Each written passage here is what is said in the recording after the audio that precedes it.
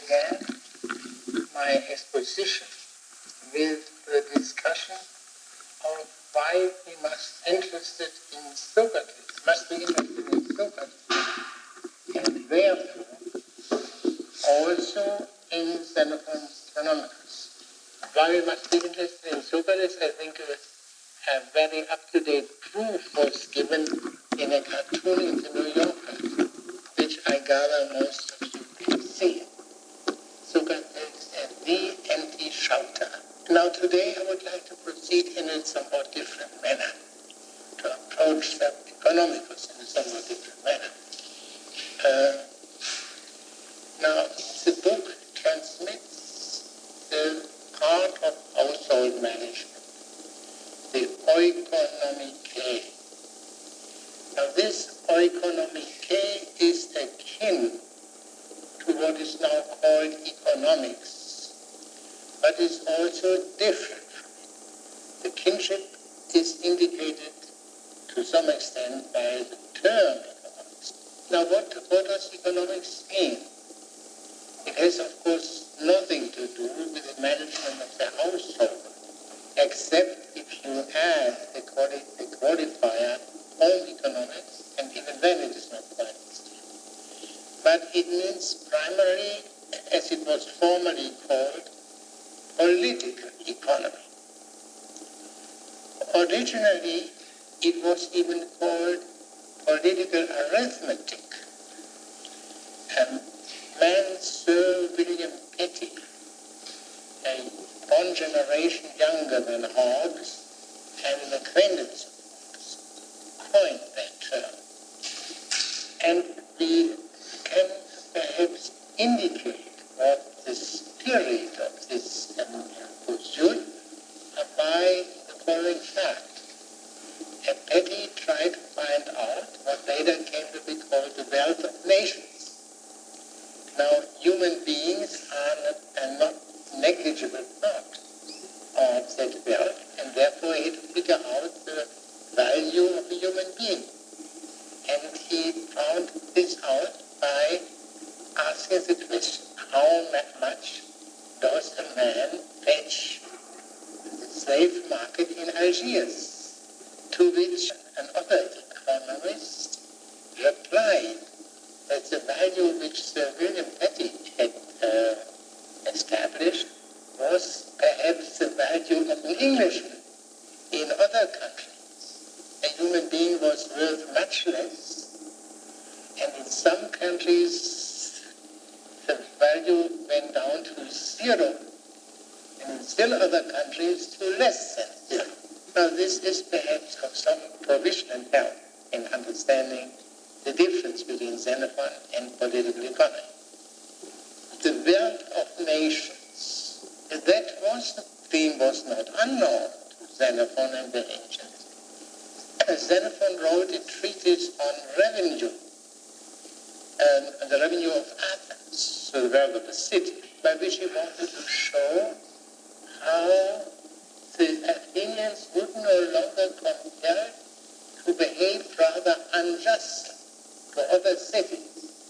By increasing their revenue, the temptation to injustice would be decreased.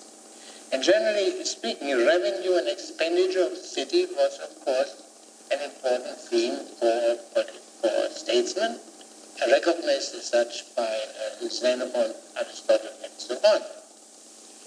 But this was not called and understood as economic.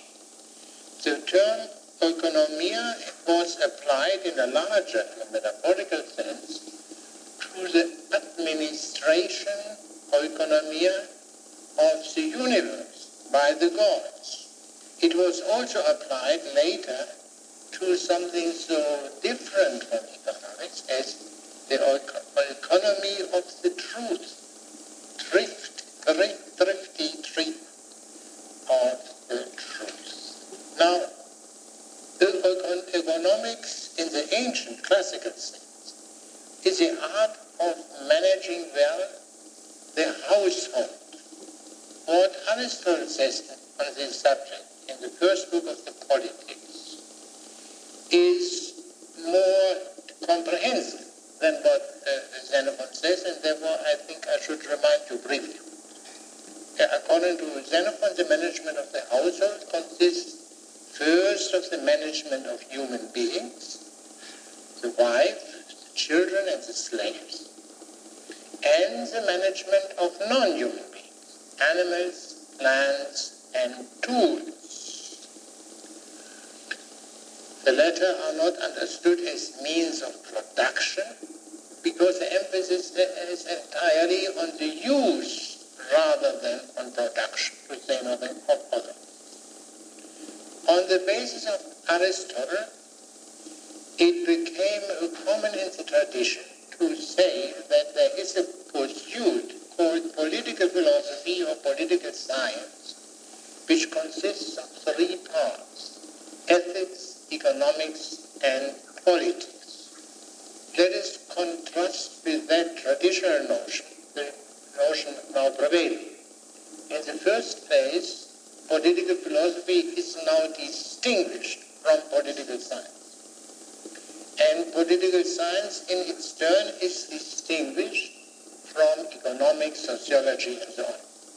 At any rate, economics is now one of the many social sciences which are fundamentally of equal rank. And of course, there is no place for ethics in any serious sense of the word in this scheme. People speak all the time of values, but what they mean by it is not easy to grasp. Now, what has taken place in the last centuries, beginning with such men like Sir William Petty, was a profound transformation of an approach which made possible economique in the original sense. But we must know the original form in order to grasp our hidden presupposition, because the transformation and that which was transformed, these precisely are the things which we presuppose without necessarily being aware of. Xenophon's Economics is the earliest work on, quote, economics, unquote, which has come down to us. But we shall not read it as such, but we shall read it, as I explained last time, as the Socratic discourse of Xenophon. Now we began to read the first chapter, and we observed there 3 points which I would like to recapitulate. First, a point made by Socrates: managing the household does not necessarily mean managing one's own household. The man who possesses that art can manage anybody's household. A man may have no household of his own and yet be skilled in managing other people's household. This divorce from what is one's own was a work of Socrates. The second point, which was due to Critobulus, is that economics is not understood as managing the house, but increasing it. That's a very grave change. Some of you may remember what Cephalus says about wealth acquisition in the beginning of the Republic, and the view was rather that it is proper to manage and to preserve the household or the estate one has inherited than to increase it. The third point, made by Socrates, but emphatically ascribed by him to Critobulus, is this: that the household consists of those things, and only of those things, which a man knows how to use. What makes things wealth is not only their usefulness in general, however, but wants knowledge of how to use it. More generally stated, knowledge makes things, transforms things in general into wealth, into schemata. We may remind ourselves here for one moment of an alternative view, that of Locke, according to which it is not knowledge, but labor which makes wealth.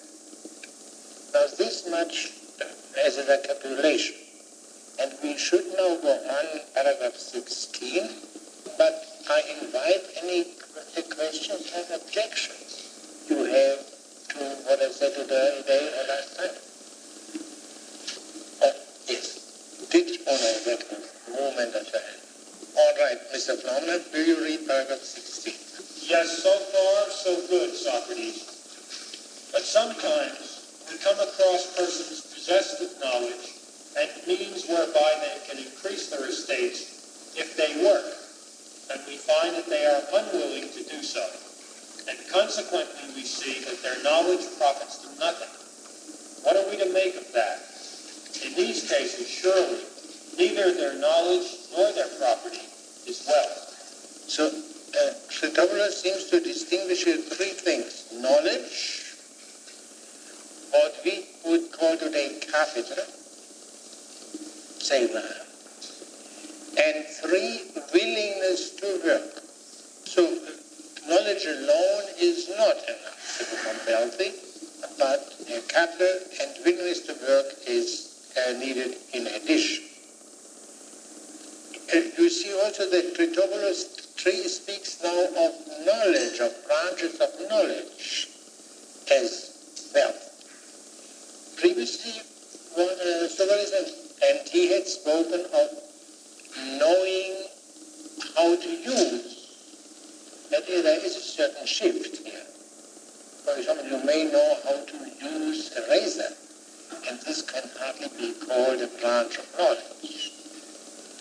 We will see later on what the consequence is. Maybe he's looking for that branch of knowledge which is most preferable from the point of view of increasing one's wealth. That will become clear later on. Now, so there are people who have capital and knowledge, but are unwilling to work. What does Socrates say about these people? Are you trying to raise a discussion about slaves, Critobulus? Oh no, not at all. I am referring to persons of whom some, at any rate, are considered men of the highest lineage. I observe that there are persons skilled in the arts of war or peace, as the case may be, who are unwilling to practice them. And the reason I think is just this, that they have no master over them. So they far from being slaves, they are free men and noblemen, and yet they are. Yes, what does Socrates say? What? No master over them, but in spite of their prayers for prosperity and their desire to do what will bring them good, they are thwarted in their intentions by the powers that rule them. Yes, now wait first. Socrates, what is this? These people, they wish or pray to be prosperous, to be wealthy.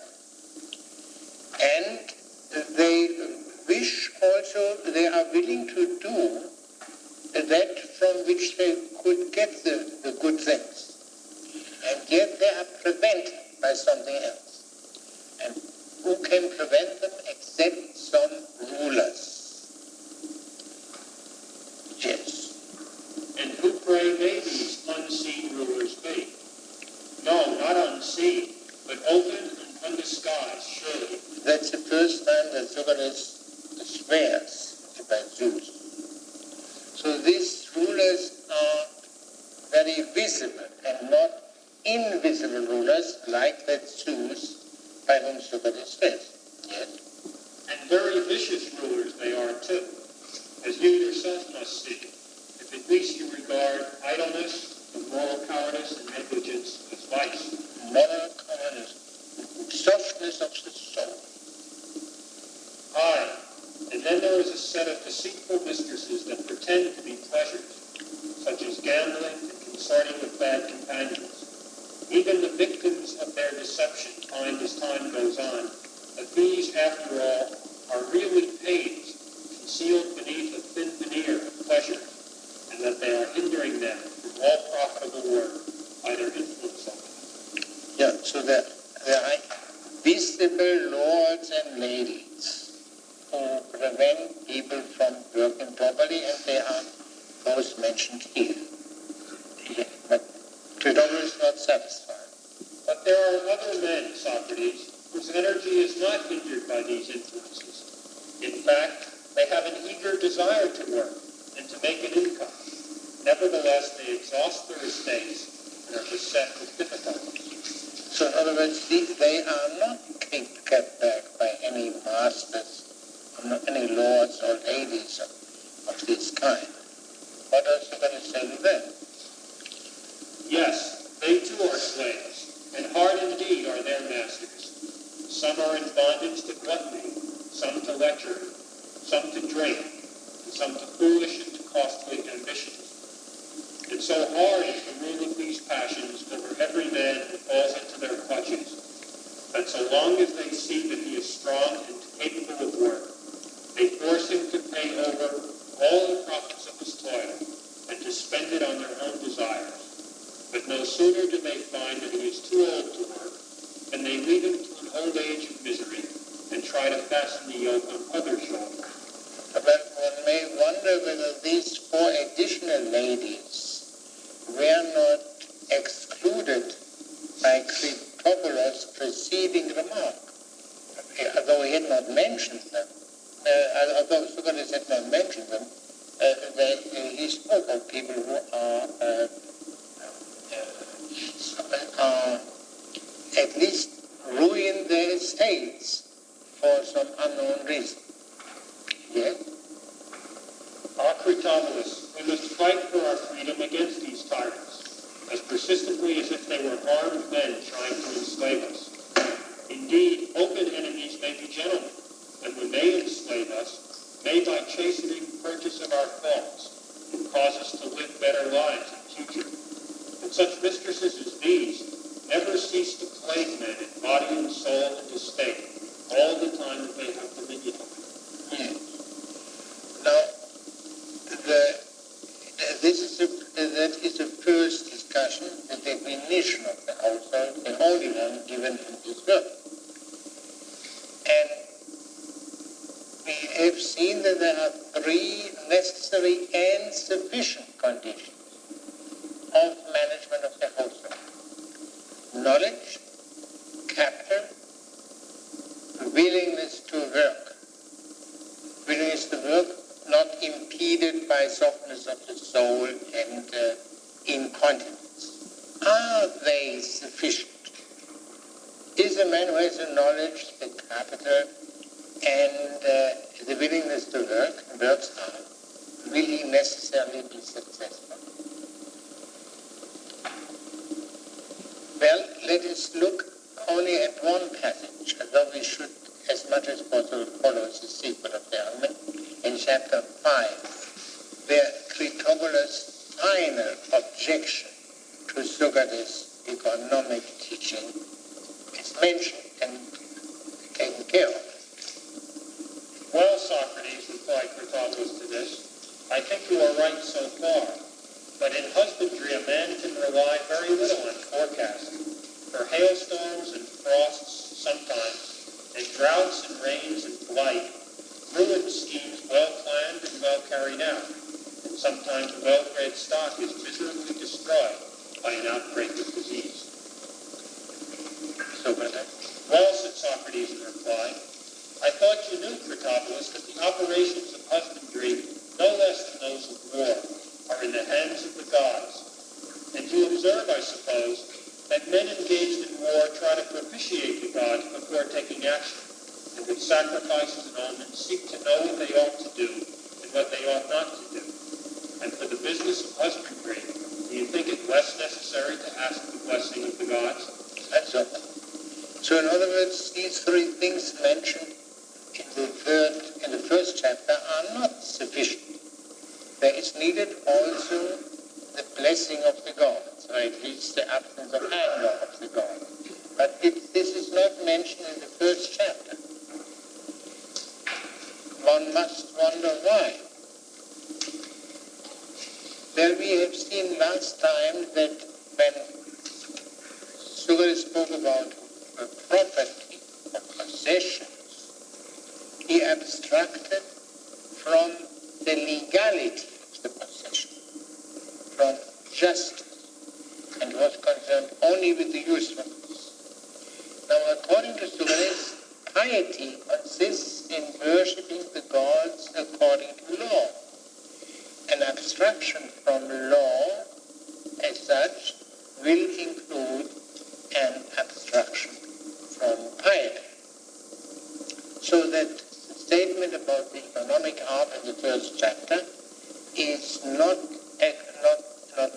exhaustive. It omits a crucial point. This much about the first chapter. Before we turn to the second question, I repeat my monotonous question. Any objection? Any question? By what? Lamp. For instance, or the tools of an artisan. What is the means of production? They were called models. Mines, silver mines, to some extent also money, and for which you can buy.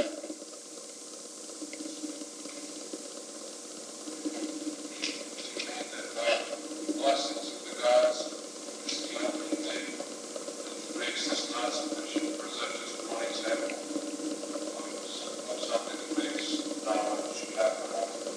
In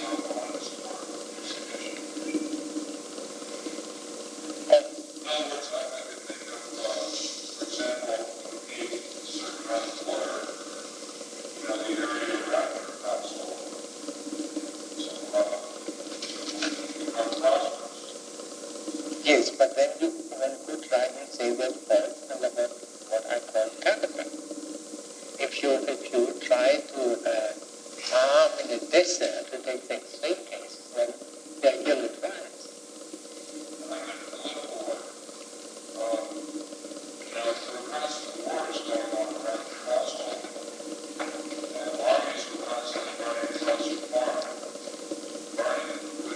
I see. Yes, that goes beyond the competence of the economists and would be a difficulty to be solved by the city. That's true. But then, seen from the point of view of the economic art, these are chance accidents, and that this province belongs to the God. There are other things that a man may have all the preconditions and then suddenly die.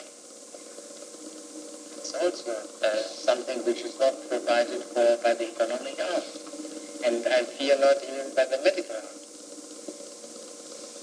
So there is a large share which is not subject to human control.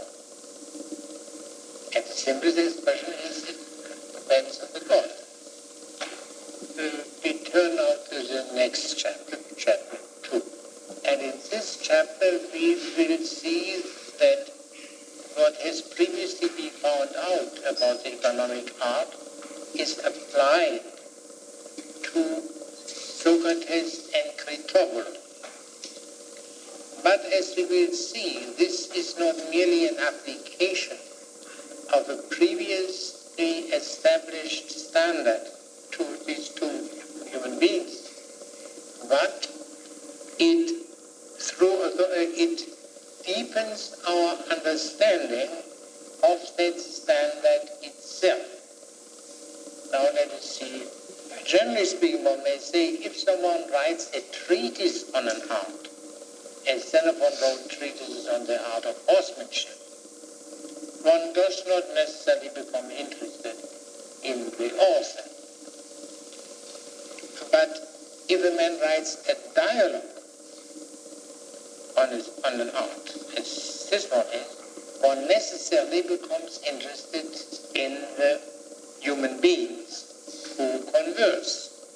And we have already seen in reading the first chapter that there were peculiar differences between Socrates and Critobulus, Socrates making this kind of contribution and Critobulus another kind.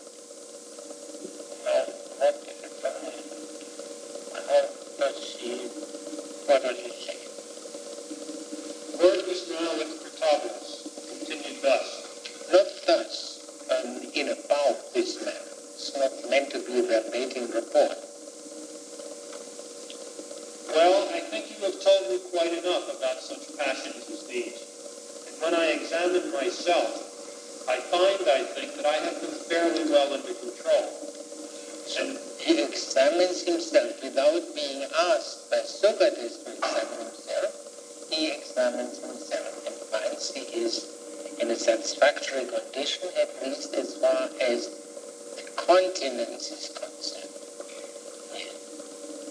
And therefore, if you will advise me what I should do to increase my estate, I don't think those mistresses, as you call them, are likely to hinder me. So do not hesitate to give me any good advice you can, unless indeed you have made up your mind that we are rich enough already, Socrates, and think we have no need of more money. That's a possibility. They were very wealthy men. His father was Crito, whom you all know, and they were very wealthy people. So if they are so wealthy, as he indicates, there is no need for the economic art, if the economic art is the art of increasing one's wealth, because they have reached a saturation point. Now, Critobulus had spoken of us, meaning, I'm sure, himself and his family. But Socrates misunderstands or pretends to misunderstand, as you will see from the sequel.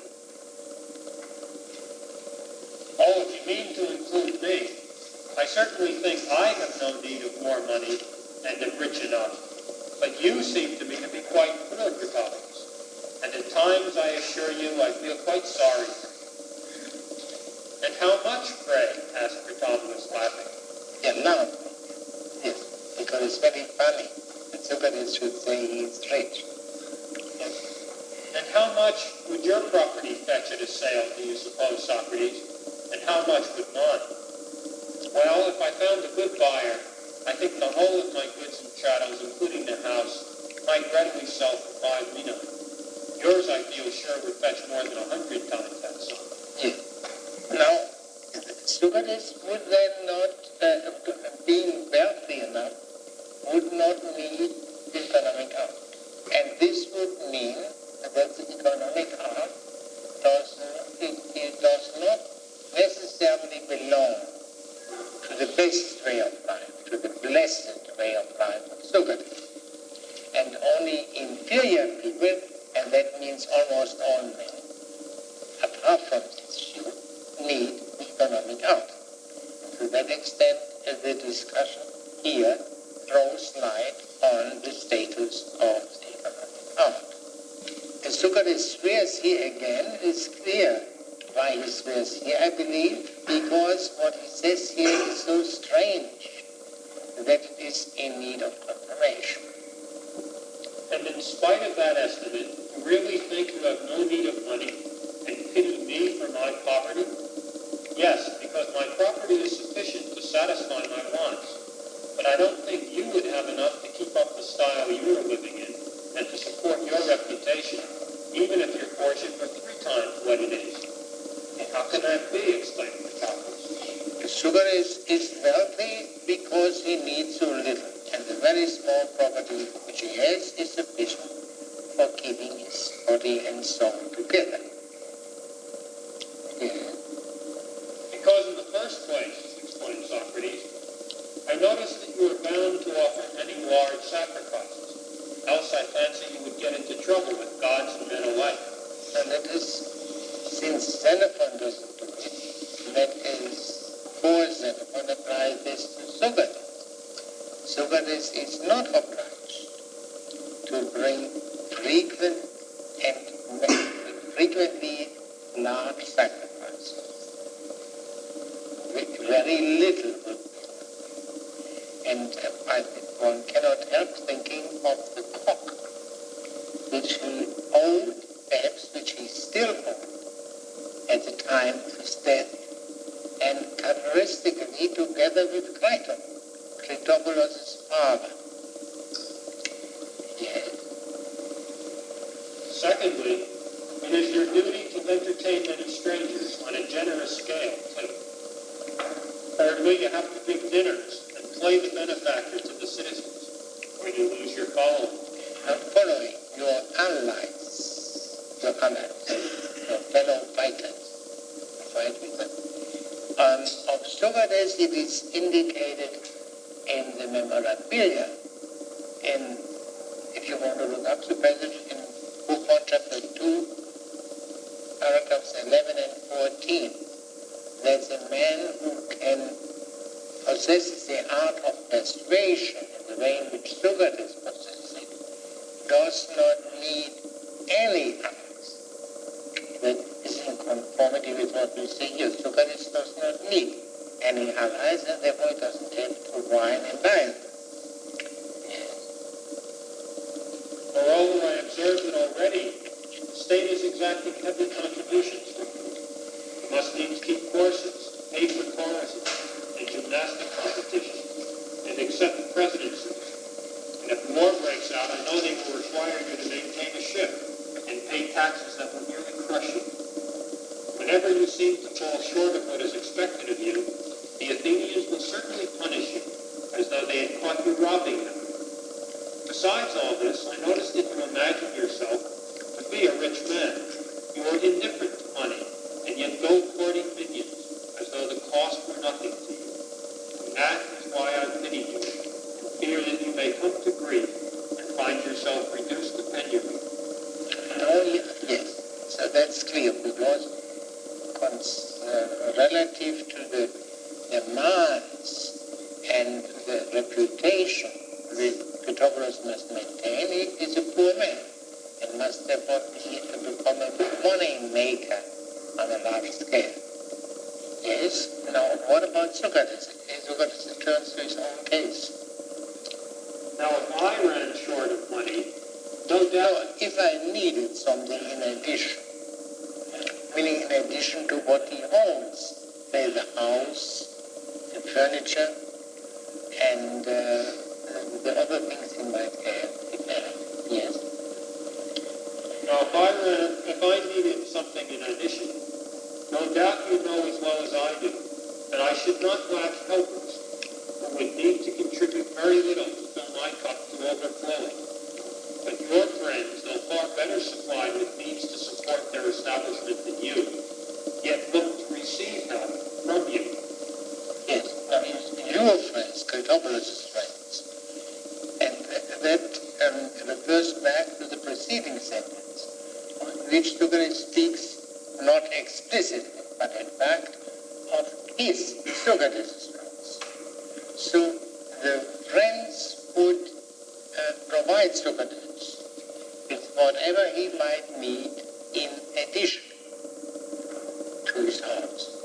Socrates might be compelled to increase his estate, say illness or whatever it may be, and then Socrates' friends come to his help.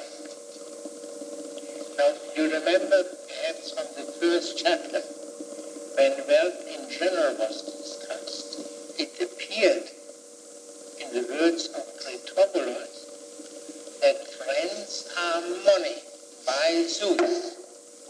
Here we have the proof. So, but this has a further implication. Socrates does need the economic art. He does need the economic art because he also is compelled from time to time to increase his wealth. And Socrates is therefore an economist. The economic art belongs also to the pleasant and not only to the non-pleasant. I cannot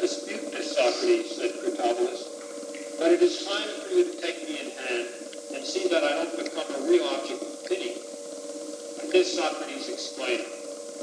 What? Don't you think it's strange, Protagoras, that a little while ago, when I said I was rich, you laughed at me, as though I did not even know the meaning of riches, and did not cease until you had proved me wrong, and made me known that my possessions were less than 100th part of yours. And yet now, you bid me take you in hand and see that you don't become a winner of truth, poor man.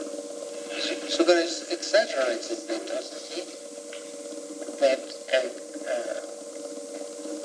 Critobulus has forced him, as it were, to admit that he is a poor man. And as we have seen, Socrates did not need any compulsion anyway to admit that.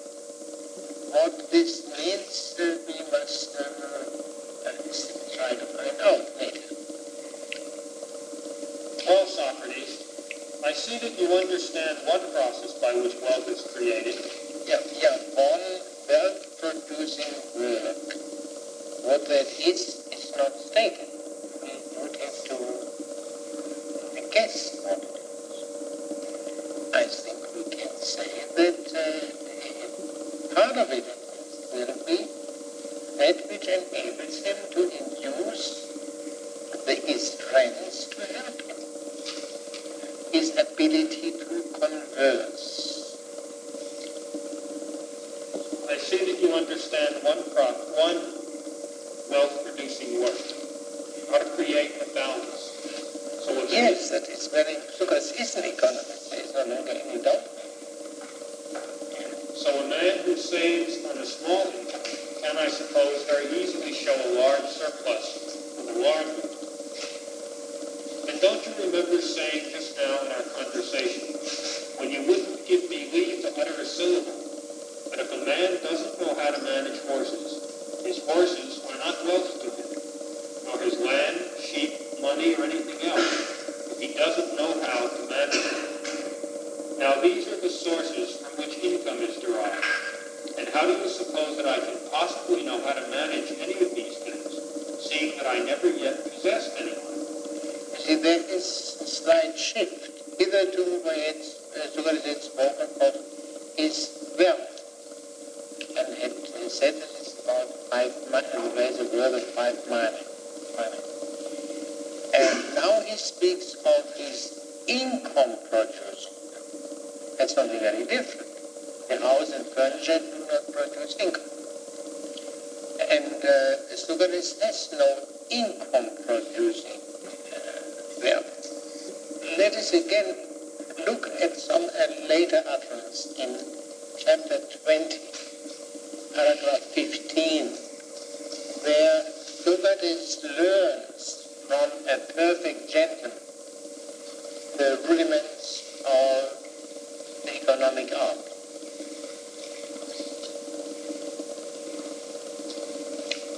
We need only the last part, that Alka. He who does not know any other wealth-producing art, nor is willing to pawn, is patently a thief or a robber or a beggar, or else he is wholly irrational. Now, Socrates does not in the ordinary sense own such a wealth-producing art, nor is he willing to pawn, and therefore he seems to be a most unjust man. That is how Socrates would appear to a perfect gentleman who looked down on him as a kind of pauper. That is not the same as a bad man. Now these are the sources from which income is derived. And how do you suppose that I can possibly know how to manage any of these things, seeing that I never yet possessed any? We know that even if a man happens to have no wealth, there is such a thing as a science of household management. And what reason is there why you should not know it? You see, Thomas beats Socrates with his own method. One does not have to have a household in order to put says the art of household management. Why then should Socrates not manage Critobulus' estate? The answer is rather not too surprising. Exactly the same reason, of course, that a man would have for not knowing how to play on the flute if he had never possessed one himself and had never borrowed one to learn on. That is just my case with regard to estate management. For never having possessed wealth myself, Yes, it's the tools, what we formerly called capital. For never having had the tools for it myself, I have not had an opportunity of learning on an instrument of my own, and nobody has ever let me handle his until you made your offer. Beginners, I fancy, are apt to spoil the lyres they learn on, and if I attempted to learn to manage estates by practicing on yours, possibly I might spoil it entirely. Ah, Socrates, rejoined Critobulus, I see you are eager to avoid giving me any help towards lightening the weight of my troubles and duties. Not at all, by Zeus, said Socrates. I am all eagerness to tell you all I know. I suppose you had come to me for fire, and I, having none by me, had taken you to some place where you could get it. You would not, I think, have found fault with me. Or if you had asked for water, and I, having none myself, had brought you to some other place for it, I feel sure that you would not have found fault with me for that either. Or suppose you wanted to learn music with me, and I directed you to persons far more skilled in music than I am. Who would be grateful to you for taking lessons with them? What fault could you find with me for doing so? None, if I were fair, Socrates. Yeah, that's the first time you got fair clear. Well then, Critobulus, I will direct you to others far more skilled than I into things you now seek to learn from me. I confess that I have made a point of finding out who are the greatest masters of various sciences to be found in Athens. For observing once that the same pursuits lead in one case to great poverty and in another to great riches, I was filled with amazement and thought it worthwhile to consider what this could mean. Yes.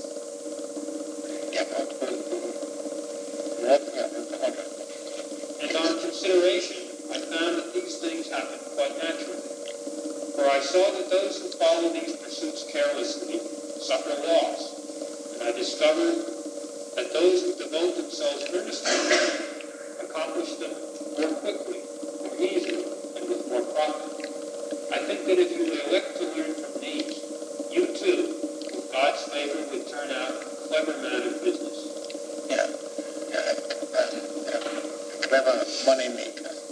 If the God will not oppose this qualification that comes in here. So all branches of knowledge are forms of money making. The art of money making accompanies all arts. They all get paid for what they do. Is therefore not the art of money making the art of arts, since it accompanies all arts? A question which is forced upon us, by the way, by the argument of the first book of the Republic, which is also implied here.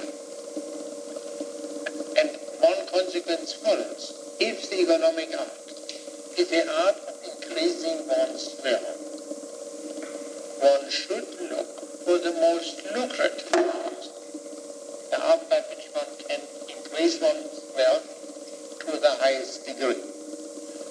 Whether this is so, in fact, we must leave open for the further development. Critobulus will receive instruction. This instruction, as it appears from the economicals, is given by Xenophon, by Socrates. And Socrates transmits to Critobulus what he has learned from a gentleman called Xenophon. Now this Socrates did not pay for his instruction, and Critobulus does not pay for his instruction. And precisely for this reason, one may say that both Socrates' learning and Socrates' teaching are acts of economy, in the particular sense of economy where it means not using any means, means right. So this will happen in the rest of the time.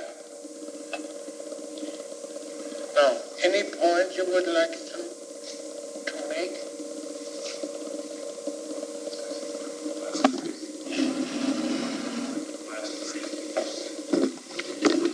Well, here, Socrates teaches the art of economy.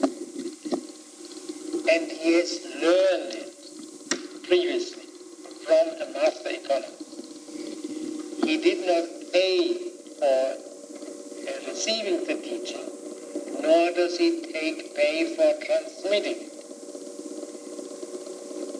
These two are acts of economic acts, because saving money is also an economic. Yep.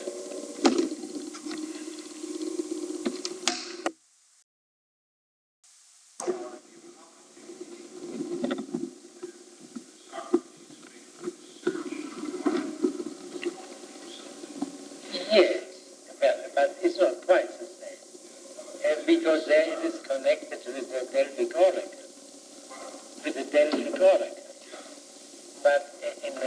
But here, yes, Socrates was eager to find out who the most knowing men in Athens were, in order to help his friends and send them the right kind of teaching. Yeah.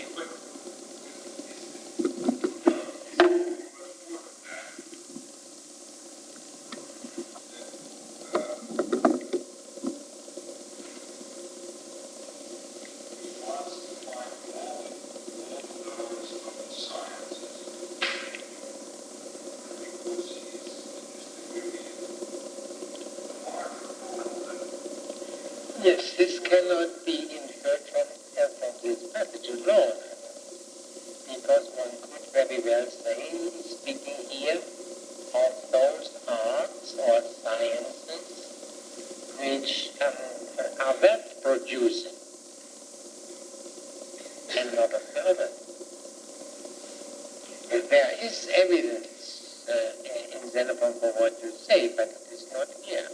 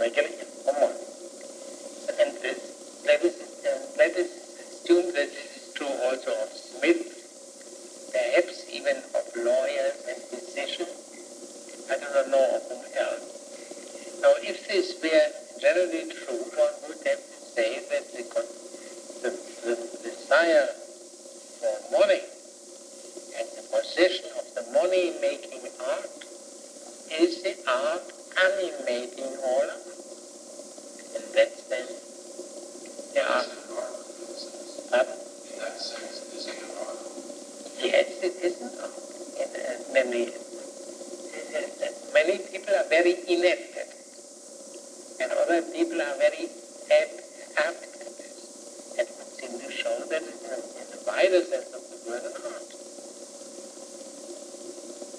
Are you implying that knowledge of the money-making part includes within it principles of specific art? No. I don't think so. That is not it.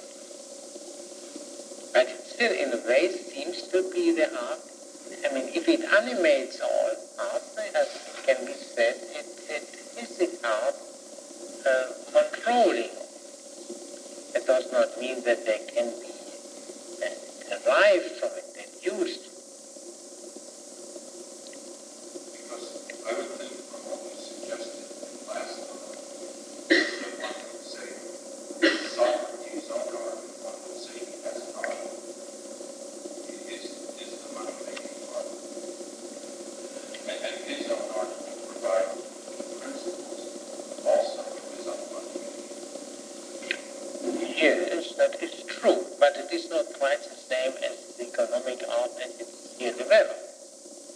Socrates' special case that he, in case of need, is helped by his friends, that he is able to handle his friends in such a way that they eagerly come to his assistance. This can only with some irony be called an economic activity. But since Socrates needs that money for keeping his or his family's body and soul together, everyone can also call it economic. There is a certain ambiguity there created by the very fact that Socrates is such an unusual man. And this will become clearer and clearer as we go on. Yes.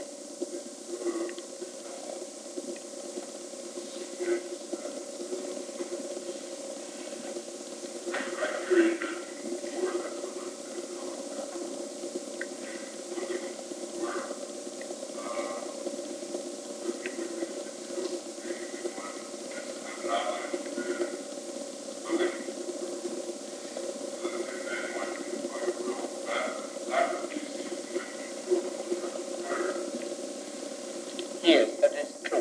Perhaps we can make a distinction between the common meaning of economics, according to which it requires these three things, and, let's say, an exalted meaning, according to which it requires only knowledge and the willingness to do the peculiar purpose. That would be the case of Socrates.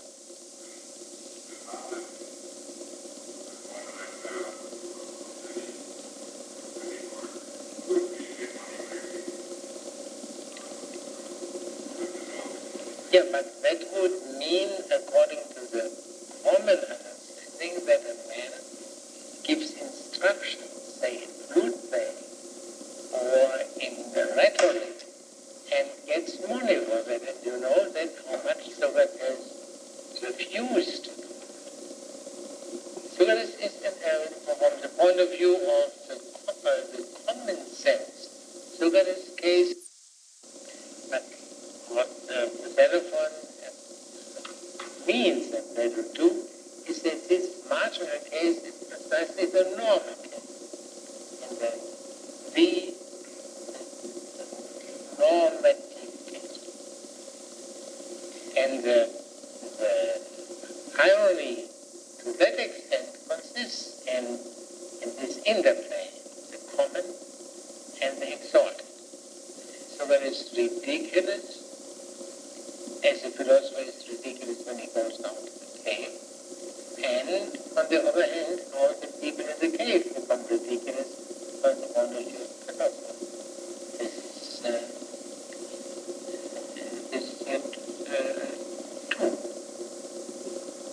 Mr. Burns.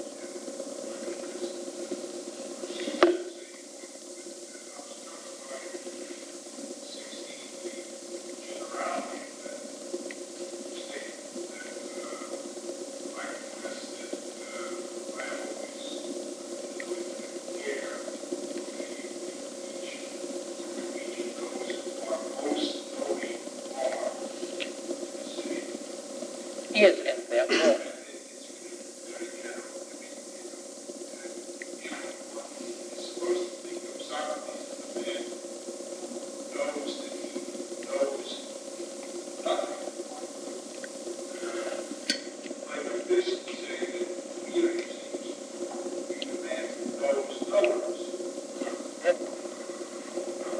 yeah, how is it?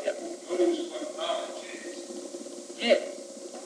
And that is just as he later concludes to have complete knowledge of the heart of Christ, although he had never found. But for that we must wait until we come to it. But he doesn't mean more than I cannot help you, Critobulus, in your embarrassment, but I know the best economists in Athens.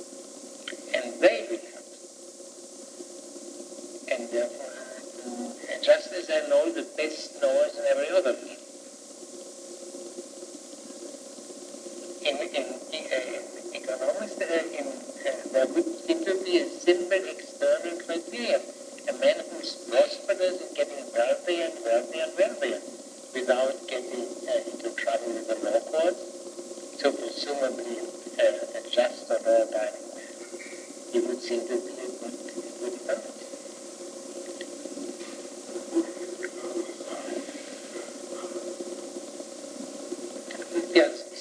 Yes, Socrates has the economic art, but he has never exercised it.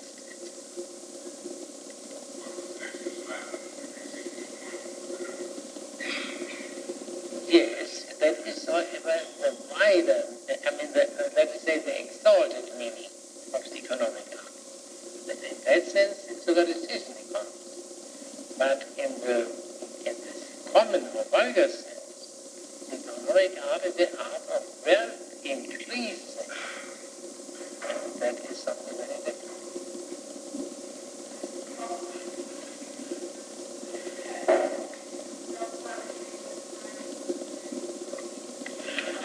Can you translate?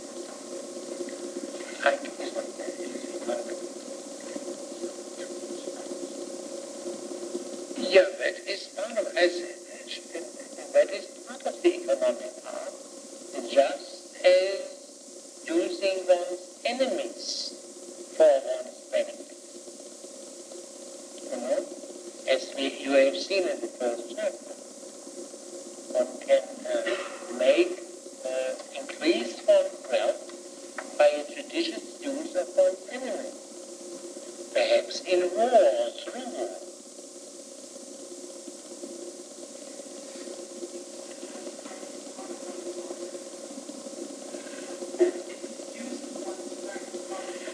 No, it belongs to on any level that would be true.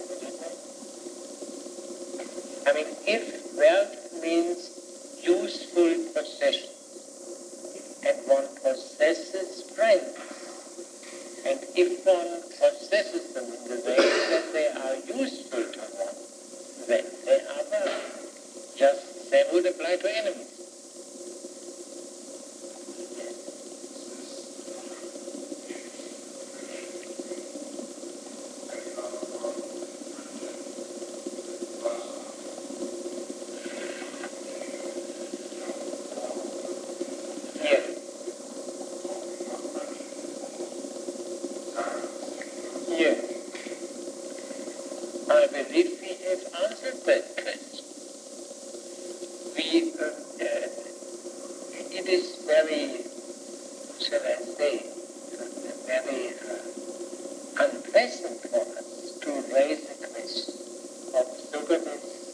Invisible means of support.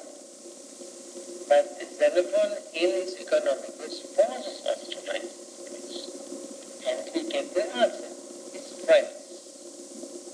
And therefore the beginning of the section on friendship and the beginning of the economicus are literally identical at the level.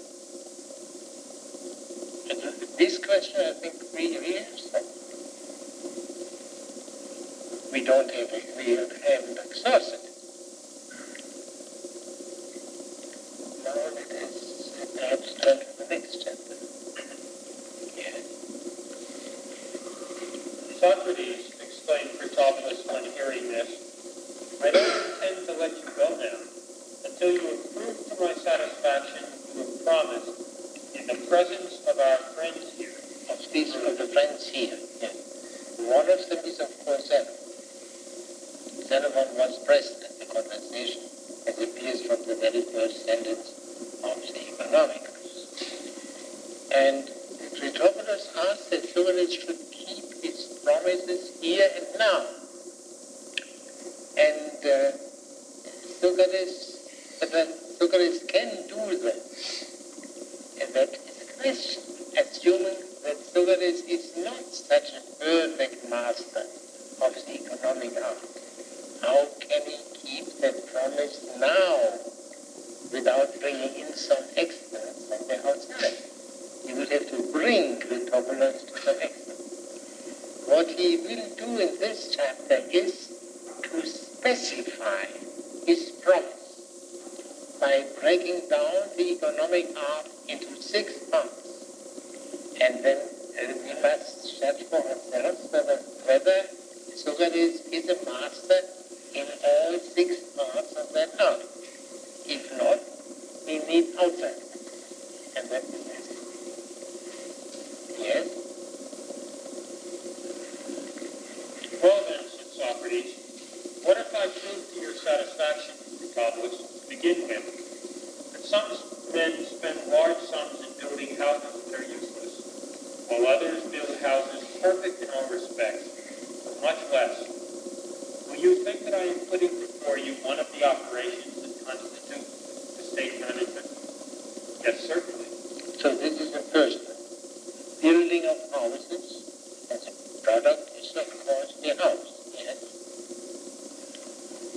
And what if I show you next, the companion to this, that some possess many costly belongings and cannot use them at need, and do not even know whether they are safe and sound, and so are continually worried themselves and worrying their servants, whereas others, though they possess not more but even less, have whatever they want ready for use.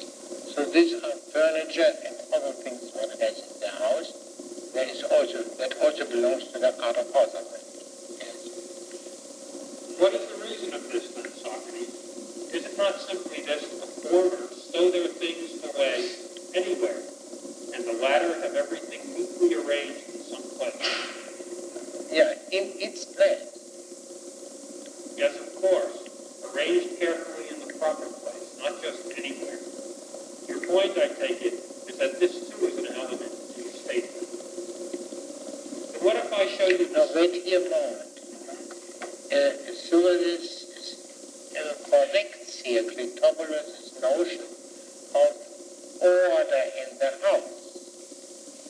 Things must be separated clearly. But even might make a mistake. For example, one might bring all one's kitchen utensils into the bedroom, and all the bedroom utensils, say blankets, into the kitchen. So everyone is in its place, but not in the place in which it belongs. The Rhetoric has apparently an insufficient understanding of order that has some consequences later on. Yes.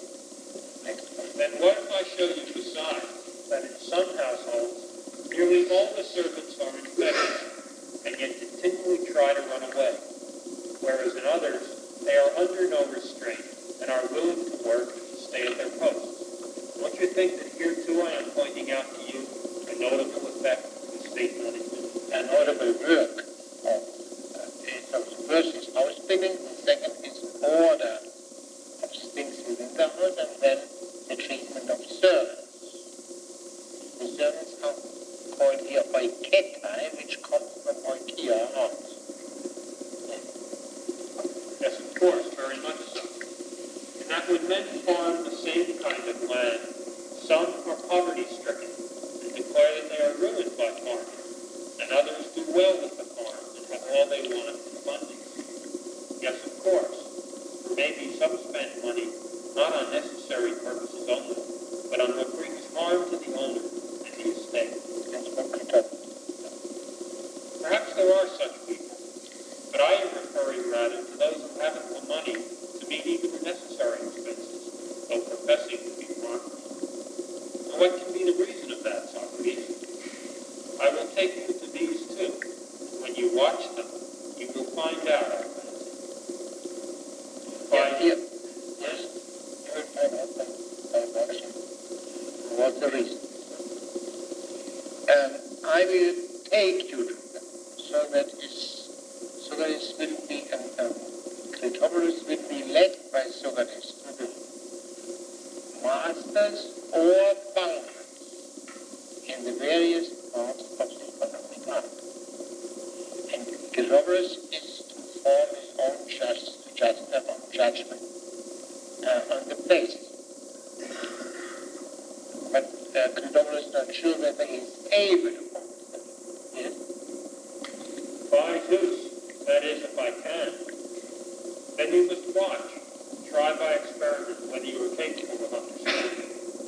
At present I observe that when a comedy is to be seen, you get up very early and walk a very long way, and press me eagerly to go to the play with you.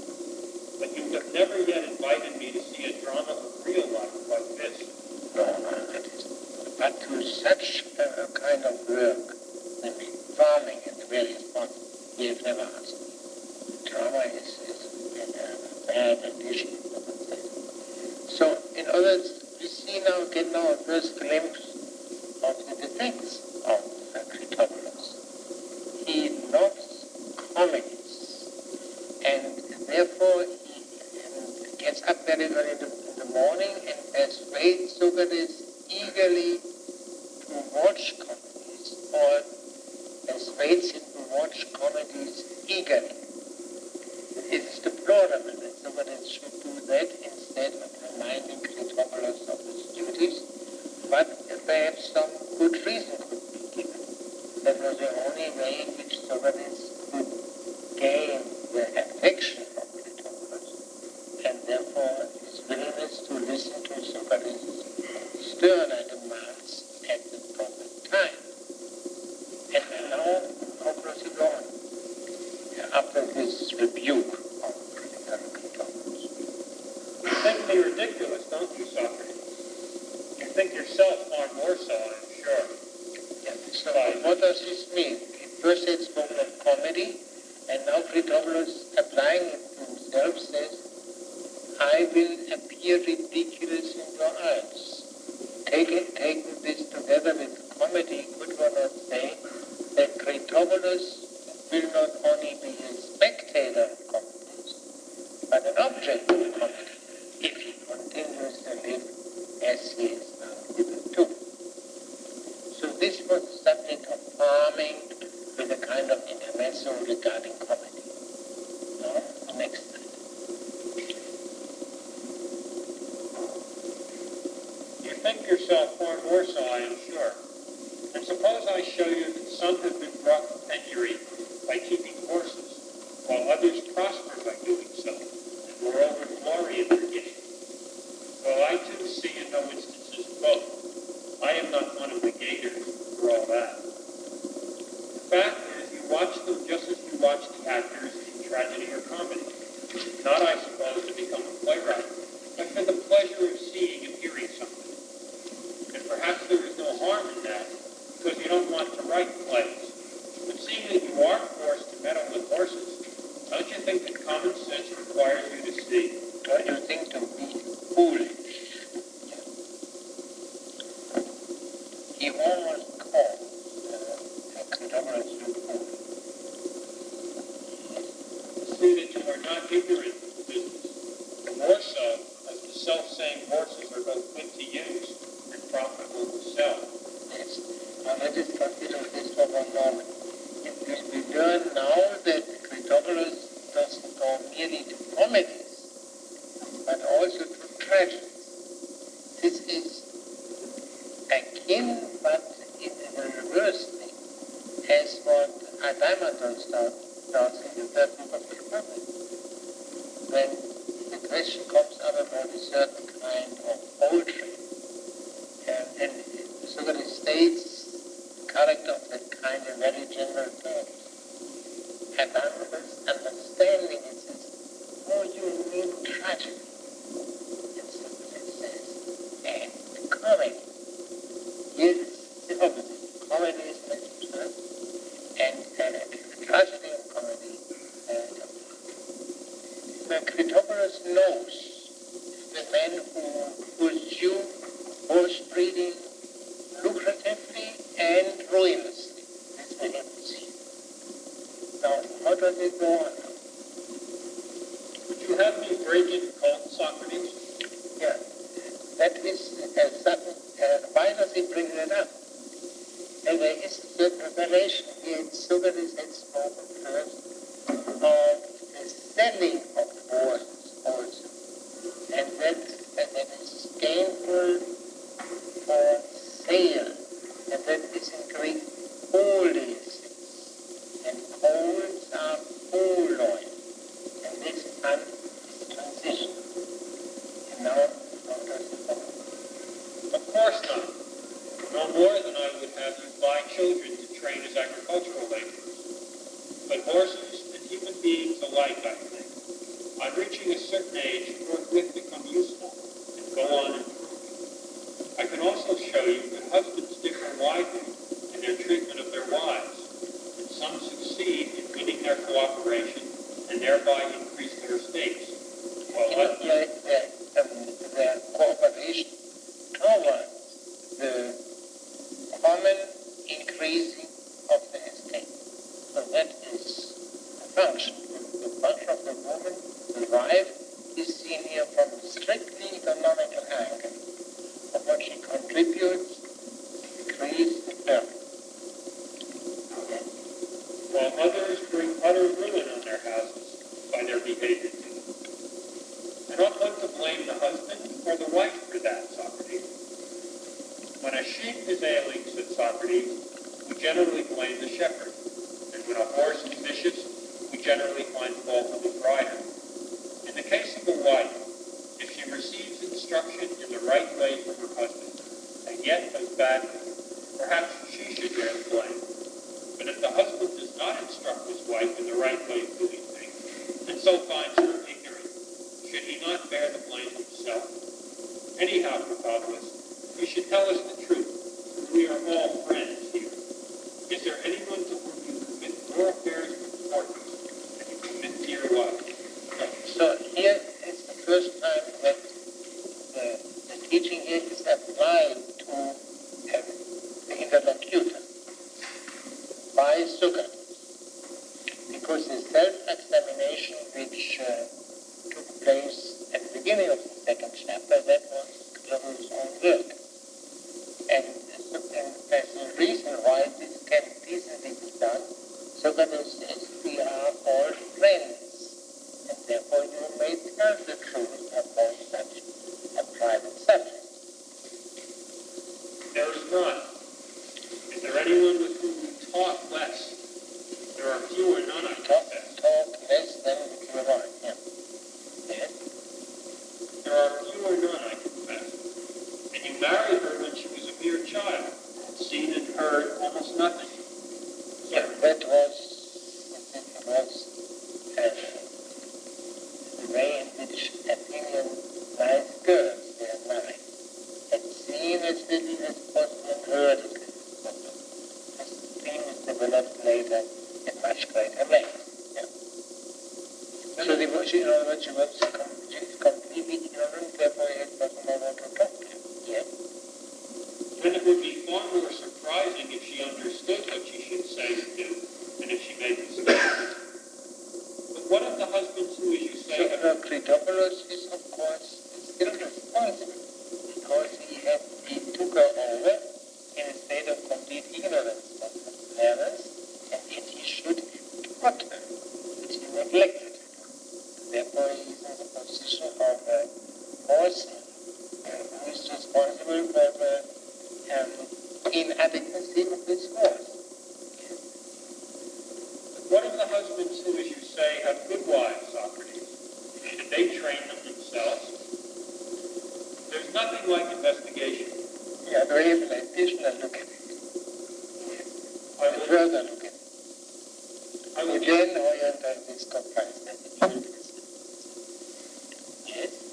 I will introduce Vespasian to you. She will explain the whole matter to you with more knowledge than I possess. Aspasia, the famous girlfriend of Pericles. And here we have a clear example of the additional teaching which will be given to Critopoulos outside of this dialogue. One of the masters to whom Critopoulos will be brought by Socrates is, or mistresses, is Aspasia. Yes. I think that the wife who is a good partner in the household contributes just as much as her husband to its good, because the incomings, for the most part, are the result of the husband's exertions, but the outgoings are controlled mostly by the wife's disposition. If both do their part well, the estate is increased. If they act incompetently, it is diminished. If you think you want to know about other branches of knowledge, I fancy I can show you people who acquit themselves creditably any one of them. Yes. Now, Socrates does not claim to be good at treating or managing a wife. And especially here, of course, the question is the wife considered exclusively as a help in increasing wealth. Managing one's wife is a branch of knowledge.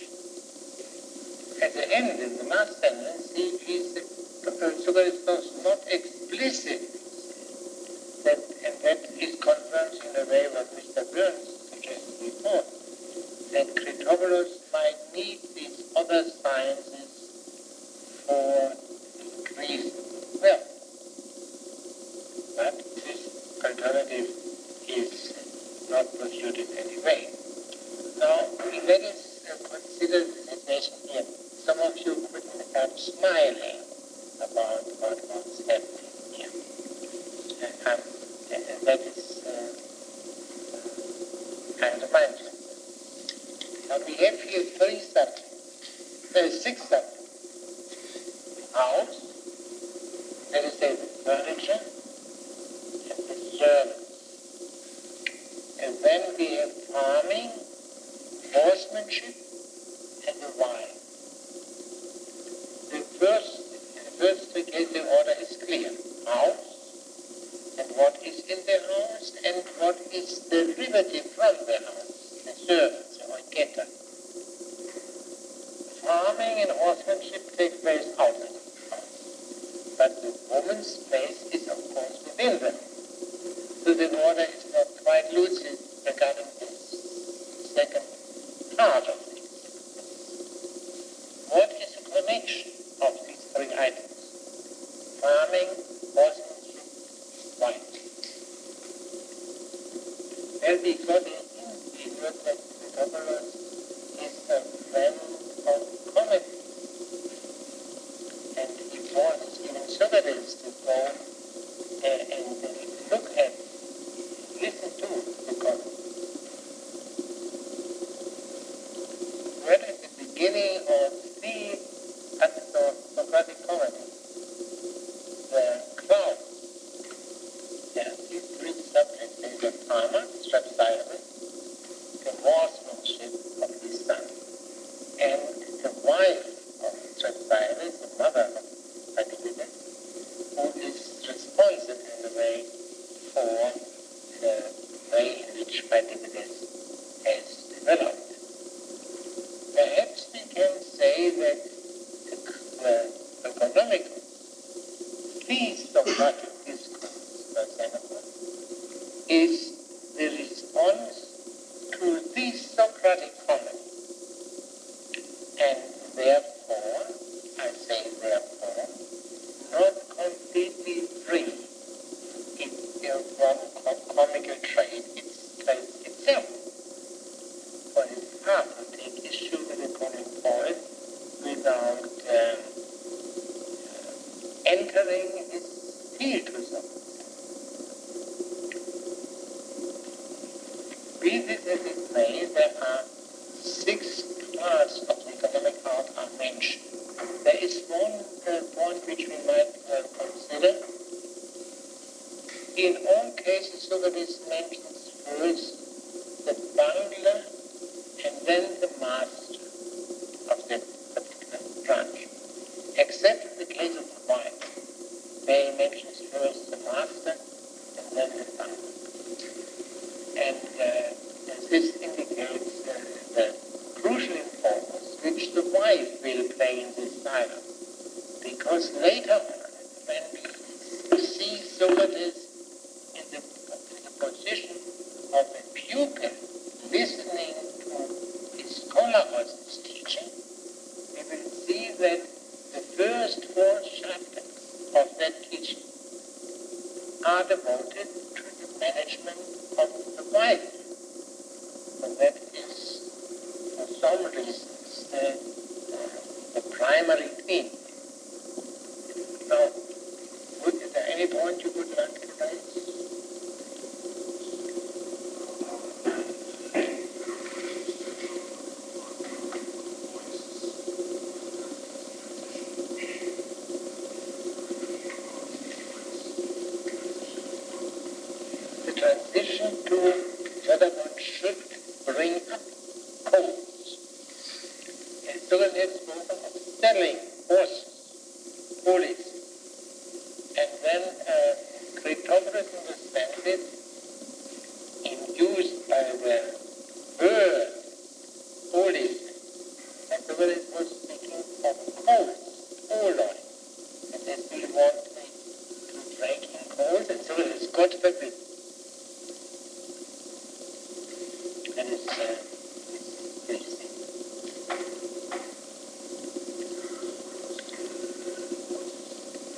Pardon?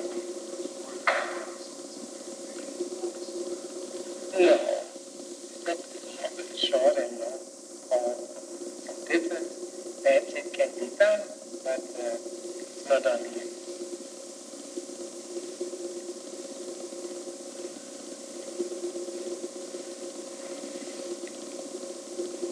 So, well, I don't know.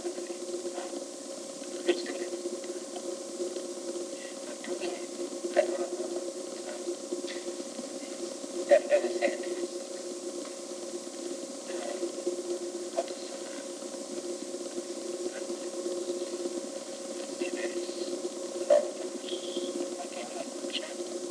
I will only say what this immediate sequence is about. It is understood that Nobilos must acquire a money earning out.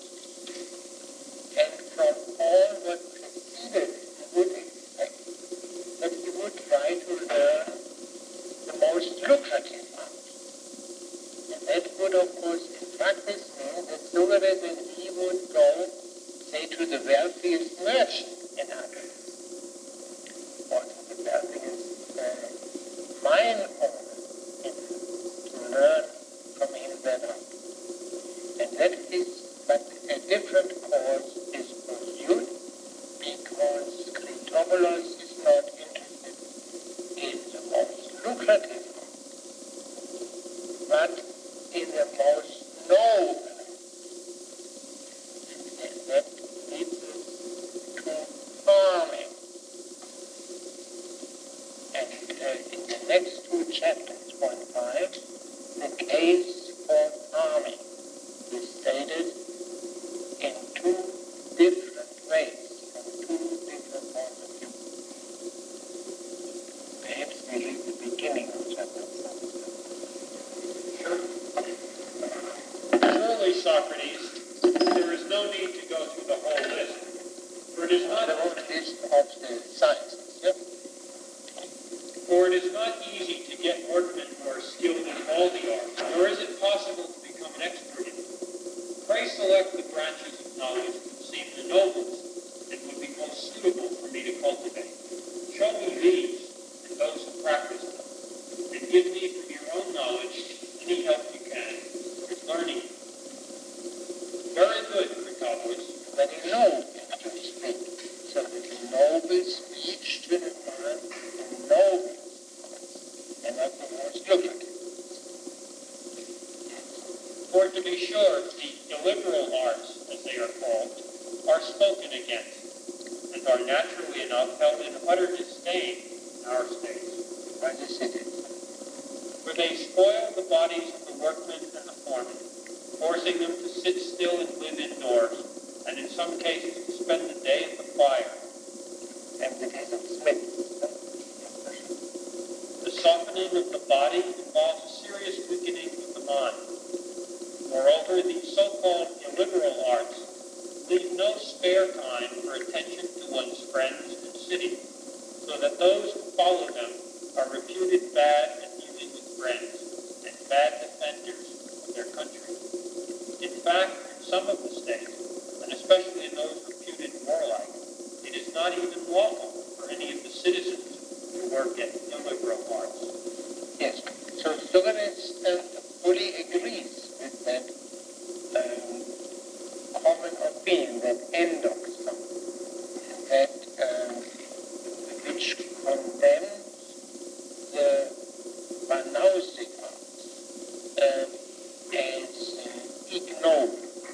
And he refers especially to the authority of the cities good at war, and that means in the first place Sparta, where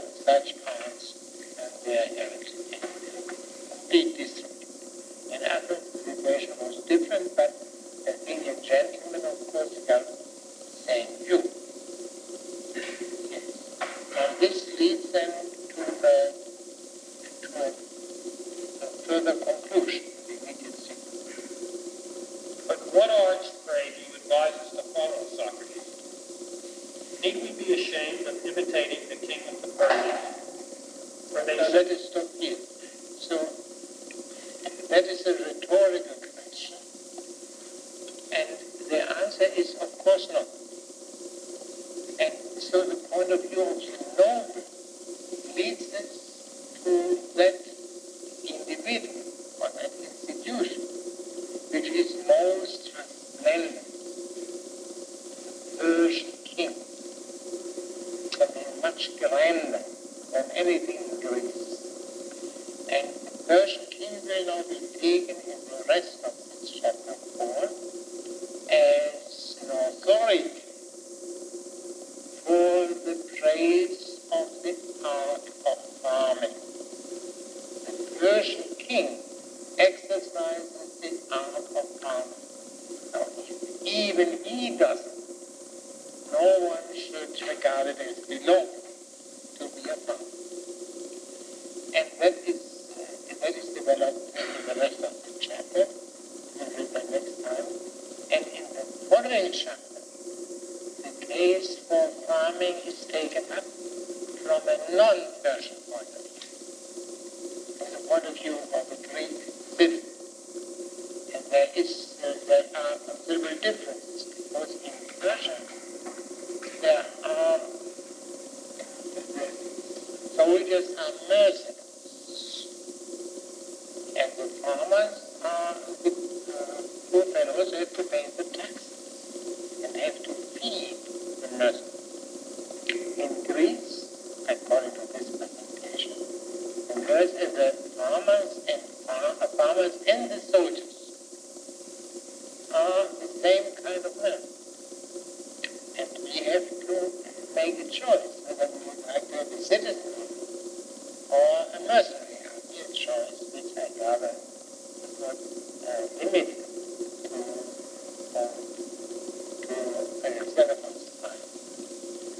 And after this question is settled, that the art of farming is the most desirable art for a young gentleman, and then there follows the recapitulation of the preceding argument, and after that, Socrates takes the Critopoulos to his command. Not literally, because they continue to stay in the same place where they are, but by a complete telling to Critopoulos what he, Socrates, had learned from his commands. And that is the rest of it.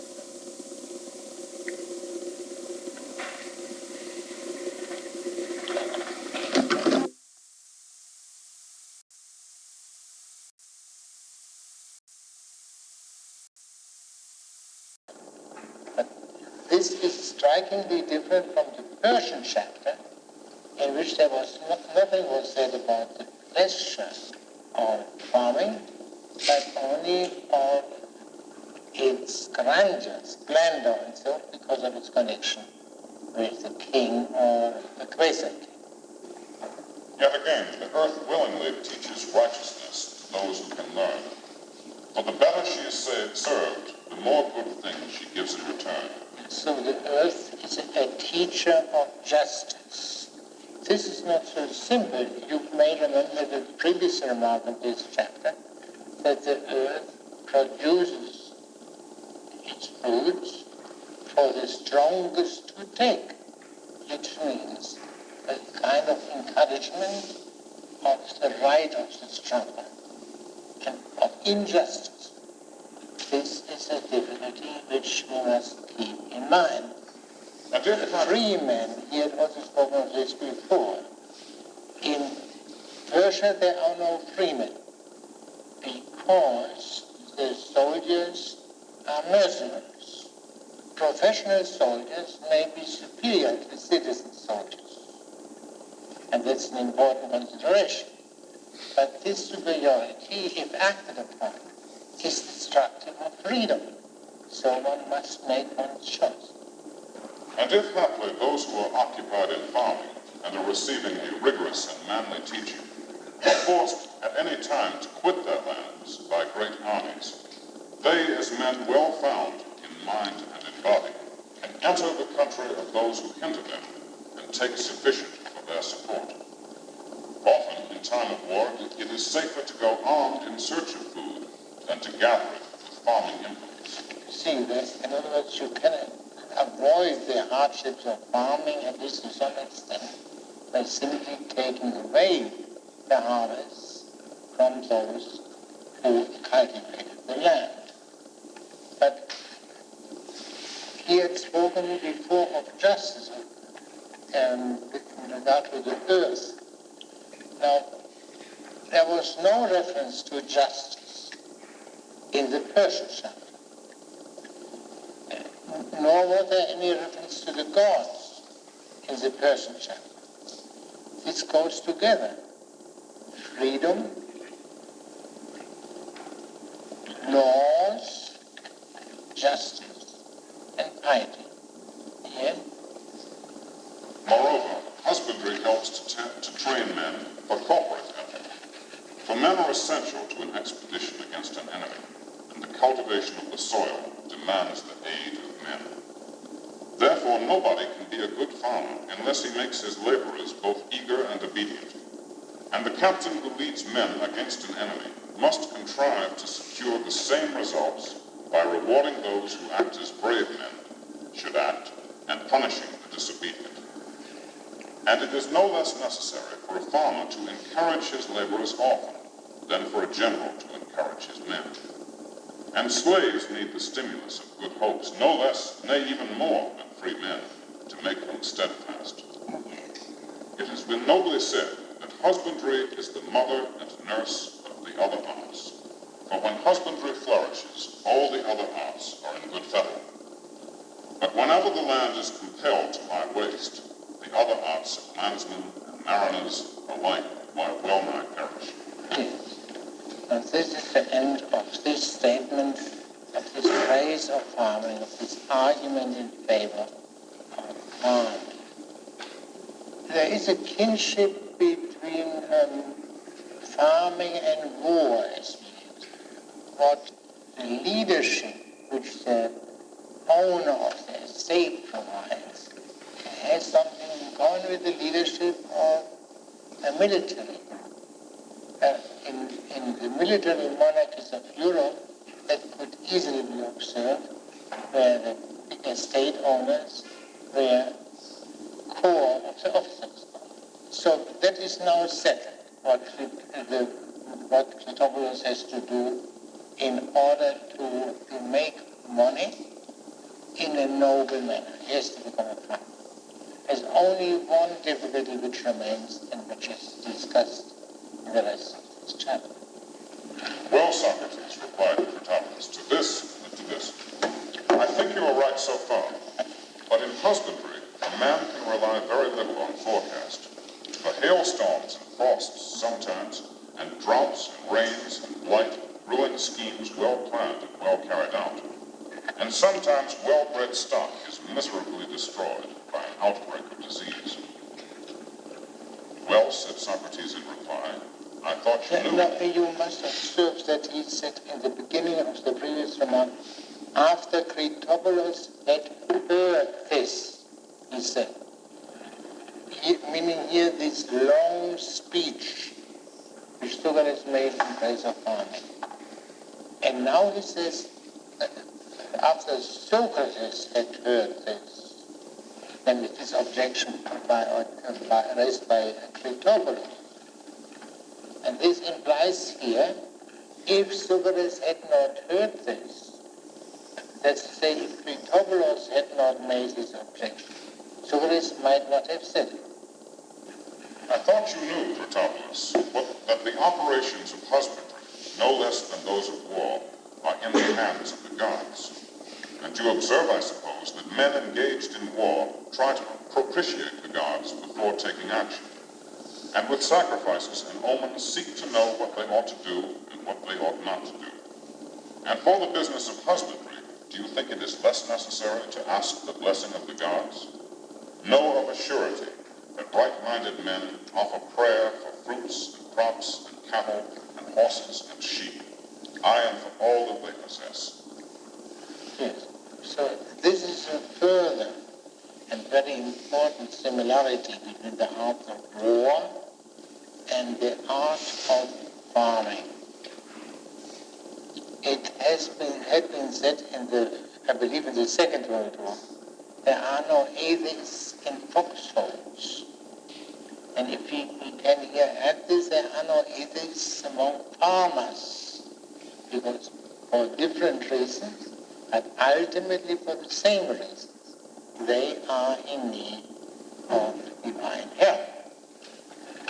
Now, let us then see whether there is anything which you think we should take up.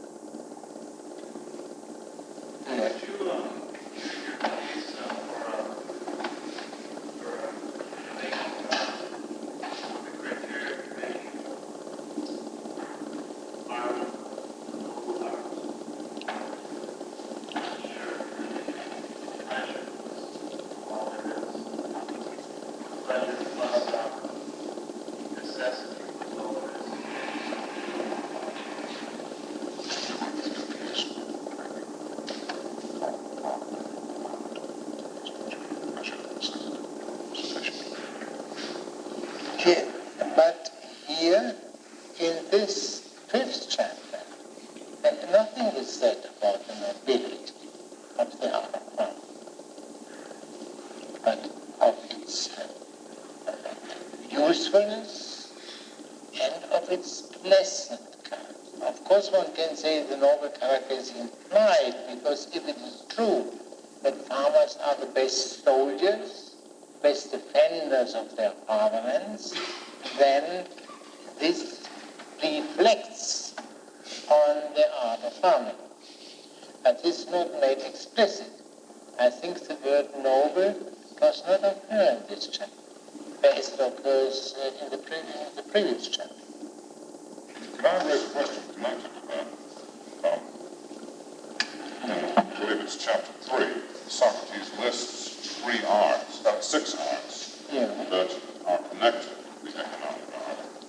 Among them, farming and horse training or horse raising. And when Rhetoric asks for the noblest of the arts, I would have thought horse raising would have been mentioned over and above farming. In fact, Socrates seems to suggest that the horse trainer receives not only wealth, but glory as well from his enterprise. Yes, but why? Because he will fight as a cavalry. And the other things, if he lives from his, or against reputation from his stable, that is a somewhat doubtful distinction, as you can see from what happened to Alcibiades, who was very successful in this respect. He won quite a few derbies in a row, and that was held against him, because it showed that he was a frivolous man. And that is what, in Cyrus, in the debate about the Sicilian expedition. Sure, yes, the knights were, of course, the people in the upper class who had to have more wealth to have to go out as a knight than as a hoplite. But in a democracy, that has the other side too, that the nerve of the fighting men were the infantry. And that had very much to do with the democracy. But that has something to do with Rhetoric's question, because he asks both what is the noblest of the sciences and the one most appropriate and proper for me. At the beginning of chapter 4. Yes, at chapter, I beg your pardon, it's chapter 4, paragraph 1. Yeah. Now, if this had been settled by the remark on horsemanship in chapter 3, the question would not make sense, would it? That was good. Just as the status of farming, whether it is the noblest of the arts, was not clear was not made clear by the discussion of farming in chapter 3. Chapter 3, after all, it did not have the function to select the art most scholars should choose, but rather an enumeration of the parts of the economic art. And one of them is horsemanship, and another is farming. These are parts, just as the management of a wife is also a part. In the case of poorer men, of course, there would not be horsemanship mentioned, but that had only to do with the fact that with the fact of wealth, as distinguished from non-wealth, and not with nobility. Now, as for the question of pleasure, I think one can see, if one makes simply a statistic of the terms used in these two chapters, that in chapter 4 the emphasis on the noble, and chapter 5 the emphasis on the pleasant. Now, the noble, what is noble depends to a considerable extent on what people say, on reputation, on doxa. But in the case of pleasure, this is irrelevant, except for foods. For example, if you like a certain fruit, that does not depend on the reputation of the fruit, on what people say about it. No one need to know whether you enjoy that fruit or not, and it is enjoyable. This, I believe, is an important difference between these two considerations, the noble and the pleasant.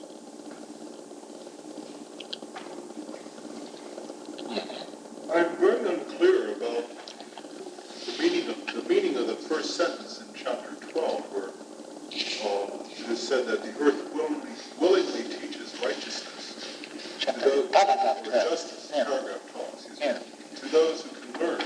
The argument seems more poetic than true, to me at least. Why is it not true? Well, it's not convincing. What happens to people who do not make a serious effort in farming? What happens?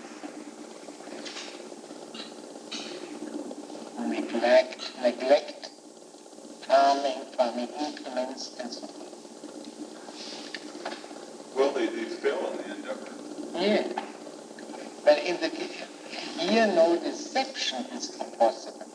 Whether your estate flourishes or the opposite is for everyone else to see.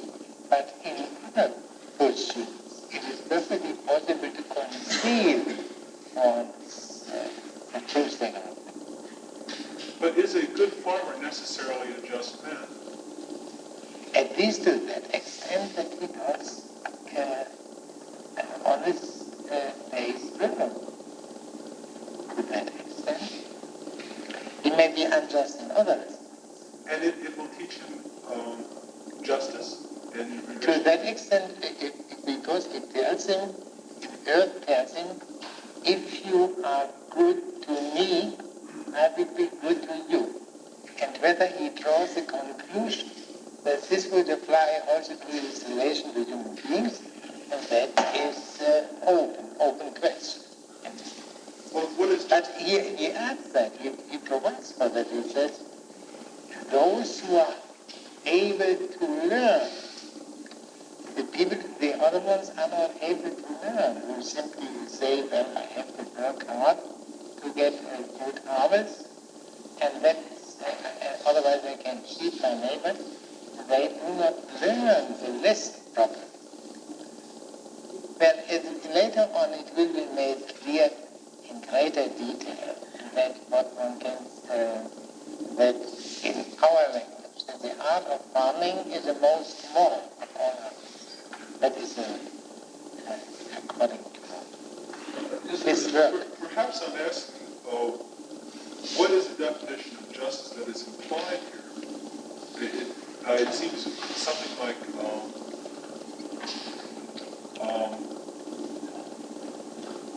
learning justice through friendship, isn't it? But this may differ what he understands by justice.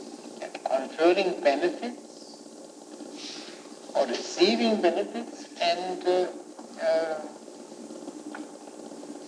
returning these benefits. That is justice.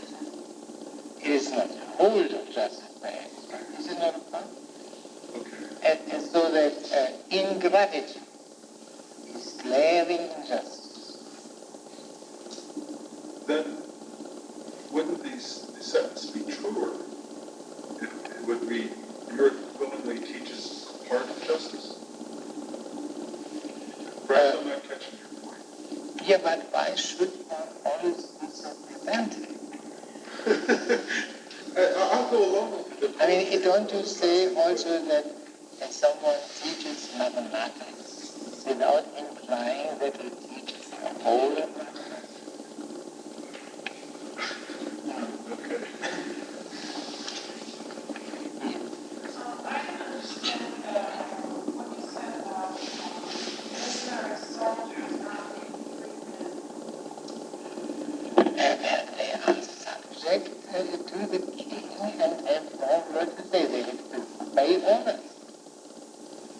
They get their pay, but they have nothing to say. I mean, they cannot make demonstrations and confrontations and anything of this kind. But I thought you said that soldiers weren't paid for service. No, I mean the citizen soldiers, whether they got a pay or not is not important. But they are freemen, they are not mercenary soldiers. They are soldiers only in case of war, apart from the period of initial training. They are citizens. They are, in peacetime they are farmers and whatever else they are, and there is the most important point in this connection, there is a separation of the farming population and the soldier population in Persia. There is an identity of this kind of population in the Greek city. And it is here not decided which solution is preferable. But the differences are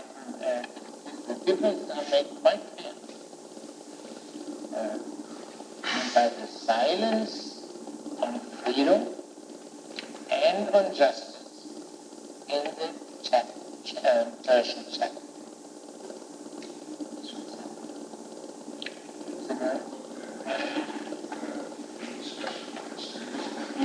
Have we reconciled that contradiction between groups going to the stronger and teaching justice? No. Or do I behave artistically?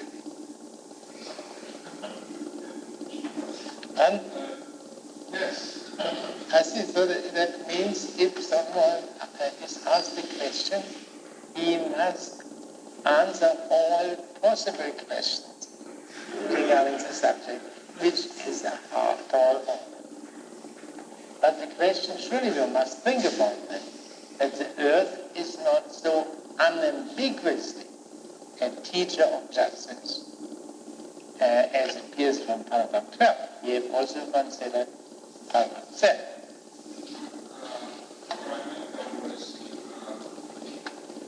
Is the notion of justice that the earth teaches, is it one that is being harmonized with the state rules? I don't agree.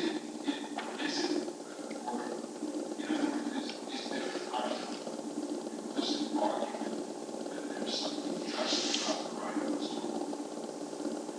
Implicit argument may be, because one could of course say that if people do not take care of their defense,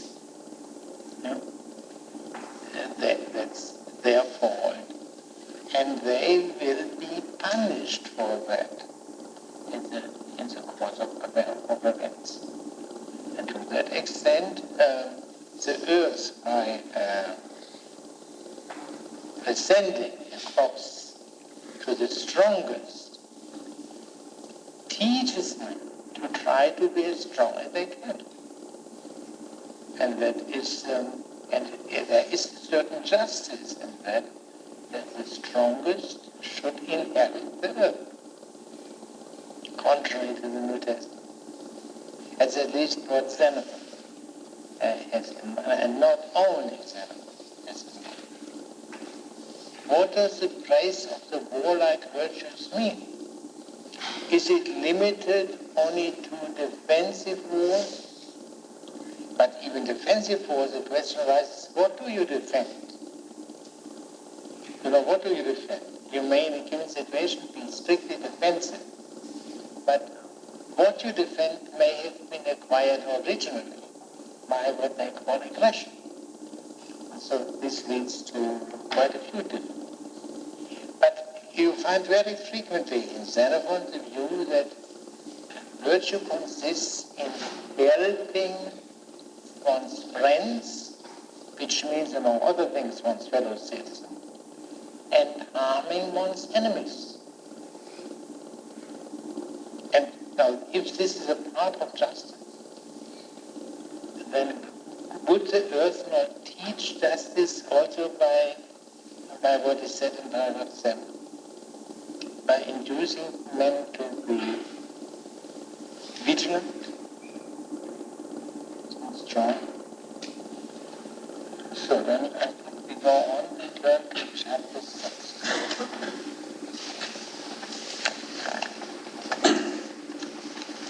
Well, Socrates, I think you are right when you bid me to try to begin every undertaking with the gods' help. Now, you see, Critobulus enlarges Socratic thesis. He says not only, this applies not only to war and farming, but to every work. In every work one must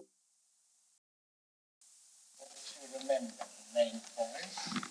I shall not repeat them, but we may have to refer back from time to time to the earlier parts. One point must be mentioned again. Household management is said to be the increase of one's estate, one's household, one's fortune.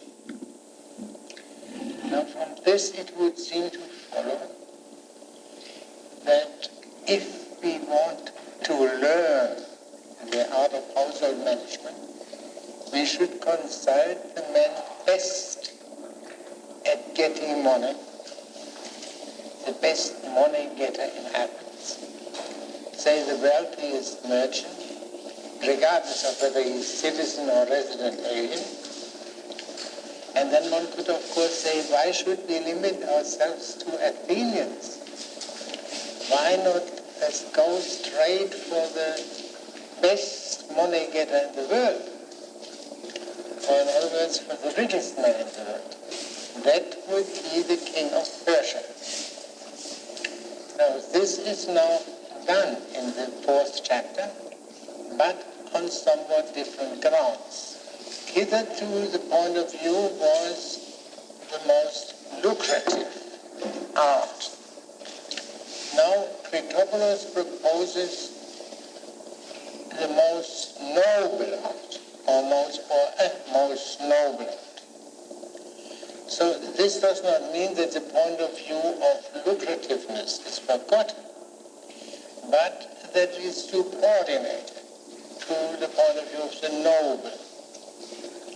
And the noble, what is that? Sometimes the Greek authors use the expression the noble and the just things. And that corresponds roughly to what we understand today by morality. But they make this distinction. The just things, we can say, correspond to what is one's duty. And the noble things are things which go beyond the call of duty, at least beyond the call of duty strictly and narrowly understood. Now, from this, they are looking at the desire of rhetoricians. They are looking for a noble art. Lucrative, of course, but lucrative within the limits of the noble. Now, I think we read already paragraph 2 and 3 last time of chapter 4, but we might reread them. Here. Very good, Protagoras. But to be literary noble, you speak nobly. Yeah? It has something to do with what went before and what follows. For to be sure, the illiberal arts, as they are called, are spoken against and are naturally enough held in utter disdain in our states. For they spoil the bodies of the workmen and the foremen, forcing them to sit still and live indoors, and in some cases to spend the day at the fire. The softening of the body involves a serious weakening of the mind. Moreover, these so-called illiberal arts leave no spare time for attention to one's friends in the city, so that those who follow them are reputed bad at dealing with friends and bad defenders of their country. In fact, in some of the states, and especially in those reputed warlike, it is not even lawful for any of the citizens to work at illiberal arts. And let us stop here one minute. Now you see, there is an emphasis which comes through even in the translation on reputation, on how things are called, on opinion. But in this case, as becomes also clear, the reputation is based on fact. The arts called illiberal and are in fact illiberal. But still, the emphasis on the reputation or opinion must not be forgotten. That will be important for the seeker. Now, paragraph 4. But what arts, pray, do you advise us to follow, Socrates? Need we be ashamed of imitating the king of the Persians? For they say that he pays close attention to husbandry and the art of war, holding that these are two of the noblest and most necessary pursuits. Yes. So here, the king of Persia is taken as a model, not merely because he is the wealthiest man, but because of his grand reputation, because of the splendor of going with kingship. And he proves by his very being that the art of farming is as respectable, as noble, as the art of war, the nobility of which is of a foregone conclusion, that is presupposed. And now we must see how this will be established. The king of Persia is a model for the economic art. And yet his art is naturally called the kingly or royal art. What the relation between the economic art and the royal art is a question. Sometimes it is suggested that they are the same art, only the area, the size of the area differs in the two cases. In the household, a small area, in the kingship, a large area. At any rate, if we think of the Persian king as a master economist, we understand economist in a not common way, in an exalted way. And just as we did when we spoke of Socrates as a master economist. He is that because he, for reasons given in chapter 2, but he is not a master economist in the common sense of the word. And so there are two kinds of master economists, the king of Persia and Socrates. And now they are this in obviously very different ways. And we must see who is truly the master economist, if any of them. Do you really believe, Socrates, exclaimed Recapitulation on hearing this, that the king of the Persians includes husbandry among his occupations? You see, Critobulus has some doubt.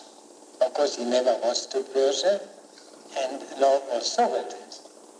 But this is a theme which goes through the rest. How does Socrates answer? Perhaps, Critobulus, the following considerations will enable us to discover whether he does so. That is not a very emphatic assertion of Socrates, as you can see. Yes?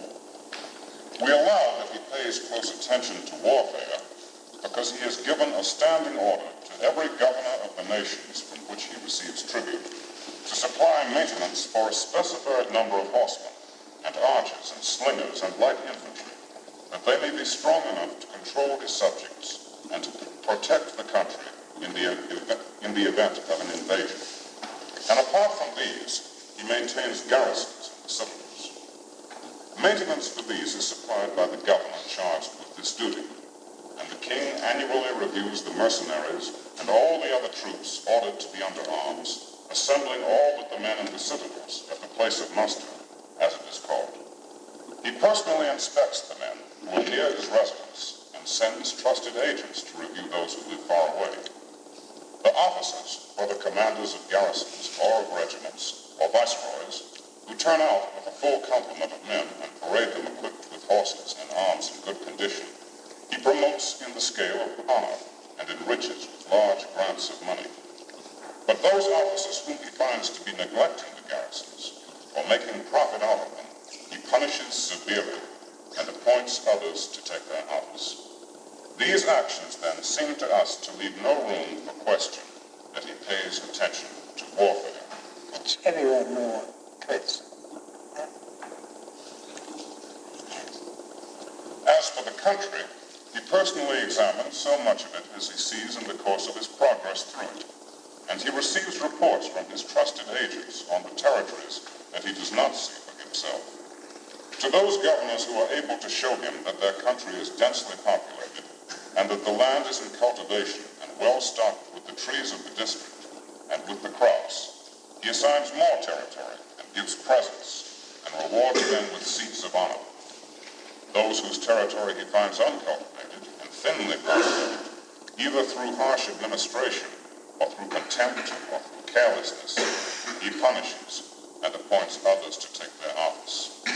So that is clear. The king takes care of military methods and also of farming, agriculture, and cattle raising. Next sentence, please. By such actions does he seem to provide less for the cultivation of the land by the inhabitants than for its protection by the garrisons? That is a question. And we have to wonder whether it is established that the king is as much concerned with farming as he is with warfare. Yes? Moreover, each of these duties is entrusted to a separate class of officers. One class governs the residents and the laborers and collects tribute from them. The other commands the men under arms and the garrisons. If the commander of a garrison affords insufficient protection to the country, the civil governor and controller of agriculture denounces the commander, setting out that the inhabitants are unable to work the farms and wanted protection. If, on the other hand, the commander brings peace to the farms, and the governor nevertheless causes the land to be sparsely populated and idle, the commander in turn denounces the governor. So the civil governor and the military governor seem to be on an equal level. And from this one could infer that the king's care for farming and the king's care for war are equally important. Yes. For roughly speaking, where cultivation is inefficient, the garrisons are not maintained and the tribute cannot be paid. Wherever a viceroy is appointed, he attends to both these matters. At this point, Critobulus said, "Well, Socrates, if the great king does this, it seems to me that he pays as much attention to husbandry as to warfare. Yes, so Critobulus is now convinced of that. But in the preceding passage, the king takes care of farming, an additional reason is given, so that his subjects are able to pay him tribute. So that is not a disinterested concern with the land, but this is the revenue of the king. Now all these things hitherto said show that the art of farming is necessary. But do they show that it is noble, choiceworthy for its own sake? That has not yet been established. Although Critobulus is quite satisfied with the problem. Yet further continued Socrates, in all the districts he resides in and visits, he takes care that there are paradises, as they call them, full of all the good and beautiful things that the soil will produce. And in this he himself spends most of his time, except when the season concludes. And it is, of course, necessary, Socrates, to take care that all these paradises in which the king spends his time shall contain a fine stock of trees and all other beautiful things that the soil produces. Of these pleasure gardens of which we know a bit from Xenophon's Anabasis, but here in the Anabasis he speaks of the animals as well as the trees in the pleasure gardens. Here he speaks only of the trees, and that is a point which we must keep in mind. Here in this remark about the pleasure gardens, Socrates seems to answer the question that the king takes care of farming, if not exactly for its sake, at least for his sake, because he, for his own pleasure, and not only for the utility he derives, is he concerned with his pleasure gardens and with that extent with farming. Yes. And some say, Critobulus, that when the king makes gifts, he first invites those who have distinguished themselves in war, because it is useless to have broad acres under tillage unless there are men to defend them. And next to them, those who stop and cultivate the land best, saying that even stout-hearted warriors cannot live without the aid of workers. Now this is a very sound observation, but that even warriors cannot live without food, but it would show by itself only that the art of farming is necessary, not that it is noble. The only reference to that which is not sufficient is the reference to the pleasure garden. There is a story that Cyrus, lately the most illustrious of princes, once said to the company invited to receive... Lately is not there. That is an addition of translator. I myself deserve to receive the gifts awarded in both classes, for I am the best at stocking land and the best at protecting the stock. Now this is a famous Cyrus, the founder of the Persian Empire. And he claimed to himself that he is a master warrior and a master farmer. And therefore he should get all the prizes in the two fields of human endeavor. Yes? Well, if Cyrus said that, Socrates, he took as much pride in cultivating and stocking land as in being a warrior. Yeah. Now there is a conditional clause. If he said it, this can also mean if this report or rumor about Cyrus is true. There was such a note of reliance on rumor and what people say throughout this chapter. Yes? Yes, and upon my word, and by Zeus, if Cyrus had only lived, it seems that he would have proved an excellent ruler. One of the many proofs that he has given of this is the fact that when he was on his way to fight his brother for the throne, it is said that not a man deserted from Cyrus to the king, whereas tens of thousands deserted from the king to Cyrus. I think you have one clear proof of a ruler's excellence when men obey him willingly and choose to stand by him in moments of danger. Now his friends all fought at his side and fell at his side to a man, fighting round his body, with the one exception of Arius, whose place in the battle was, in point of fact, on the left wing. The strange thing here is that here Socrates obviously speaks of another Cyrus, the Cyrus with whom Xenophon made the expedition into Asia, the younger Cyrus, who was not a king, but who wanted to become a king. And he had a misfortune because he was defeated in the Battle of Cunaxa. Some people think that Xenophon brought this in because he knew the younger Cyrus, and this is altogether Xenophon speaking here and not Socrates. But I think we must assume that Xenophon was not a complete fool, and that this statement must make sense in the mouth of Socrates too. Now, I believe there can see a reason why Socrates switches from the older Cyrus to the younger Cyrus. From the older Cyrus, one knows only through reports from the past. The younger Cyrus is a contemporary, and therefore the reports about him are more reliable, at least more easily checked than those on the older Cyrus.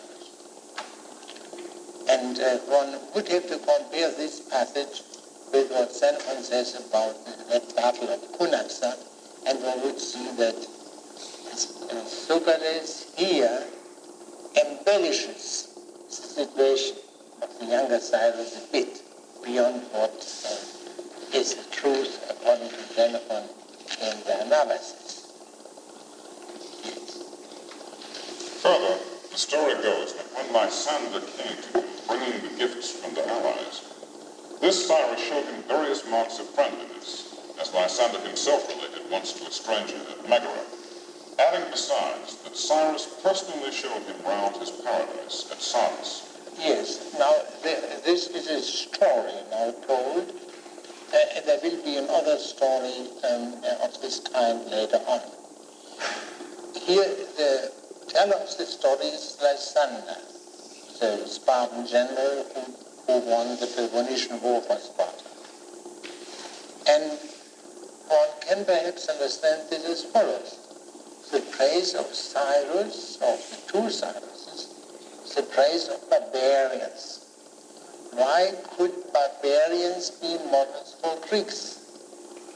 We must have a Greek authority to make them authorities for Greeks. And the greatest Greek authority at that time was Lysander, the victor in the war. That he was a Spartan is, from this point of view, irrelevant. And Socrates did not hear the story from Lysander himself, as you see, but from a guest friend in Megara. Now, it is not even clear whether he heard it from that guest friend in Megara or from some intermediary. Now let's first read the story. Now Lysander admired the beauty of the trees in it, the accuracy of the spacing, the straightness of the rows, the regularity of the angles, and the multitude of the sweet scents that clung round them as they walked. And for wonder of these things, he cried, "Cyrus, I really do admire all these lovely things." Epitokale, for the beauty and nobility assembled.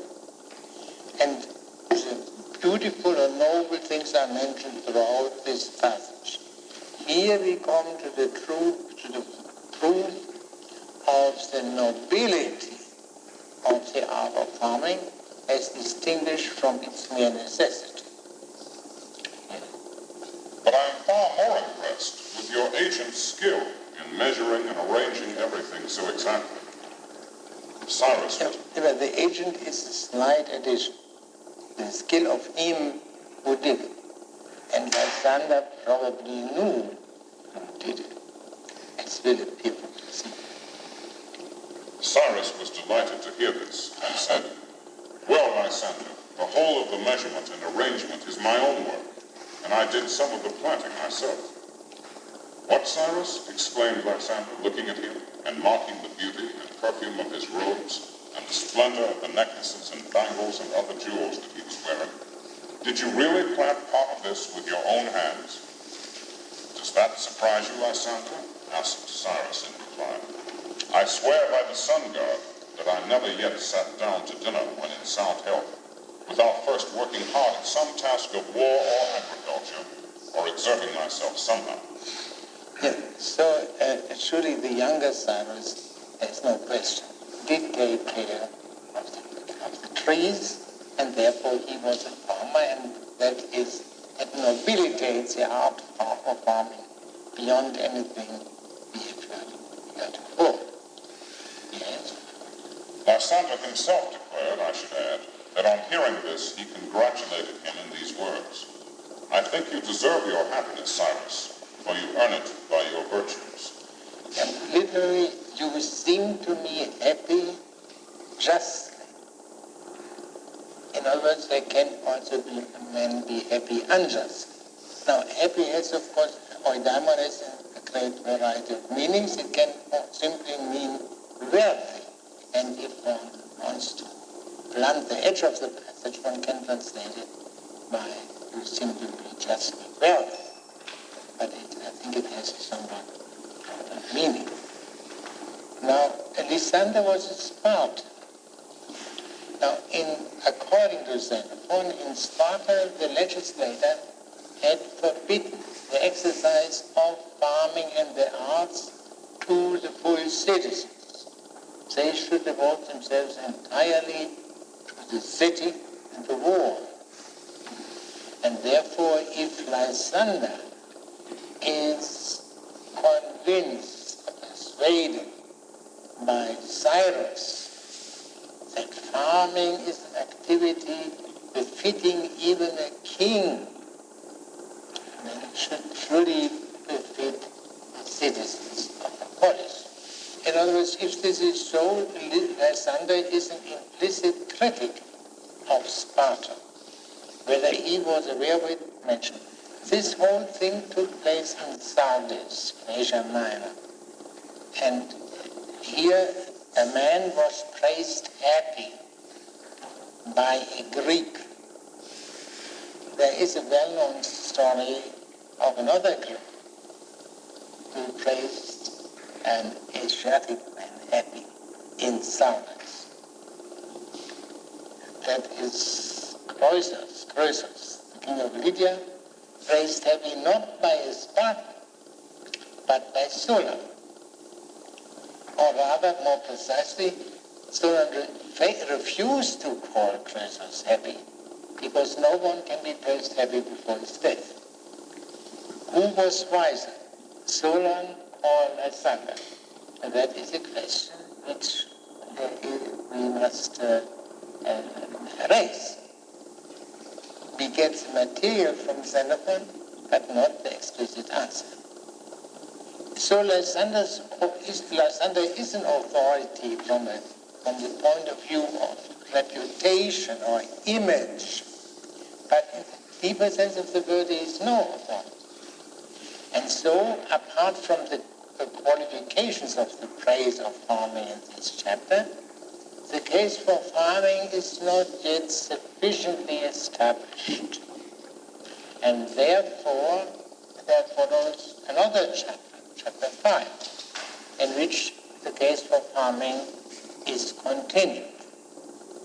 Now, shall we have a discussion at this place or finish the chapters on farming? Well, if anyone has any desire in this respect, we should just raise his hand. All right, then we go on. Now I tell you this continued Socrates, because even one second. Here the emphasis is on I. This I term.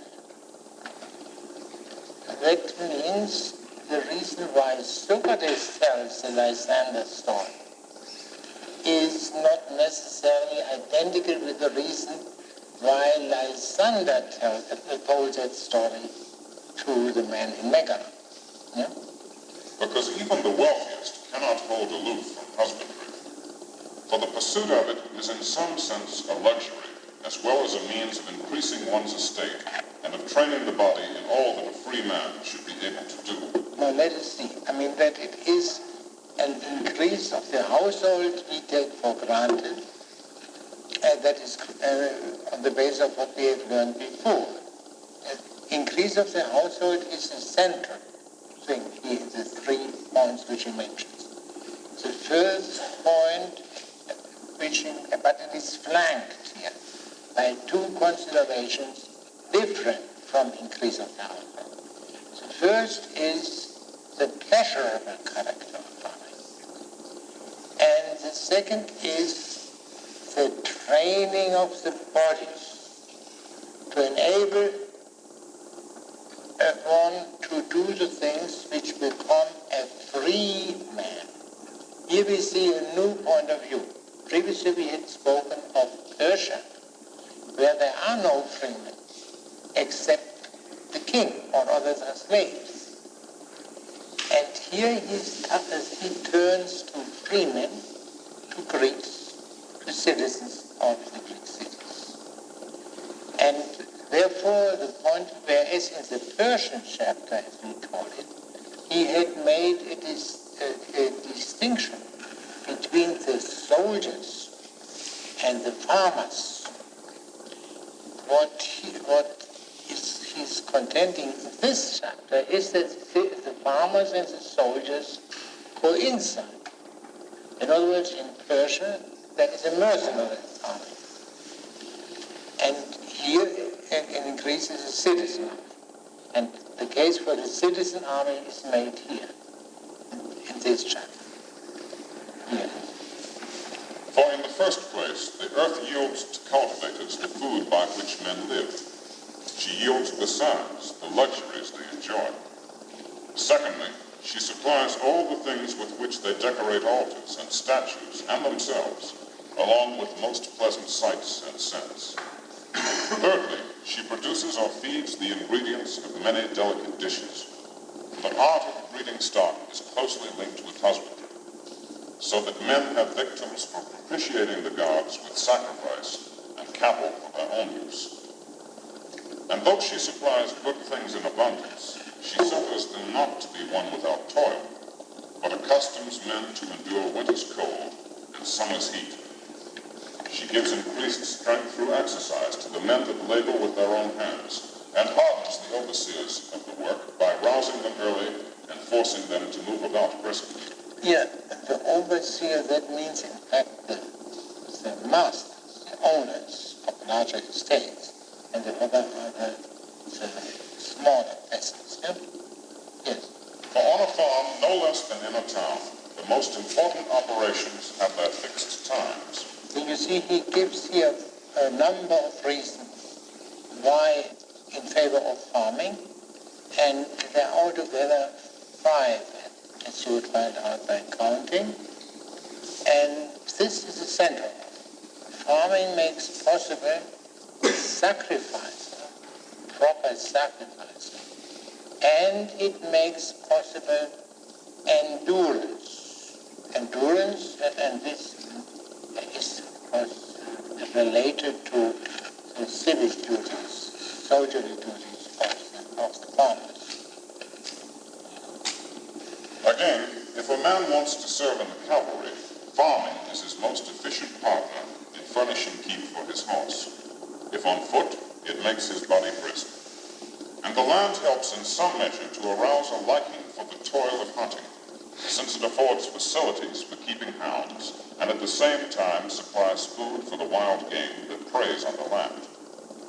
And if husbandry benefits horses and hounds, they benefit the farm no less, the horses by carrying the overseer early to the scene of his duties and enabling him to leave it late, the hounds by keeping the wild animals from injuring crops and sheep, and by helping to give safety to solitude.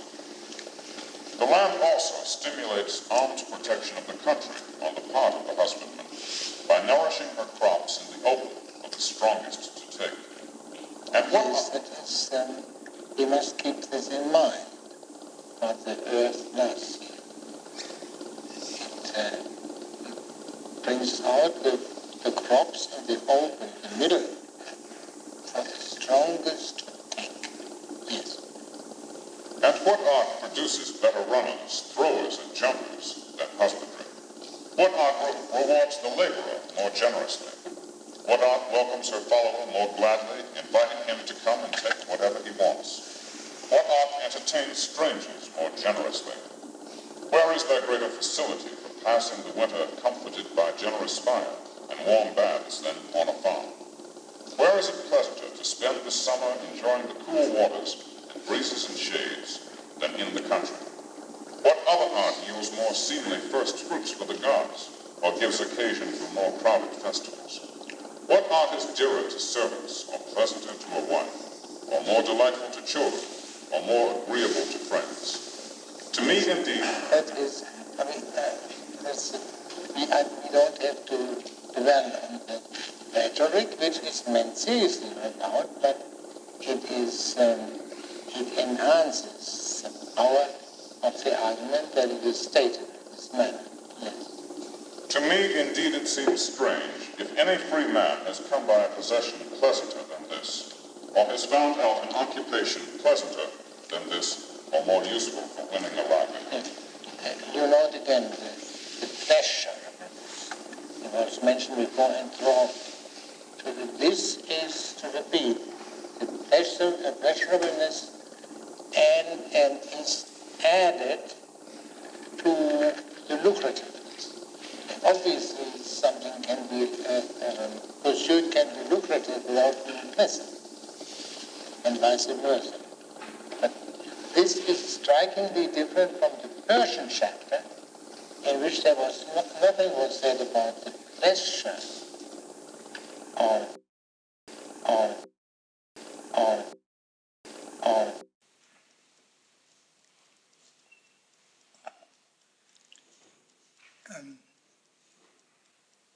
I try again. Can you hear me? I referred last time to a certain resemblance of Xenophon and Jane Austen. I would like to remind you of one passage in Jane Austen, particularly in Mansfield Park, chapter 48, beginning. Let other pens dwell on guilt and misery. I quit such odious subjects as soon as I can, impatient to restore everybody, not greatly in fault themselves, to tolerable comfort, and to have done with all the rest. Now, and I read to you a passage in Xenophon, which is, to say the least, not incompatible with what Miss Austen says. At the end of the 5th book of the Anabasis, at the end of a speech which Xenophon claims to have delivered to the soldiers, he says, "But it is noble and just and pious and more pleasant to remember the good things rather than the bad ones." There is a single comparative here, more pleasant. Xenophon does not deny that it is pleasant to remember past bad things, because then they are over and we enjoy remembering. But the main point is that it is noble and just and pious to remember the good things rather than the bad ones. You may know an outstanding example in the analysis, the story of Mino, who betrayed the Greeks to the Persian king. And he, of all people, was tortured to death by the Persian king, whom he had benefited on account of his terrible betrayal. Now, that would, of course, be beautiful if this were so, if traitors were punished by the very people whom they benefit.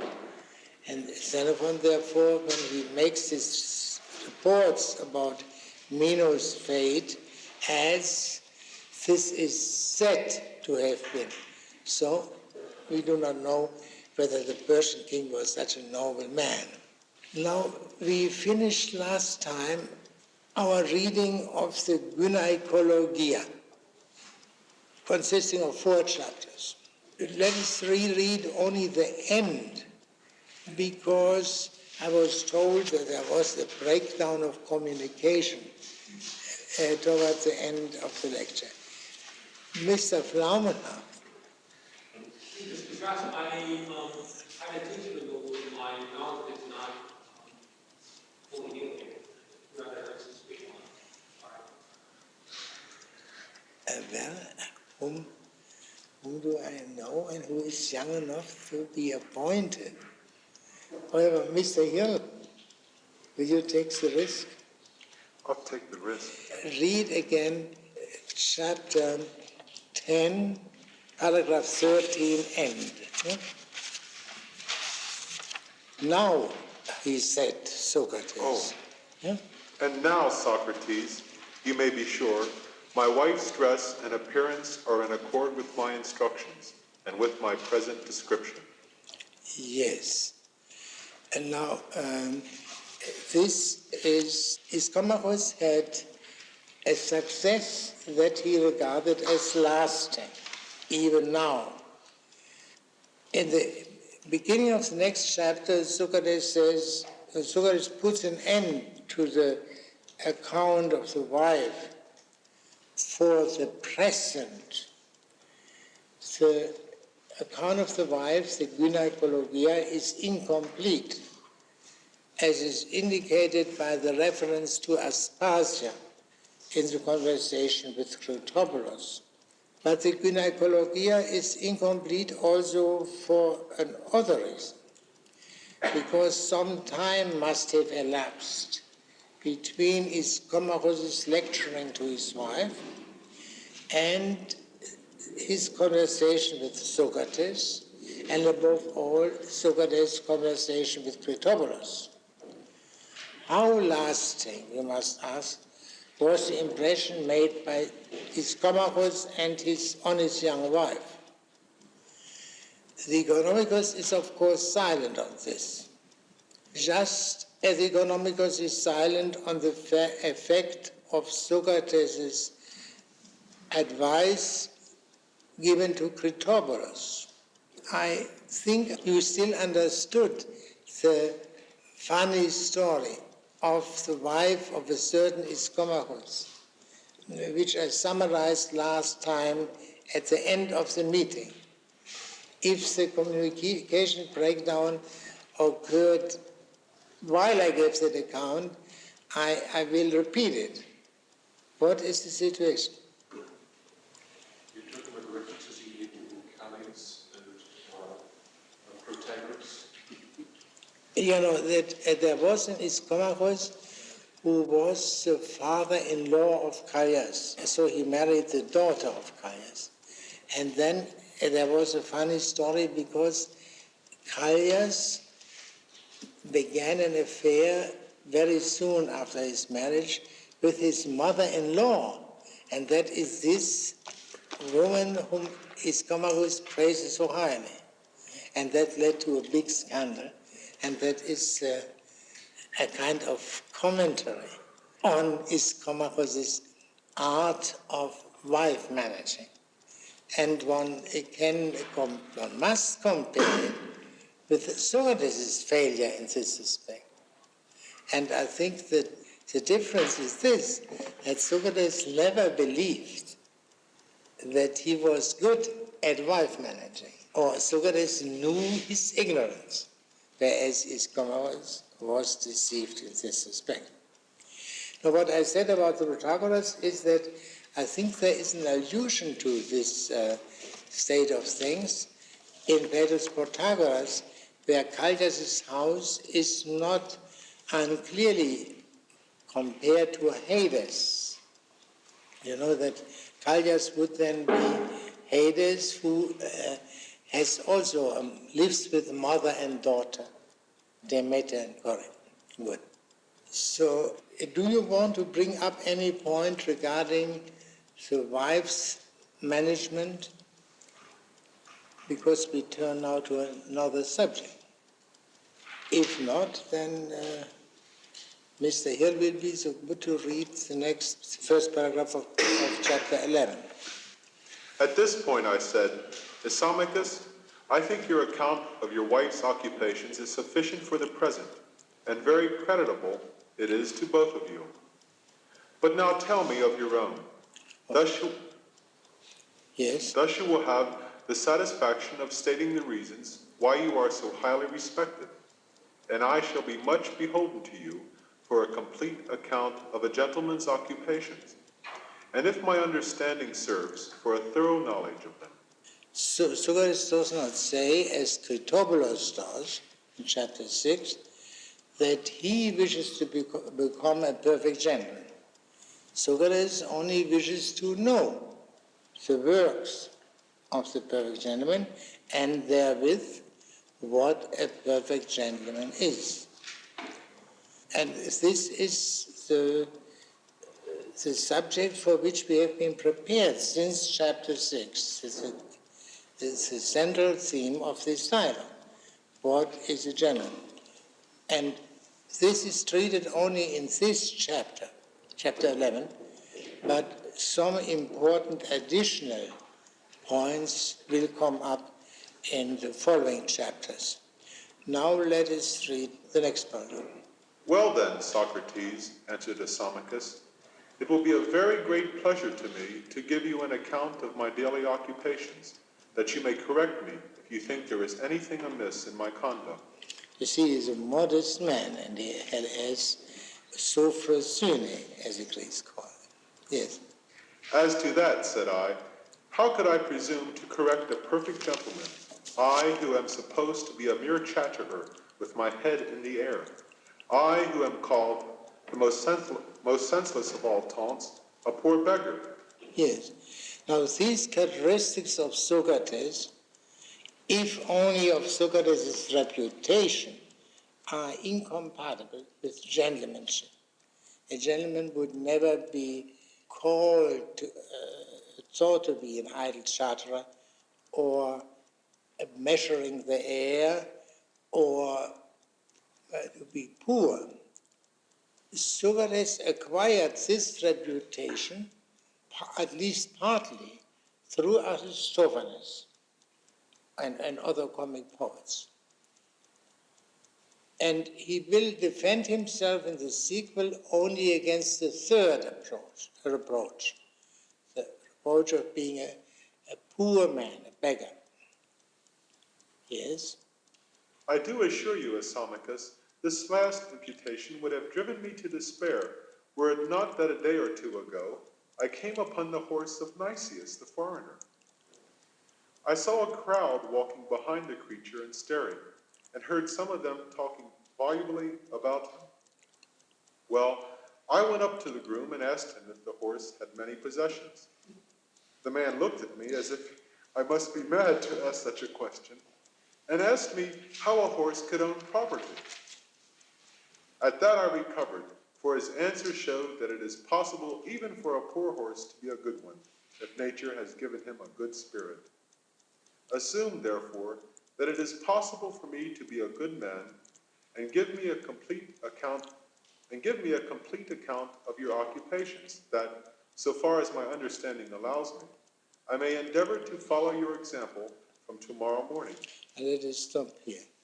So the groom has said to Socrates, Socrates is not only grossly ignorant if he asks whether a horse can have much money, but not even sane, and that's much worse. If a horse, although penniless, can become good, provided it has a soul by nature good, and then Socrates could also become a good man. Socrates assumes, of course, that he has a soul by nature good. It is not explicitly said, but it is assumed. A good man is not the same as a good agathos aneia is not the same as a kalos kagathos aneia at Perfection. Socrates was then assured by the meeting with his groom. This story is as characteristic of Socrates as the story of Cyrus is of Lysander, and the story of the Phoenician boatswain of Iscomachus. They met, both of them, barbarians. Socrates has no such relation. Socrates is as remote from barbarism as possible. On the other hand, Socrates acquires his most important insight into the character of true human virtue by considering the virtue of a horse. To the extent to which human virtue is parallel to the virtue of a horse, human virtue is natural and no convention enters. It's not, do I make myself understood? What we ordinarily understand by virtue, and what the Greeks ordinarily understand by virtue, was shot through with conventional notions of goodness. Conventions do not play any role in the life of animals, surely not the life of horses. And therefore, the human virtue, which is as natural as the virtue of a horse is natural, this is a transconventional virtue. Let us finish paragraph 6. For that's a good day for entering on a course of virtue. Yeah. That's the one. So Socrates will start tomorrow to imitate Iscomachus. One could almost translate it with mañana. One is tempted to say that Socrates has his conversation with Iscomachus on the day after he had learned indirectly through Nicias' groom that he could acquire virtue, although he had no money, and on the day before he began to acquire virtue, just in this epoch-making event in his life. Yes.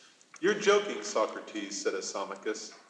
Nevertheless, I will tell you what principles I try my best to follow consistently in life. Iscomachus knows that Socrates is joking, but the joke points to the serious difference between Iscomachus' virtue and Socrates' virtue. Despite the profound difference between Iscomachus, this respectable Athenian citizen on the one hand, and Cyrus, the founder of the Persian Empire on the other, they belong together compared with Socrates. As for these two kinds of virtue, you have surely read in one or the other of the Platonic dialogues the distinction between genuine virtue and popular or vulgar virtue. That is the same which Xenophon has in mind. There is also, the distinction had also something to do with Aristotle's distinction between the theoretical and the practical life.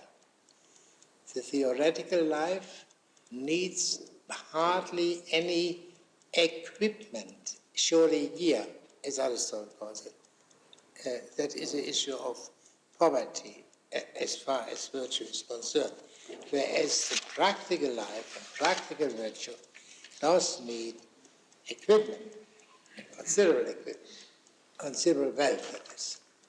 For I seem to realize that while the gods have made it impossible for men to prosper without knowing and attending to the things they ought to do, to some of the wise and careful they grant prosperity, and to some deny it.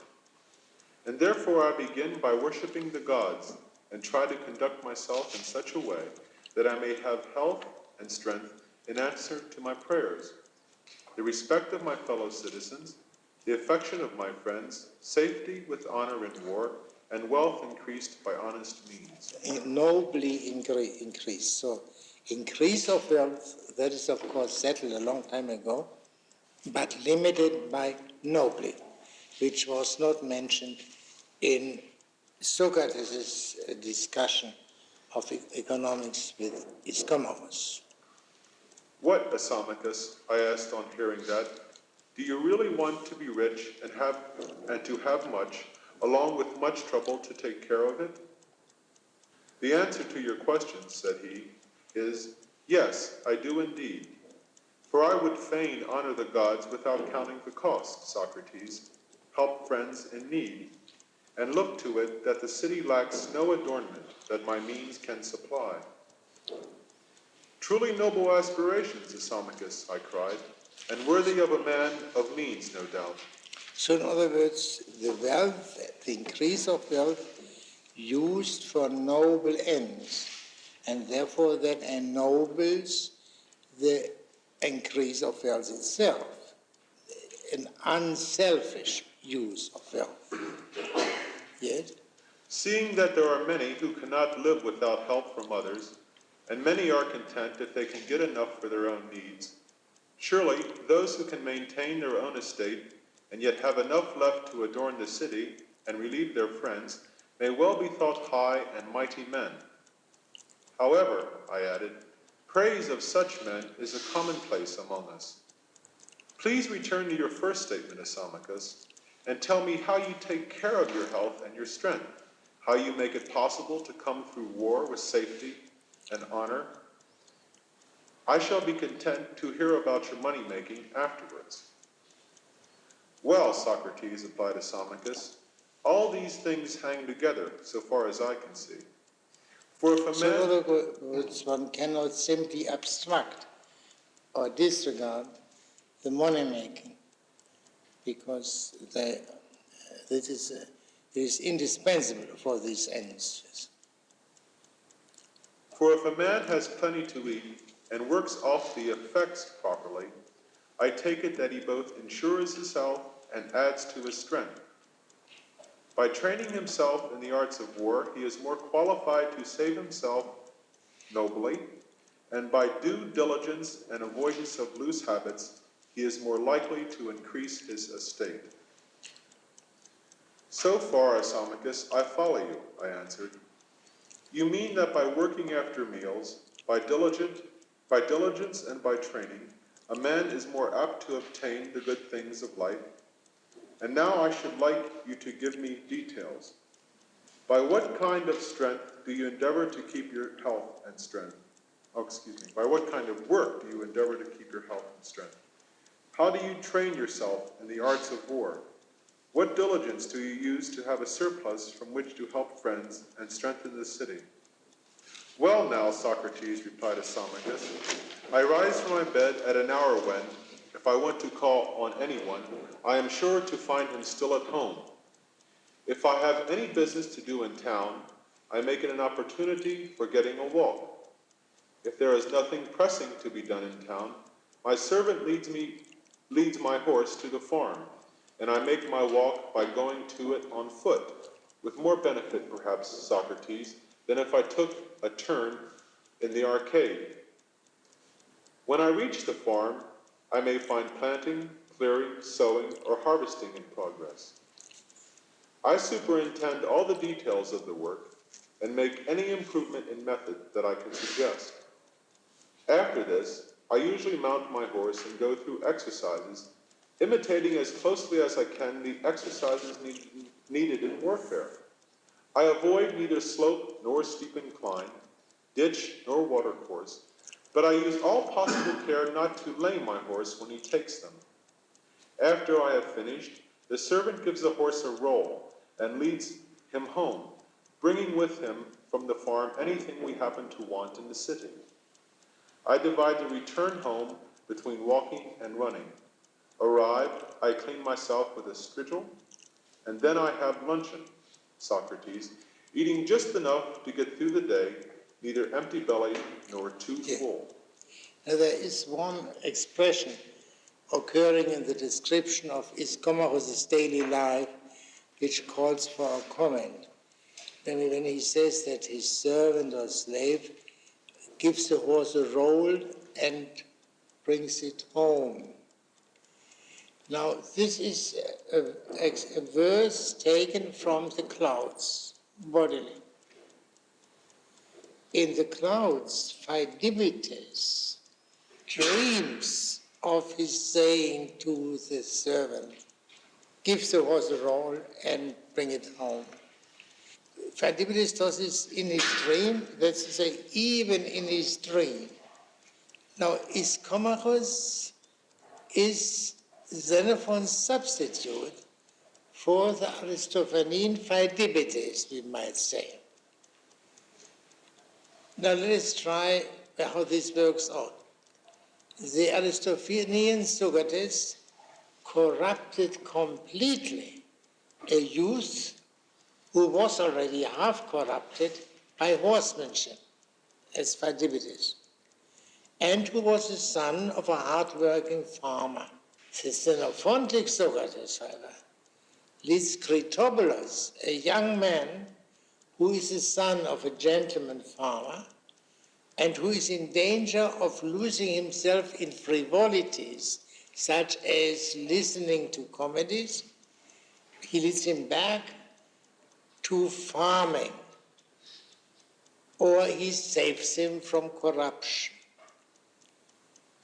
And he does this by teaching him, among other things, the art of farming, which he will do in the following subsequent chapters.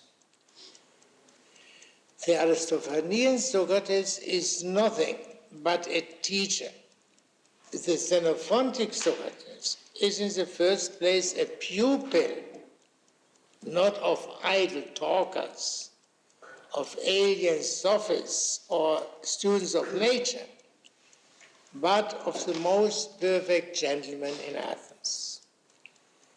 The pupil of the Aristophanean Socrates looked down on his farming father. The teacher of Xenophon Socrates admires his farming father, as we will see later on in chapter 20. The Economicus, I suggest, is in a properly subdued manner, a comical reply to Aristophanes' comical attack on Socrates. More precisely, the Economicus describes Socrates' famous turning away from his earlier pursuit of physiologia, which brought him the reputation of being an idle talker and a man who measures the air, and which left him wholly unaware of what perfect gentlemanship is, towards the study of only the human things and of the things useful to human beings. And now, this profound change took place after the comical attacks on Socrates, as appears from the reference to these comical things both here and in Plato's Apology of Socrates. In Plato's Apology, however, this change is traced to the Delphi god, or to Xenophon, who went to Delphi to ask the god. And Xenophon asked the god whether there is anyone wiser than Socrates. That's to say, he took it for granted that Socrates is wise. Now, all the wisdom for which Socrates claims in the apology for himself follows on the oracle. It is post-Delphic, but there must have been a pre-Delphic wisdom, and to which we get a glimpse of an answer in the Phaedo, and the last day of Socrates' life, when he makes some remarks about what he did in his youth. In another way, the Economicus deals with this question. From here, I believe we understand better why it makes sense to say that the Economicus is the Socratic discourse of Xenophon. It is the Xenophonic account of the great epoch-making change in Socrates' life. Iscomachus has now completed his account of his day, which has this in common with Socrates' day, that he is always in the open, but as he made clear, he is always in the farm and not in the marketplace or the palaestras, where Socrates spent his days. Yes? Now, after having been duly impressed by this perfect gentleman with an emphasis on man, on hombre, Socrates replies with the women's oath. Yeah? Paragraph 19 beginning. By Hera, Yeah. Isamachus, cried I am delighted with your activities, for you have a pack of appliances for securing health and strength, of exercises for war and specifics for getting rich, and you use them all at the same time. That does seem to me admirable. And in fact, you afford convincing proofs that your method in pursuing each of these objects is sound. For we see you generally in the enjoyment of health and strength, thanks to the gods, and we know that you are considered one of the best horsemen and wealthiest of citizens. And what comes of these activities, Socrates? Now, as you perhaps expected to hear, that I am generally dubbed a gentleman, but that I am persistently slandered. Ah, said I, but I was meaning to ask you, Isamachus, whether you include in your system ability to conduct a prosecution and defense in case you have to appear in the courts. Why, Socrates, he answered, do you not see that this is just what I am constantly practicing, showing my traducers that I wrong no man and do all the good I can to many? And do you not think that I practice myself in accusing by taking careful note of certain persons who are doing wrong to many individuals and to the state, and are doing no good to anyone? This is a continuous confrontation of Iscomachus and Socrates, as you can see if you look up in the Memorabilia, Book 4, Chapter 8, Paragraph 4, where Socrates gives a similar answer to the question, what does he do in order to protect himself against accusation or condemnation? Do you have it? 484? I will repeat what Hermogenes, son of Hipponicus, Yes. once told me about him. When Miletus had actually formulated his indictment, he said, Socrates talked freely in my presence, but made no reference to the case. I told him that he ought to be thinking about his defense. His first remark was, don't you think that I have been preparing for it all my life? And when I asked him how, he said that he had been constantly occupied in the consideration of right and wrong, and in doing what was right and avoiding what was wrong, which he regarded as the best preparation for a defense. Yes, this is a parallel of his Comachus, which we just read here. I point out only the differences. Socrates spent his life in considering the just and unjust things. Iscomachus did not spend his life in considering the just and unjust things. This would be idle talk, from the point of view of Iskomachos.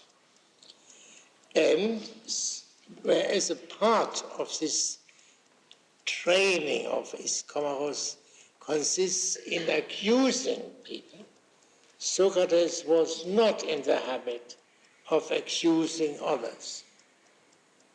This is the other striking difference. The latter point is stated more fully in Plato's Gorgias. Now let us finish this chapter. But tell me one thing more, Isamachus, I said. Do you also practice the art of expounding these matters?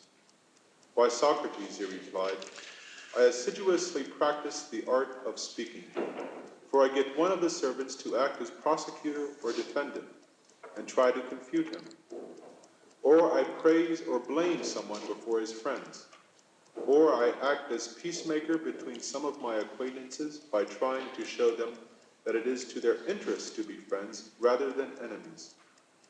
I assist at a court-martial and censure a soldier, or take turns in defending a man who is unjustly blamed, or in accusing one who is unjustly honored.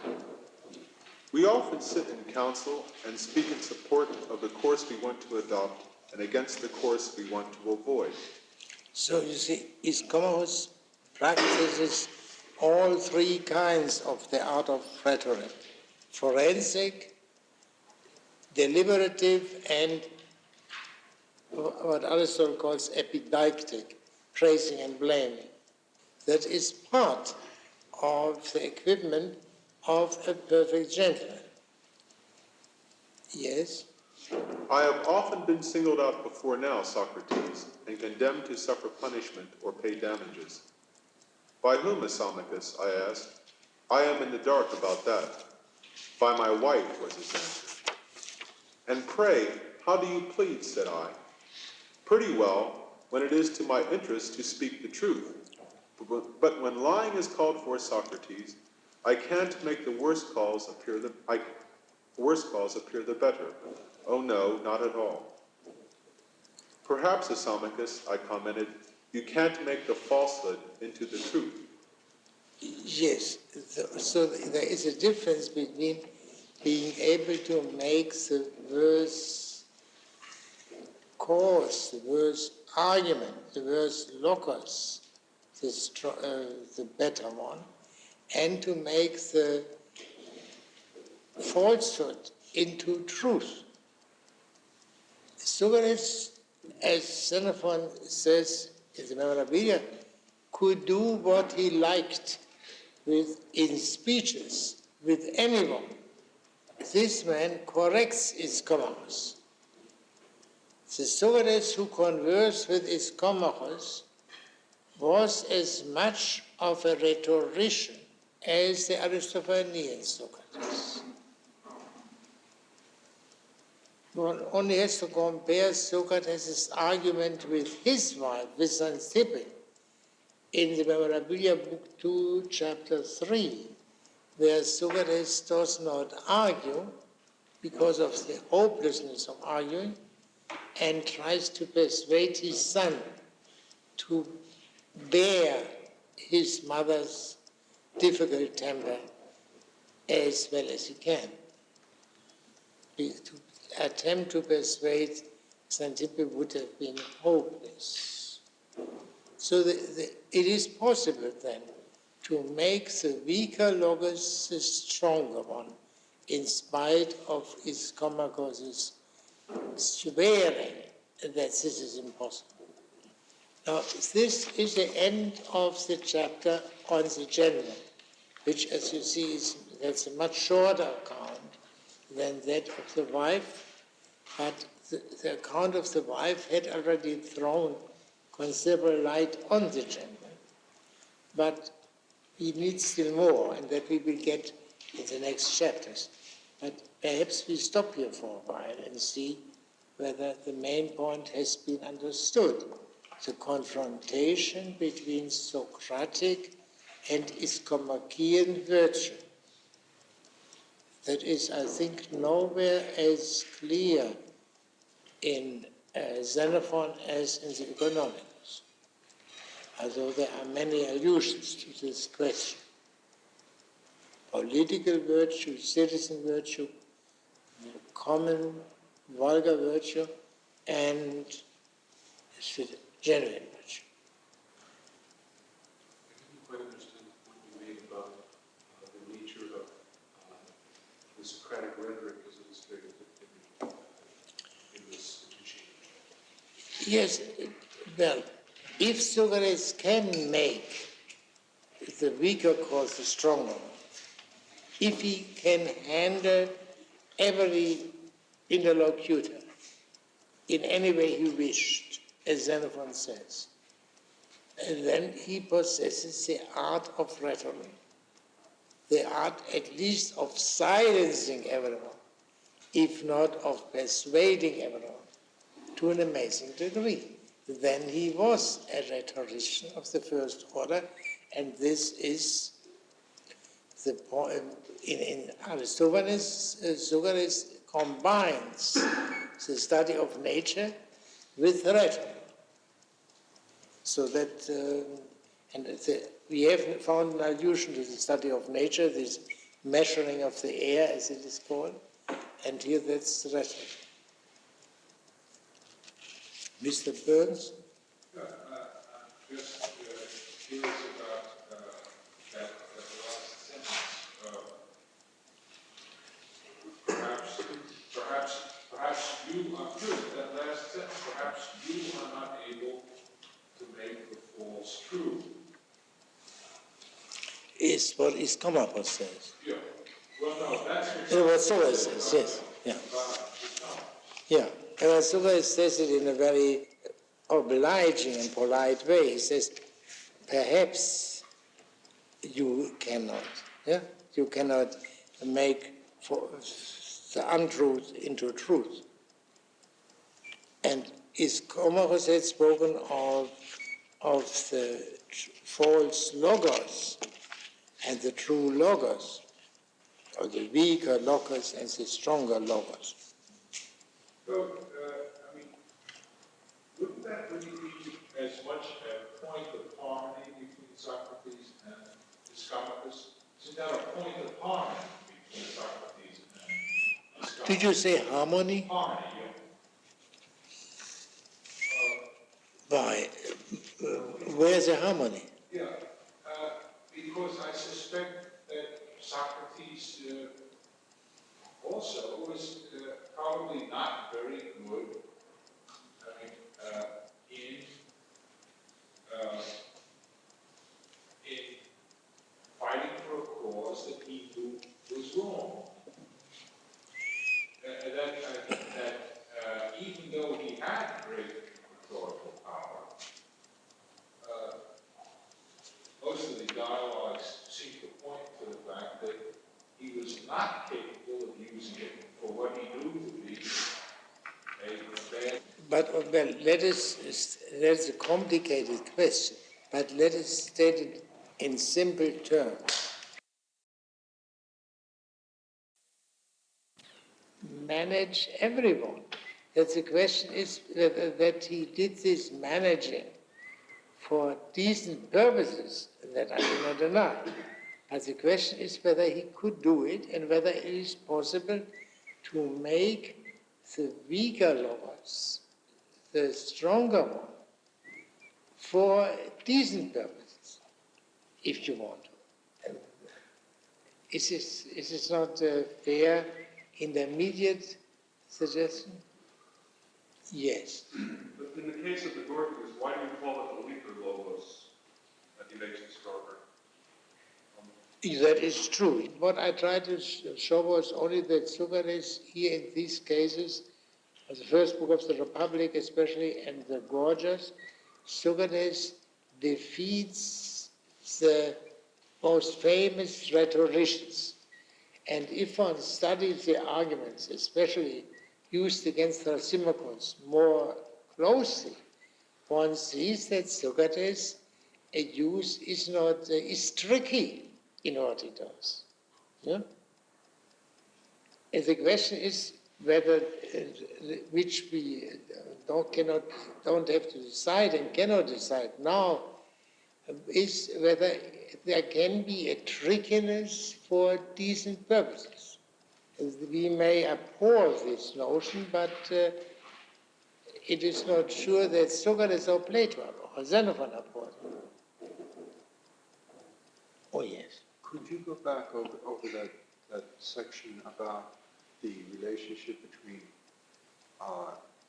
what happens in Aristophanes' play and what happens in Aristophanes' Clouds, Socrates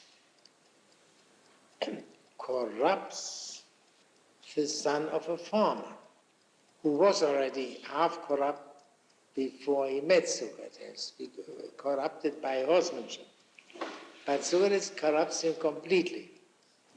And here, Socrates, in the economics, Socrates prevents a farmer's son, Critobulus, from corruption. And by teaching him the art of farming. Furthermore, in the Clouds, Socrates is the teacher. Here, the economicus, he is the pupil of the gentleman farmer, his comma. And this is, as it seems to me, the Xenophon's reply to Aristophanes' attack. There may have been an ingredient of so-called fact in the story told here. That is not important. But the important point is the function which it fulfills. So, well, if there is no further point you wish to bring up, then I suggest that we turn to chapter 12. But perhaps I am keeping you, Asamachus, I continued, and you want to get away now. Oh no, Socrates, he answered. I should not think of going before the market empties. Socrates reminds us, reminds Iscomarus and reminds Critobulus of the uniqueness of the opportunity which he has. If Iscomarus had not been stood up by the men with whom he had an appointment, this great event, the conversation with Iscomarus about the gentlemanship, would never have taken place. Yes? To be sure, I continued, you take the utmost care not to forfeit your right to be called a gentleman. For I dare say there are many things claiming your attention now. But as you have made an appointment with those strangers, you are determined not to break it.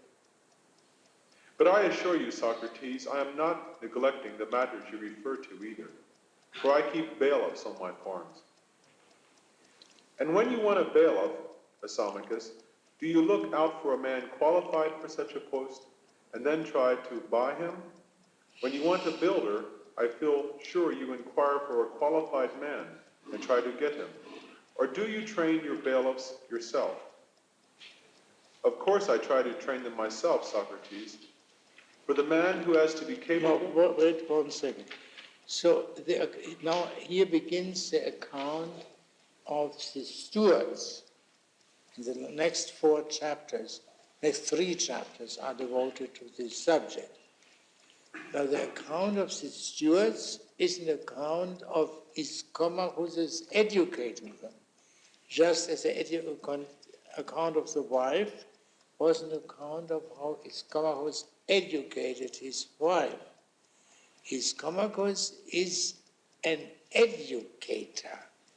That he has in a way in common with Socrates, but a different way of education, because the end at which Socratic virtue aims and the end at which Iscomarian virtue aims are so different. Yes? For the man has to be capable of taking charge in my absence. So why need he know anything but what I know myself?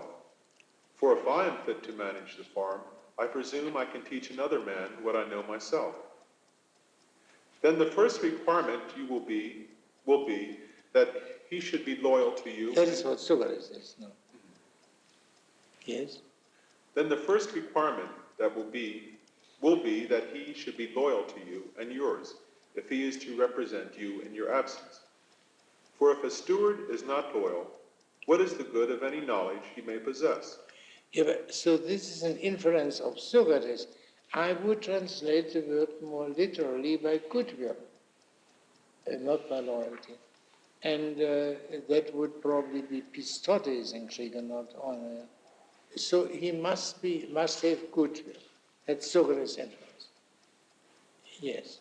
None, of course. But I may tell you, goodwill to me and to mine is the first lesson I try to teach.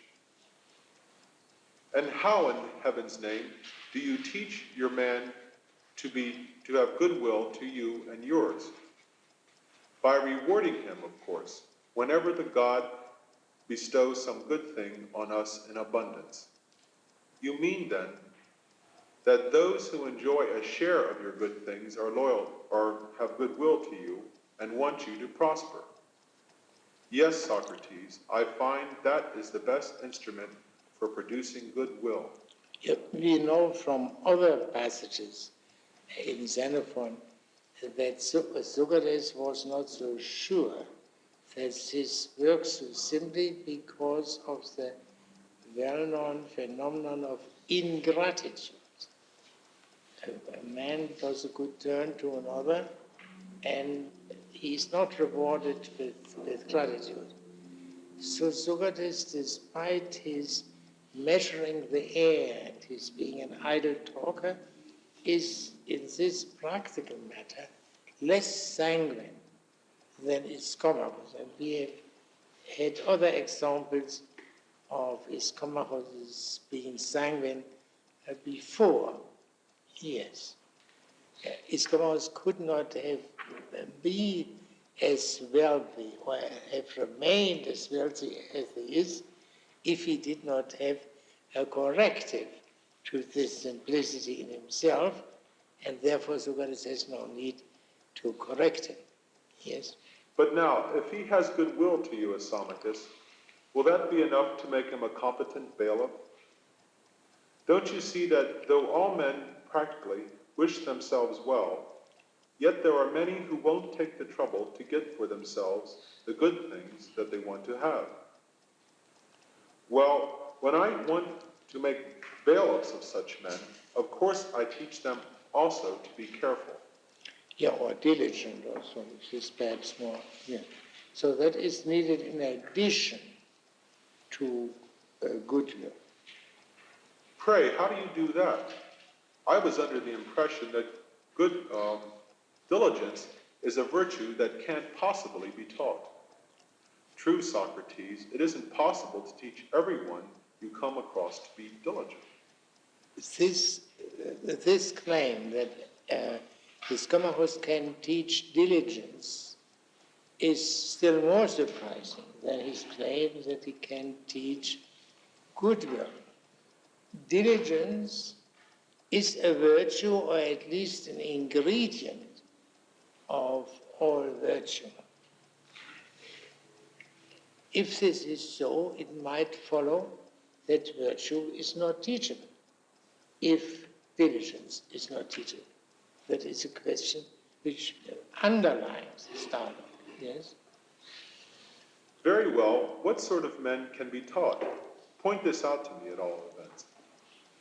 In the first place, Socrates, you can't make diligent men of hard drinkers, for drink makes them forget everything they ought to do. Then are drunkards the only men who will never become diligent, or are there others? Of course there are. Sluggards must be included.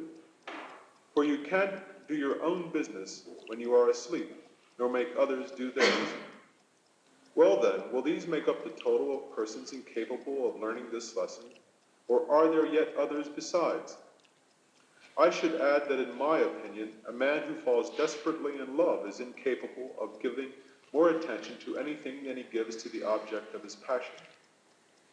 For it isn't easy to find hope or occupation more delightful than devotion to the darling. Aye, and when the thing to be done presses, no harder punishment can easily be taught of than the prevention of intercourse with the beloved. Therefore I shrink from attempting to make a manager of that sort of man too. So we can summarize this all together and say the men have to be continent regarding the pleasures of the body, the favorite theme of Socrates in Xenophon. That came already up in the discussion of the housekeeper. But there are slight differences in when he spoke of the qualifications of the housekeeper and when he speaks here of the qualifications of the bailiff, and that might be quite amusing to follow that up. Yes, so we know now the incontinent are out. That is settled. And Socrates goes on now. And what about the men who have a passion for lucre? Yeah. Are they? Who are erotically disposed towards lucre. Erotical. Yeah. Are they also incapable of being trained to take charge of the work of a farm? Not at all. Yeah, that with an oath. Oh. Yeah. Not at all, by God. Of course not. In fact, they very easily qualify for the work. It is merely necessary to point out to them that diligence is profitable.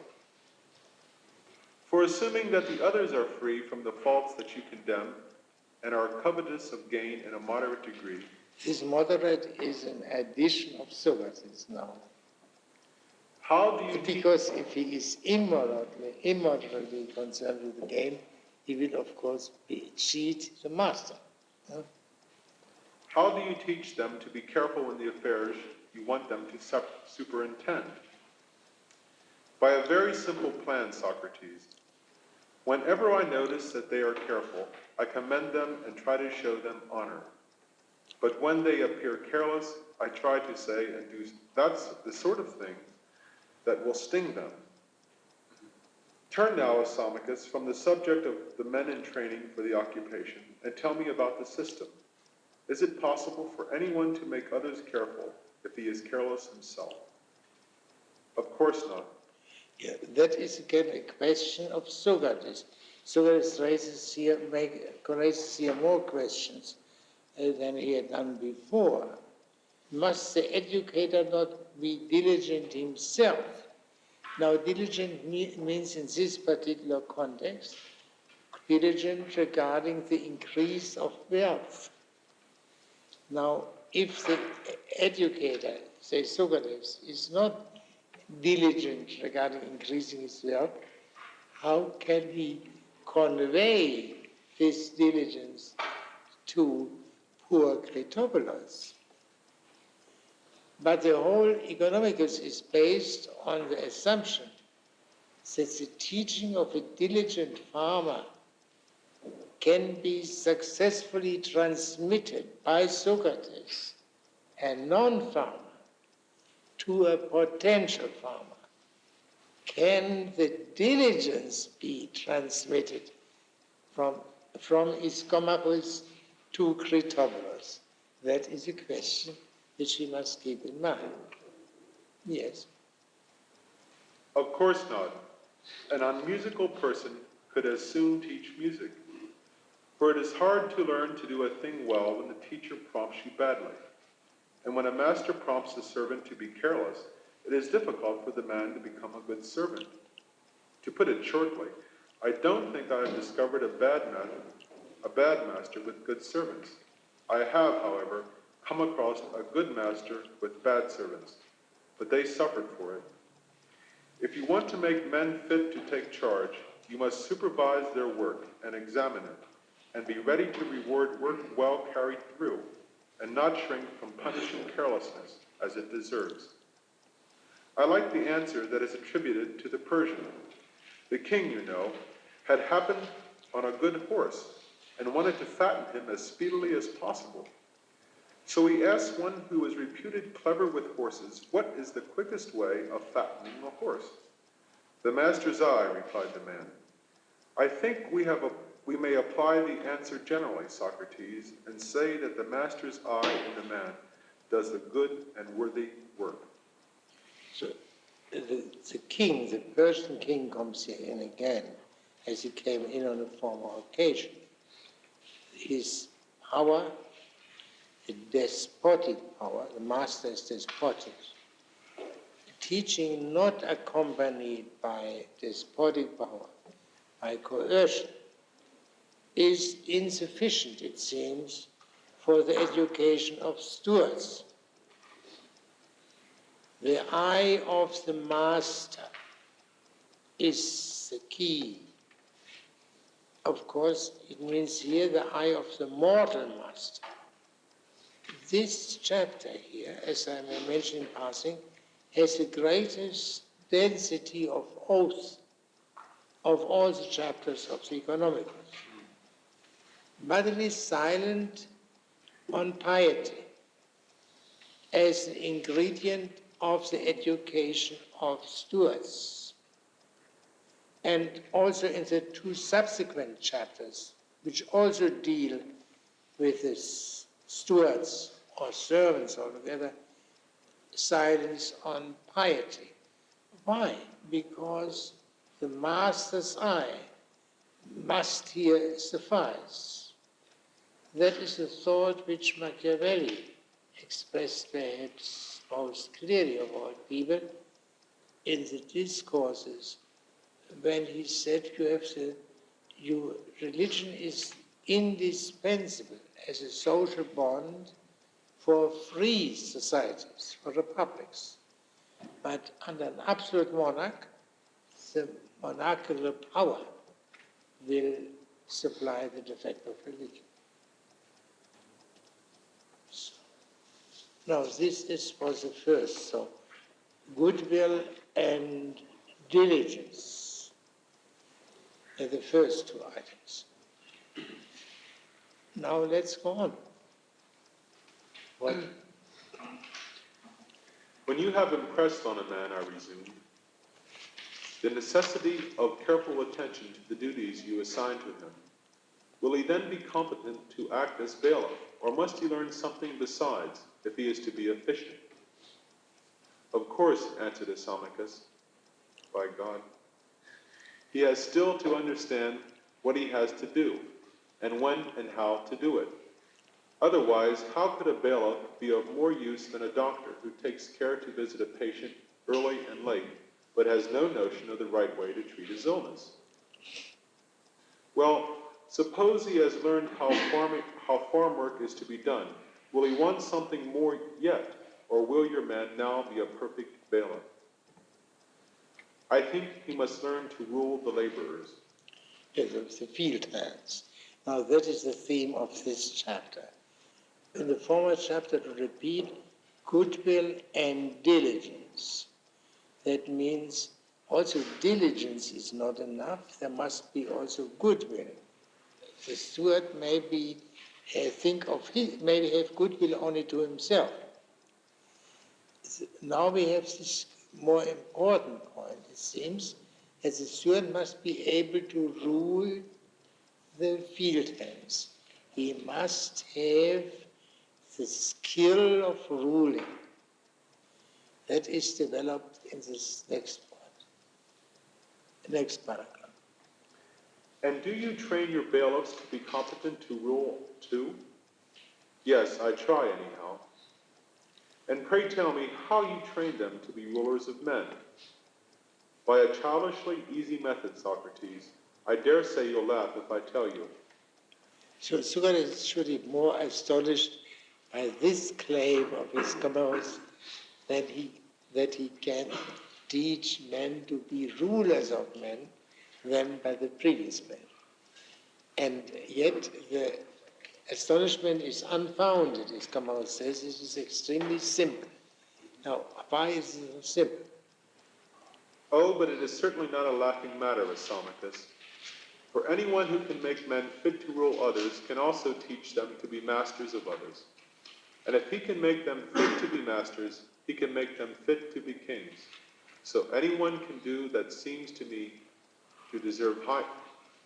So anyone who can do that seems to me to deserve high praise rather than laughter. Yeah. Well now, Socrates, other creatures learn obedience in two ways, by being punished when they try to disobey, and by being rewarded when they are eager to serve you. Colts, for example, learn to obey the horsebreaker by getting something they like when they are obedient, and suffering inconveniences when they are disobedient, until they carry out the horsebreaker's intentions. Puppies, again, are much inferior to men in intelligence and power of expression, and yet they learn to run in circles and turn somersaults and do many other tricks in the same way. For when they obey, they get something that they want, and when they are careless, they are punished. So in other words, the procedure is extremely simple, carrots and sticks. But nevertheless, that doesn't do away with the fact that Ischomachus is able to make men rulers of men. That he is, and since there is no essential difference, according to the Xenophontic Socrates, between the rule over field hands and the rule over a city or a nation or an empire, that means he can also produce political or kingly men. And therefore that is a very great art, which is a skill, which Ischomachus possesses. And men can be made more... So Socrates knows the high rank of the archike, of the skill of ruling, but he does not know of the simple way in which it can be produced. Yes. And men can be made more obedient by word of mouth merely, by being shown that it is good for them to obey. But in dealing with slaves, the training thought suitable for wild animals is also very effective of teaching obedience. For you will do much with them by filling their bellies with the food they hanker after. Those of an ambitious disposition are also spurred on by praise, some natures being hungry for praise, as others for meat and drink. Now these are precisely the things that I do myself with a view to making men more obedient. But they are not the only lessons I give to those whom I want to appoint my bailiffs. I have other ways of helping them on. For the clothes that I must provide for my work people and the shoes are not all alike. Some are better than others, some worse, in order that I may reward the better servant with the superior articles, and give the inferior things to the less deserving. For I think it is very disheartening to good servants, Socrates, when they see that they do all the work, and others who are not willing to work hard and run risks when they need be, get the same as they. Running risks, so they must also have the virtue regarding to this. They must have Andrea, courage.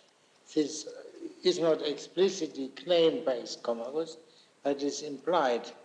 He also teaches Andrea, manliness. Yeah? For my part, then, I don't choose to put the deserving on a level with the worthless. And when I know that my bailiffs have distributed the best things to the most deserving, I commend them. And if I see that flattery or any other futile service wins special favor, I don't overlook it, but reprove the bailiff and try to show him, Socrates, that such favoritism is not even in his own interests. Now the distinction which he made in this chapter between two kinds of natures, those loving honors and those who love only food and so on, this is not altogether irrelevant for the question of the difference between Socratic and Ischomachus virtue, but of course not identical with it. The perfect gentleman and Socrates are beyond the gratification of the belly, that goes without saying. But Yet in this more common distinction, the deeper difference between Socrates and his comahus, as we can call it, is foreshadowed. We have not yet reached the high point of his comahus' claim. Let us read the next chapter and then make a pause. Now, Isamachus, said I, when you find your man so competent to rule that he can make them obedient, do you think him a perfect bailiff, or does he want something else, even with the qualifications you have mentioned? By God, Socrates, returned Isamachus, he must be honest and not touch his master's property. For if the man who handles the crops dares to make away with them, and doesn't leave enough to give a profit on the undertaking, what good can come of farming under his management? You see, his comahus doesn't take any chances here. He proves that the thieving steward is in truth not a silent. Yes. And now what does Socrates say to that? Then do you take it on yourself to teach this kind of justice too? This kind of justice, this kind. And it's a justice which consists in abstaining from what belongs to others. There are other kinds, higher kinds, but this he also teaches. Yeah. Certainly. I don't find, however, that all readily pay heed to this lesson. Nevertheless, I guide the servants into the path of justice with the aid of maxims drawn from the laws of Draco and Solon. For it seems to me that these famous men enacted many of their laws with an eye on this particular kind of justice. For it is written, thieves shall be fined for their thefts, and anyone guilty of attempt shall be imprisoned if taken in the act and put to death. Yeah, if discovered, taking the act is not quite good. It might mean he must really be discovered in flagranti. That is not right. But if he's found out, that is clear. That is every penal law which would say a man doing such and such a thing will be punished in such and such a way is untrue, because it would have to add the qualification if he is caught. And that would make penal law ridiculous if it would make this addition. Yeah. The object of these enactments was clearly to make covetousness unprofitable to the offender. By applying some of these clauses and other enactments found in the Persian king's code, I try to make my servants upright in the matters that pass through their hands. For while those laws only penalize the wrongdoer, the king's code not only punishes the guilty, but also benefits the upright. Thus, seeing that the honest grow richer than the dishonest, many, despite their love of lucre, are careful to remain free from dishonesty. And if I find any attempting to persist in dishonesty, though they are well treated, I regard them as incorrigibly greedy and have nothing more to do with them. On the other hand, if I discover that a man is inclined to be honest not only because he gains by his honesty, but also from a desire to win my approbation, to be praised, I treat him like a free man by making him rich. And not only so, but I honor him as a gentleman. It is a perfect gentleman. Now this is quite remarkable.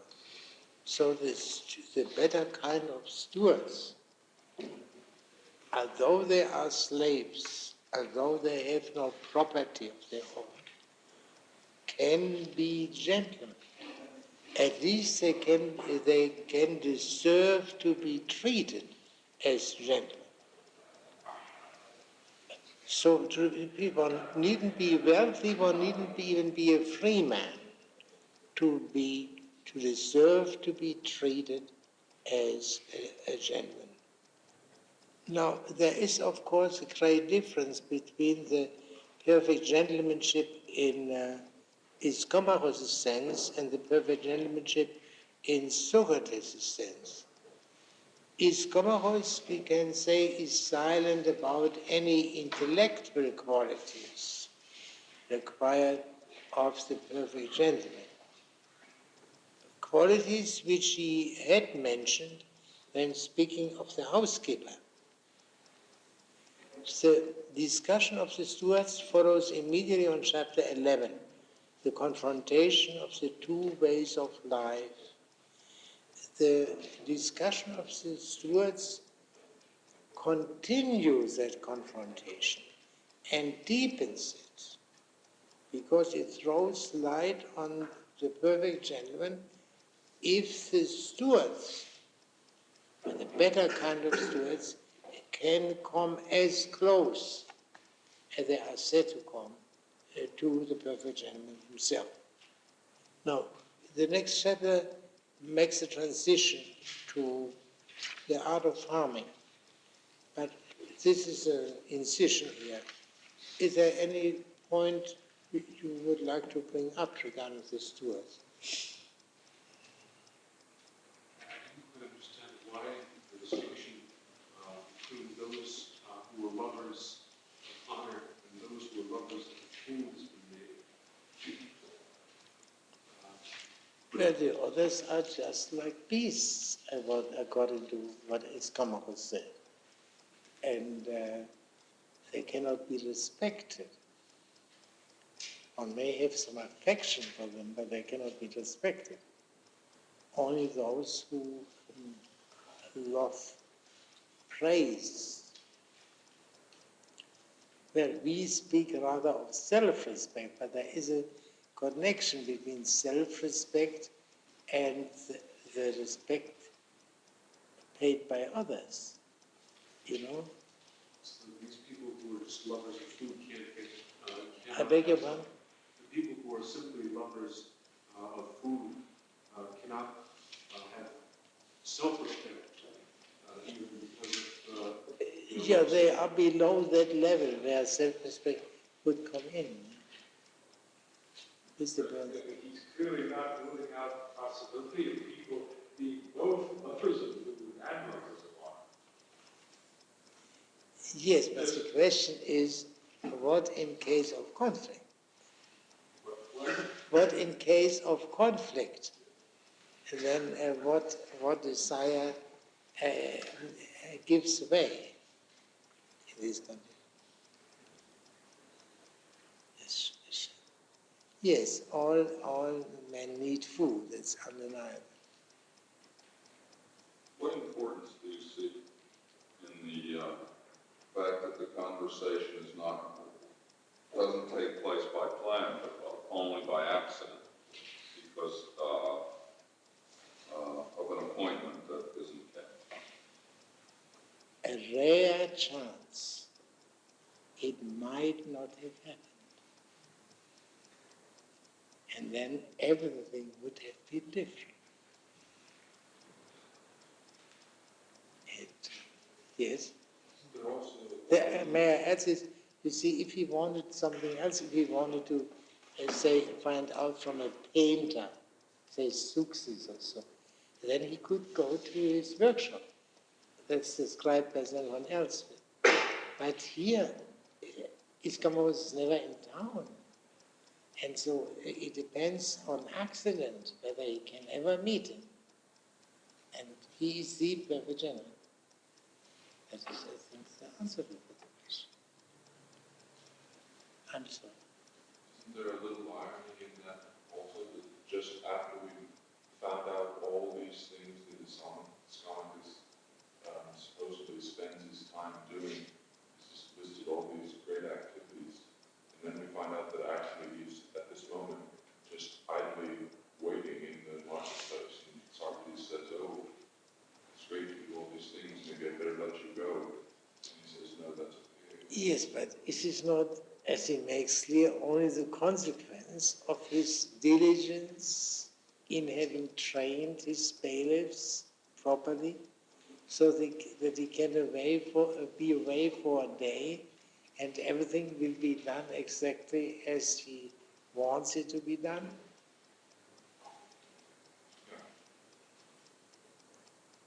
Yes. I thought there seems to be a contradiction between your answer to Mr. Cutler about the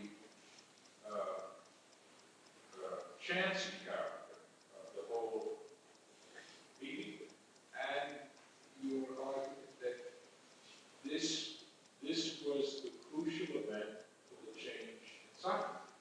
Yes. Because there seems to be great necessity for that change. I mean, how do you reconcile the pure chance and the necessity?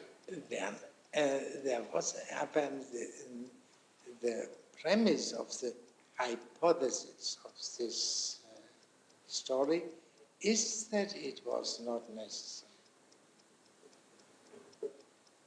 I mean, if this is a comical reply, if however subdued, to a comic attack, it will partake of, to some extent at least, of the character of comedies. Now there is always this ingredient of, in comedies it's even the impossible, which happens. Here the improbable. Yeah? That is, cameras should be in town. In the only Platonic dialogue where the interlocutor is an active farmer, and a gentleman farmer, and that takes place in exactly the same place as the Economicus, namely in the hall, in the cloister of Zeus the Deliverer, namely in the theatres. There is the same situation.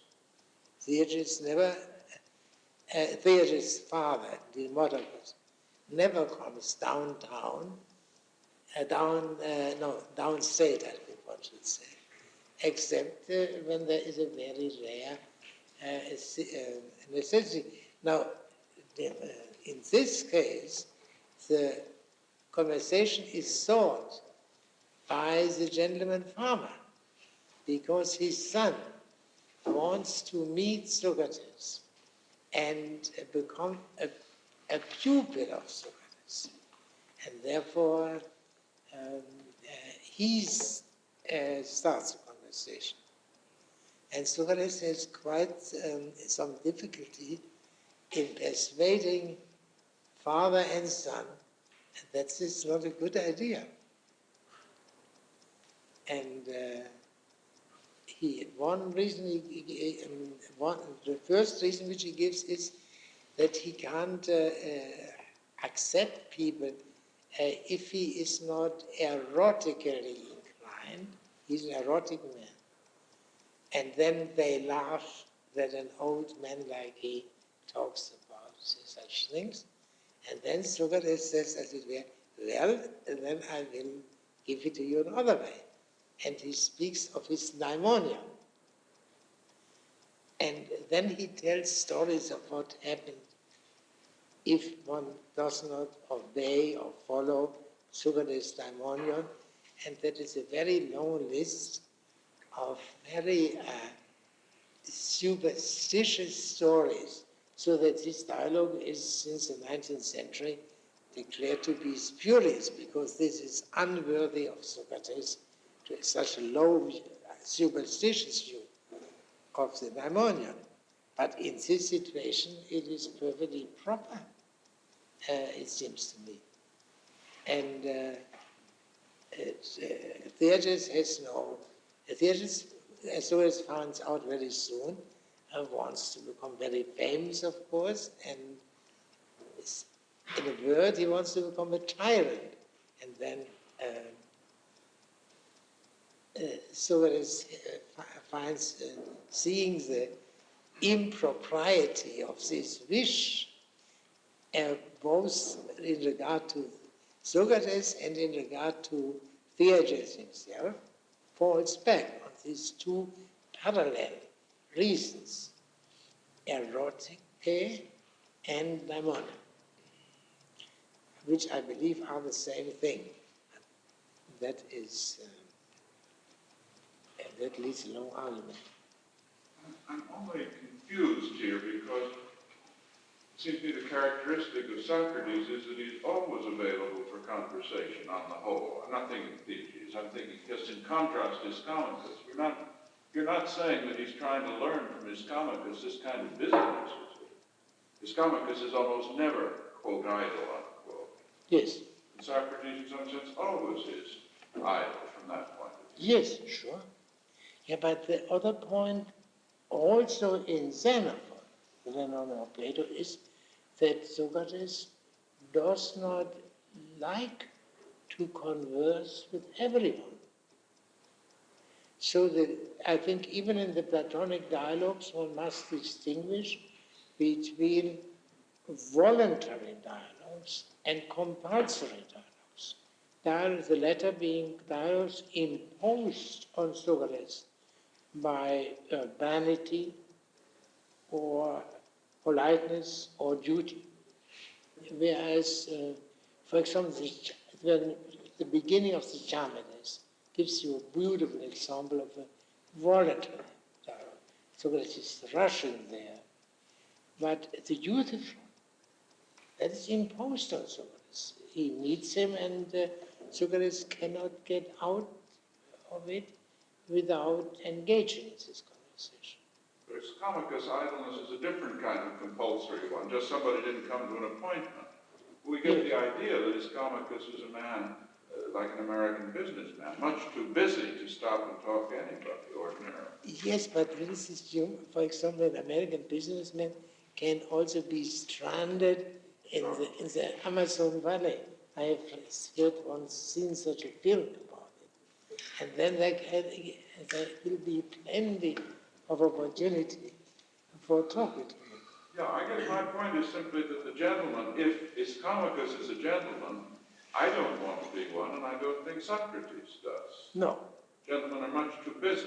Yeah, but on the other hand, this aim was much more, the desire to imitate Ischomachus was much more widespread.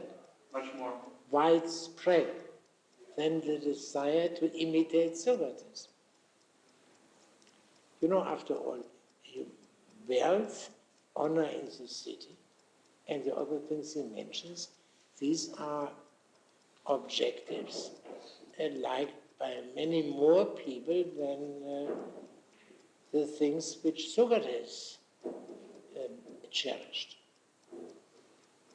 Yes? Yes, in the chapter on women, Ischomachus and his wife train their servants in goodwill and diligence in many aspects of justice, just as Ischomachus trains his servants. In this, trains his stewards in this chapter. But in the chapter on woman, Ischomachus says that unless his wife sees to it that these measures are taken care of in every detail, that she serves as a guardian to the servants, all of the measures that they take are futile. And it seems here that there's a parallel between them, that Ischomachus is in a similar position where he is trained as stewards, but he doesn't really feel the necessity to be constantly overlooking his stewards. Yeah, well, the constant overlooking is impossible. So he will only see from time to time, but then, according to his assertion, he finds out very soon whether a fellow is a sluggard or useless for other reason, and then he demotes him and sells him, or whatever may be the good thing. Things which he cannot do with his wife. Can we imagine that his wife possibly having a moment of pleasure to engage in such a discussion? Can we imagine that his wife taking a moment off from her capacity as a guardian and engaging in such pleasure as Ischomachus is doing now? Well, I suppose the female sex was always known as being somewhat more talkative than the male. So I suppose this would go. While she supervises the work of the maids, why should she not engage in conversation with the maids? And a neighbor may drop in, and the other possibilities, which one can easily visualize. I do not see precisely what difference in the treatment of stewards on the one hand and in the treatment of the wife on the other you have in mind. Yeah, I didn't see that much of a difference. Why? Do you have any ideas why Lysimachus' wife brought him to trial? No, but this is, of course, a domestic trial. Yes. No. When they have a domestic quarrel, and she complains that he has not been fair to her, then he is unable to defeat her dialectically, as he has made clear. So his wife has a manly mind, as we have seen. As Socrates summarized in fashion. Well, and then I hope next time we can begin the discussion of farming, which is especially interesting that Socrates should appear as a teacher of this particular technique. And not only that, Iscomachus will show him that Socrates knows everything about farming, although he has never farmed in his life. Socrates remembers everything about farming. That's a kind of comic allusion to the doctrine of recollection. He remembers what he has seen farmhands doing while passing by, and that is the source of his knowledge of farming.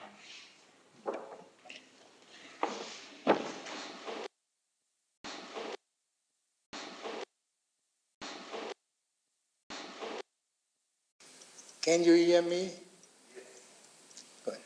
We come now to the last section of the Economicals, and let us use this occasion for having a look at the plan of the Economicals as a whole. That plan is quite lucid.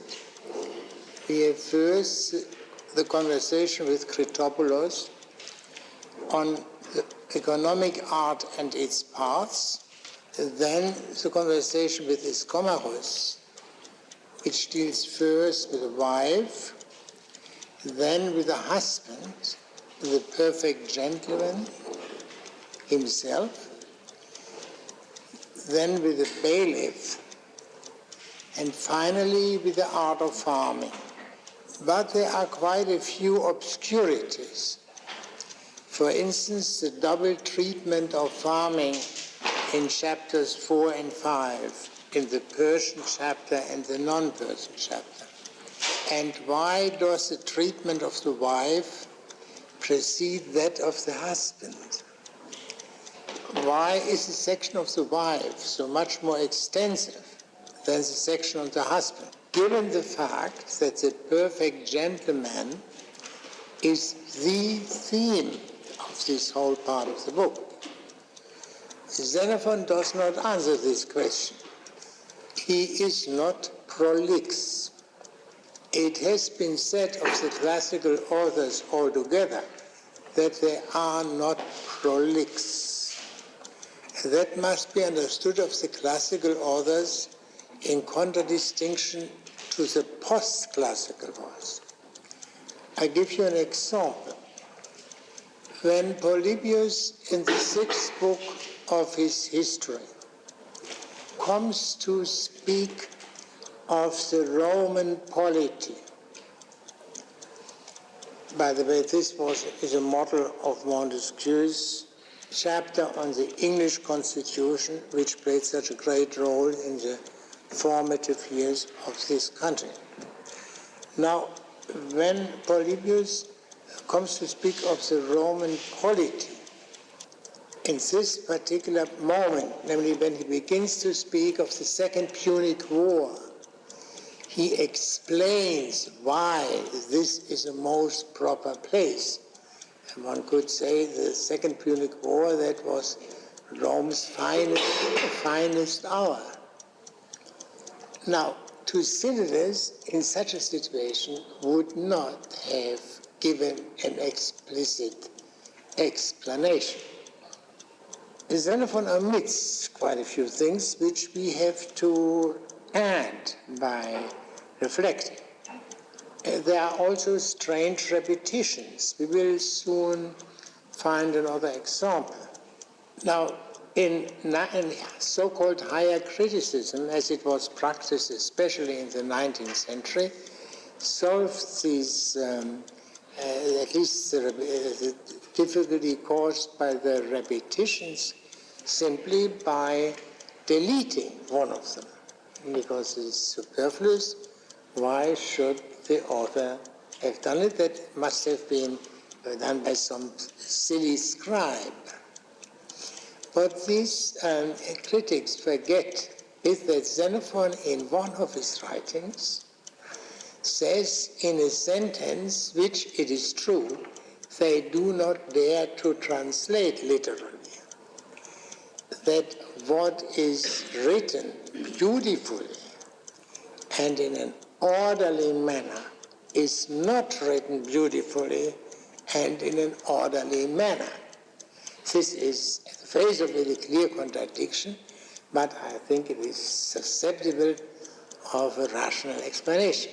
At any rate, this sentence cannot be used for the understanding of Xenophon, since it is itself deleted because of its apparent absurdity. Now, shall we turn now to chapter 15, or are there any questions from last time which we should take up first? I have a question. Yes. I have a question that may go back before last time that I'd like to ask. I'm not sure that it should be answered now. It has to do with the division of the labor between the man and the woman. And it says that there are certain chores for which the man is more suited, such as working outdoors, gathering, and the woman is more suited for certain things indoors, such as storing. And I was wondering if it's perhaps artificial to make a distinction like that, because it seems that there are certain things which are good for humans. And if it's good to work outdoors, then it would be good for women as well as for men. If there are certain advantages to be gained by doing a certain kind of work, then it would make the woman's soul greater as well as the man's. And I was wondering if perhaps this very distinction that Xenophon seems to make between what is proper for a woman to do and what is proper for a man to do might not be the same distinction that society very unfortunately today seems to make, and seems to be the cause of a great deal of unfortunate circumstances. Now, if I would tell you one of the man's works is to supervise the field hands, which he cannot do if the estate is of a reasonable size, except by riding on horseback all the time, then you could rightly refer me to Barbara Stanwyck, among other people, who are as good on horseback as any man can be. So we let us, but still, are there not some, you said society, but that would be called by Xenophon, I believe, the nomos, the law, the ordinance, the custom of the city. And this custom might be irrational, might be against nature. And then, of course, one could change it. I suppose you have read Plato's Republic, where this is one of the great themes, that one should give men and women the same work, because there is no difference between them than the ones. The men are usually stronger and the women weaker. But does this exhaust the difference? I mean, on one occasion, Socrates says that the difference is about as irrelevant as that between bald-headed men and men who are not bald. Now, this is not a sufficient description of the difference between the two sexes. Thank you. But let us go back to what is truly natural, that man does not bear children. Would you admit that? Mm-hmm. And I think taking care of the children is done best in protected areas, protected against the inclemencies of the weather. Mm-hmm. Yes? And that would be the business of the men cannot give suck to the babies. That would have to be done at home by the wife. Now, this leads to other things. It leads to other activities which are properly assigned to the man on the one hand and to the woman on the other. I mean, it could easily happen that in a given case, the man might be much better in the kitchen than the woman, and vice versa. That could be. But whether that is the normal case, the case according to nature, that would be the question. So if you take a situation in which quite much of the work which had to be done by human beings at that time is done by machines, then of course the picture will look different. But the basis of everything is a natural difference between the man as a male and the woman as a female. And what Xenophon claims, there is harmony. At least Iskomachos claims that. Let us be more cautious. Iskomachos claims that nature has established it, and the nomos, what you call society, praises it in agreement with nature. But surely that needs investigation, and this is not a novel thought, a thought which came up in our time, but as shown by Plato's Republic, that question was raised in classical Greece as well, and not only in Plato or Xenophon.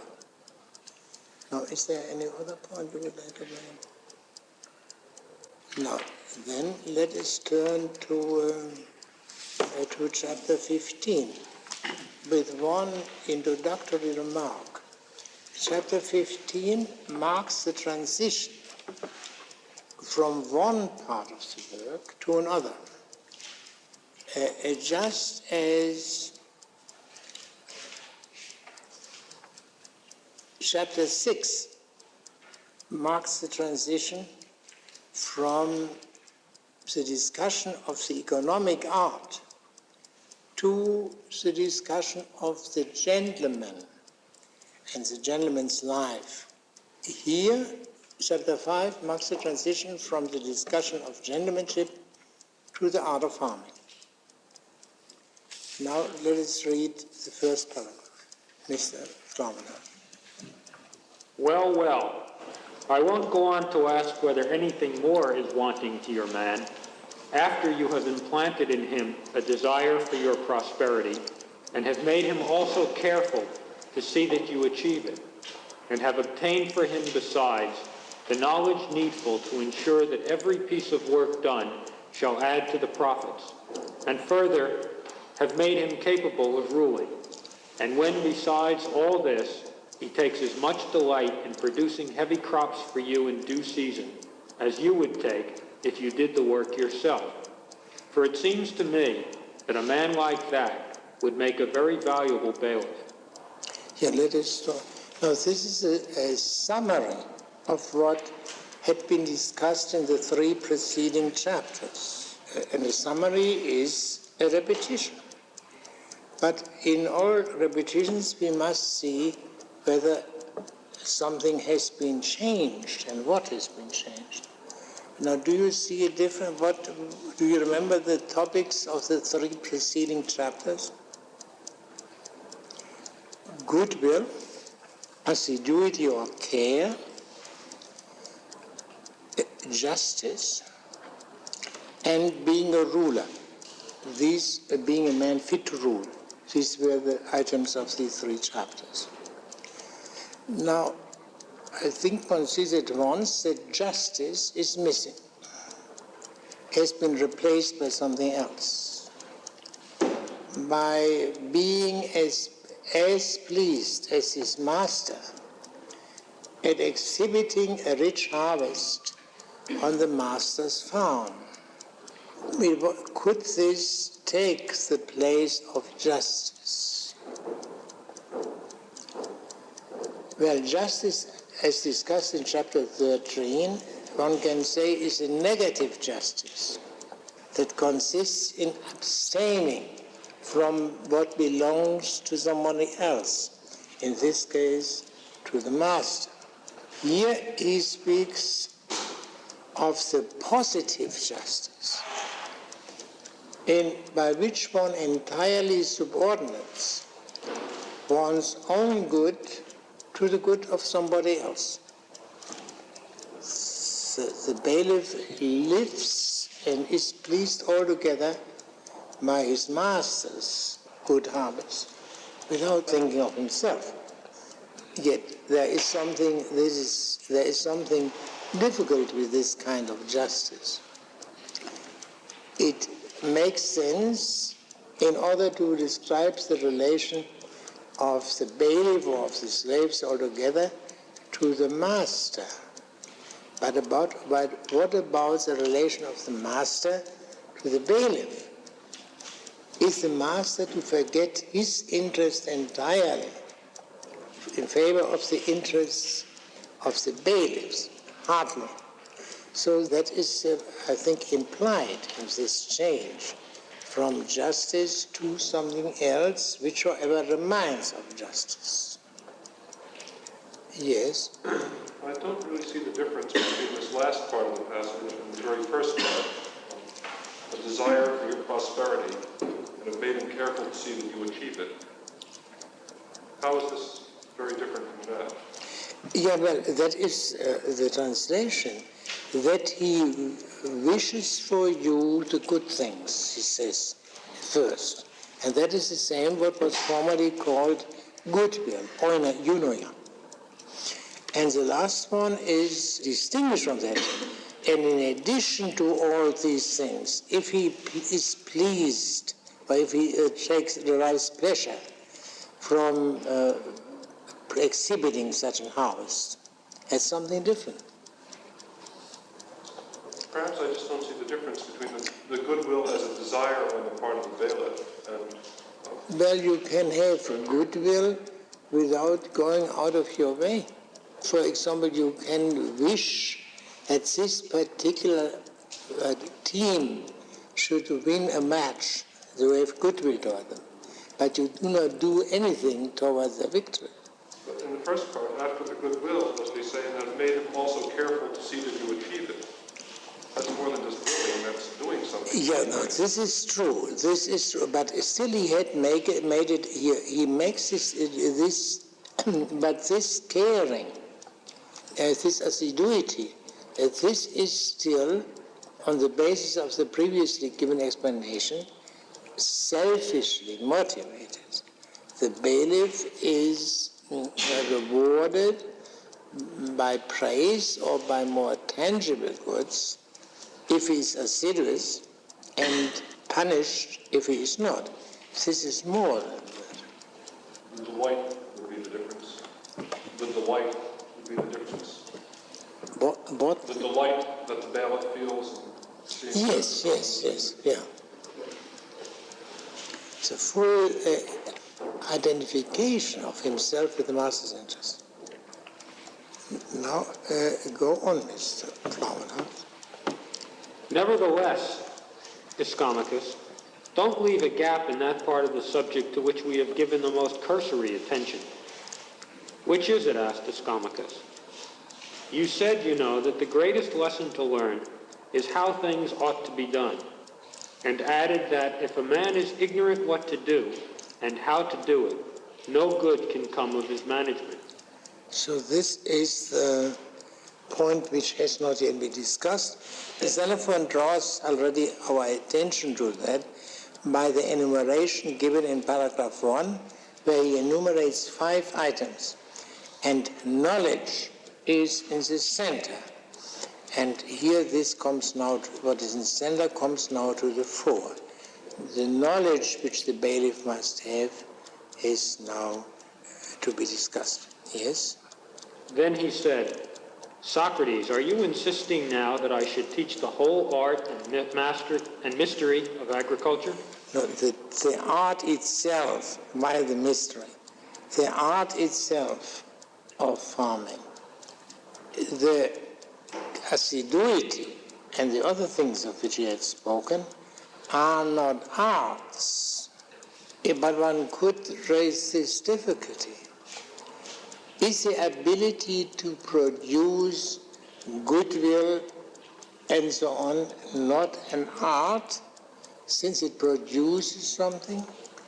Is not the economic art altogether an art?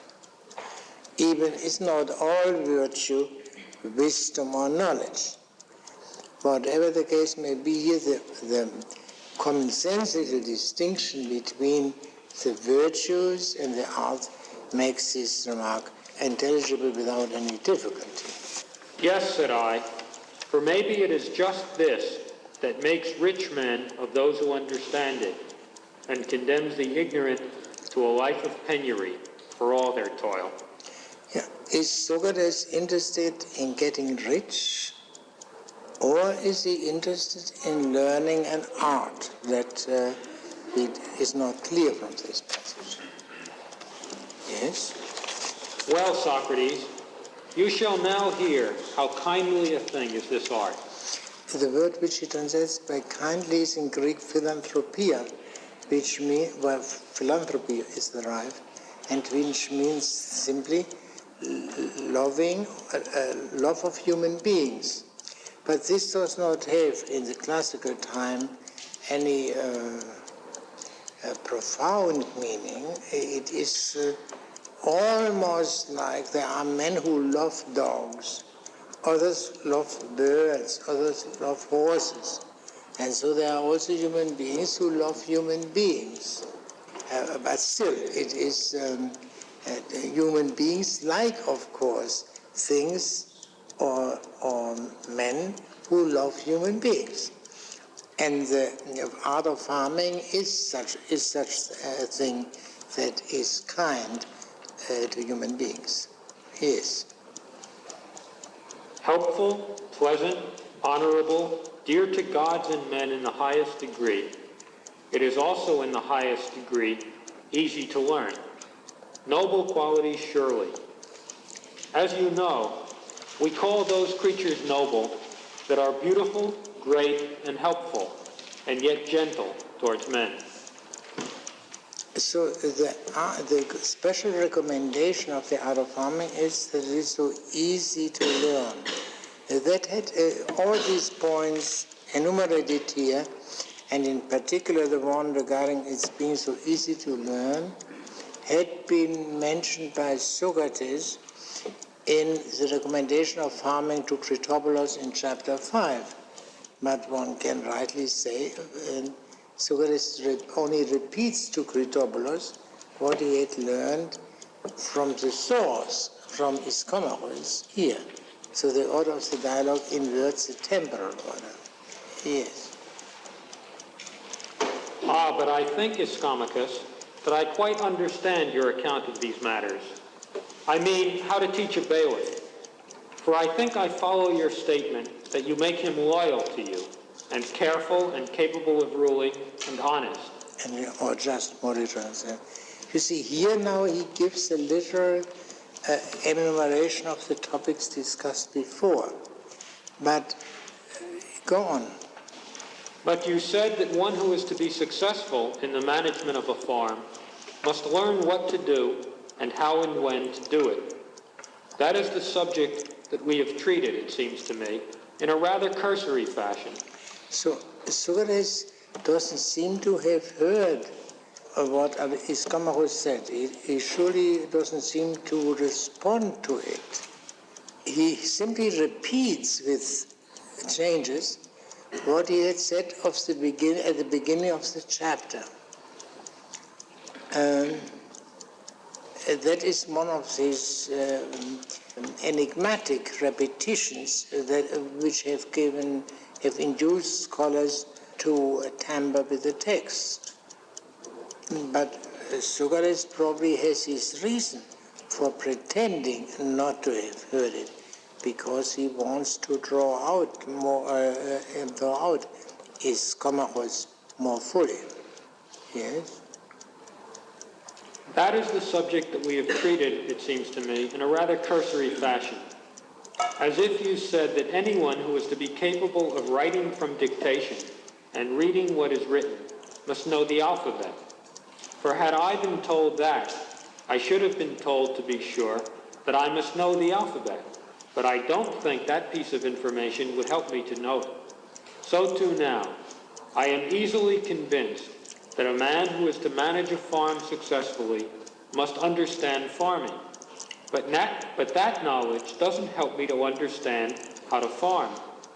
Were I to decide this very moment to be a farmer, I think I should be like that doctor who goes around visiting the sick, but has no knowledge of the right way to treat them. Therefore, that I may not be like him, you must teach me the actual operations of farming. Yes. That's clear. Socrates doesn't know how to farm. If he right now would decide to farm, does he contemplate taking up farming? So he only reinforces his demand that his Comachus teach the art of farming. But let us see whether there is not some difference in what his Comachus now replies. Why, Socrates, farming is not troublesome to learn like other arts, which the pupil must study till he is worn out before he can earn his keep by his work. Some things you can understand by watching men at work. Just by seeing, by looking at, yes? Others by just being told, well enough to teach another if you wish. And I believe that you know a good deal about it yourself, without being aware of the fact.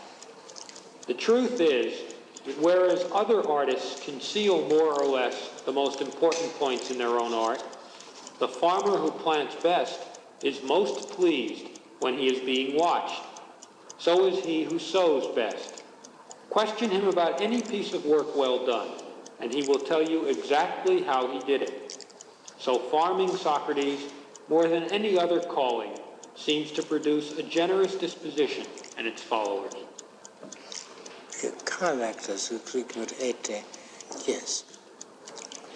Good. So Iscomachus repeats his point. Farming is so, he drops the other recommendations and speaks only now how easy it is to learn, and at the same time it has the best influence on the character.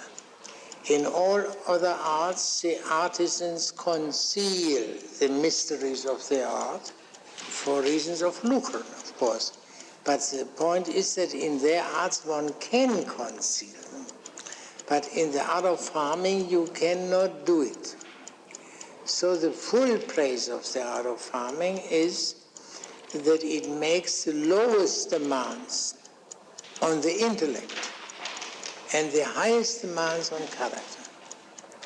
And that Socrates can, of course, not resist the temptation to learn that art.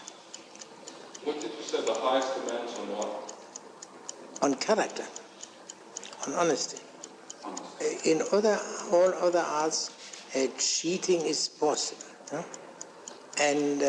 But here it is not possible. It's everything above ground. Even if you put the onions into the ground, nevertheless, it comes out very clearly. An excellent preamble, I cried, and not of a sort to damp the hearer's curiosity. Come, describe it to me, all the more because it is so simple to learn. For it is no disgrace to you to teach elementary lessons, but far more a disgrace to me not to understand them, especially if they are really useful. Yes. So that is a preamble, as Socrates calls it, to the art of farming. And the main point is, the crucial point is, it's very easy to learn and it's a very salutary influence on the character. Now, up to this point, this much is clear. Socrates will not be a farmer, a practicing farmer, a farmer indeed. He may very well become an outstanding teacher of farming. A man who teaches farming through and through, most precisely in speech.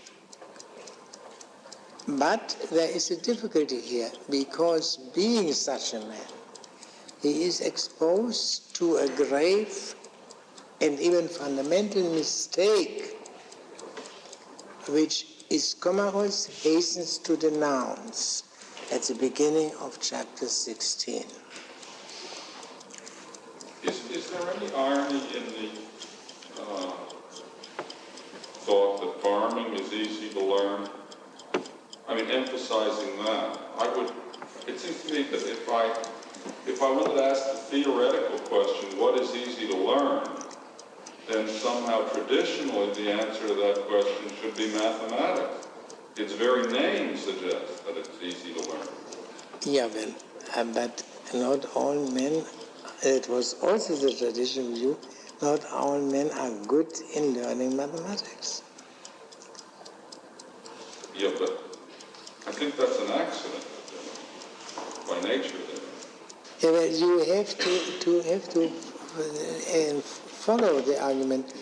The point which Hegel made clear is that Socrates, who has no knowledge of farming, as he claims, has, by occasionally passing by farm workers and just looking in a distracted way at what they were doing, and has learned all the rudiments.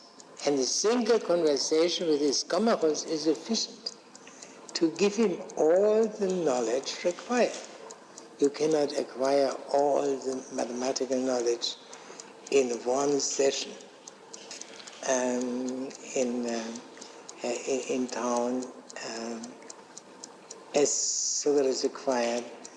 And you will see from the content that it is not a very, that you cannot say, well, Socrates was a particularly intelligent man. No very great intelligence is needed in order to put these things together, as they are put together for him with his help by Iscomachus. At any rate here, that is the key recommendation of the art of farming, that it is so easy, the easiest to learn. This had already been said by Socrates when he talked to Critobulus in chapter 6. But as I said before, this is only a reflex of what happens here in the conversation with Iscomachus, which preceded in time the conversation with Critobulus. Yeah, go on. First then, Socrates, I want to show you that what is called the most complicated problem in agriculture, by the authors who write most accurately on the theory of the subject, right is not there. Yeah. As they speak. But are not practical farmers, is really a simple matter, For they tell us that to be a successful farmer, one must first know the nature of the soil. Yeah, nature of the earth, of the land in Greek same word. The theoreticians think that the fundamental part of the art of farming is complicated, multicolored, and we may add, therefore, as susceptible of being concealed as the other arts. Yes, what does Socrates say? Yes, and they are right, I remark. For if you don't know what the earth is capable of growing, you can't know, I suppose, what to plant or what to sow. Well then, said yes, no, Socrates, of course, agrees with the theoreticians. He was not a practicing farmer at that time, at any rate. And you see, when he speaks the word physis, nature, rings a bell, and he explained this by dynamis, what the earth or the land can bear. Physis is dynamis. Yes? Well then, said Ischomachus, you can tell by looking at the crops and trees on another man's land what the soil can and what it cannot grow. But when you have found out, it is useless to fight against the gods, for you're not likely to get a better yield from the land by sowing and planting what you want instead of the crops and trees that the land prefers. If it happens that... Yeah, no, wait a moment. There is no... But what Ischomachus says here, you then don't have to look at your land. It is perfectly sufficient to look at somebody else's land. I suppose it means at a neighbor's land. There is no natural difference between the land which you own as such and the land of somebody else. There is an emancipation from one's own, just as we had seen in a much broader context at the beginning of the Economicus. But by looking at the crops and the trees on another man's land, one sees indeed what the land can produce, but one does not see what it cannot produce. Is there no innovation and no improvement possible in these matters? Yes? If it happens that the land does not declare its own capabilities because the owners are lazy, you can often gather more correct information from a neighboring plot than from a neighboring proprietor. Yes, and even if the land lies waste, it reveals its nature. For if the wild stuff growing on the land is of fine quality, then by good farming, the soil is capable of yielding cultivated crops of fine quality. So the nature of the soil can be ascertained even by the novice who has no experience of farming. So even land that lays waste reveals its nature. Perhaps it reveals its nature to a higher degree than the cultivated land. Ischomachus disposes of the theoretician's difficulty.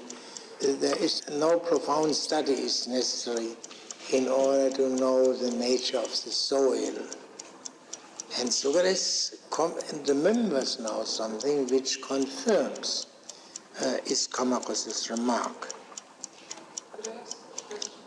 What has the nature of the soil to do with the gods?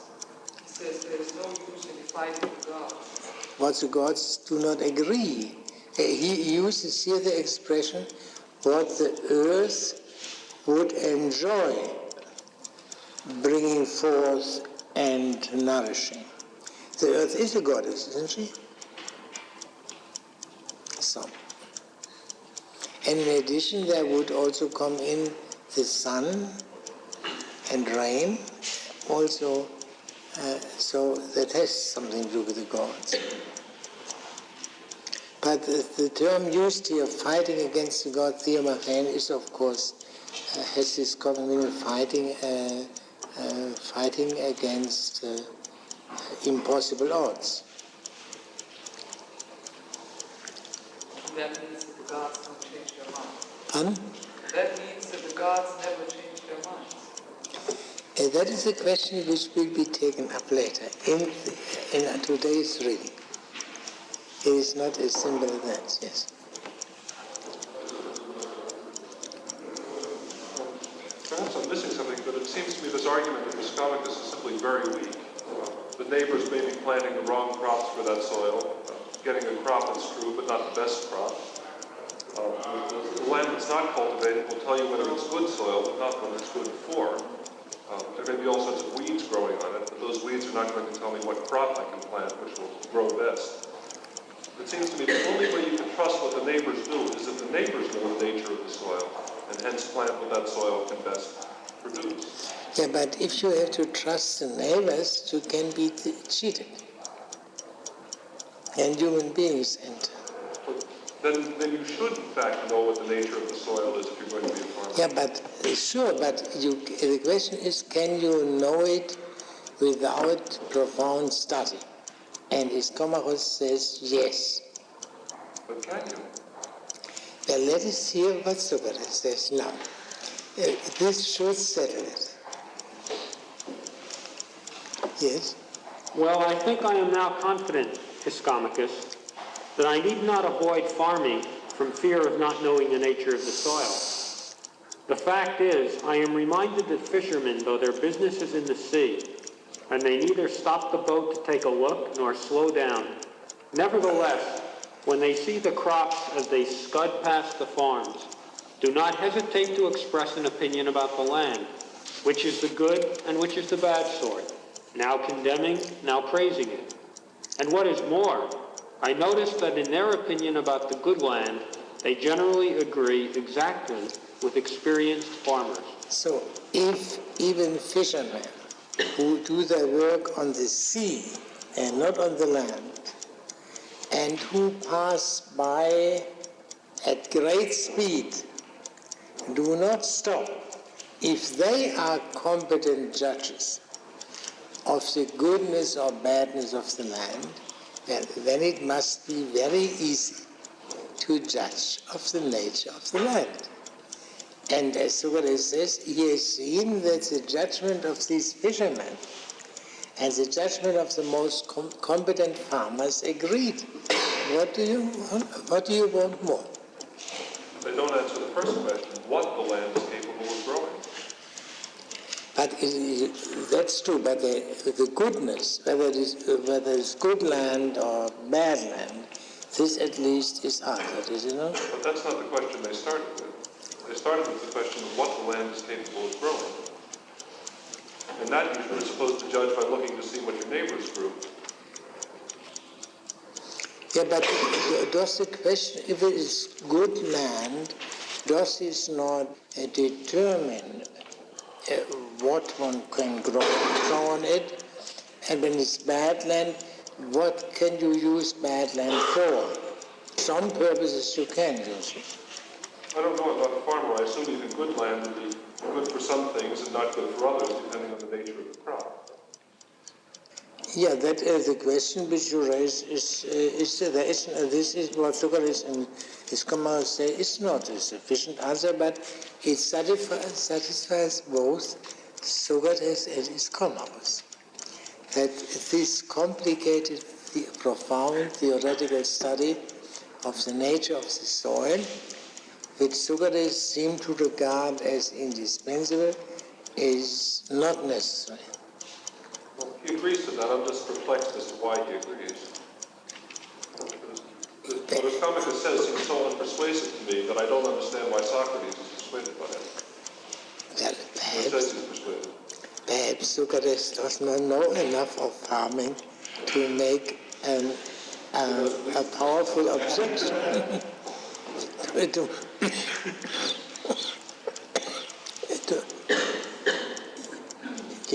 Now, the next paragraph, please. Then, Socrates, Let me refresh your memory on the subject of agriculture. But where do you wish me to begin? For I am aware that I shall tell you very much that you know already about the right method of farming. First, Ischomachus, I think I should be glad to learn, for this is the philosopher's way, how I am to cultivate the land if I want to get the heaviest crops of wheat and barley out of it. Yes, this is the only place in this dialogue where the word philosopher occurs. In the parallel work of Xenophon, the dialogue Hero on tyranny, philosophy is not mentioned at all, but there the man the man who talks is not Socrates, but a poet. Here, the speaker is Socrates, a philosopher, therefore it is the man. Now, the philosopher is here characterized as a man by a conditional or qualified love of gain. This love might induce him, under conditions not specified by Socrates, to strive to get the greatest possible harvest of crops. In other words, to become a farmer. Socrates might do that if he wished, but under no circumstances would Socrates wish to become a perfect gentleman. That I believe these two things must be brought together. Socrates is more concerned with lucre, with gain, than with perfect gentlemanship. There is a Platonic dialogue which is now generally regarded as spurious as far as I know, the Hipparchos, which contains a vindication of the love of gain. I think that is in perfect agreement with what Plato does in all his works, that he shows that all human desires, if they are understood deeply enough, all point to one and the same end, to philosophy.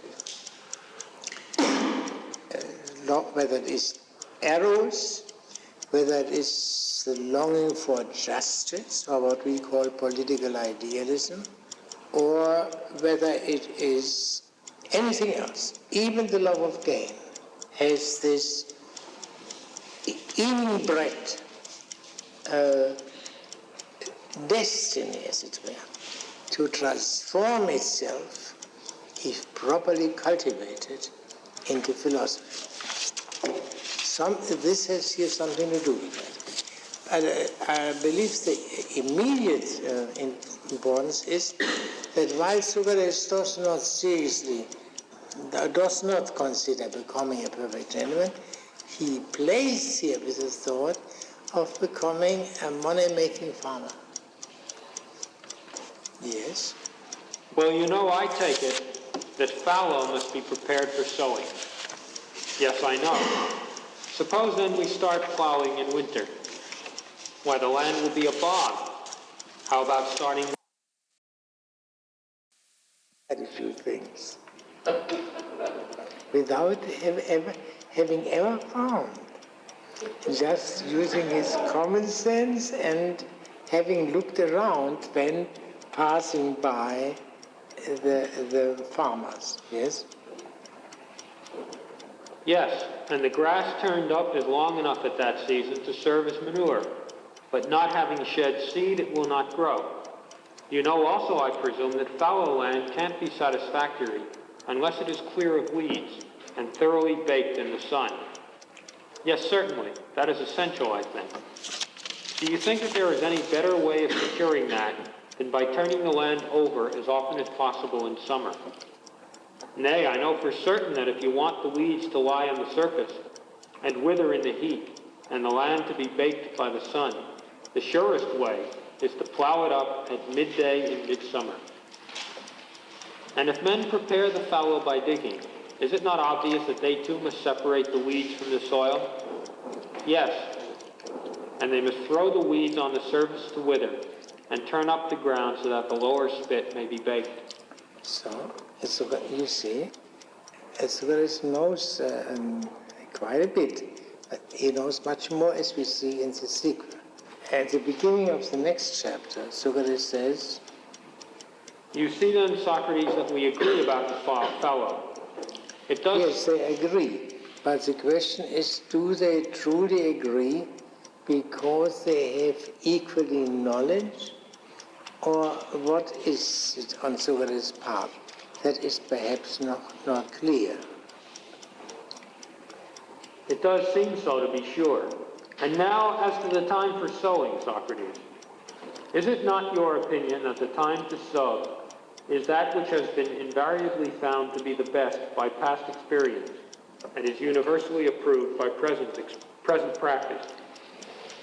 Yeah, now Strauss turns to a subject regarding which not only Cyrus and he, but all men agree.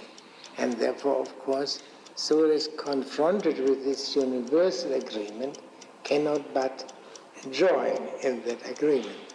Yes. For as soon as autumn ends, all men, I suppose, look anxiously to God to see when he will send rain on the earth and make them free to sow. Yes, Ischomachus, all men have made up their minds, of course, not to sow in dry ground if they can help it. Those who sowed without waiting to be bidden by God, having had to wrestle with many losses. Yes. Socrates adds here the reflection which amounts to a reflection on divine punishment. But men, as he also says, men are sometimes compelled to sow at the wrong season. That's to say, to act against the advice of the God. This is a difficulty which is more fully developed in the sequel. So far then, said Ischomachus, all the world is of one mind. Yes, said I, where God is our teacher, we all come to think alike.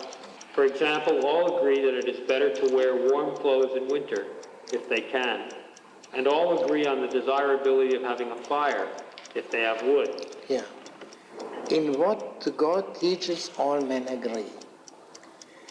But while the God teaches about men certain things good for them, he does not for this reason supply them with what they need in order to make that teaching useful.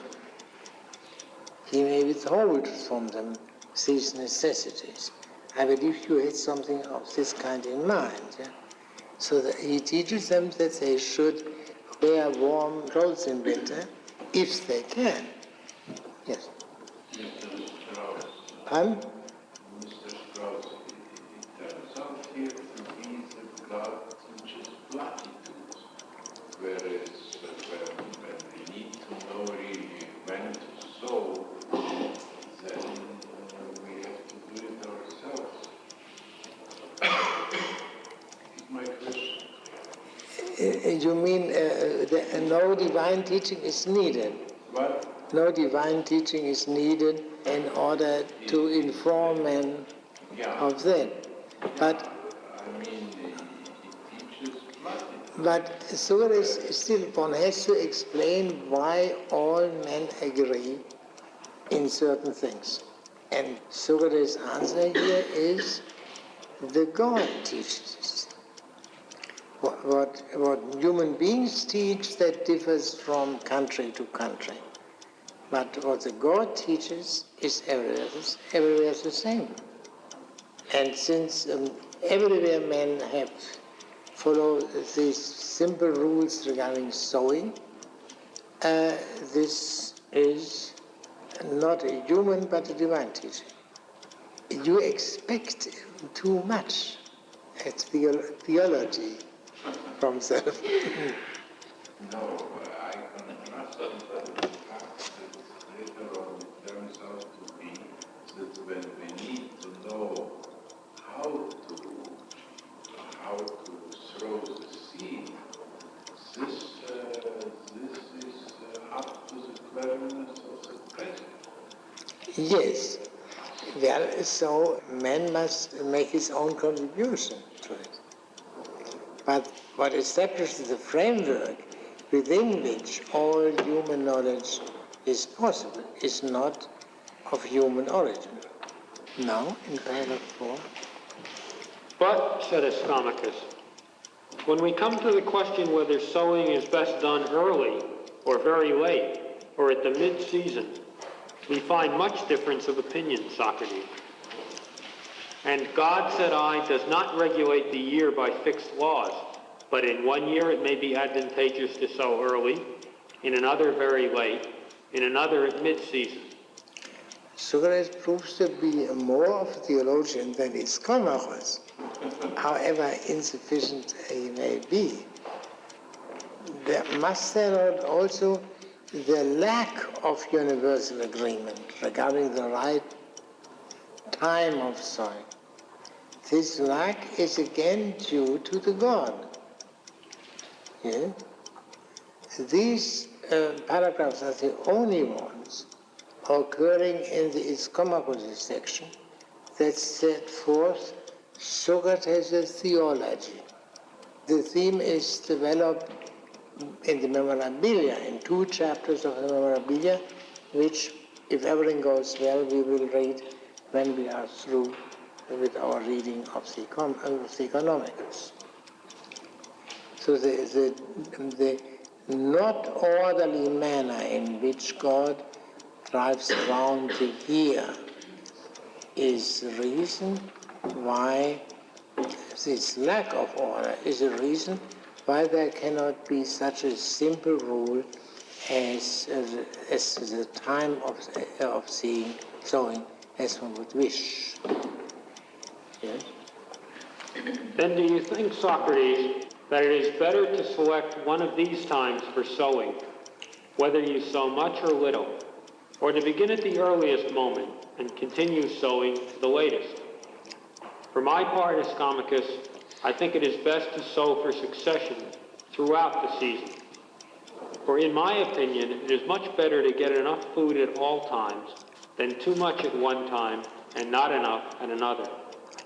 Here again then, Socrates, pupil and teacher are of one opinion, and moreover you, the pupil, are first in stating this opinion. So here there is a spontaneous agreement of Socrates with Ischomachus, and the questions of Ischomachus are not altogether leading, as they are in most other cases. In paragraph 5, Ischomachus does not tell Socrates how all men answer the question, as he did before, and by this he practically compelled Socrates to agree. Because if all men say that, but Socrates is a man, Socrates also must say that. Here, yes. So at certain points, Socrates' the knowledge of some of these things becomes quite evident. Yes? Well now, is casting the seed a complicated problem? Yeah, complicated technique. Here is the first question raised by Socrates in the section on farming. That means a tacit confession of his ignorance. Socrates does not know anything about casting seeds. Of course, this question, as all questions, presuppose some knowledge. And this question presupposes the knowledge that seeds are cast. We can imagine a state of ignorance in which a man would not even know that. As well as beyond that. Now? Well now, is casting the seed a complicated art? By all means, let us take that also into consideration, Socrates. I presume that you know as well as I that the seed must be cast by the hand. Yes, I have seen it. He has seen it, you see. It is thinkable that it is thrown somehow by the foot or by the mouth, I do not know. But it is thrown by the hand, and Socrates knows it because he has seen that people cast the seed by the hand. Yes? Ah, he said, but some men can cast evenly, and some cannot. Then sowers, no less than lyre players, need practice, that the hand may be the servant of the will. Now, it is not clear whether Socrates knew that some men can cast the seed evenly, while others cannot. Socrates' inference is they need practice, just like lyre players. Is not sowing, therefore, also a complicated thing, if like lyre playing?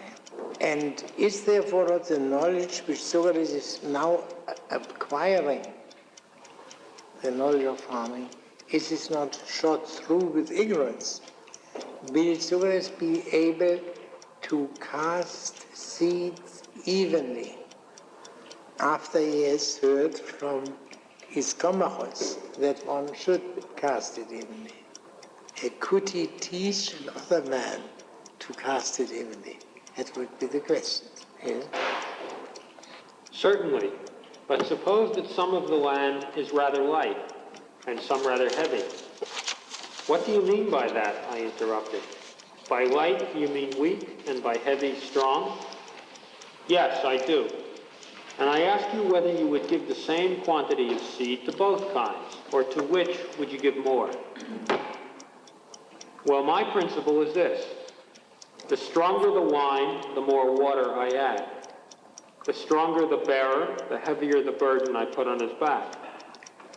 And if it is necessary to feed others, I should require the richest men to feed the greatest number. But tell me whether weak land, like draft animals, becomes stronger when you put more corn into it. Ah, you're joking, Socrates, he said, laughing. But allow me to tell you that if after putting in the seed you plow it in again as soon as the blade appears, when the land is obtaining plenty of nourishment from the sky, it makes food for the soil and strengthens it like manure. If, on the other hand, you let the seed go on growing on the land until it is bold, it's hard for weak land to yield much grain in the end. It's hard, you know, for a weak sow to rear a big litter of fine pigs. Do you mean, Iskomachus, that the weaker the soil, the less seed should be put into it? Yes, of course, Socrates. And you agree when you say that your invariable custom is to make the burden light that is to be borne by the weak. This is so Socrates' maxim was correct, as Iskomachus finds out, that you give more to he imposes a heavier burden on the stronger and a lighter burden on the weaker. But Socrates, not knowing the case at hand, was unable to subsume it properly. But he learned it very quickly from Iskomachus. But the hoers now, Iskomachus, why do you put them on the corn? I presume you know that in winter there is a heavy rainfall. Of course. But he knew, of course, Socrates, that he did not learn from Iskomachus. Let us assume, then, that part of the corn is waterlogged and covered with mud, and some of the roots are exposed by flooding. And it often happens, you know, that in consequence of rain, weeds spring up among the corn and choke it. All these things are likely to happen. Then don't you think that in such circumstances the corn needs prompt succor? Certainly. What should be done, do you think, to succor the part that is under the mud? The soil should be lifted, and the part that has its roots exposed, it should be earthed up. What if weeds are springing up, choking the corn and robbing it of its food, much as useless drones rob bees of the food they have laid in store by their industry? The weeds must be cut, of course, just as the drones must be removed from the hive. Don't you think, then, that we have good reason for putting on men to hoe? No doubt, but I am reflecting, Iskomachus, on the advantage of bringing in an apt simile. For you roused my wrath against the weeds by mentioning the drones, much more than when you spoke of mere weeds. Yes. Now this observation is of course peculiar to Socrates and not to his comrades.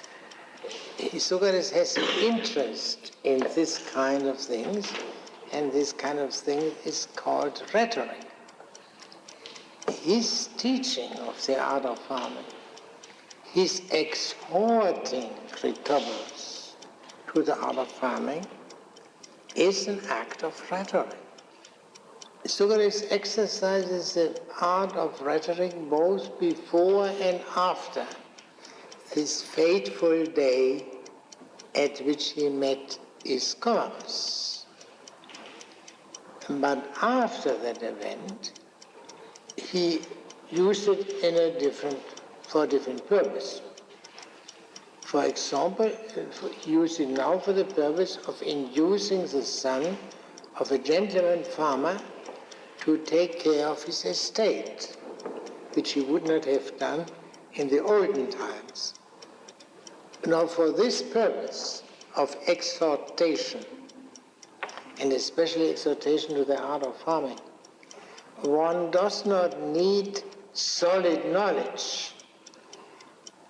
The knowledge which one acquires by passing by and by looking at farmhands at work and having a single conversation with his comrades in a cloister in town is perfectly sufficient, provided one possesses, as Xenophon calls it, a good nature. Now, Cyrus has, of course, a good nature. Good nature corresponds roughly to what we would call today gifted, but it is only roughly. Jocularly expressed, and a jocular expression, I believe, is in order, since in this dialogue there is a lot of laughing and joking, as you must have seen. Even his comrades becomes aware how much Socrates jokes. We may compare Socrates to an excellent advertiser of cars who does not know how to drive a car, let alone to manufacture one, yet is inspired to write an impressive and not always unsuccessful exhortation to buy cars by a single visit to a car factory, nay, even to a showroom. Or if this is improper and incompatible with the dignity of Socrates, let us at least confess that the people of Athens were not altogether inexcusable when they called the man who never ceased exhorting them to be good householders and to be good politicians without ever practicing what he preached, an idle chatterer. This, of course, is not to deny that the art of farming in particular may well be used as a likeness of the rhetoric art. But this does not mean that the rhetorical art is altogether serious. To see this, one only has to compare rhetoric with the most serious of all sciences or arts, with theology. Now, let us turn to the next chapter. However, I continued, after this comes reaping, I fancy. So give me any... Well, you see, that he also knows. That first you sow, and then you reap, and then later on you winnow, and so on. Yes? So give me any information you can with regard to that, too. Yes, unless I find that you know just what I do about that subject, too. You know, then, that the corn must be cut. I know that, naturally. Are you for standing with your back to the wind when you cut corn, or facing it? Not facing it, no. I think it is irritating both to the eyes and to the hands to reap with corn stalks and spikes blowing in your face. And would you cut near the top or close to the ground? If the stalk is short, I should cut low down, so that the straw may be more useful.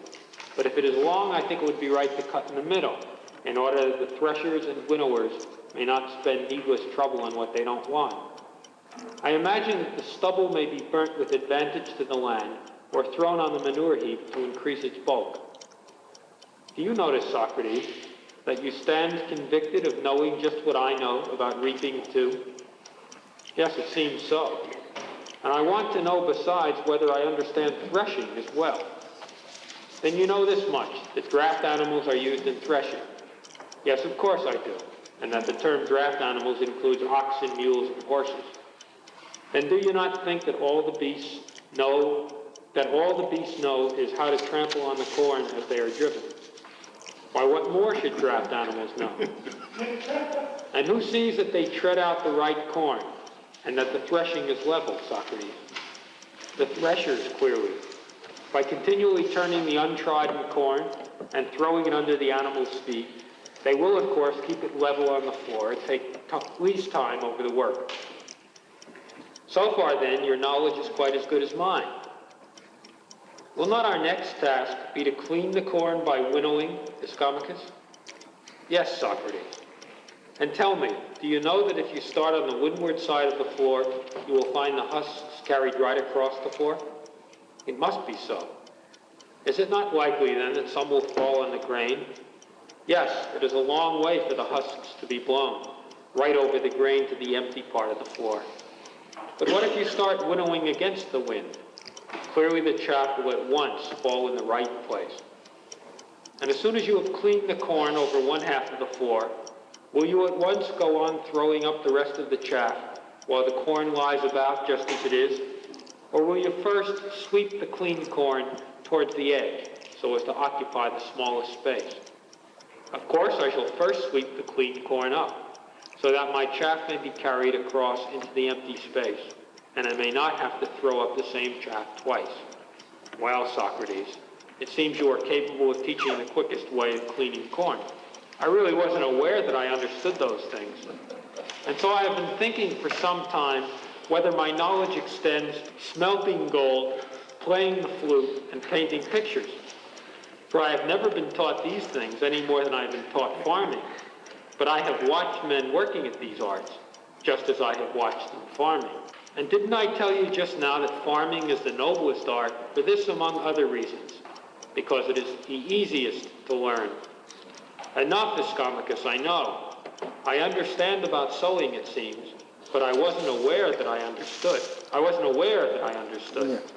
So this is then the proof is long given, that farming is the easiest art, and in case of no other art could Socrates know without ever having learned it, possess the art. And that, I believe, would be Xenophon's answer to your question. Mathematics you have to learn. Here, there's a technique which you do not have to learn. Only what you have seen in passing by, occasionally observed, is perfectly sufficient for mastery of that art. Yes.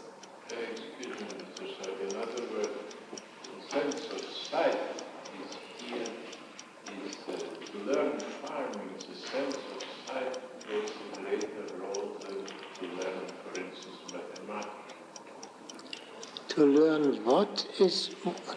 To learn farming, the sense of sight is more important than to learn mathematics. From a certain point of view, yes, men must have food under all circumstances, and that is supplied by the art of farming. But the key point here is that it is so easy to learn. Yes. And in a way in which no other art can be learned.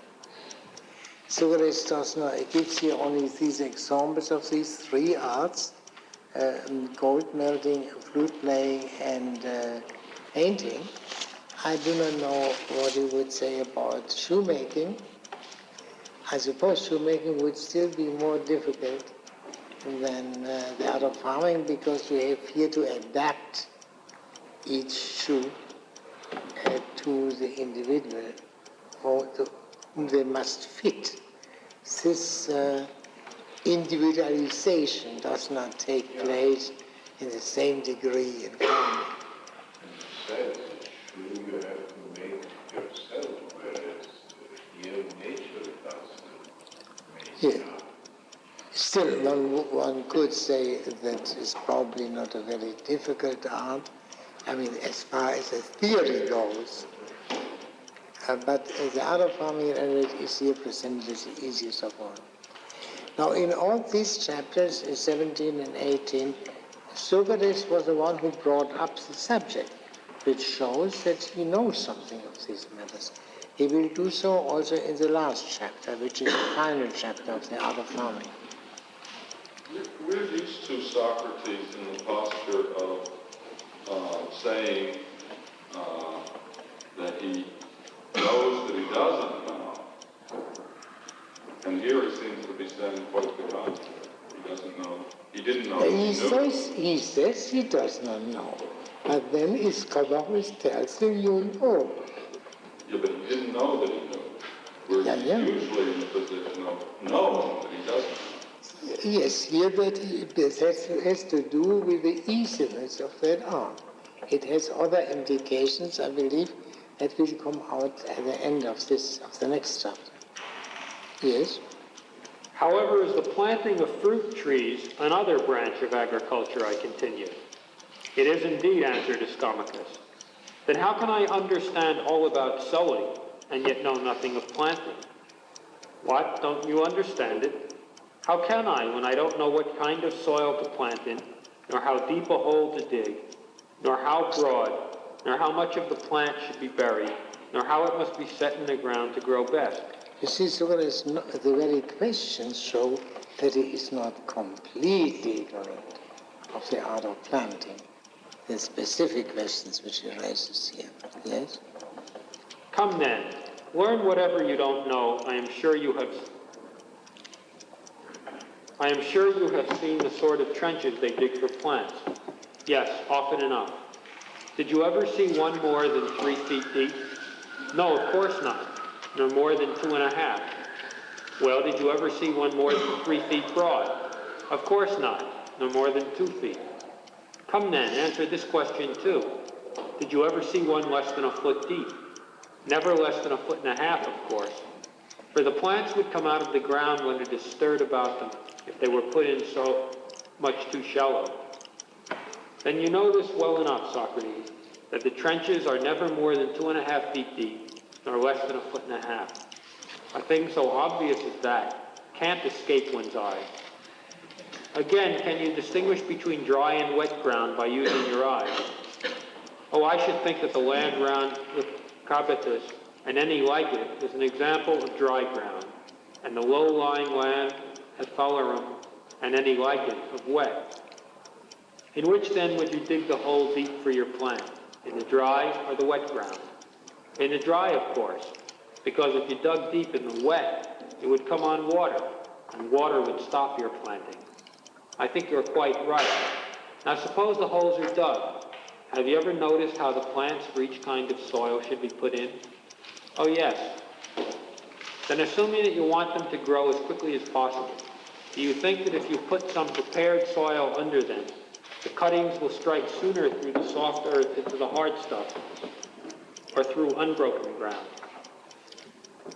Clearly they will form roots more quickly in prepared soil than in unbroken ground. Then soil must be placed below the plant. No doubt it must.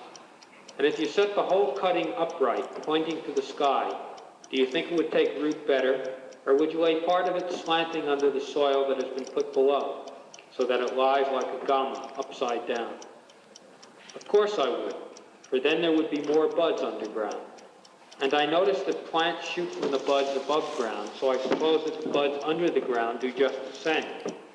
And with many shoots forming underground, the plant will make strong and rapid growth, I suppose.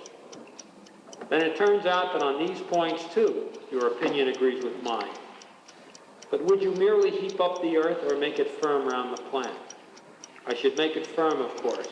For if it were not firm, I feel sure that the rain would make mud of the loose earth, and the sun would dry it up from top to bottom, so the plants would run the risk of damping off through too much water, or withering from too much heat at the roots. About vine planting, then, Socrates, your views are again exactly the same as mine. That's a strange remark, isn't it?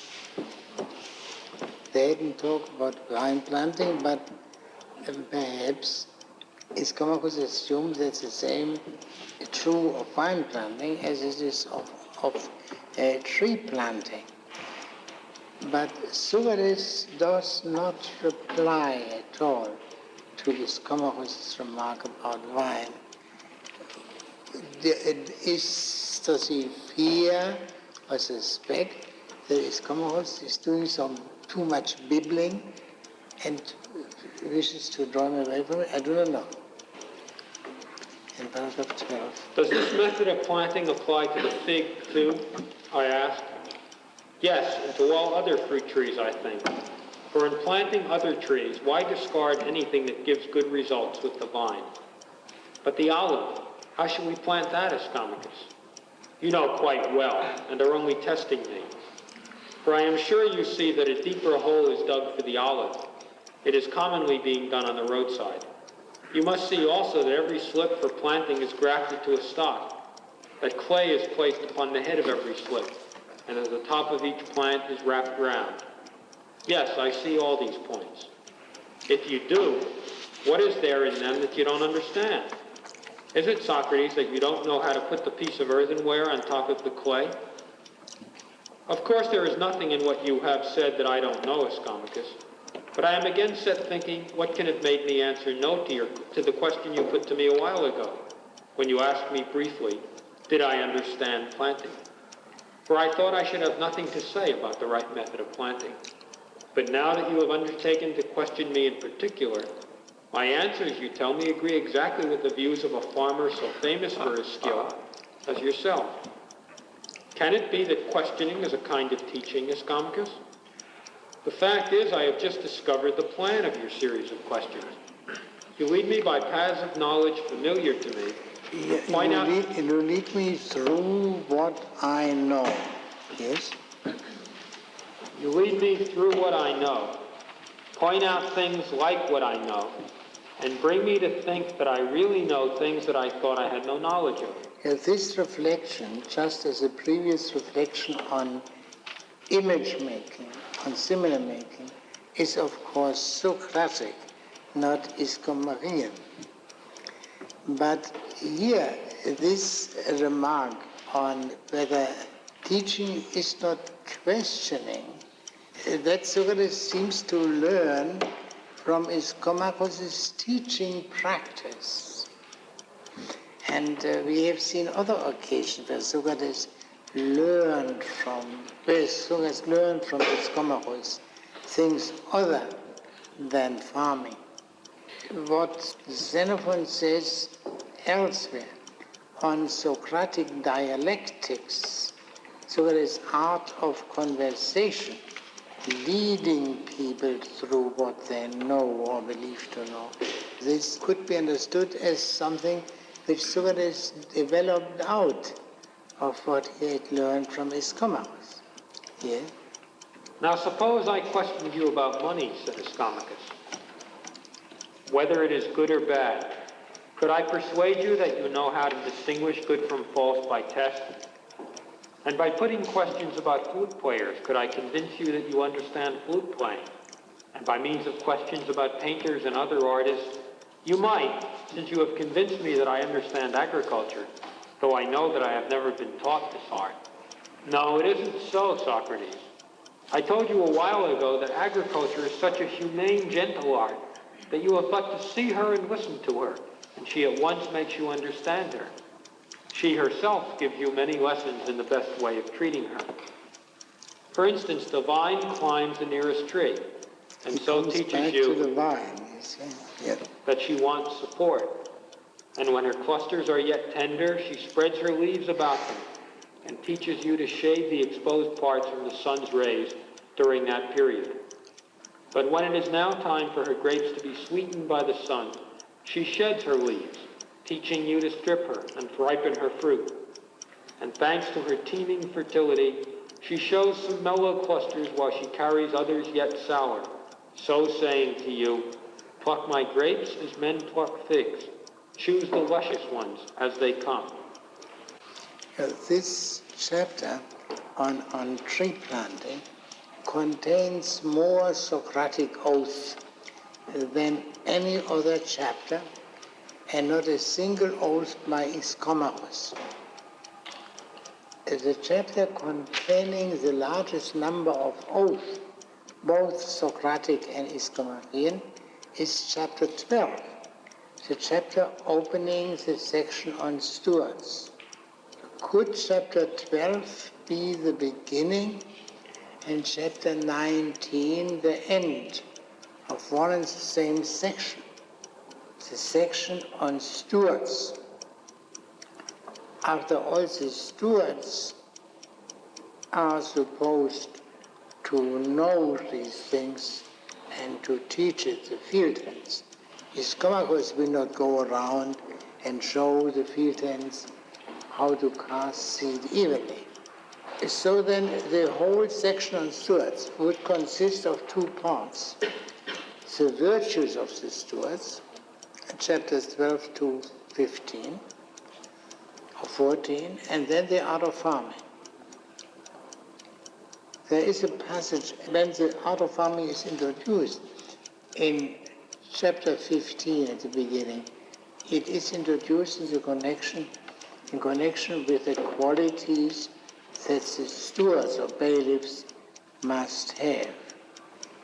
Socrates became interested in the art of farming only after he had become interested in perfect gentlemanship. Farming being the art nearest and dearest to the perfect gentleman. One could raise this question at this point. This is all the Economicus says about the art of farming. If you compare it with any other ancient book on farming, especially Virgil's Bucolics, you see that there is nothing whatever said here about cattle raising. Cattle raising. Although, for example, beekeeping surely played a role in Attica. I suggest this explanation. The word for plants, phyta, is derivative from the same root from which physis, nature, comes. By being concerned with farming, Socrates continues in a properly subdued and qualified way his earlier interest in physiologia. As this interest shows also, if in a very different way, in the theology developed by Socrates in the Memorabilia. But the Memorabilia are a different work and they have a different purpose. So I do not know whether we will meet next Wednesday. I had hoped we could finish our reading of the Economicus before Christmas. Otherwise, we will have to do it after New Year. Then we will perhaps have a coherent discussion of the Economicus with the question in mind. The Economicus is the Socratic logos, the Socratic discourse of Xenophon. Why is the Socratic logos of Xenophon devoted to the economic art and with special regard to the art of farming? That we will take up when we are through. Is there any point you would like to raise now? Yes.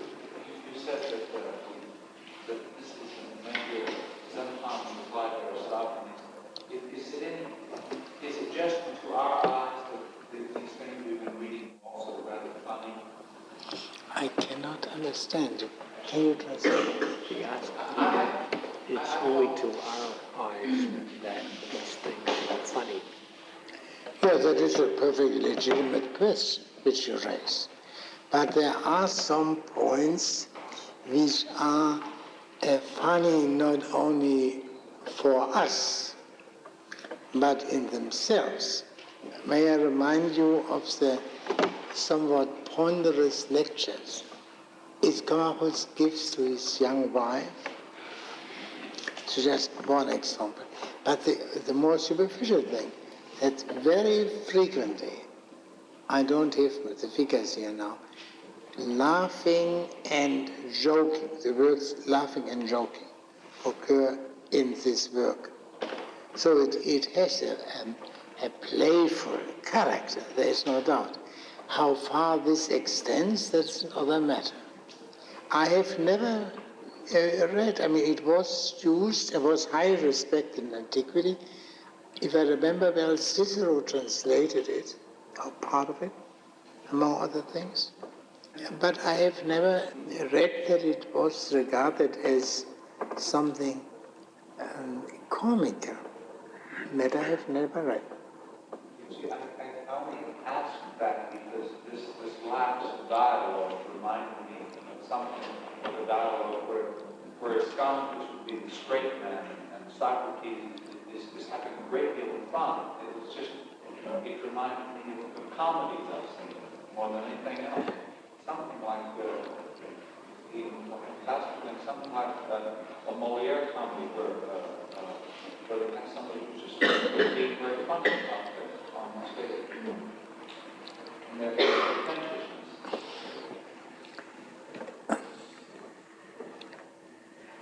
Yes, but I think that Socrates always had a poker face. You know, he is only once is he said to have laughed or smiled in both Plato and Xenophon, only a single time. And that was either on the day of his death in Plato or on after his condemnation in Xenophon. But otherwise, whatever he says, very funny things where the people can't help laughing, but he doesn't laugh. He does not. So one must form one's own judgment there. It is, on the other extreme, for example, there is a Platonic dialogue called Euthydemus, which is universally regarded as a farce, just very comical.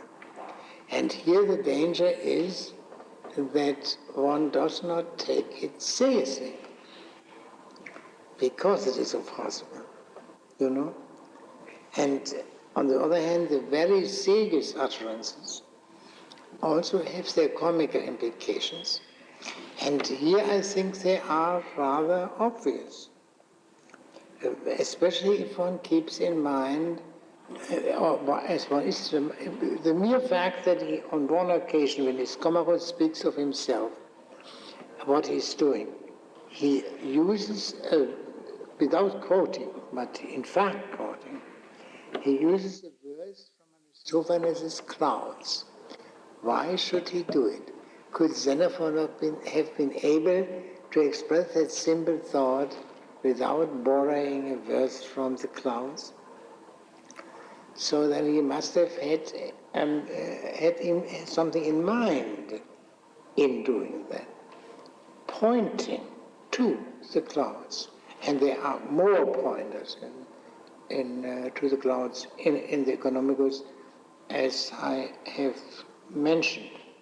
For example, the enumeration of topics in chapter 3, which is very disorderly. What was the order? Farming, horsemanship, and wife. But which becomes meaningful at once if you think of the clouds, where farming, horsemanship, and the wife are the data from which the action emerges. So then we begin either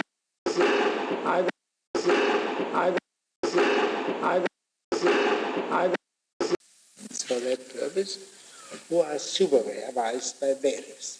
Now, we had first an account of the treatment or management of the wife, and then of how the man, the husband, the master lives, then the bailiffs or overseers, and finally the technique, the art, or episteme, the science of farming. Farming is the only subject here discussed, not a cattle raising.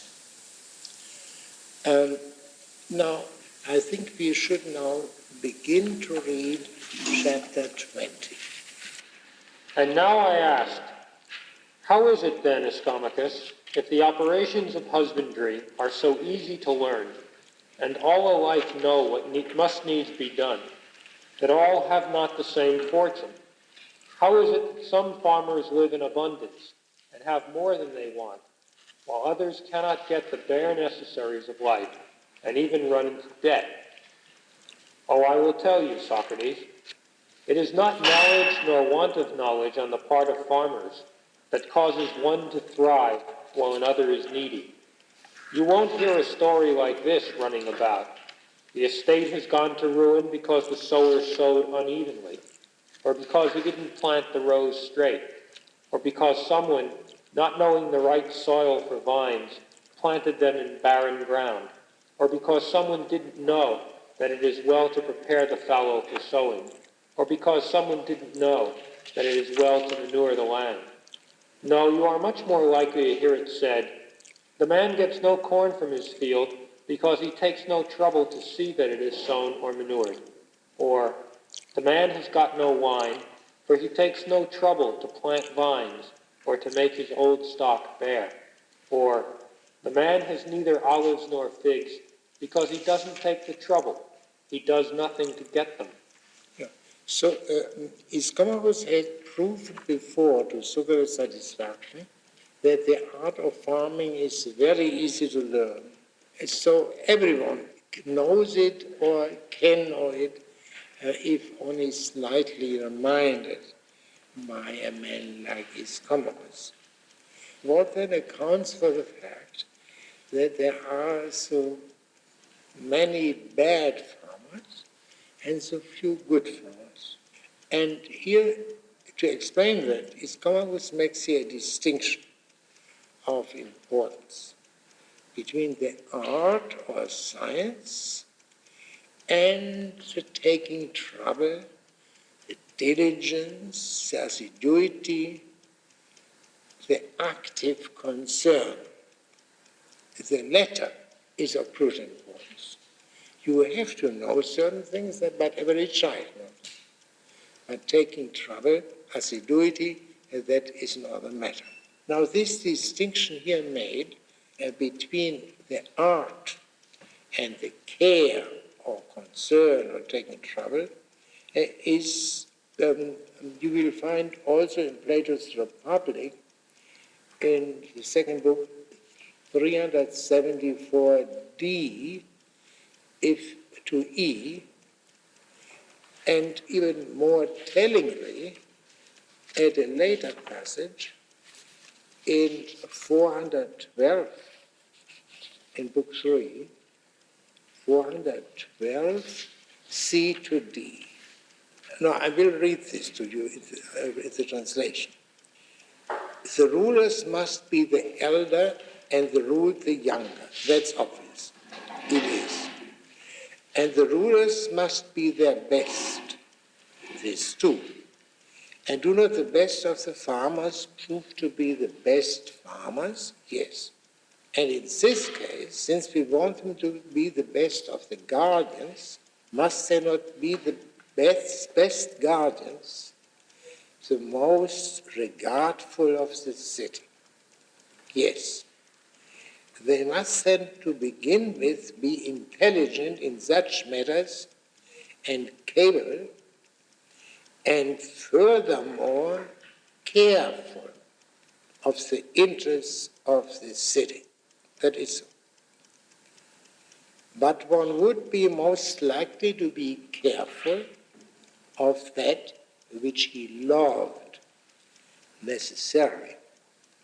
And again, one would be most likely to love that whose interests is supposed to be coincide with his own, and thought then when it prospered, he too would prosper, and if not, the contrary.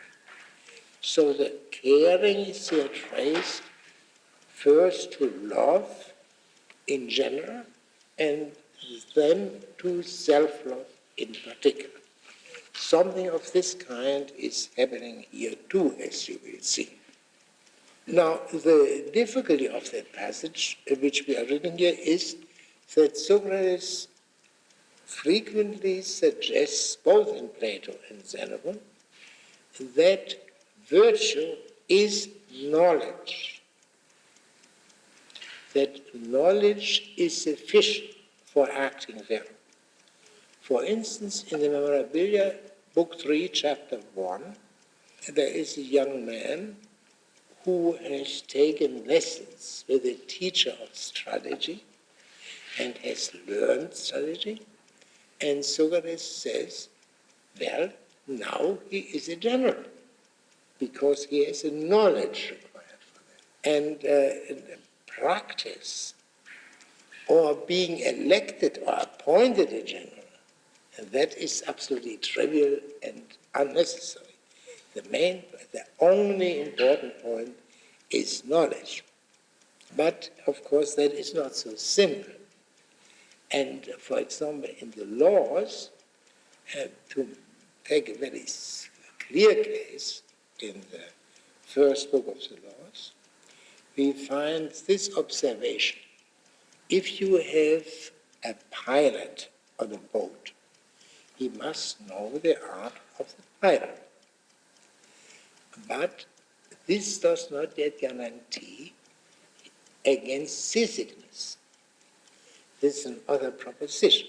There must be something else in him which keeps down the seasickness. So knowledge is not enough. Now, the crucial importance of this point for Socrates as a whole, virtue is wisdom, he says.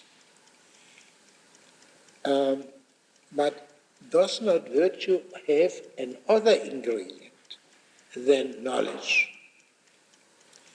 One could say virtue is, try to solve this difficulty, one could say virtue is not wisdom or knowledge in general, but phronesis, which is ordinarily translated by practical wisdom, or being sensible. For in that case, there is no separation possible between the intellectual ingredient and the other one. If you see a man who knows what is to be done in each case, but never does it, you would not call him a man of practical wisdom or a sensible man, although he is, the judgment alone would not suffice. Here, in this particular case, knowledge and action, knowledge and virtue, seem to be inseparable. There is only one difficulty, that's a distinction between knowledge, science, or we might translate the word, and practical wisdom, phronesis, is Aristotelian rather than Platonic, to say nothing of Xenophon. And therefore we cannot make a use of it without having that a proper foundation. But even in Aristotle, the difficulty reappears because he makes clear that for good action, two ingredients are necessary: practical wisdom and moral virtue. And this distinction is ultimately based on the difference between perceiving or knowing and willing or desiring, a distinction which cannot be gainsaid.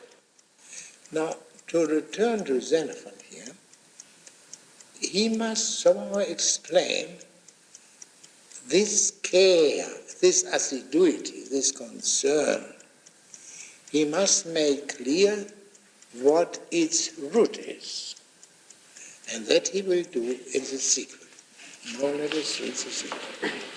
It is not the farmers reputed to have made some clever discovery in agriculture who differ in fortune from others.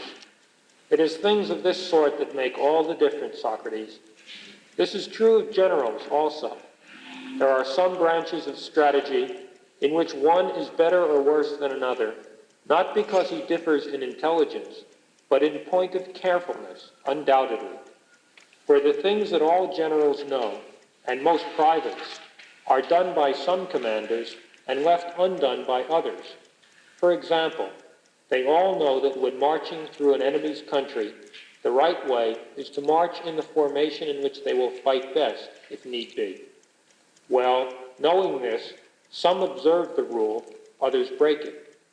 All know that it is right to post sentries by day and night before the camp, but this too is a duty that some attend to, while others neglect it.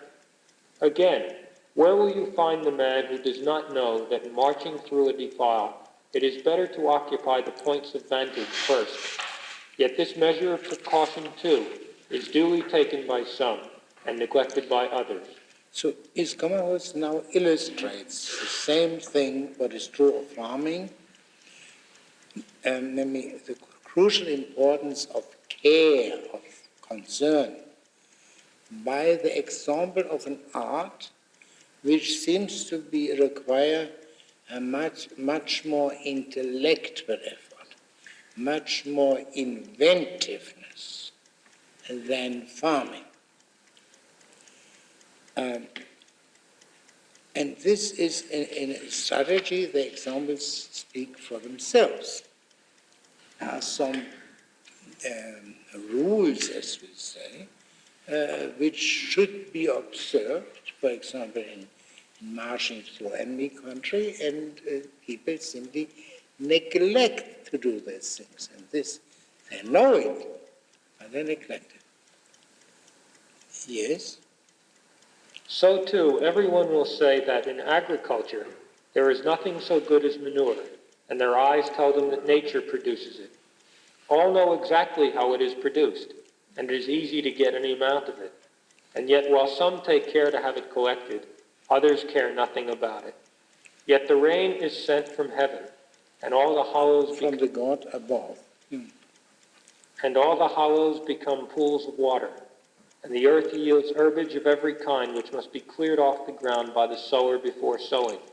And the rubbish he removes has but to be thrown into water, and time of itself will make what the soil likes. For every kind of vegetation, every kind of soil and stagnant water turns into manure. And let's stop here. Now, it is not only easy to know, but also easy to do these things. And nevertheless, they are neglected.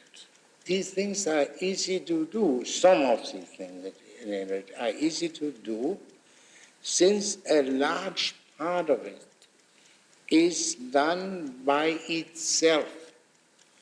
In this case of farming, by time. You have only to wait, then it will be done.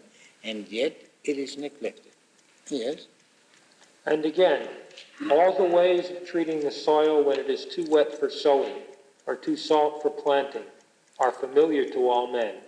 How the land is drained by ditches, how the salt is corrected by being mixed with saltless substances, liquid or dry. Yet these matters, again, do not always receive attention. Suppose a man to be wholly ignorant as to what the land can produce, and to be unable to see crop or tree on it, or to hear from anyone the truth about it. Yet is it not far easier for any man to prove a parcel of land than to test a horse or to test a human being? For the land never plays tricks, but reveals frankly and truthfully what she can and what she cannot do.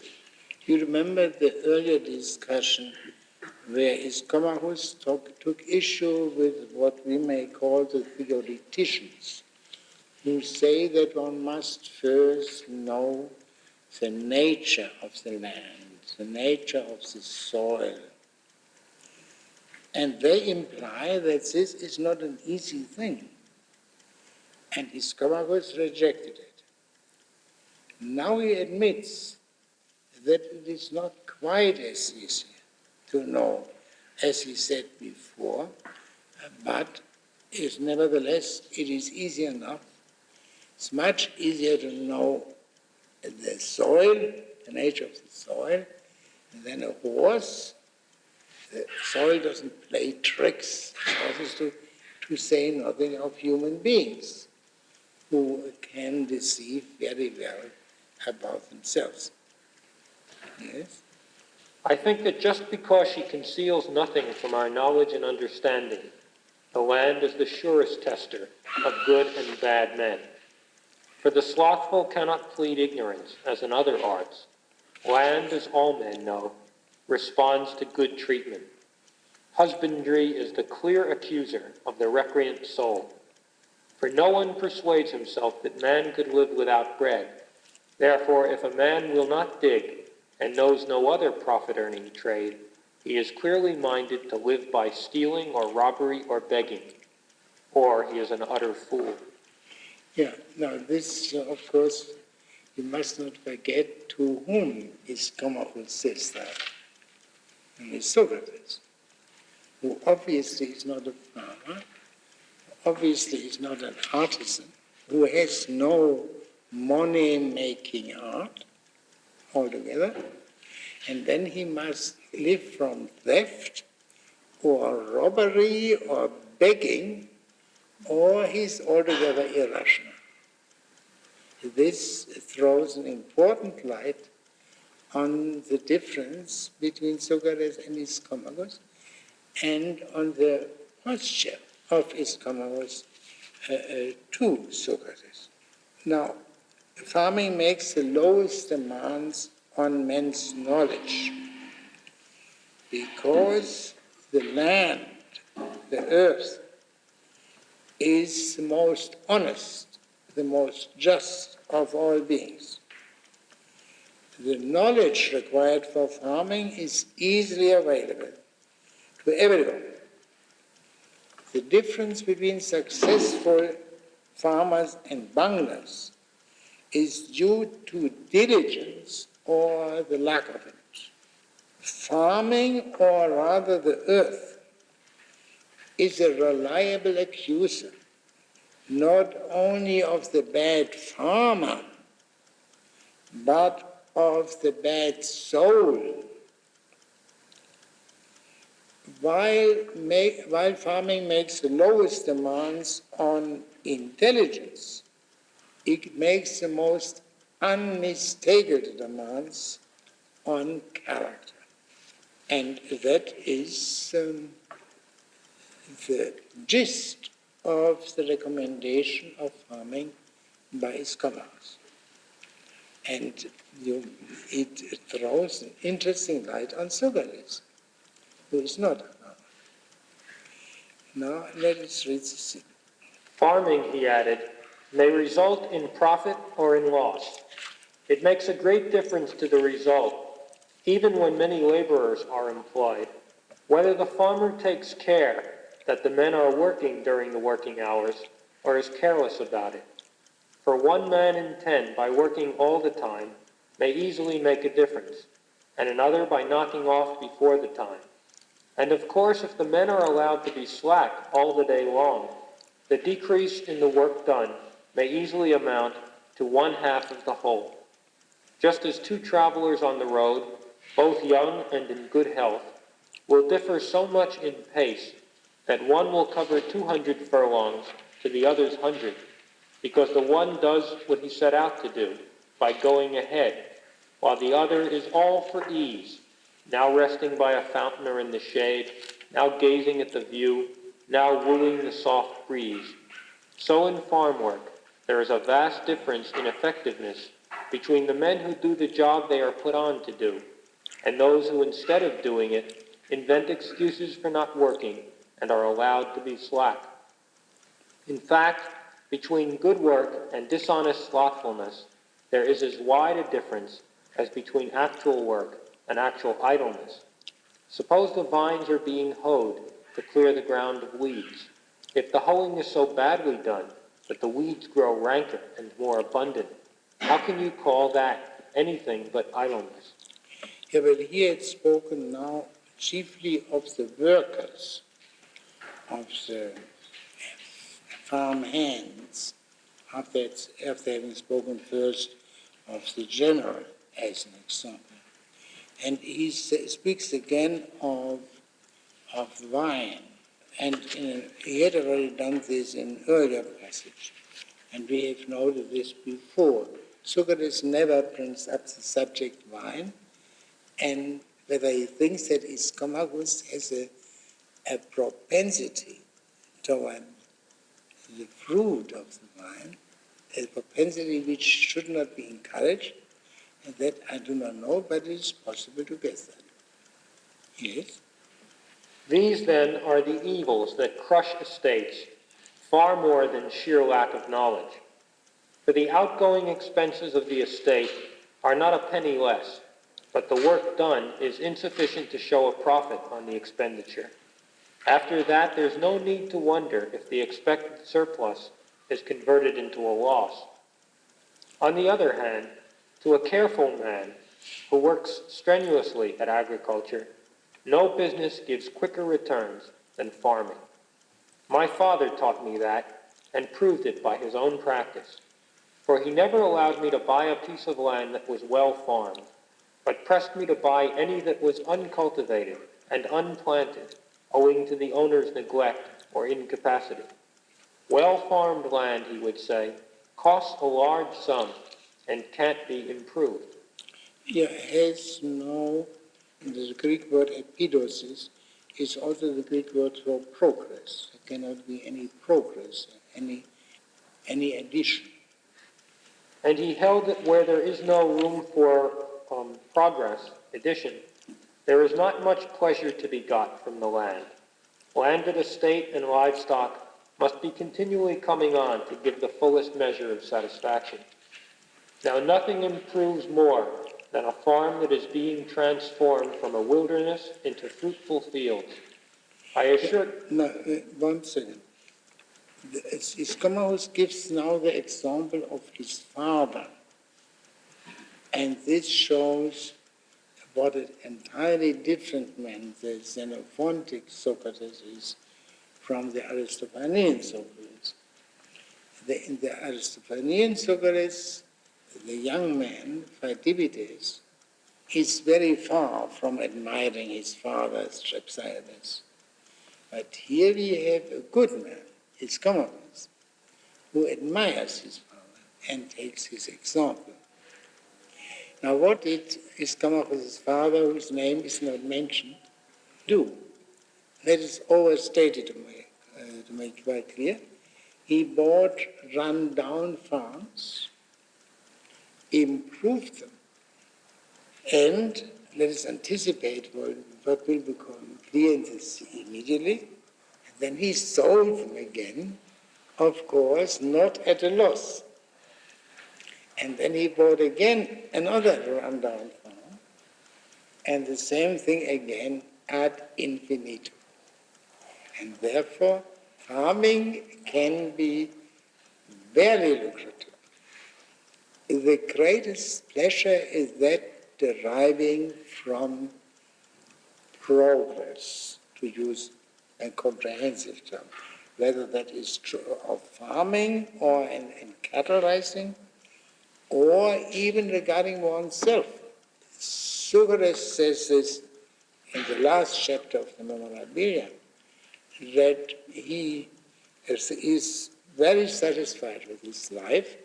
He thinks he has lived as well as possible and as pleasantly as possible.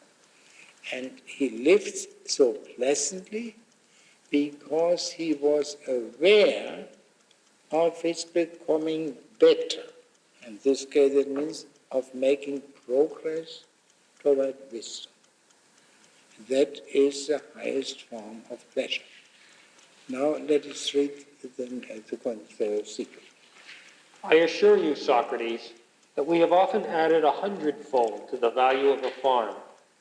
There is so much money in this idea, Socrates, and it is so easy to learn that no sooner have you heard of it from me than you know as much as I do, and can go home and teach it to someone else if you like. But Ischomachus does not for one moment think that Socrates will imitate Ischomachus' father, becoming an improver of rundown farms. He is not even sure that Socrates will teach that conceit to others. He says, if you wish. You may also notice that he says here twice, Socrates. There's an appeal that Socrates should consider that, and if possible, within his limits, should act upon it. Yes? Moreover, my father did not get his knowledge of it at second hand, nor did he discover it by much thought. But he would say that thanks to his love of husbandry and hard work, he had coveted a farm of this sort in order that he might have something to do and combine profit with pleasure. For I assure you, Socrates, no Athenian, I believe, had such a strong natural love of agriculture as my father. Yeah. So now Ischomachus' father traces his father's caring to his love of farming. That is something behind which or beyond which Ischomachus doesn't go. And now Socrates will question that in the sequel. Let us see. Now on hearing this, I ask, did your father keep all the farms that he cultivated, Ischomachus? Or did he sell when he could get a good price? He sold, of course, answered Ischomachus. Of course, it's in the original by Zeus. Yeah. He sold by Zeus, answered Ischomachus. But you see, owing to his industrious habits, he would promptly buy another that was out of cultivation. You mean, Ischomachus, that your father really loved agriculture as intensely as merchants love corn? So deep is their love of corn that on receiving reports that it is abundant anywhere, merchants will voyage in quest of it.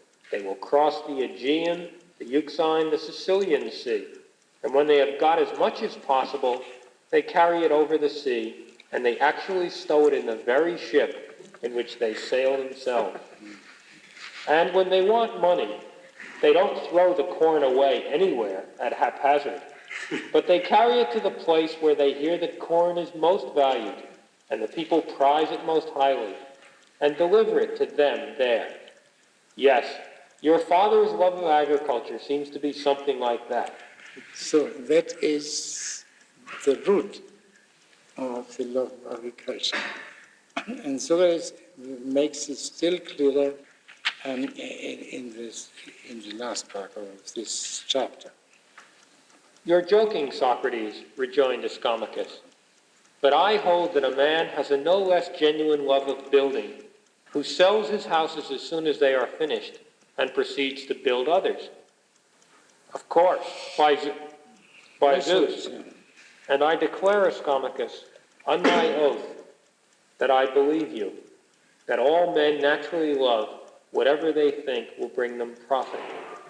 Yeah, all men by love naturally what they... No, I'm sorry, it was not quite correct.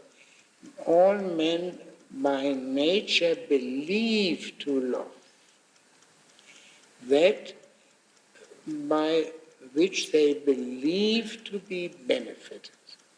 It's double, and therefore that was a bit hard for some people's understanding, even if they are classical scholars, and therefore they amended the text and got rid of one of these two beliefs. But it makes perfect sense, I think, what he says.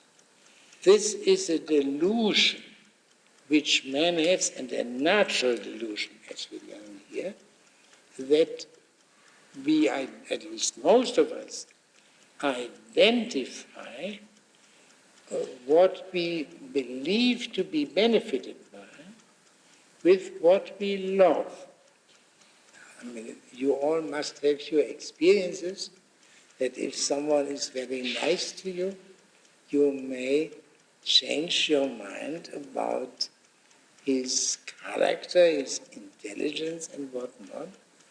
And that is only a simple form of this general phenomenon. Nomizan is a word which is used twice here in Greek, which is here translated, we believe, which one can do, but which is also, with the root of this word, is nomos, law, convention, meaning men put an arbitrary end to reflection and say they do not question that they are loved or they are in apparent love. And they can't help thinking that, and they give in to that, and to that result of a certain movement of the soul. The truth about his father's care, his love of farming, what impels men to act is not knowledge, but the desire to be benefited. What they understand by being benefited depends indeed on knowledge or opinion. And because we can believe to be benefited, for example, by a large inheritance or whatever else it may be, and it may be our ruin. Now, Socrates had turned to his Ischomachus in order to find out what perfect gentlemanship is, what the actions of the perfect gentleman are. Those actions include economic actions. The perfect gentleman is a farmer.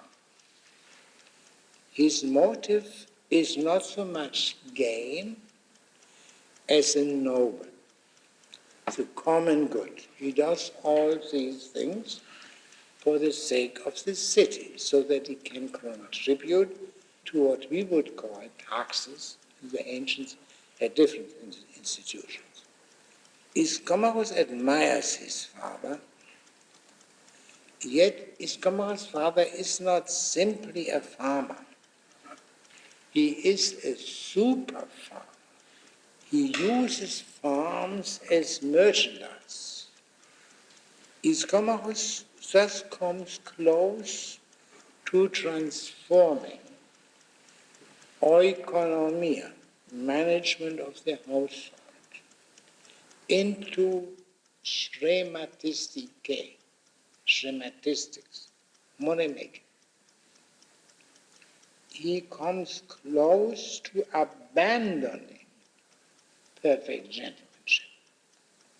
And we must link this up with Socrates' economic teaching, which is presented in the very first chapter of the Economicus, long after the conversation with Ischomachus, where the art of managing the household is defined as increasing wealth, and Cyrus observes complete silence on any limits to that increase of wealth, and in particular on any limitation by right or justice. That is the last consequence of the great step which Ischomachus has taken here. Xenophon discusses this question, this transformation of the gentleman into something other in his Education of Cyrus, Book 1, Chapter 5. When Cyrus, the future empire builder, persuades the Persian nobility that it is not enough to be gentlemen, but you must get something out of it. And especially, of course, also so-called material benefits. And he succeeds in that. They are very easily corrupted. And that is the beginning of the empire and the beginning of the ruin of the empire at the same time.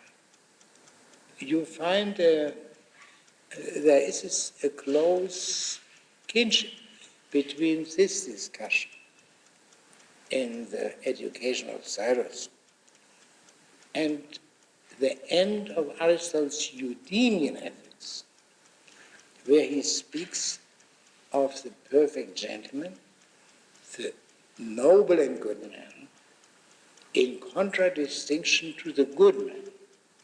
The good man is a man who does the right things, but without any regard to nobility. And it might be good to read that. Now, with a view to a certain passage, another passage in the Education of Cyrus, Karl Marx speaks in the Capital of Xenophon's, quote, characteristic bourgeois instinct, unquote. You can see how one can get this impression.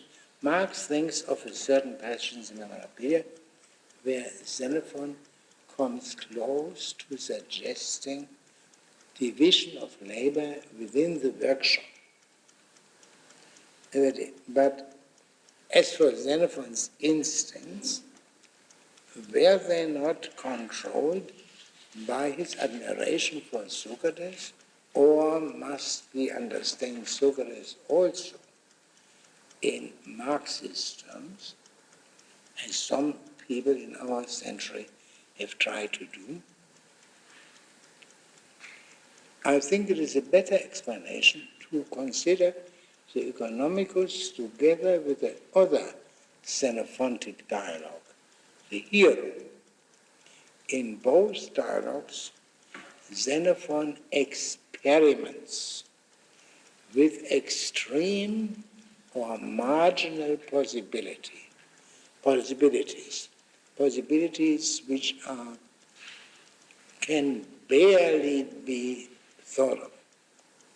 In the Hero, it is a question of beneficent tyranny. Tyranny originally acquired by force of fraud, but later, after the tyrant has acquired this power, he uses for the benefit of his subjects. And perhaps he can do many things which a limited government cannot do. But this is an extreme thought that Xenophon puts into the mouth of a poet somewhere in Sicily, not Socrates. Here we have a similar example, the transformation of management of the household into grammatistics. Now, what Xenophon did in the Hero has very much to do with what Machiavelli did many centuries later. Machiavelli knew Xenophon and refers to him. And what he did here in the Economicus regarding the management of the household has very much to do with what some post-Machiavellian thinkers did. For instance, Locke.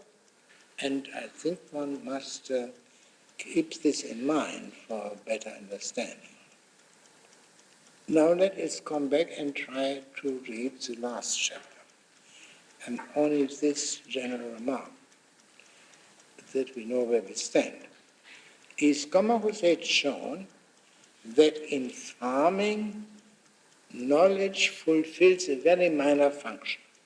Of course, you have to know these things, and you must cast the seed evenly and not unevenly, but that everyone can know this and learn it within a very short time. But the art of farming seems to be the most important ingredient of the gentleman's life. Does knowledge then fulfill a rather minor function in gentlemanship, in virtue? Now, this would be terrible, and therefore it will be corrected in the following chapter. But I am pondering over the skill with which you have presented the whole argument in support of your proposition, Ischomachus.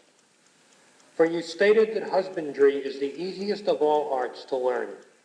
And after hearing all that you have said, I am quite convinced that this is so. By Zeus it is, cried Ischomachus. But I grant you, Socrates, that in respect of aptitude for command, which is common to all forms of business alike, agriculture, politics, estate management, warfare, in that respect, the intelligence shown by different classes of men varies greatly. Yes, now let us stop here. Now, the high intellectual rank of gentlemanship is restored by consideration of the fact that farming requires necessarily rulership, the ability or the knowledge of ruling. And regarding this rulership, men differ very much in judgment and not only in care. Socrates had spoken very highly of rulership earlier when discussing the stewards. Yet he had not spoken there of its intellectual ingredient. And that is the subject which comes out here.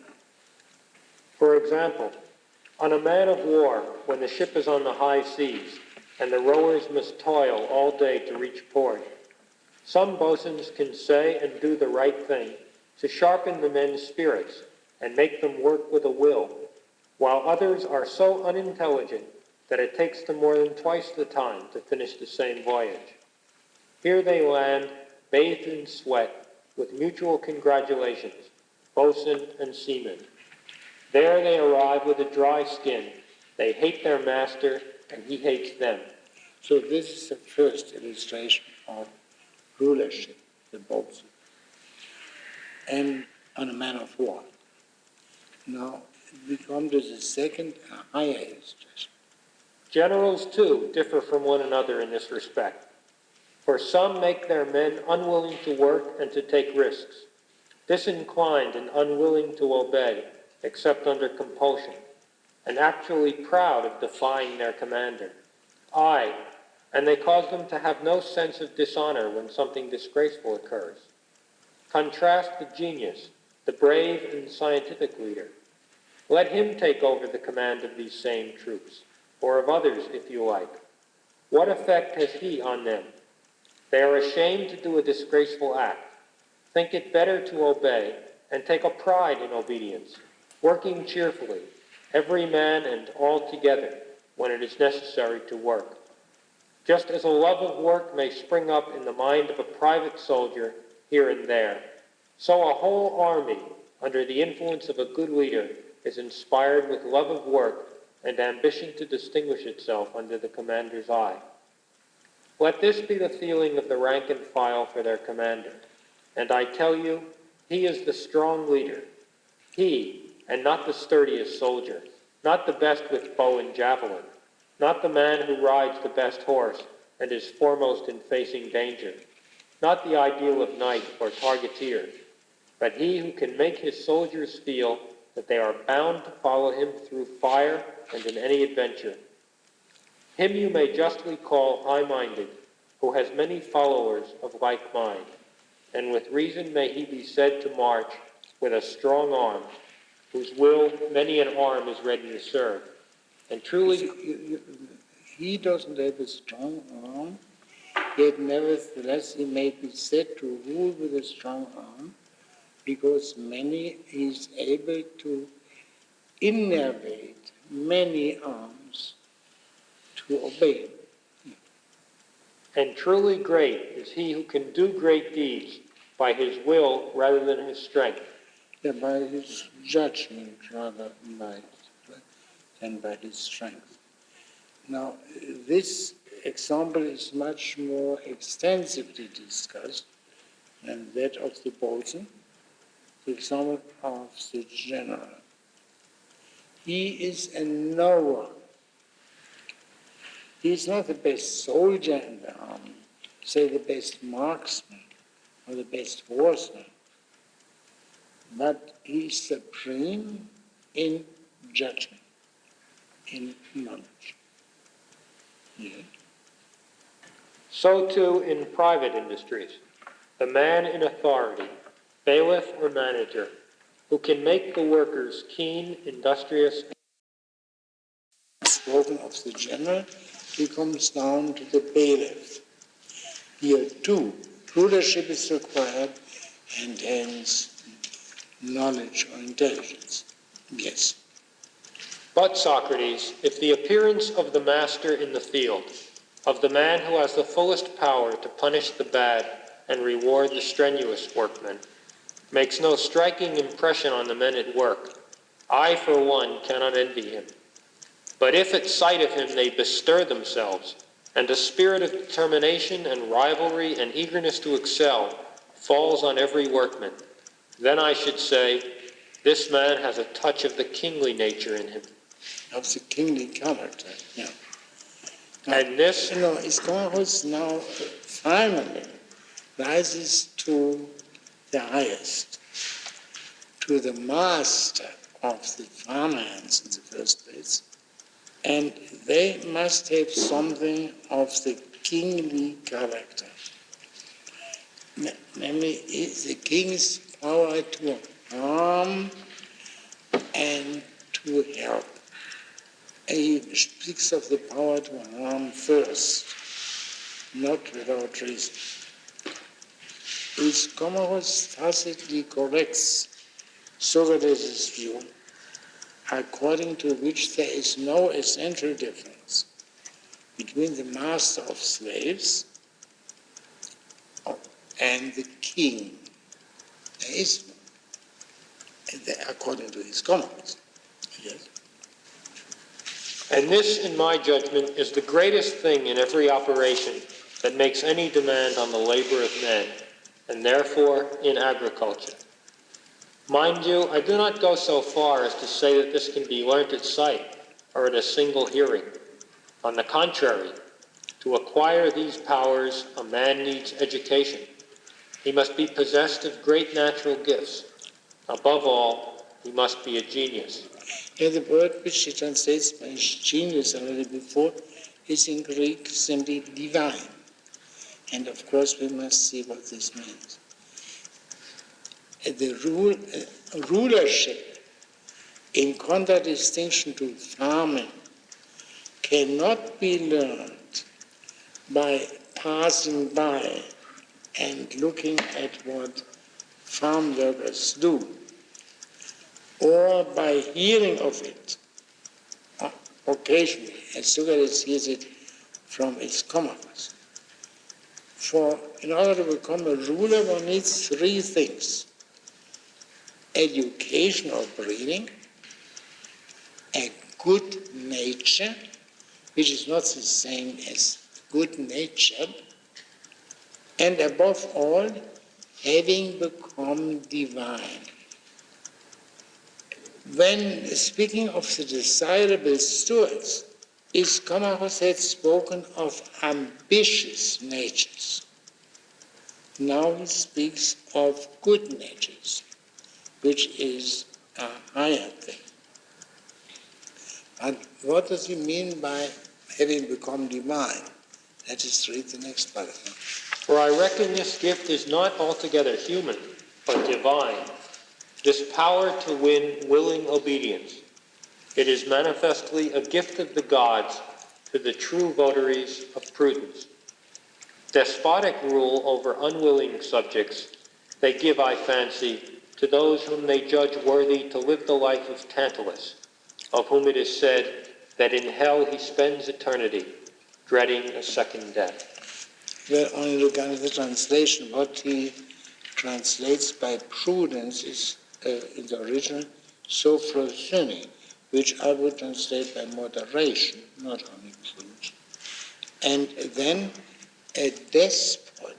They frequently translate the Greek word tyrannical by despotic, but this is misleading, because a despot is a ruler of the household, a ruler of slaves, and the tyrant, and which, according to the classics, was in itself legitimate.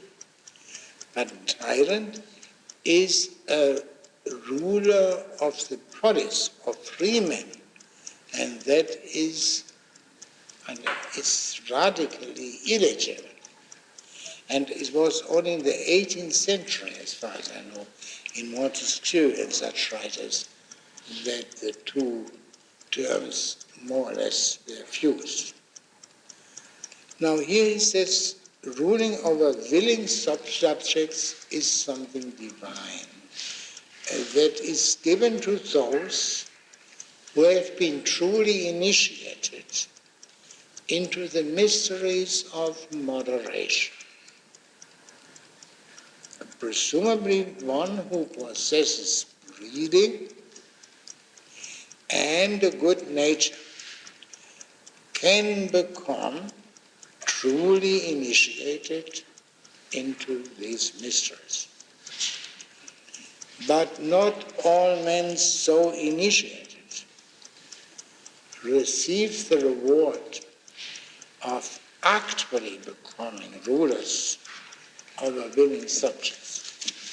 And therefore, that is an addition for which one can hope or pray, but which does not necessarily follow, and which therefore is traced to the gods. Exercising tyrannical rule over unwilling subjects is no less a divine gift than ruling over willing subjects. But ruling over unwilling subjects is given, as it seems to Ischomachus, to those whom the gods regard as worthy to live the life of Tantalus in Hades, of whom it is said that he spends unending time in fear that he will die a second time. The myth, or Ischomachus, assumes that people who have died fear dying much more than through those who have not yet died. The tyrant hero in Xenophon's dialogue hero asserts that the tyrant spends night and day as if he were condemned by all human beings to die for his injustice. Ischomachus does not speak of the injustice of the tyrant or of the justice of the good ruler. He likewise does not make, as Socrates in the Memorabilia does, rule under law or rule without law characteristic of the king on the one hand and the tyrant on the other. The previous chapter recommends, as we have seen, the closest approximation to schematistic that is compatible with perfect gentlemanship. The connection with the soil, the land is not abandoned, not wholly abandoned, because it is still land, farms, which are improved by his Commonwealth father. Here, in chapter 21, that presents a close approximation to kingship that is compatible with citizenship in a republic. And after all, its Commonwealth is nothing than citizen. And one can say this to understand it, that every city consists of households, and every household is ruled in a kingly manner, and therefore it is defensible to this praise of kingly rule.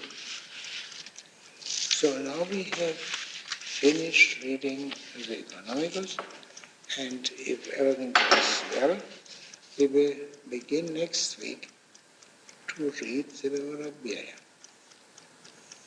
But now let us first try to have a kind of concluding discussion of the Economicals. Yes? I was a little bit perplexed why Socrates should be so interested in farming.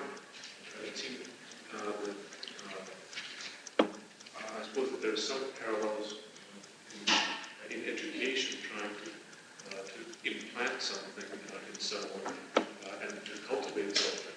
But I didn't quite see why this particular technique should be of such a great interest to Socrates. Yeah, but let us assume that there is such an animal as a perfect gentleman, and that his life is based on farming. Then a student of the perfect gentleman would have to know something about farming. And I think some people, and if I'm not mistaken, Marchant, the translator here in Note 2, he tried to understand this very simply. Socrates, of course, had nothing to do with farming. He was absolutely urban. But Xenophon, after his adventures with Cyrus in Asia Minor, and had a farm near Corinth. No, first near Sparta. And he loved farming. And now Xenophon loved farming, and he loved Socrates. And what is simpler than to put the two together? Present Socrates as a teacher of farming. Well, we have to follow what Xenophon said. Xenophon was not a complete idiot. And we must see how it becomes clear from the dialogue itself, how the two things are together. That Socrates knew nothing of farming, and that he would never become a farmer, is clearly said here. So the paradox here is a very important part of the whole story. But the paradox goes further, that because Socrates' way of life is altogether fundamentally different from that of the gentleman. So you can say Socrates was not a gentleman. But the question, you can also say, is the gentleman a gentleman? And this question must be raised. Some people think that only we in our time begin to see the mass of hypocrisy which existed in earlier societies. I mean, the thing called aristocracy was, in almost all cases, an oligarchy, rule of a clique. Aristotle and Plato and Xenophon knew that. And the question is, why did they accept it? And one can say generally, because they did not see an alternative to it. Under the conditions under which they thought, there was no possibility of a democracy. And don't say there is Pericles in Thucydides, the funeral speech, that this was not a democracy. As Thucydides himself says, this was a rule of the first man in Athens. So a kind of monarchy rather than a democracy. That one would have to take into consideration. How does Socrates benefit from his encounter with his comments? He learned what a perfect gentleman is. He learned also, among many other things, he learned also something about the management of wives, and of which he had no notion of that. Very important subject. And then Iscomorus tells him the long story of how he educated his wife. And that this may be a bit more complicated, that Iscomorus at that time, and now Socrates of course, knew that Mrs. Iscomorus was a very bad woman, and it was found out only later, and that it does not contradict what I said. Yeah, but I'm not making myself very clear, but why do you understand the meaning to be crucial? Here Socrates was a man who did not know what a gentleman is. He had never met one knowingly, as made clear. On the other hand, he had the reputation of being a fellow who measures the air, a physiologist, as the Greeks would say. And now, for one reason or the other, perhaps because of what Aristophanes did to him in the clouds, he was eager to find out something about these ignoramuses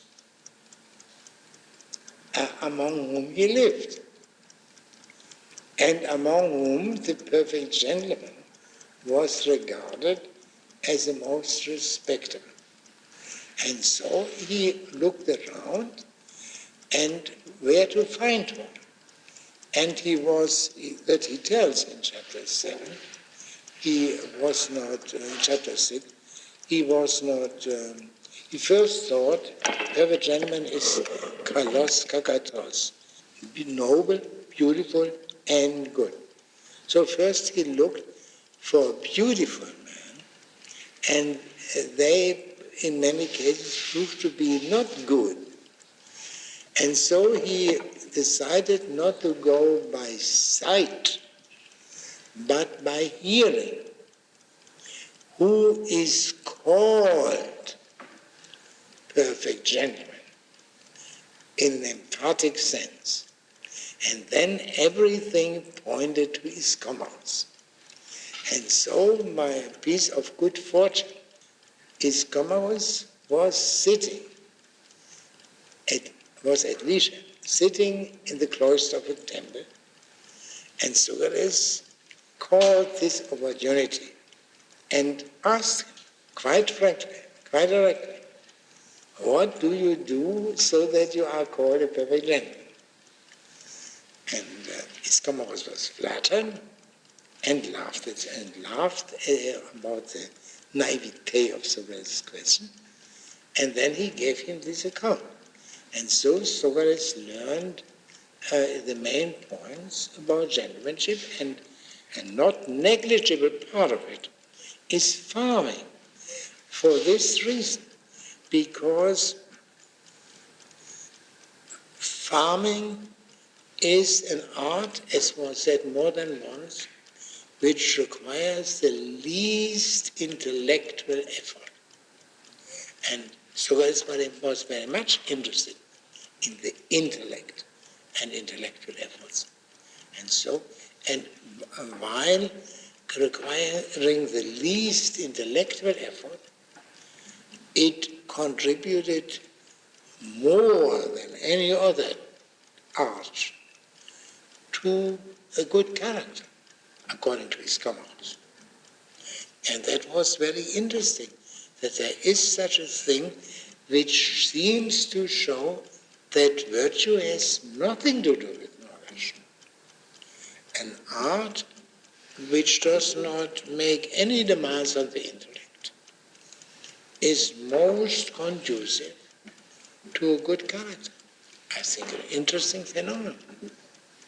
Yeah, but see, it still isn't clear to me why such reflections would lead one away from returning, say, in disgust to being a physiologist again, and toward reflection on human things. Yeah, perhaps this was only the first step. Then Socrates saw that there are other possibilities and also very more complicated problems in these ephemeral beings, as Aristophanes Socrates called them, and studied them. This is only the beginning. And I believe, as I said when we started that reading, that this dialogue is the Socratic discourse written by Xenophon. For this reason, because it gives an account of Socrates' turning from physiology to the study of human things, how he deepened that study. And that is not said here, it's only the beginning. And the connection with the physiology is indicated by the fact that a large subject here is farming, the art of farming, plants and phyta, things growing from the earth, which has the same root as the word physis. So that Socrates' interest in physics in a strange way survives here in his interest, if only short-lived, in farming. Yeah, but wouldn't you have to show, in addition, that that's a reflection on such a man as Hystomachus wouldn't lead to thinking that maybe your former way of life was better? That is, if the gentleman turns out to be rather empty, why would it's not clear to me how that would lead toward away from his former pursuit. Yeah, well, the account of this is given in the Memorabilia. And there we have Socrates as the normal in the full sense of the word, not only average, but a normal. The normal citizen, which is not yet here. And this is the further development. But But the first stage was in Xenophon's presentation, right? Was this. Was the conversation with his comments. I still don't see why the first stage isn't the last stage. I mean, I still don't see why it's not clear to me what there is in the kinds of things that Husbandry says that would open up new paths instead of closing the door. Perhaps Socrates was dissatisfied, independently of his comments, of his former physiology. Yeah, but then I would be hesitant to say that if that were the case, I would be more hesitant at least to say that the meeting with Husbandry was crucial, if he were already dissatisfied. Yeah, but this was, here he does not raise the question of what is virtue. He does not even raise the question what is perfect gentlemanship. That develops out of it. The beginning was simply when he turned out of his think tank, if we use the Aristophanean emblem, and when he turned to these ignoramuses, the first thing which he met or heard of was the perfect gentleman, and in particular, this particular perfect gentleman is God. And that he went further from the flesh. And there were other men, more interesting men, I mean, and not merely intellectually interesting, whom he tried to understand. For instance, Themistocles, in another way, Alcibiades.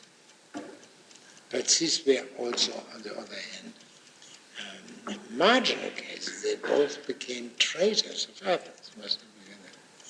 And Husbandry is a normal gentleman. Normal now in the ordinary sense of the word normal.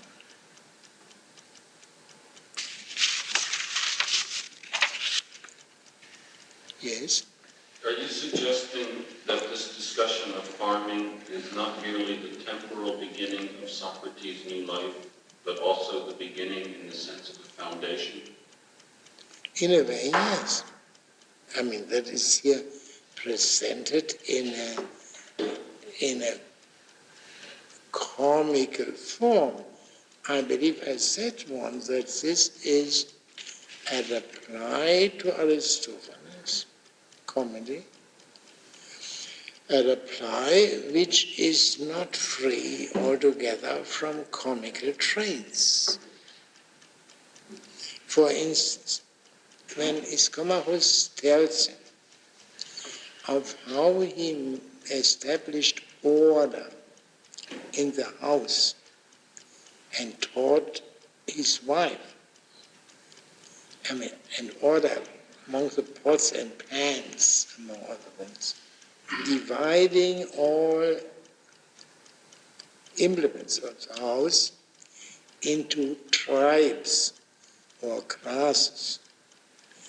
That foreshadows Socrates' interest in the division of the natural things or into tribes, into classes.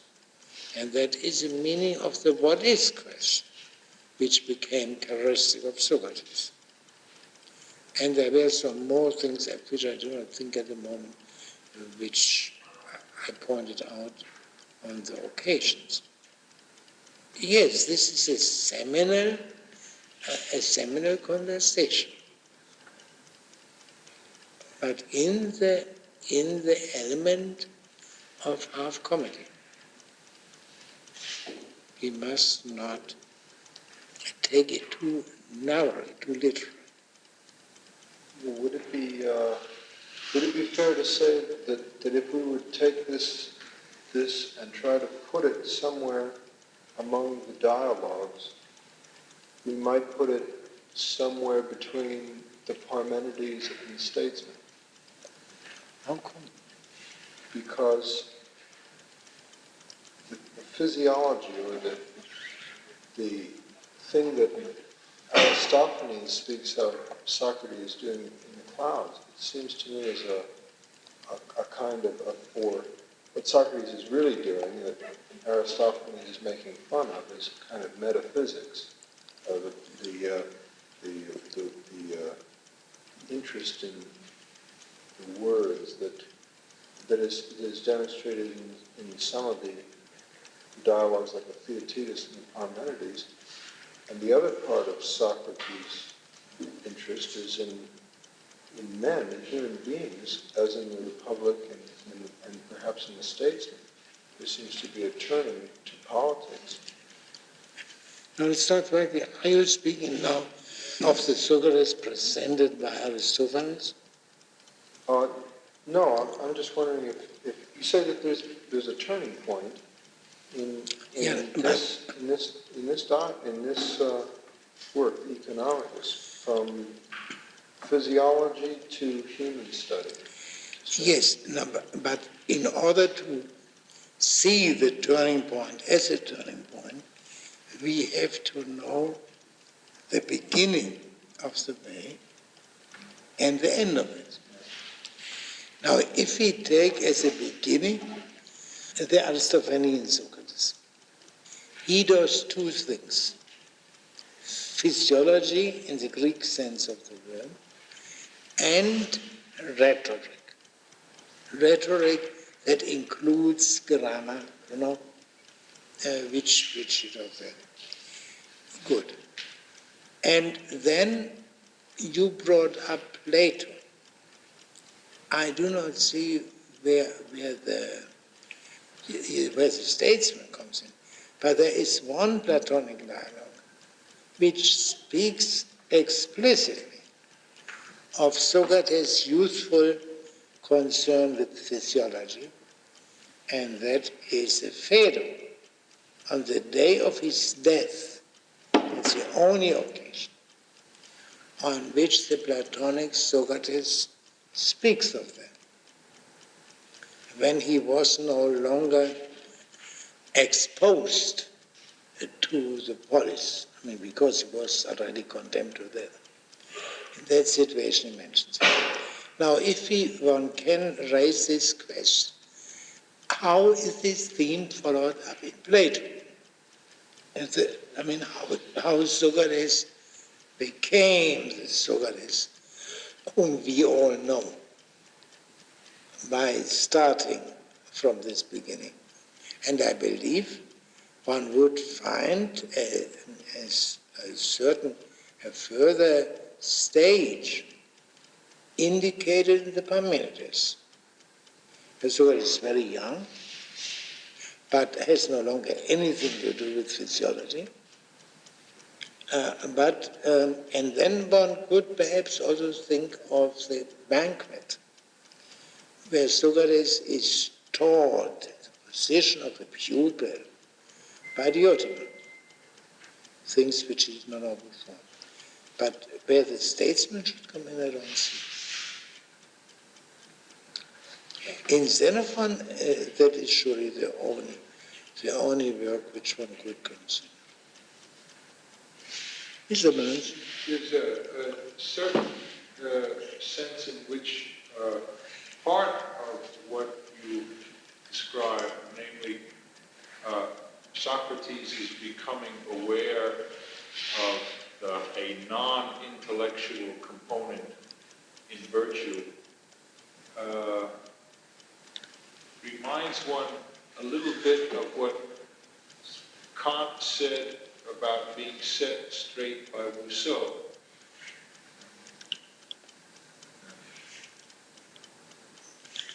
Yeah, and well, that Rousseau had set him straight, that until he had studied Rousseau, he thought that the only worth of a man is in terms of what he can know and understand about the world, and he learned, on the other hand, from Rousseau that the most important thing about all men is having a good will. In that, the most ordinary, unknowing man is on a par, maybe better or worse than the wisest of philosophers. Yes, but these are different cases. Yeah? I mean, you don't mean that Rousseau is another kind of his commoners. No. And especially here, the case is that Socrates seeks out his commoners. Rousseau did not in this way seek out Rousseau. Rousseau happened to him, and that had its effect. I don't see. Well, but the need for powerful minds to learn about what might be the non-intellectual side of virtue seems to be what it is. Yeah, but in this meeting of Kant with Rousseau and of what Kant says about it, there is not the slightest trace of comedy. Yeah?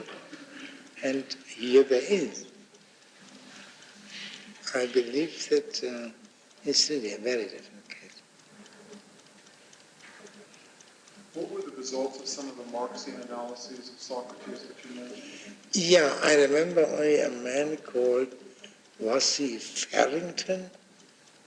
Or someone else. They wrote, no, there was another individual who wrote in the late 30s. At that time I read these things. Yeah, and of course, Plato and Aristotle, that is just an ideology, as they call it, of the upper class. Yeah? Of the upper class. But then there is the awkward thing that Socrates, poor Socrates, presents the same view, fundamentally the same view. I mean, the same, quote, aristocratic view. And then these people said, one of these people, that yes, Socrates came from the common people, but then he climbed. He made himself useful to people like Rhetoric, a wealthy farmer, and other people of this kind, and they took care of him financially.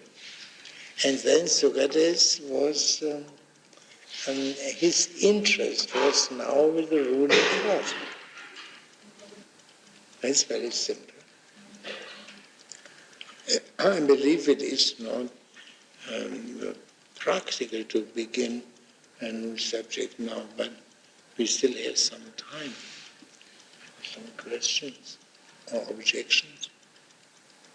Yes.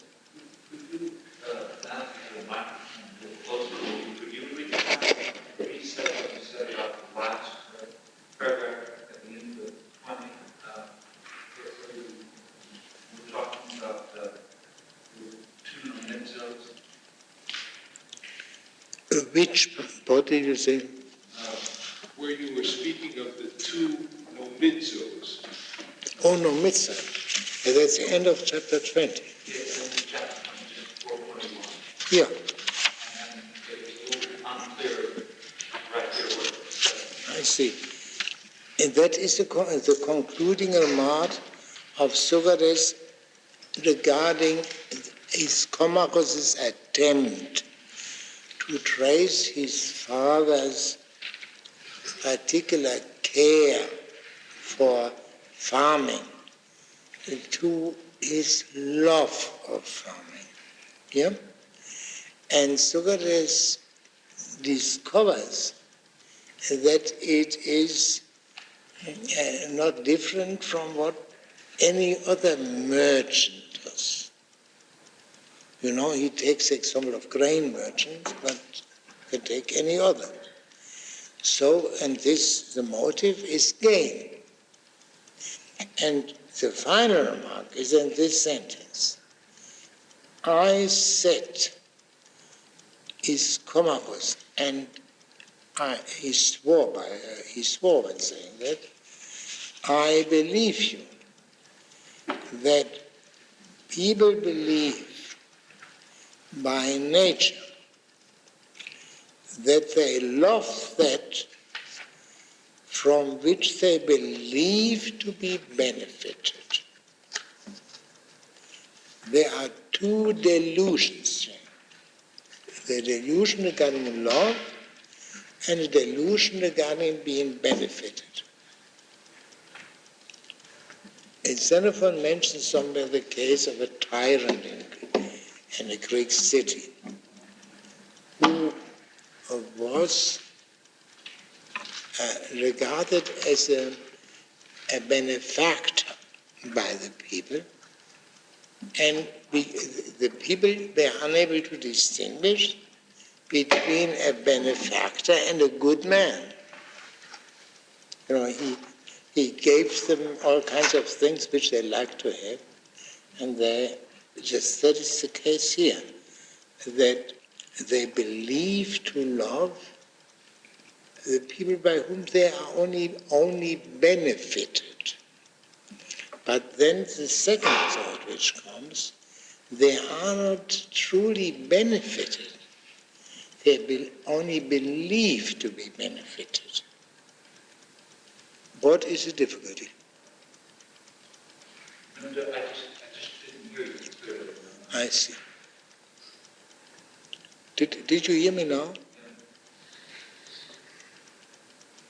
I didn't hear what you said before to Mr. Anderson over there when you were talking about the origin of the what is question. How can one see the origin of that question to Socrates from his dialogue? Well, seeing the order in this very homely example of the household implements, Socrates wondered whether this notion of order does not have a universal significance. Universal significance. And here the key point is this. The order is based on the division of things into tribes or kinds, into species, you can say. And that is a specific notion of order, which is particularly clear indeed in these homely examples. But what Socrates seems to suggest is that this applies universally. When he raises the question, what is, say, courage?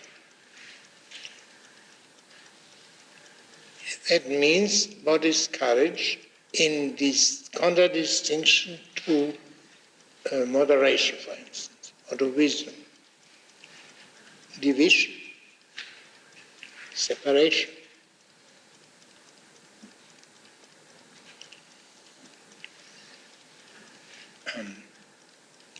See, what puzzles me is, I would think that, maybe wrong, but I would think that it wouldn't be necessary to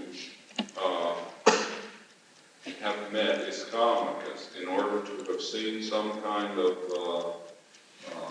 order, even in nature, by the way, or even in mathematics, or heaven knows what, so that one could, it seems to me there would be an abundance of ways such that the mind that's alive could come up with asking what is it in the most serious and basic way. It's hard for me to see that it would be necessary to come in contact with his common. Yeah, but then you forget some other things.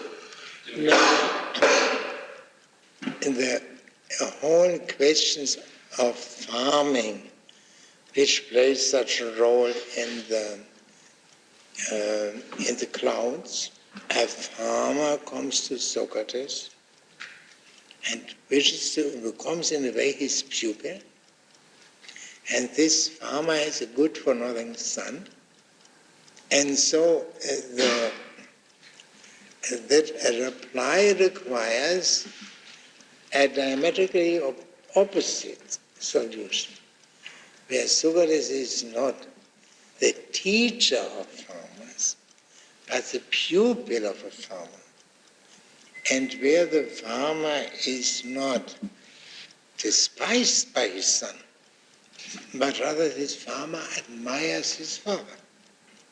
You have to take this also into consideration. There is one bios, one way of life,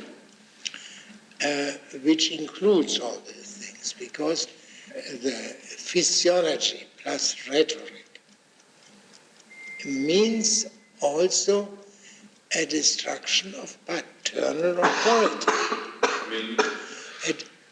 A destruction of paternal authority. And then you have the opposite. No physiology and no rhetoric, but a gentlemanship and farming and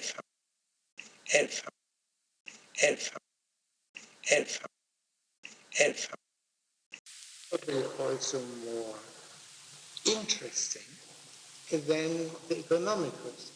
At least we do not have to wade through the art of farming, of which most of us know nothing, and still less of how the Greeks farmed. Now, we begin here with the question of the title, because the title is the question. The book has frequently been quoted in both ancient and modern times, the recollections of Socrates. But the Greek has only recollections. Even that is not quite sure. The term used by Xenophon, apomnemonometer, is derivative from a verb apomnemonoia, which occurs only once in the whole memorabilia, and there it means to resent, to bear a grudge. And this is funny as a title of this book, but I cannot conceal from you this fact. The more important and more obvious difficulty is that the name of Socrates is absent. Xenophon uses the name of Socrates in a title only in the apology of Socrates, just as Plato. The difficulty is that to repeat that the title is silent about the fact that the book contains recollections of Socrates and only of Socrates. Recollections would seem to be a proper title for another work of Xenophon, which he entitled Cyrus Going Up, Puru Anabasis. And that is the description of the younger Cyrus's attempt to become king of Persia, to go up to the interior from the coast, and then what happened to the Greek mercenaries, one of whom was Xenophon, who formed or were part of Cyrus's army. So the bulk of the book is devoted, say 5 out of 7 books, is devoted to the way down of the Greeks to the coast. But the natural title would seem to be simply recollections because the book consists chiefly of deeds and speeches of Xenophon himself. There is another book title of Xenophon which is strange, and that is that of the Education of Cyrus, his longest book. The Education of Cyrus is the theme at most of the first book.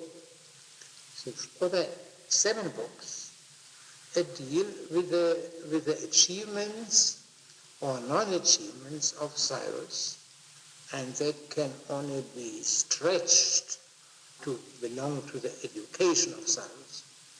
But in the case of the Education of Cyrus, it is clear what the title means. It draws our attention to the education of Cyrus described in the first book as the key to Cyrus's tremendous successes.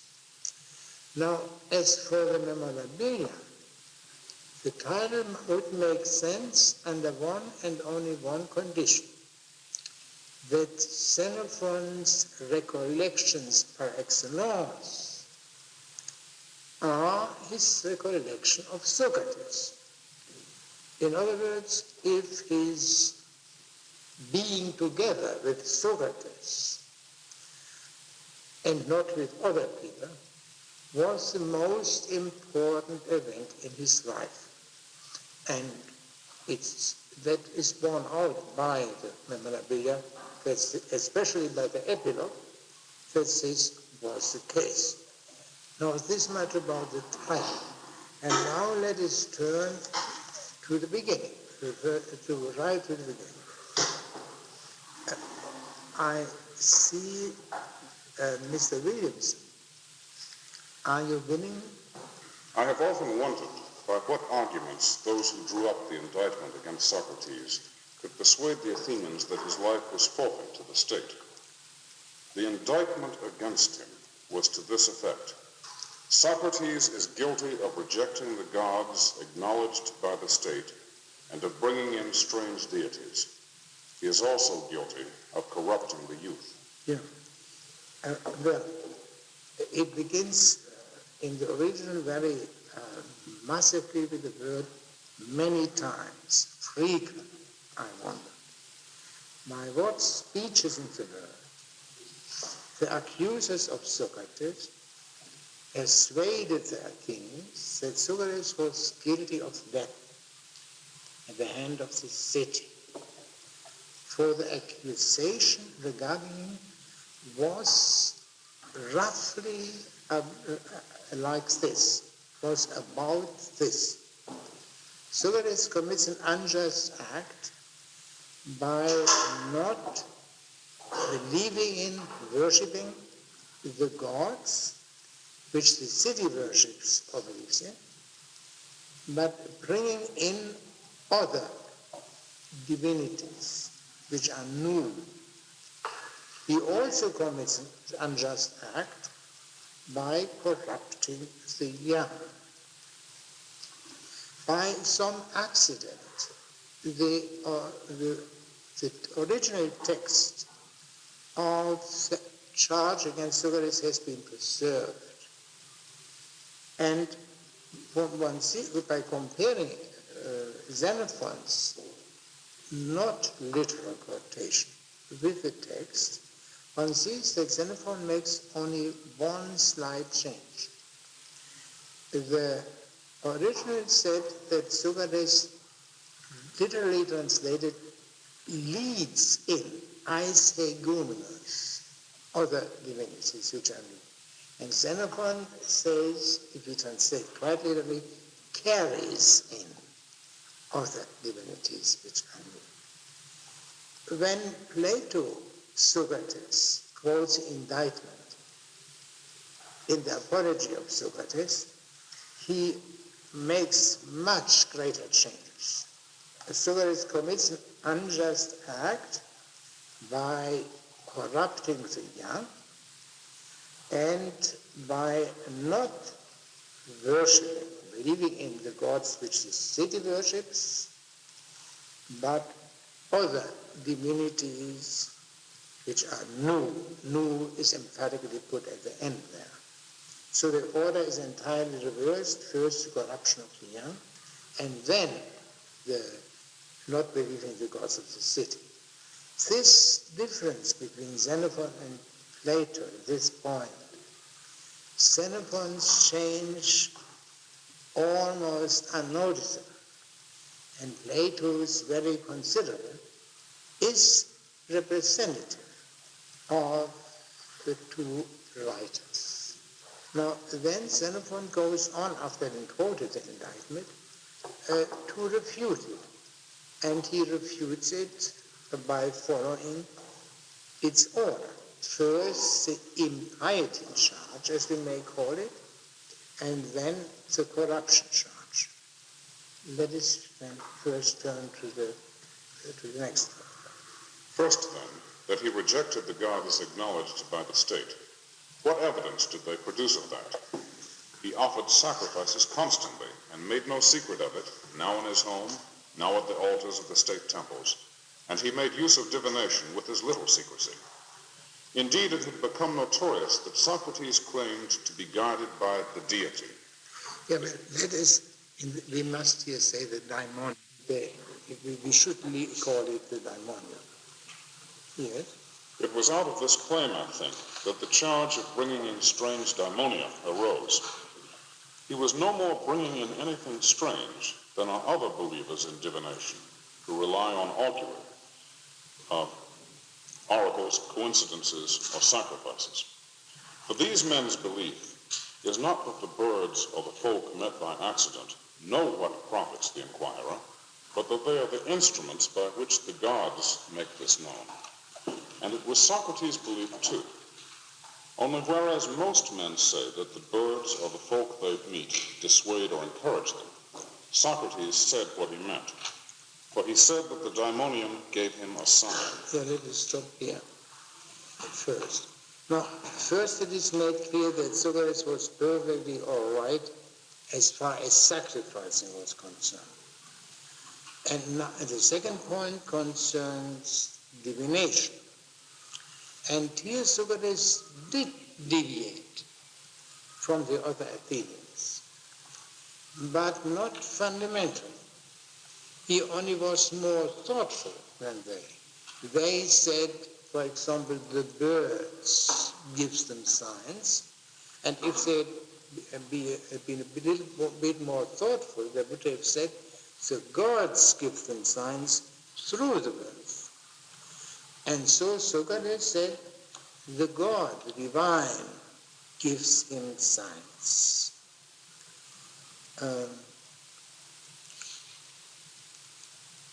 Yes, so there is, regarding divination, there is a slight difference then between Socrates and the general practice of the Athenians, but as Xenophon contends, that no difference regarding the fundamentals. Yeah. Many of his companions, those who followed his advice, prospered, and those who rejected it had cause for regret. And yet who would not admit that he wished to appear neither a knave nor a fool to his companions? But he would have been thought both had he proved to be mistaken when he alleged that his counsel was in accordance with divine revelation. Obviously, then, he would not have given the counsel if he had not been confident that what he said would come true. And who could have inspired him with that confidence but a god? And since he had confidence in the gods, how can he have disbelieved in the existence of the gods? Yeah. So this point which Xenophon makes here is clear.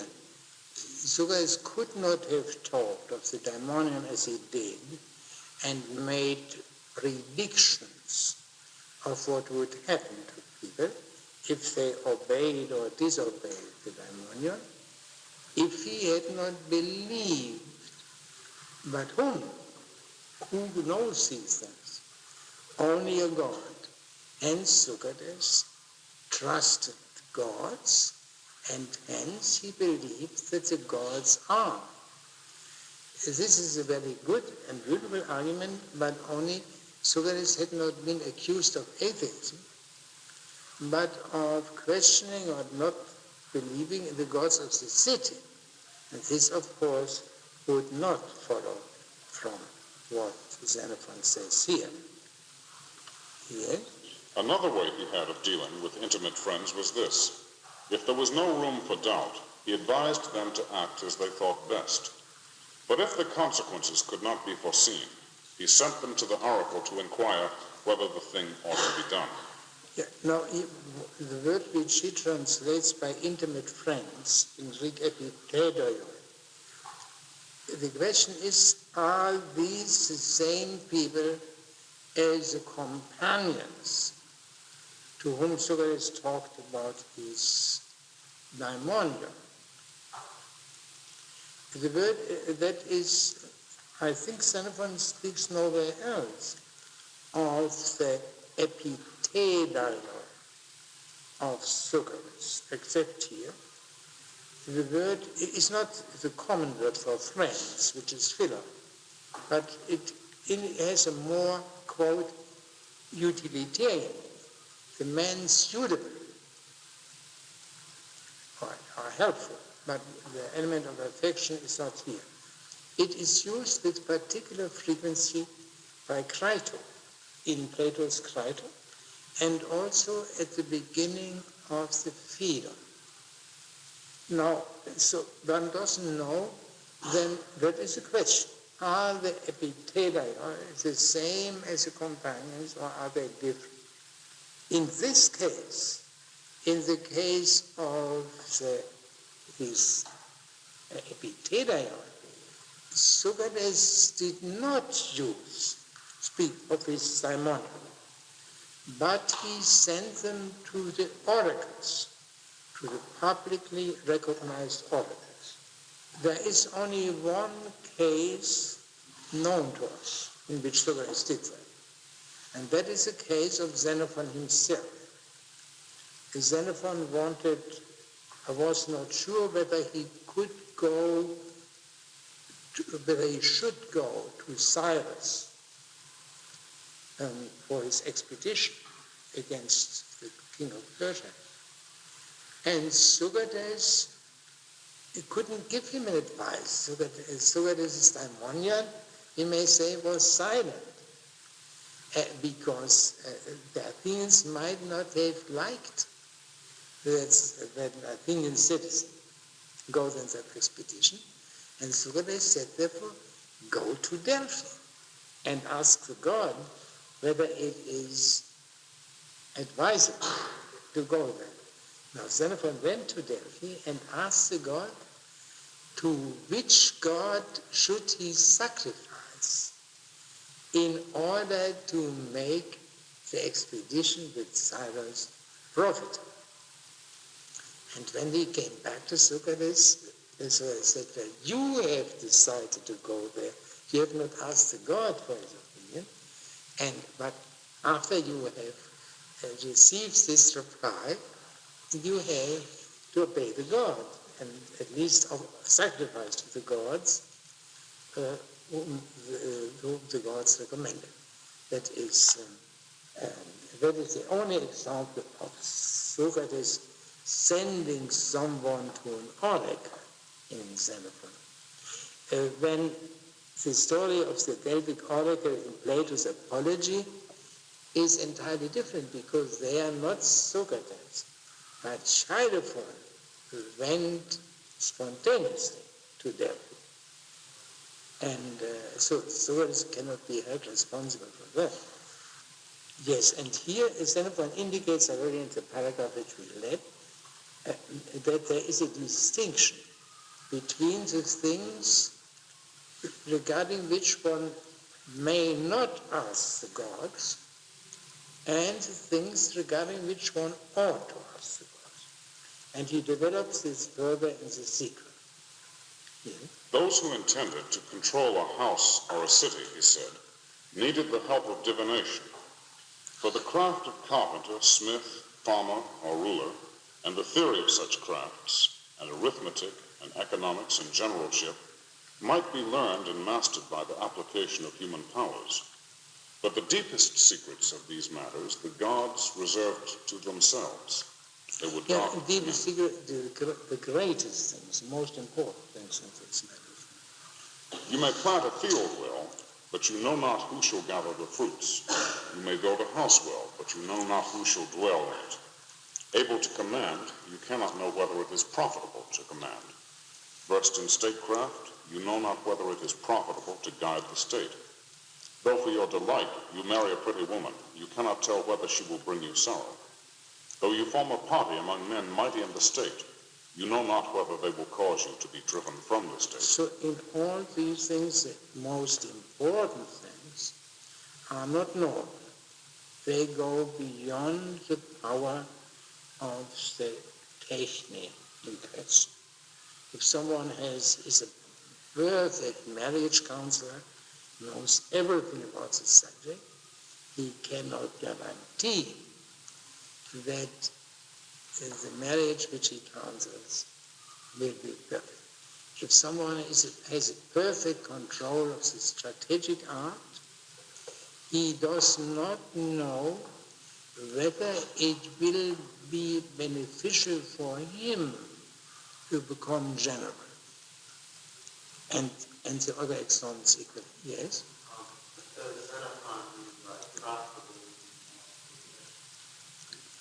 Well, for example, he may look at the generals who won the battle at the Aginusa, according to all rules of the art. And then they did not pick up the corpses. That was a naval battle. And then they were accused of a heinous crime, and those on whom the Athenians could lay their hands on were executed. It was not profitable to them to exercise the art of a general.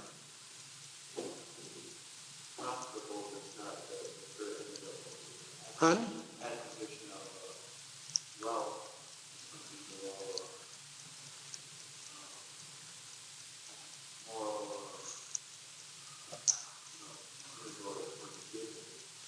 I cannot hear what he said. Profitable doesn't refer to something beyond wealth, does it? Oh, why should it not? So if someone is profitable for the improvement of the mind, does it not exist? But surely profitable means something different from what the Greeks call noble, kalon, and which corresponds in a very rough way to what we mean by moral. That is true. But the key point is the most important things in all these matters men cannot know. Now, the question is the examples which Xenophon gives are convincing as far as they go, but he mentioned one thing which a translator calls arithmetic, but which is arithmetic in our sense of the word, logistike, but the question is whether regarding arithmetic the gods reserve for themselves the most important matters, whether one would have to go to Delphi in order to make sure of the results of one's figuring. Only, of course, the question is it wise for a man to become a figurer? This is not settled by the art of figuring itself. That is true. Okay? If any man thinks that these matters are wholly within the grasp of the human mind, and nothing in them is beyond our reason, that man, he said, is irrational. Yes, this word he uses for irrational is a derivative from daimon, daimonan. So that is not uninteresting because he speaks in this context of the daimonion. Yes? But it is no less irrational. How do you want to just translate it as irrational? Follow the translation. Insane or something? It is no less insane to seek the guidance of heaven in matters which men are permitted by the gods to decide for themselves by study. To ask, for instance, is it better to get an experienced coachman to drive my carriage, or a man without experience? Is it better to get an experienced seaman to steer my ship, or a man without experience? So too with what we know by reckoning, measuring, or weighing. To put such questions to the gods seemed, to his mind, profane. In short, what the gods have granted us to do by help of learning, we must learn. What is hidden from mortals, we should try to find out from the gods by divination. But to him that is in their grace, the gods grant a sign. So in the case of divination, we have seen Socrates has a whole logos about divination, which the main points of which Xenophon sketches here. And here it is made clear, of course, that arithmetic, for example, counting or measuring or weighing, these are things which are within man's power, and quite a few other things which man can know by himself. But others are not. Socrates' general thesis is a middle way. One should not ask oracles regarding everything, nor should one ask the gods regarding nothing, but regarding some things. And he stated what these things are. The greatest things, one must ask them regarding the greatest things. The event of our doings, that which escapes us. Xenophon has then shown that Socrates, in spite of that minor deviation regarding the daimonion, that he spoke of the daimonion, which other people did not, he was a perfectly normal Athenian. And in particular that he encouraged the consultation of the oracles. Whether he is nothing said to the effect that Socrates himself consulted oracles. You would have seen that, and there is no evidence for that. And as for the daimonion, he didn't have to consult it because it made itself noticeable without Socrates consulting. So the whole question of Socrates' piety seems to be settled. While in up to a point, up to paragraph 5, we could still say that Socrates believed in gods, but this does not mean that he believed in gods of the city. Now, what is said about the oracles would seem to prove fully that he worshipped or respected or recognized the gods of the city, and therefore the whole impiety charge is unfounded. Nevertheless, Xenophon goes on. Yeah? Moreover, Socrates lived ever in the open. For early in the morning, he went to the public promenades and walking grounds. In the forenoon, he was seen in the market, and the rest of the day he passed just where most people were to be met. He was generally talking, and anyone might listen.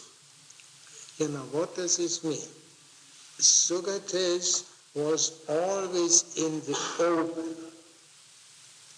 He was never retired. There is no privacy in Socrates' life. Therefore, we cannot know whether he was not impious when he was not in the sight of men.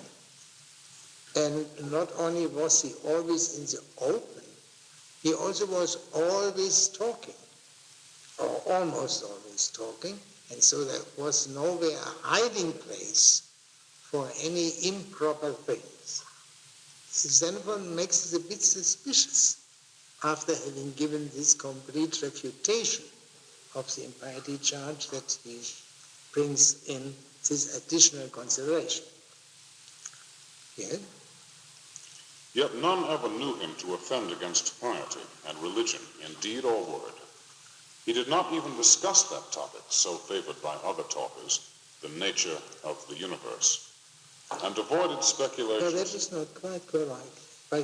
For he did not converse as most of the others, whatever that may mean, take into consideration the nature of all things. More precisely, he did not consider these things in the manner in which most others consider it. So there are apparently various ways in which one can consider the nature of things, a pious way and an impious way. And most others, which surely cannot mean most Athenians, but I'm afraid would mean most others who could be mistaken as doing the same thing as Socrates, so to say the sophists. These people investigated the nature of all things in an impious manner. Socrates did it in a pious manner. I'm sorry, I have interrupted. And he avoided speculation on the so-called cosmos of the sophists, how it works, and on the laws that govern the phenomena of the heavens. Indeed, he would argue that to trouble one's mind with such problems is sheer folly. In the first place, he would inquire, did these thinkers suppose that their knowledge of human affairs was so complete that they must seek these new fields for the exercise of their brains, or that it was their duty to neglect human affairs and consider only things divine? The word which he translated with divine is daimonia. Previously he had called them urania, heavenly. That's the same. So this is not really an argument, it's only a question addressed to these other people. Did they know the human things and then turn to the heavenly or divine things, or did they simply disregard the human things? And the meaning is they disregarded them. Yes? Moreover, he marveled at their blindness in not seeing that man cannot solve these riddles, since even the most conceited talkers on these problems did not agree in their theories, but behaved to one another like madmen. As some madmen have no fear of danger, and others are afraid where there is nothing to be afraid of, so some will do or say anything in a crowd with no sense of shame, while others shrink even from going abroad among men. Some respect neither temple nor altar nor any other sacred thing. Others worship stocks and stones and beasts. So is it, he held, with those who worry with universal nature. Some hold that what is one, others that it is infinite in number, some that all things are in perpetual motion, others that nothing can ever be moved at any time, some that all life is birth and decay, others that nothing can ever be born or ever die. So that is a new argument, the second argument against these people. They are now accused of madness. And what madness is described by other examples. Mad people are extremists, we can say. People either who fear everything or who fear nothing. They are all extremists, and that are the examples given. Now this has an important implication. Just as Socrates was not a madman regarding fear or regarding what one could or could not say and do among human beings, so he was not a madman regarding the universe. The madman said that being is one. Or they said there are infinitely many beings. The sober and sane mean would be there are many beings, numerable, surveyable, and the same regarding to other points. The madmen say all things are ever in motion, and the other madmen say nothing is ever in motion. The same view is some things are in motion and some things are never moved. And the same is also true of coming to being and perishing. So there is something which one can call a sober, not mad, a sober, insane cosmology. This is implied, but it is only implied. And one must see whether it has any further signs of that in the memorabilia and elsewhere.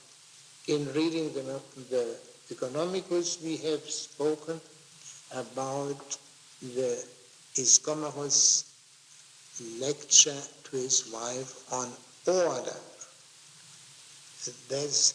And I have indicated, I believe, that this had something to do with what is said here.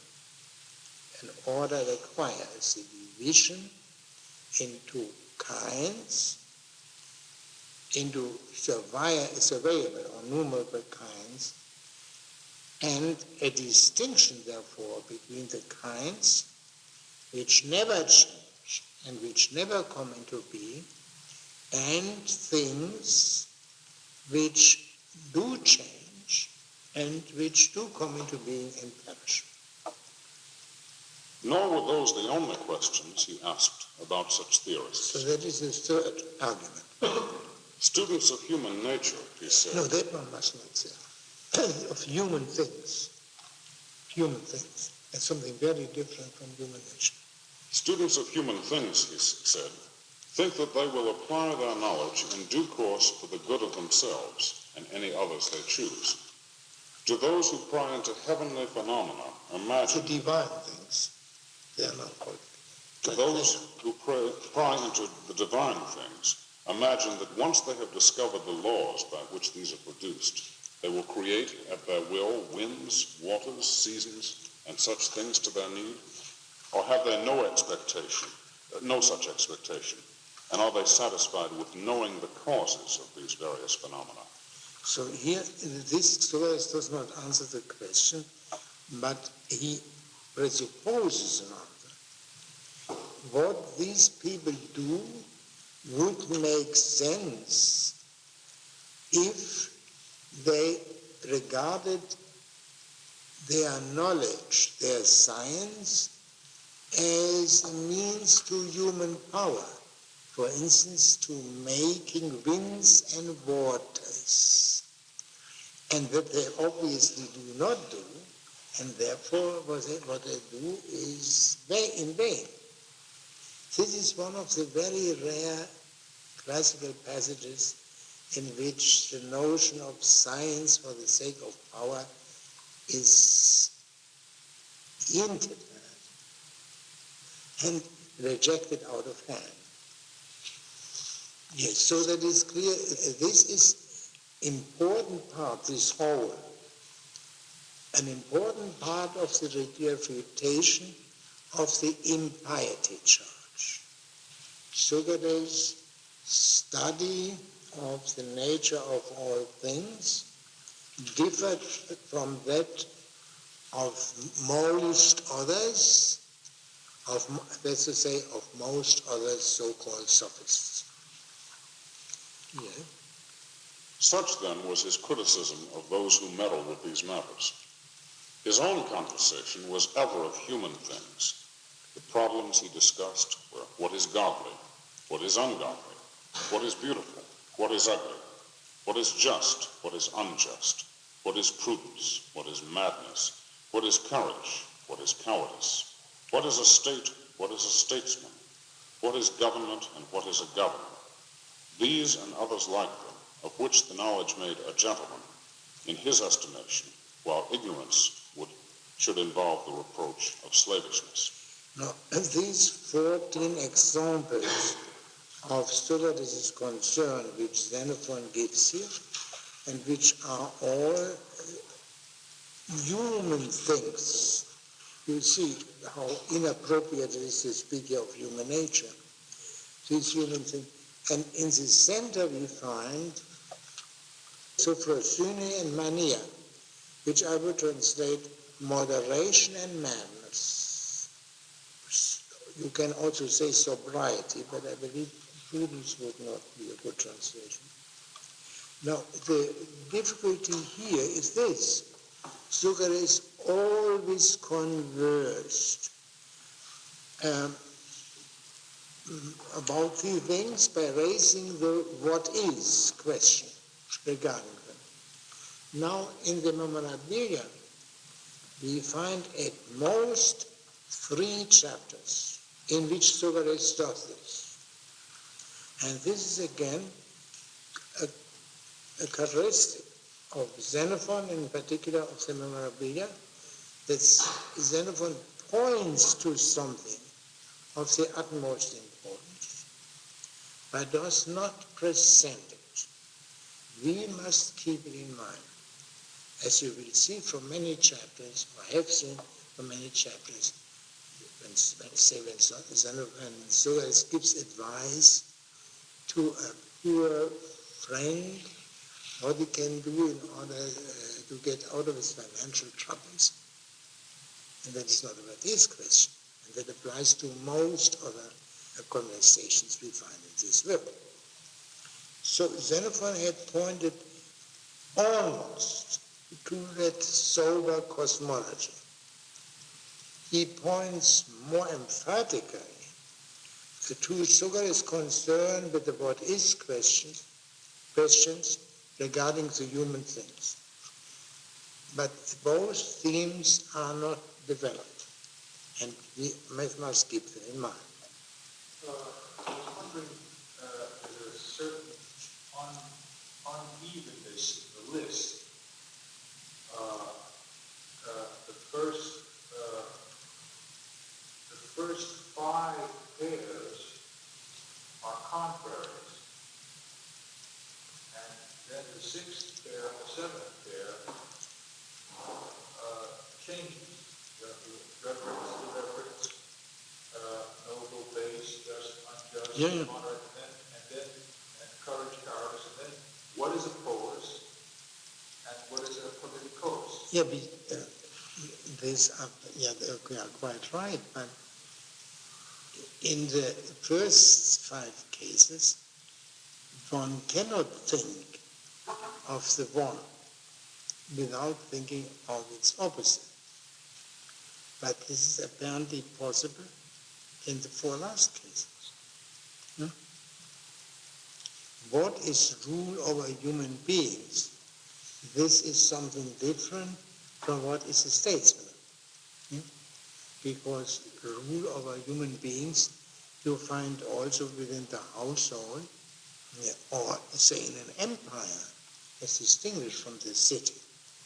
And then what is a man capable to rule, fit to rule human beings, is of course something different than what is rule over human beings. Yes? In this passage, uses, it says,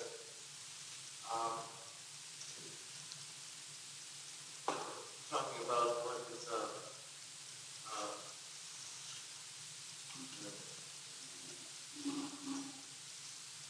knowledge makes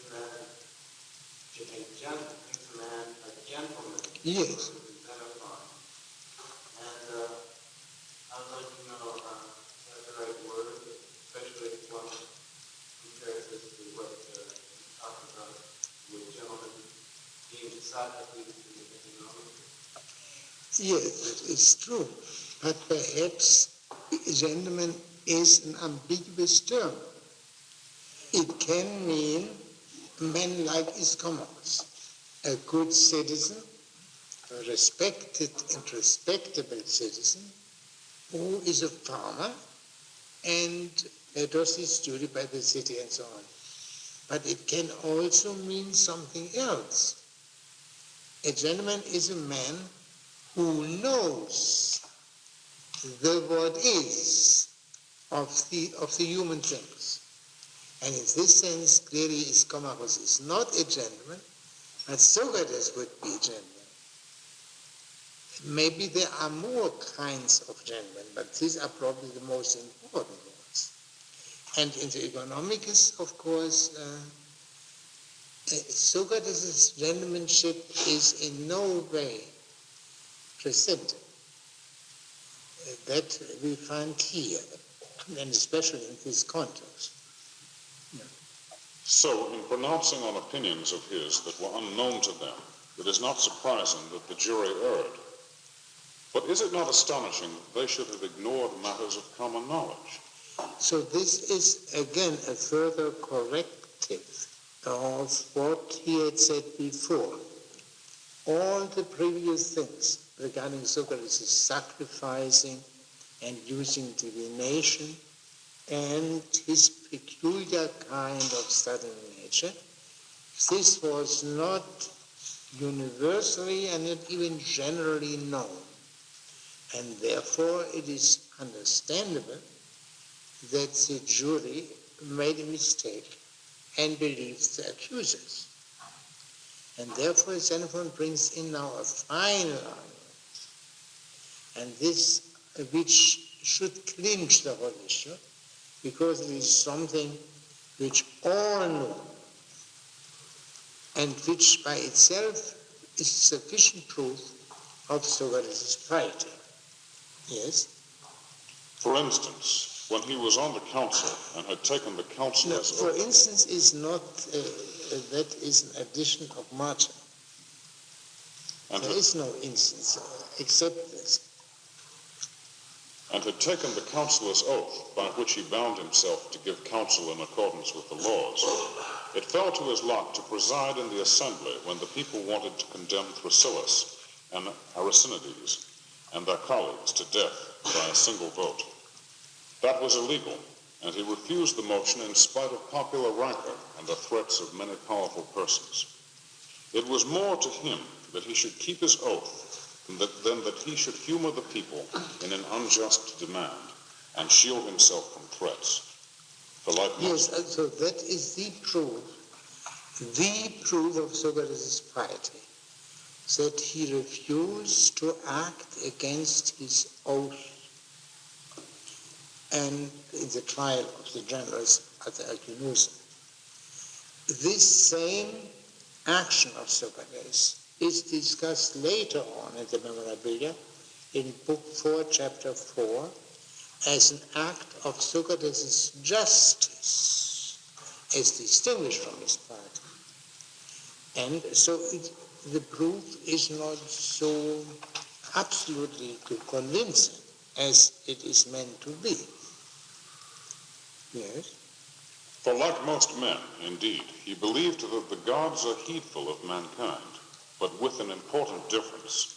For whereas they do not believe in the omniscience of the gods, Socrates thought that they know all things, our words and deeds and secret purposes, and that they are present everywhere, and grant signs to men of all that concerns man.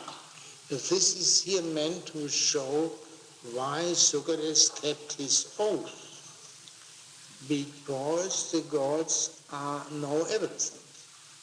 They know also the secret thoughts. Yeah, this was the third and final part of the refutation of the impiety charge. And from this it follows that the argument presented in paragraphs 10 to 16 about Socrates not impiously engaging in the study of the universe, but this is the central part of the refutation. Yeah. I wonder then how the Athenians can have been persuaded that Socrates was a free thinker. You know, well, Socrates was not sound regarding the gods would be better. When he never said or did anything contrary to sound religion, and his utterances about the gods and his behavior towards them were the words and actions of a man who is truly religious and deserves to be thought so. Yeah, Xenophon had first drawn our attention to a tripartition saying, doing, and silently deliberating. And now he speaks only of saying and doing. And one can, of course, say what was going on in Socrates' mind, and only in Socrates' mind, could not be known to anyone, to the accusers as little as to Xenophon himself. But one wonders. And let us only read now the beginning of the next chapter. No less wonderful is it to me that some believed the charge brought against Socrates of corrupting the youth. Yeah, well, let's stop here. Regarding the impiety charge, the Athenians were persuaded. Regarding the corruption charge, only some were persuaded. And the strange thing is that though the impiety charge was so much more credible, Xenophon devotes to it very little space. We have read each other, whereas he devotes at least twice as much space to the much less credible, the reputation of the much less credible corruption charge. Now, before we turn to chapter 2, I would like to find out whether there are any points you would like to discuss. I'd like to ask, were Socrates' sacrifices and various acts of justice so well known that it really was surprising that the Athenians would have been persuaded of the piety? Yeah. Well, could not someone do this sacrifice as a matter of decency, of propriety, without truly worshipping the gods?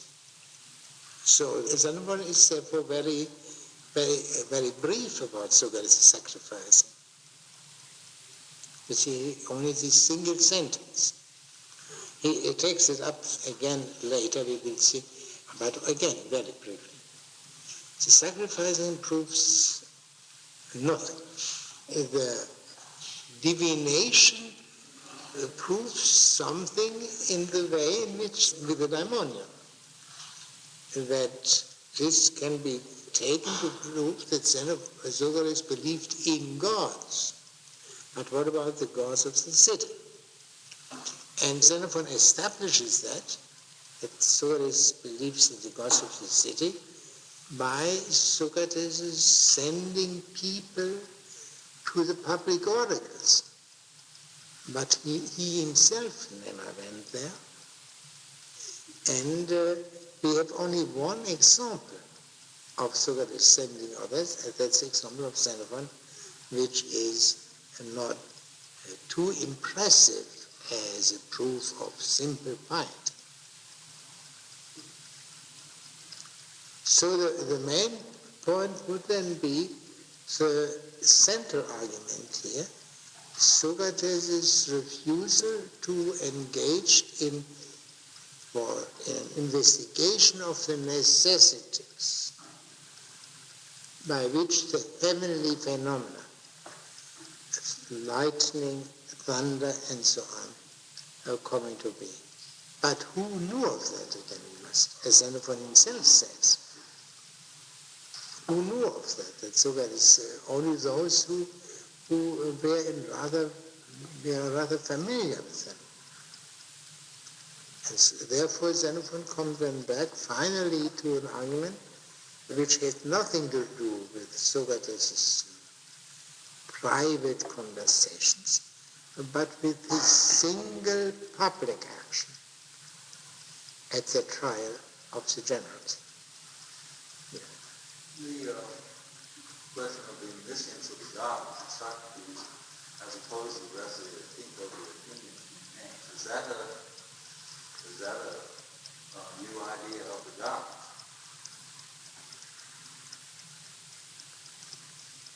I do not understand your question.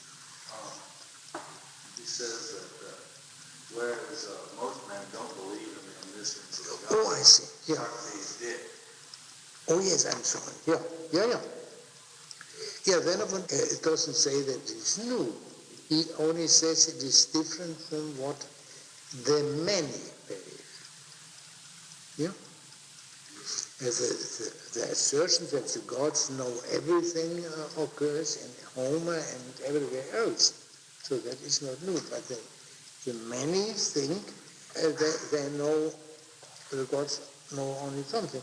The striking thing is here that in this particular point, Socrates has a kind of extreme view, whereas all previously these were all moderate views. One could believe that the gods know nothing, or that the gods know everything, and in the middle would be the view that the gods know something.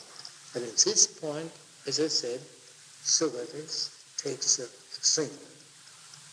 I have trouble reconciling Socrates' belief in one supreme deity as a republic with the statement here that he honored all the gods. There's some confusion on my mind concerning how Xenophon looked at it and how Socrates himself looked at it. I'm sorry. Can you? He has difficulty reconciling the implication in the Republic that Socrates recognized only one God with the fact that he is said to sacrifice here to many gods. Yeah, but first you can say Plato is not Xenophon.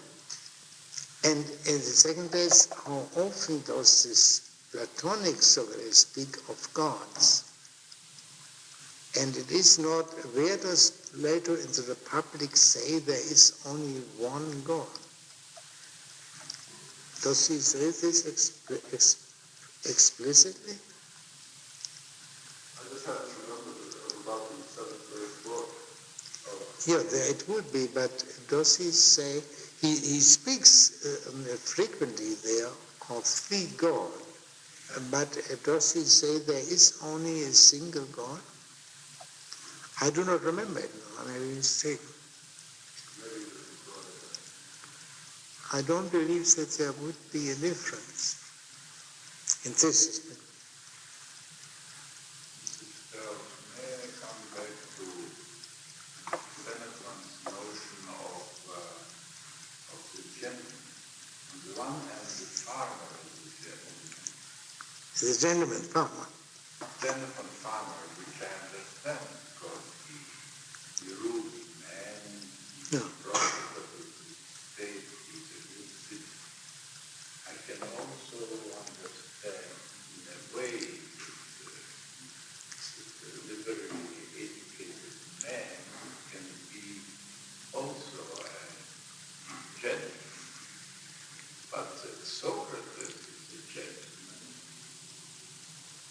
This I really can't understand, because a man who goes around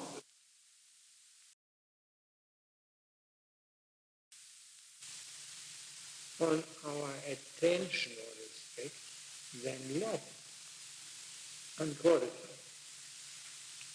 This might simply be the primary things. I understood that this question would be things out of another discussion, but one of them was not. But then, why do you think then that in several Platonic dialogues, Socrates takes pains to describe himself as a chieftain, but not being a chieftain, but dealing with the erotic? Yes, no, that is, but he does the same in Xenophon, although not as powerfully as in Plato.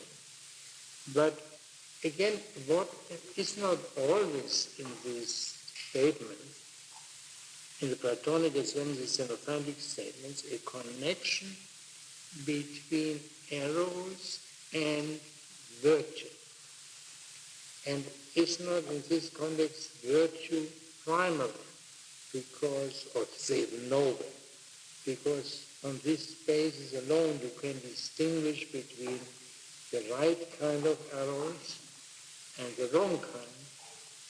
If someone would say eros is a primary theme of the Platonic Socrates, overriding all others, I think he would have to make clear how and why the subject eros could absorb the subject virtue. Now, Mr. Bell. There's a kind of very empty formula where one could make that, say, love the good would be the way love for virtue. Yeah, but did not the question that this would have to be established, would it not? And it would have to raise the question regarding the ambiguity of love. Good. No, love also, noble and base. Yeah. So I think it would come back. There's another omission in that list that strikes me. He asks what's just, what's moderate, what is courage. He doesn't ask what is wisdom or what is knowledge, which is a question that might be asked in a group of natural scientists or mathematicians. Yes, but Socrates is not a natural scientist, that was made clear. And knowledge comes up in the immediate sequence. The knowers of these what is, are the general, the knower. And so to that extent, the question of wisdom is here not only raised, but even answered. Wisdom is knowledge of these what is. So let us go on and beginning, and at the beginning of chapter. No less wonderful is it to me that some believed the charge brought against Socrates of corrupting the youth. In the first place, apart from what I have said, in control of his own passions and appetites, he was the strictest of men. Further, in enduring cold and heat and every kind of toil, he was most resolute. And besides, his needs were so schooled to moderation that having very little, he was yet very content. Such was his own character. How then can he have led others into impiety, crime, gluttony, lust, or sloth? So here, this is perhaps not precisely enough translated. That so as to, in addition to what was said, i.e. in addition to his height, was of extreme continence and endurance. And therefore, how could he have corrupted anyone? Yes? On the contrary, he cured these vices in men by putting into them a desire for goodness and by giving them confidence that self-discipline would make them gentlemen. To be sure, he never professed to teach this, but by letting his own light shine, he led his disciples to hope that they, through imitation of him, would attain to such excellence. Yeah, but by being manifestly such a one, namely a perfect gentleman, he made those who conversed with him hope that by imitating him, they would become such ones, namely perfect gentlemen. So Socrates did not propose to be a teacher of virtue. That's the first time that the word teacher or teaching occurs here, because the corruption charge, that is also made clear in Plato's apology, refers to what Socrates taught. He corrupted people by teaching.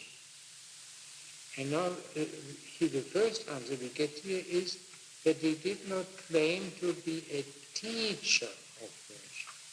He just was virtue. And he quote, taught, unquote, virtue by his example, not by teaching. Yes? Furthermore, he himself never neglected the body and reproved such neglect in others. Thus, overeating followed by overexertion he disapproved. But he approved of taking as much hard exercise as is agreeable to the soul. For the habit not only ensured good health, but did not hamper the care of the soul. On the other hand, he disliked foppery and pretentiousness in the fashion of clothes or shoes or in behavior. Nor again did he encourage love of money in his companions. For while he checked their other desires, he would not make money himself out of their desire for his companionship. He held that this self-denying ordinance ensured his liberty. Those who charged a fee for their society he denounced for selling themselves into bondage, since they were bound to converse with all from whom they took the fee. So that means Socrates was not bound to converse with everyone. Socrates could choose his interlocutors.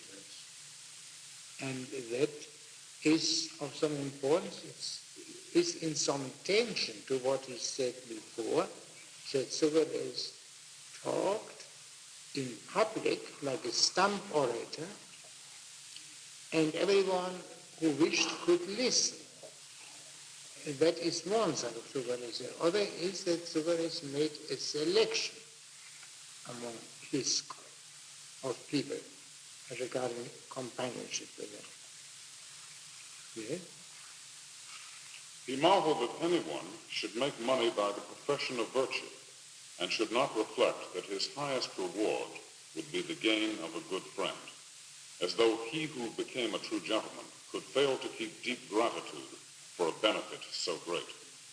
Socrates indeed never promised any such boon to anyone, but he was confident that those of his companions who adopted his principles of conduct would throughout life be good friends to him and to one another. How then could such a man corrupt the youth, unless perchance it be corruption to foster virtue? Yes. So this is a general refutation of the corruption charge. A man of, so especially the continence and endurance, because corrupting could also be understood in the crudest and coarsest manner, and so that is corrupted the morals of the young people. And that is also by implication excluded. But in other sense, Socrates, a perfectly virtuous man, could not corrupt anyone. That is established. But now we hear a counter-argument.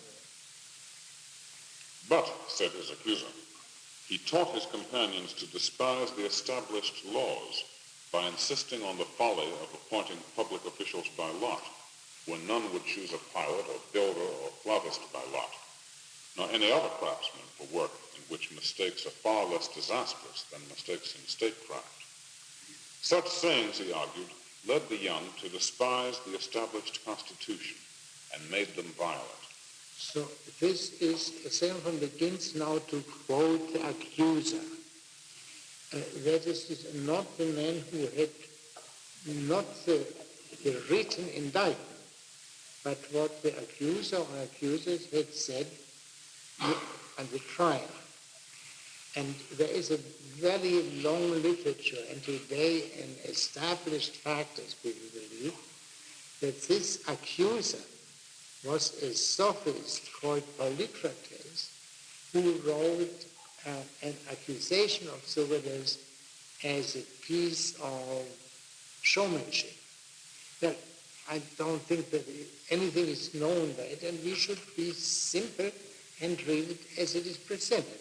Xenophon presents it as in this way, that the accuser, among other things, had made this specific charge, that Socrates corrupted the young by making them look down with contempt on the established laws and even on the established regime.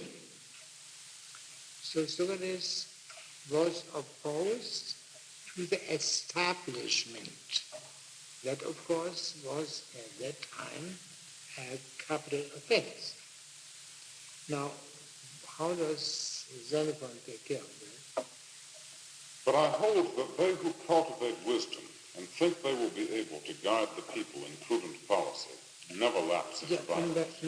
And who believe to be able to teach the useful things.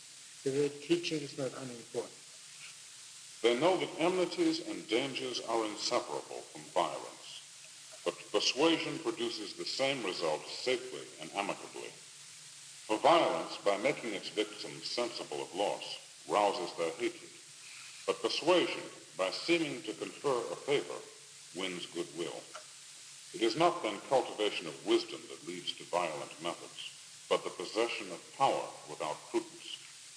Besides, many supporters are necessary to him who ventures to use force, but he who can persuade needs no confederate, having confidence in his own unaided power of persuasion.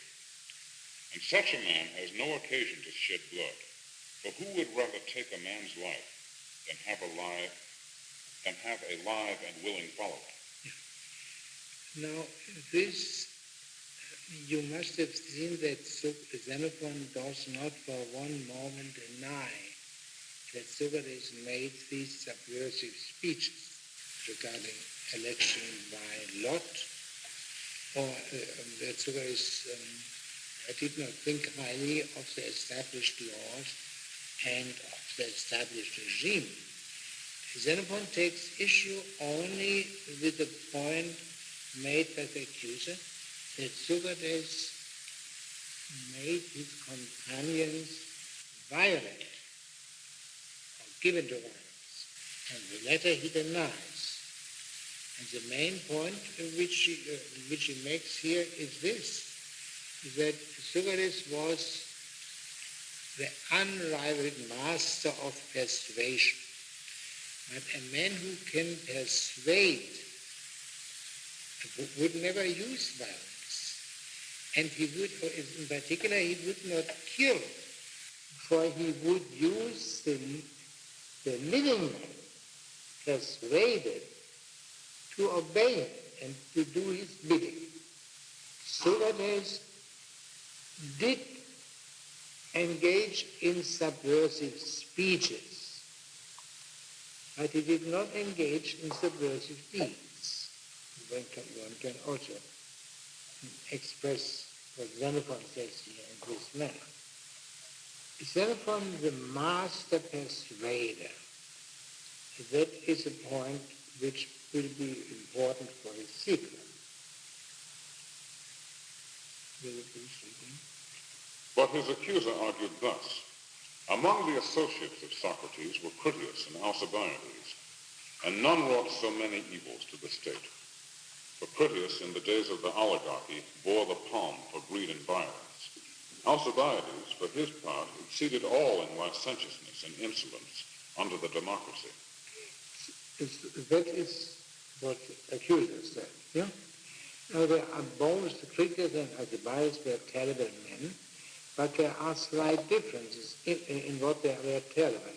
Critias, he says, who was in the oligarchy, of all the most thievish, most violent, and the most murderous.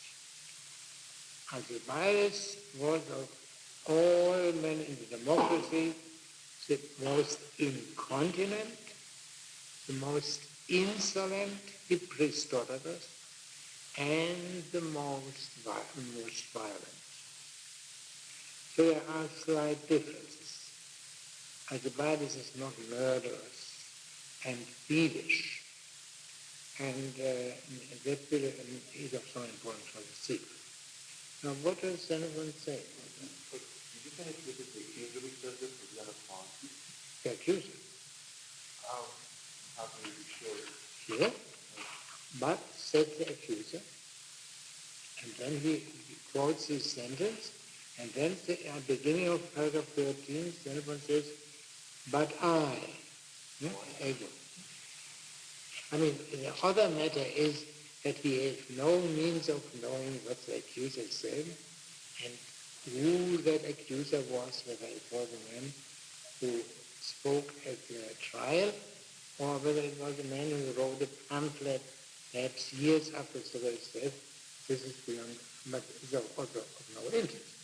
But this is clear. So the master persuader, that is a key to the following point, to the Critias and Alcibiades point. Yes? Now, I have no intention of excusing the wrong these two men wrought the state, but I will explain how they came to be with Socrates. Ambition was the very lifeblood of both. No Athenian was ever like them. They were eager to get control of everything and to outstrip every rival in notoriety. They knew that Socrates was living on very little and yet was wholly independent, that he was strictly moderate in all his pleasures, and that in argument he could do what he liked with any disputant. Sharing this... that is stronger from what came before. He could use in the speeches all people conversing with them in whatever manner he liked. So the absolute superiority in dialectics. Sharing this knowledge and the principles I have indicated, is it to be supposed that these two men wanted to adopt the simple life of Socrates, and with this object in view sought his society? Did they not rather think that by associating with him, they would attain the utmost proficiency in speech and action? For my part, I believe that had heaven granted them the choice between the life they saw Socrates leading and death, they would have chosen rather to die. Their conduct betrayed their purpose, for as soon as they thought themselves superior to their fellow disciples, they sprang away from Socrates and took to politics. It was for political ends that they had wanted Socrates. Yeah, that is, they were not true associates of Socrates. But still, there must have been something which attracted them to Socrates. That was not Socrates' extreme continence. This would have repelled them. But the fact that Socrates could handle everyone in speeches in whatever manner they liked. And they wanted to become first rate in not only in acting, but also in speaking. And therefore Socrates came in so it became desirable to them. And therefore they stayed with Socrates for some time. Yes. But it may be answered, Socrates should have taught his companions prudence before politics. Yeah, prudence, the word is to be sober or moderate, superman. I do not deny it, but I find that all teachers show their disciples how they themselves practice what they teach and lead them on by argument. And I know that it was so with Socrates. He showed his companions that he was a gentleman himself, and talked most excellently of goodness and of all things that concern man. I know further that even those two were prudent so long as they were with Socrates, not from fear of fine or blow, but because at that time they really believed in prudent conduct. Yeah, a fine or blow from Socrates. That Socrates would fine them or beat them. Good. Now there is here one point which is mentioned or admitted by Socrates in passing. That Socrates taught the political things, and that was what attracted, among other men, Critias and Alcibiades. Socrates also made conversed most nobly about virtue and the other human things.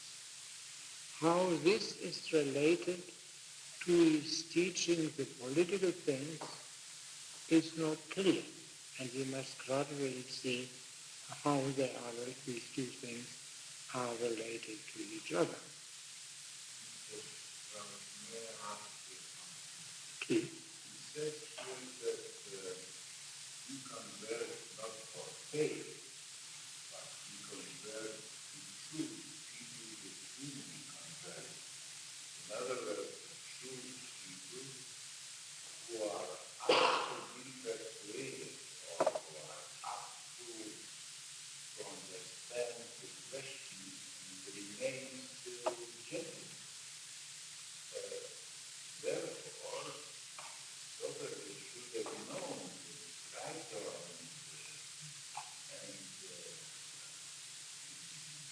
society are no good students. We shouldn't have accepted them. Yeah, but still. Because this is exactly that he was in a position to choose the right things. Not everyone who pays is going to profess like but only those who are suitable. Yeah, that is distinguished. They must have had certain recommendations, not from other people, but in themselves. I suppose they were both gifted youth, and that therefore they were attractive to Socrates. And what would become of them? What would become of them later? That is in the lives of the gods. I mean, that one cannot know. And Xenophon will explain that later, how it happened that although they had such an excellent teacher, they became such wicked men. But the main point which Xenophon makes, of course, is that Socrates cannot be held responsible for their wickedness. Because from Socrates they learned only good things. And where they learned the wicked things, Xenophon will state later on. They went away with the half knowledge, and therefore they went to Yes, but in the first place, Christians went away to Thessaly, to people more known for lawlessness than for justice. And he was together with them, no longer with Socrates. And Alcibiades was such a favorite, especially of the fair sex, but also of men, that he was corrupted by his successes in these fields. Socrates cannot be held responsible for them.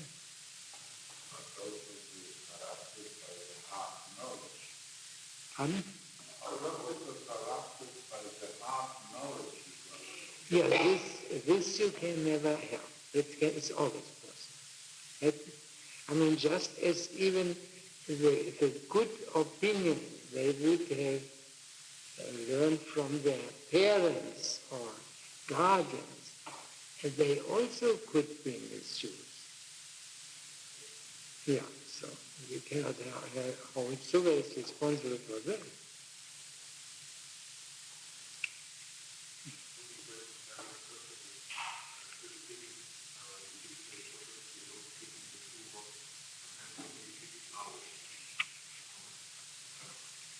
Yeah, but you cannot do everything at the same time. And therefore, there are no guarantees in this. And apparently in Critias and in Alcibiades, the other desires, which Socrates could never satisfy, they are much stronger. And therefore they run away from him as soon as they had learned what they thought Socrates could teach them, namely how to be a first-rate debater. Take up Mr. Kaplan's point. Again, cannot having one's power to speak strengthen, as seems to be the case for those who are around Socrates, also make one more capable to console without the body. Simply make one more dangerous in one's life. Yeah, but what do you do with boxing? Take this other example, or wrestling. If a boxing or wrestling teacher may, and let's assume he's an honest man, but he cannot vouch for the good behavior of his student of boxing or wrestling. And that student might use it for armed robbery and other impossible things. But similarly, Socrates could not prevent them.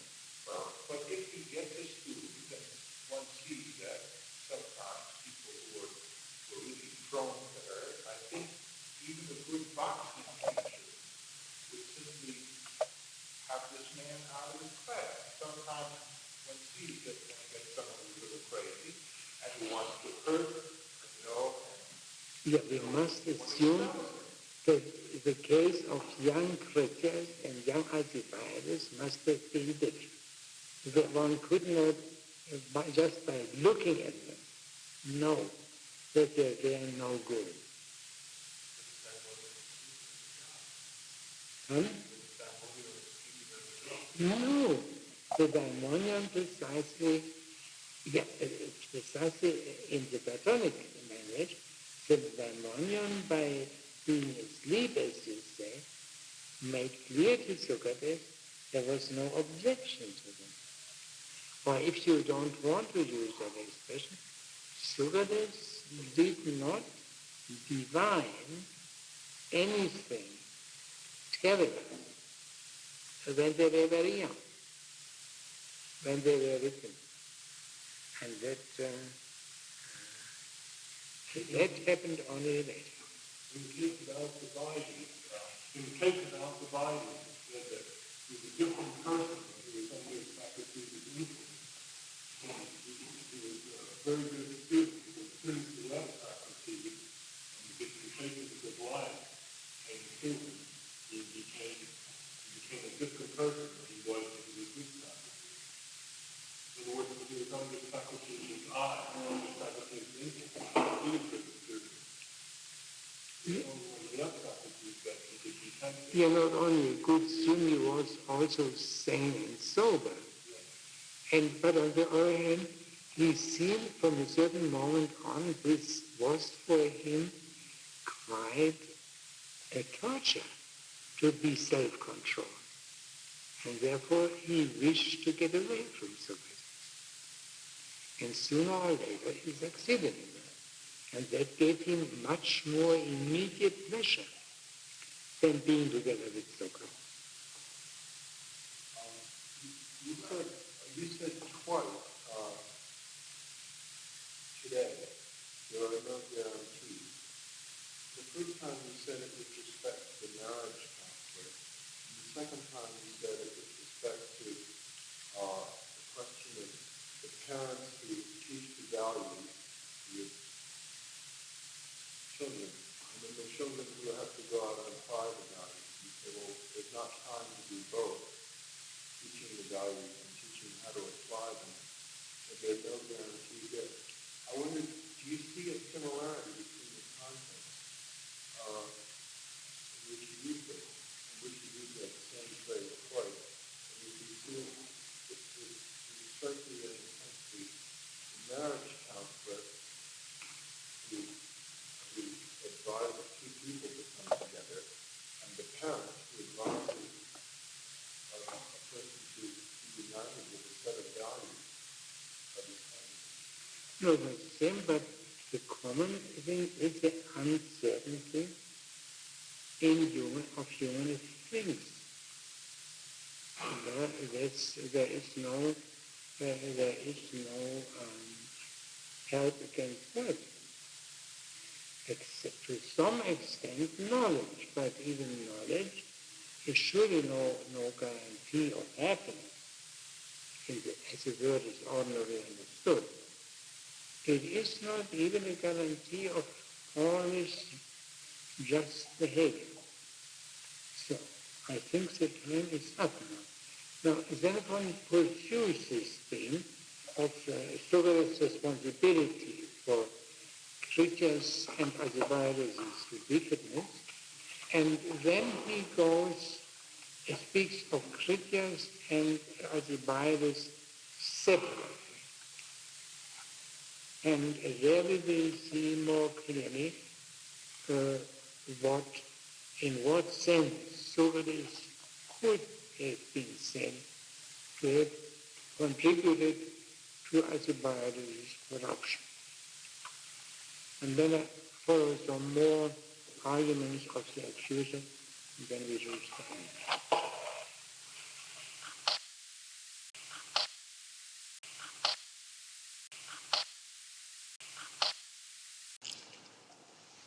Is this your time too?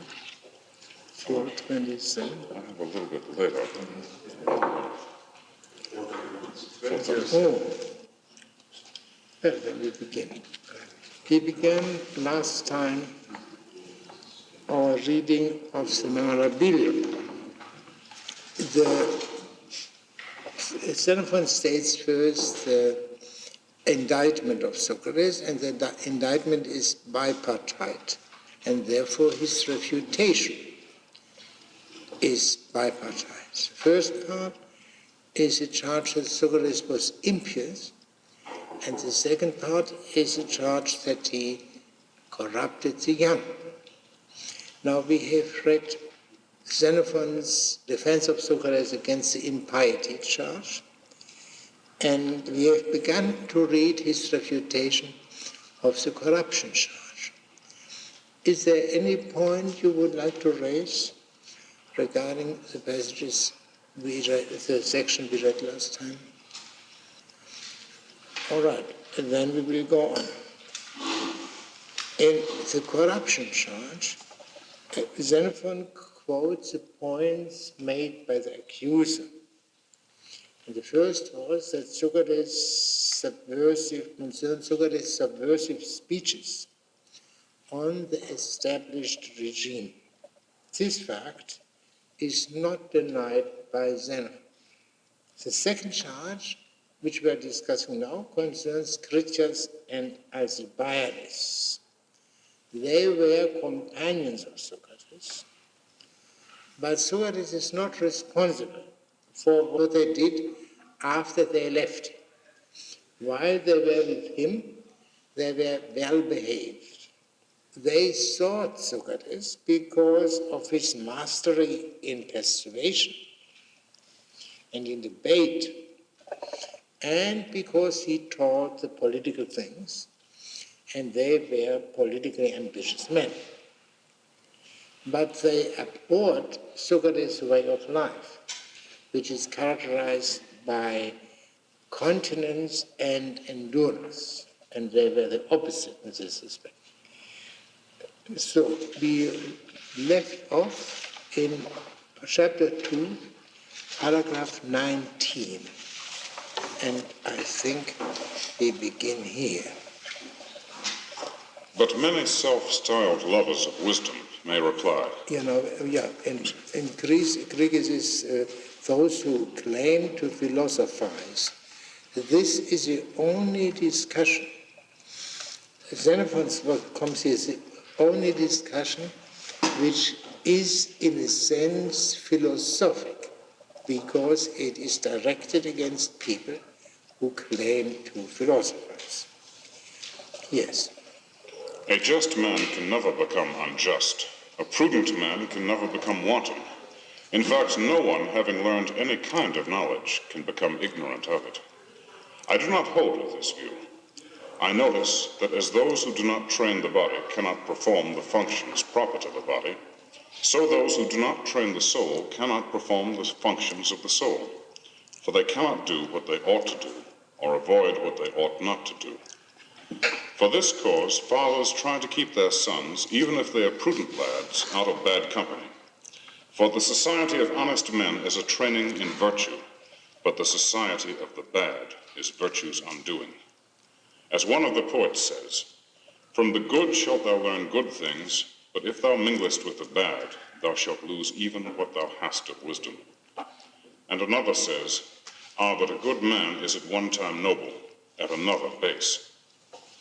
My testimony agrees with theirs. Yeah, but in the Greek it comes out more clearly. There are three men who are witnesses here. The first is a poet, Theognis, if I remember well, and then the other, is it Simonides? I do not know. other unknown. Yeah, but it sounds like Xenophon. And the third is Xenophon himself. 3 witnesses. And the main point is here, virtue requires learning plus practice. If the practice is not added, then virtue will not come about. And that shows, of course, that virtue is not simply teachable, because there is no substitute for one's own practicing. My testimony agrees with theirs, for I see that just as poetry is forgotten unless it is repeated, so instruction, when no longer heeded, fades from the mind. To forget good counsel... More literally, the didascalikoi logoi, the speeches which teach, the teaching speeches, when they are forgotten. And now he goes over immediately, replaces didascalikoi logoi by nouthetikoi logoi, by chastising speeches. Yes? To forget good counsel is to forget the experiences that prompted the soul to desire prudence. And when those are forgotten, it is not surprising that prudence itself is forgotten. I see also that men who take to drink or get involved in love intrigues lose the power of caring about right conduct and avoiding evil. For many who are careful with their money no sooner fall in love than they begin to waste it. And when they have spent it all, they no longer shrink from making more by methods which they formerly avoided, because they thought them disgraceful. How then can it be impossible for one who was prudent to lose his prudence, for one who was capable of just action to become incapable?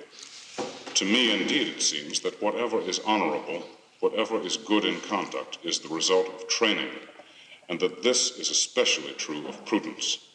For in the same body, along with the soul, are planted the pleasures which call to her, abandon prudence, and make haste to gratify us and the body. Yes, now what he translates by prudence is in all cases sufficiency, which I would translate in all cases by moderation. This causes some difficulties, and sometimes, but these difficulties would also occur in Greek itself. So they are intended by Xenophon.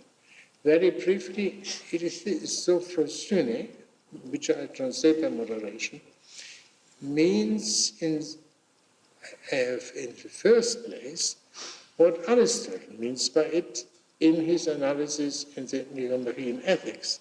And there is self-control regarding the bodily pleasures. But then it means, but Xenophon's own term for that is enkrateia, continence. And sophrosune means also, and that is more important, moderation in a much broader sense than moderation regarding food and drink and so on. And we must keep this in mind. For instance, here and in other cases which we have seen, the opposite to moderation is not incontinence, but something like hubris or mania, madness. That is an entirely different and broader context. Now what he says here in paragraph 21 especially is this. The desire for moderation stems from certain things which the soul suffered. If these sufferings are forgotten, moderation is forgotten. I'll take a very simple example. If someone ate too much and got into troubles and then decided in the future he will eat moderately, that is very well, as long as he remembers that. But when he forgets that, experience, as you would say, and then he forgets also the need for moderation, and therewith moderation. Is there any other point which you would like to raise here?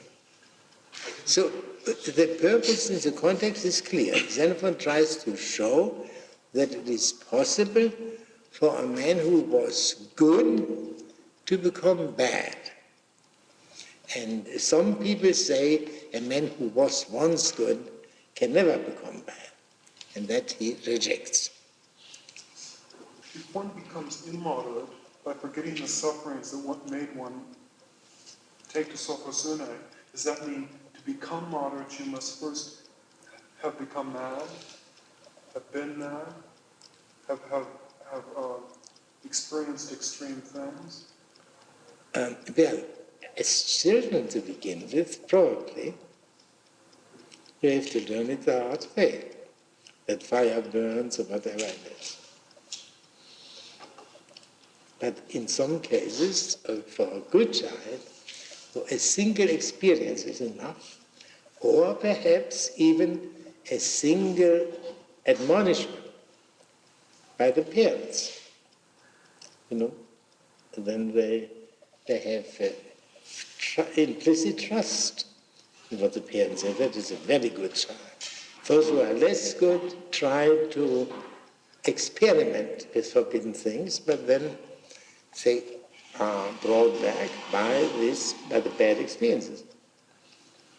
And therefore, since it is the case, Critias and Alcibiades could very well have been originally good and become bad afterward. Yes? And indeed it was thus with Critias and Alcibiades. So long as they were with Socrates, they found in him an ally who gave them strength to conquer their evil passions.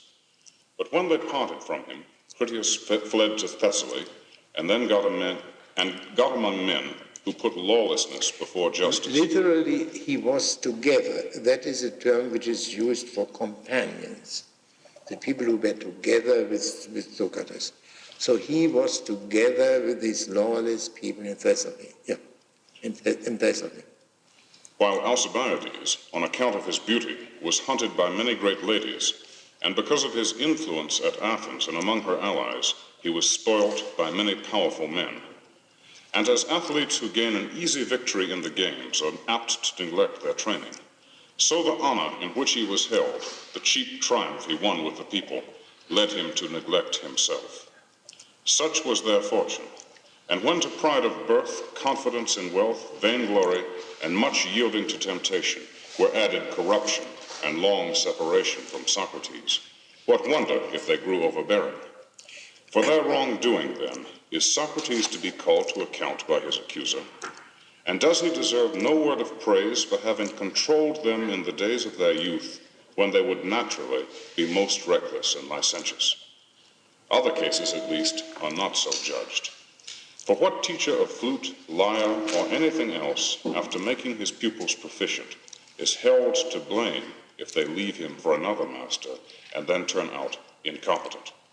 What father whose son bears a good character so long as he is with one master, but goes wrong after he has attached himself to another, throws the blame on the earlier teacher? Is it not true that the worse the boy turns out with the second, the higher is his father's praise of the first? Nay, fathers themselves, living with their sons, are not held responsible for their boys' wrongdoing, if they are themselves prudent men. This is the test which should have been applied to Socrates too. If there was anything base in his own life, he might fairly have been thought vicious. But if his own conduct was always prudent, how can he be fairly held to blame for the evil that was not in him? Yes. Now here in the last paragraphs, he states a principle, how one has to judge fairly in these matters.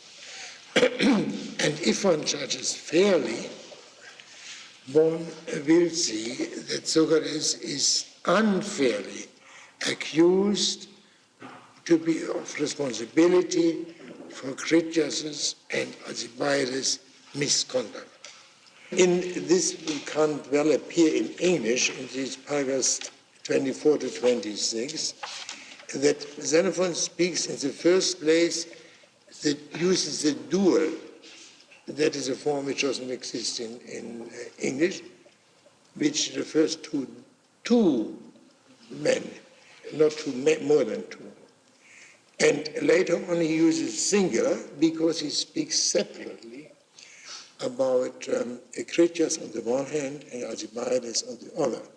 So in the main, Hitherto, Xenophon has treated these two black sheep more or less as if their case were the same. From now on, he speaks of the two separately, and first of Critias.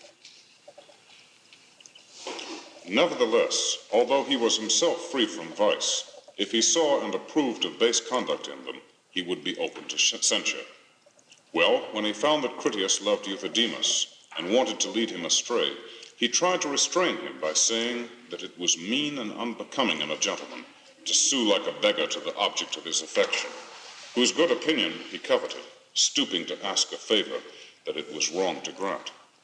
As Critias paid no heed whatever to this protest, Socrates, it is said, exclaimed, in the presence of Euthydemus and many others, "Critias seems to have the feelings of a pig. He can no more keep away from Euthydemus than pigs can help rubbing themselves against stones." Now Critias... It is not clear whether he said this in the presence of Critias. Yeah, that is not clear. Yeah. Now Critias bore a grudge against Socrates for this, and when he was one of the 30 and was drafting laws with Charicles, he bore it in mind. Yes, this he bore it in mind. What he translates bearing in mind, that is the same word which is underlying the title, apomnementa. It means something like bearing grudges or resenting. That's the only time when the word occurs in the whole work. He inserted a clause which made it illegal to teach the art of words. It was a calculated insult to Socrates, whom he saw no means of attacking, except by imputing to him the practice constantly attributed to philosophers, and so making him unpopular. For I myself never heard Socrates indulge in the practice, nor of anyone who professed to have heard him do so. Xenophon is here strangely silent as to what was popularly and generally objected to in the philosophers. He doesn't say what it is. There are two obvious possibilities. The first, that the philosophers are impious, and the second, that they make the weaker argument the stronger. It could very well refer to the two things at the same time. And here, Critias, together with Charicles, was a legislator, and he wrote down in the laws that one ought not to teach the art of speeches. And this general rebuke against the philosophers was the rationale of that law. But the implication is Socrates did teach the technique of speeches, let us say rhetoric, but perhaps it is not precise enough. So that is in conformity with what we have seen before. Socrates did teach the political things, and this has something to do with the art of speaking altogether. Yes? The truth came out. When the 30 were putting to death many citizens... The 30 are the 30 Tyrants in 403. Yeah. When the 30 were putting to death many citizens of the highest respectability, and were encouraging many in crime, Socrates had remarked, "It seems strange..." Perhaps one should translate this word here, aipepu Socrates. Socrates said somewhere. That is a locative term, but it has also, does not necessarily have the locative meaning, but you will see later on that in this case it has. Yes, what did Socrates say? "It seems strange enough to me that a herdsman who lets his cattle decrease and go to the bad should not admit that he is a poor cowherd. But stranger still that a statesman, when he causes the citizens to decrease and go to the bad, should feel no shame or think himself a poor, nor think himself a poor statesman." This remark was reported to Critias and Charicles, who sent for Socrates, showed him the law, and forbade him to hold conversation with the young. To converse with the young. So this is now perhaps a more precise statement about what Socrates did, conversing with the young. And the art of speaking is the art of conversing. It's a dialectical art in the original meaning of the term. Yes, again, the law is repeated again. Yes? May I question you, asked Socrates, in case I do not understand any point in your orders? You may, said they. Well now, said he, I am ready to obey the laws, but lest I unwittingly transgress through ignorance, I want clear directions from you. Do you think that the art of words from which you bid me abstain is associated with sound or unsound reasoning? For if with sound, then clearly I must abstain from sound reasoning. But if with unsound, clearly I must try to reason soundly. Since you are ignorant, Socrates, said Pericles in an angry tone, we put our order into language easier to understand. You may not hold any converse whatever with the young. Well then, said Socrates, that there may be no question raised about my obedience, please fix the age limit below which a man is to be accounted young. So long, replied Callicles, as he is not permitted to sit in the council, because as yet he lacks wisdom. You shall not converse with anyone who is under 30. Suppose I want to buy something, and am I not even then to ask the price if the seller is under 30? Oh yes, answered Callicles, you may in such cases. But the fact is, Socrates, you are in the habit of asking questions to which you know the answer, and that is what you are not to do. Am I to give no answer, then, if a young man asks me something that I know? For instance, where does Pericles live, or where is Critias? Oh yes, answered Pericles, you may in such cases. But you see, Socrates, explained Critias, you will have to avoid your favorite topic, the cobblers, builders, and metalworkers, for it is already known, worn to rags by you in my opinion. Then must I keep off the subjects of which those supply illustrations, justice, holiness, and so forth? Indeed, yes, said Pericles, and cowherds too, else you may find the cattle decrease. Thus the truth was out. The remark about the cattle had been repeated to them, and it was this that made them angry with him. Formerly he translated much of the studies by report. It had been reported to them. The speech about the cattle, the criticism of Critias' regime was not made in the presence of Critias. It was only reported. And there is a slight difference in the conduct of Critias and that of Charicles. Did you notice that? Very slight, but not altogether unimportant. Charicles gets angry at Socrates. Critias does not. Now, Critias was a former companion of Socrates, and there is still a slight difference noticeable in this respect. But the most important point is perhaps this. Socrates did not question the legality of the law promulgated by the 30 Tyrants. This is a law for the time being. He has to obey it. So Socrates, one cannot compare Socrates here at least to Antigone, but rather to Ismene, if one looks for an example in tragedy. Yes. But let us keep this in mind. The legality of the laws laid down by Critias is not questioned. Yes. So much, then, for the connection of Critias with Socrates and their relation to each other. I venture to lay it down that learners get nothing from a teacher with whom they are out of sympathy. Now, all the time that Critias and Alcibiades associated with Socrates, they were out of sympathy with him.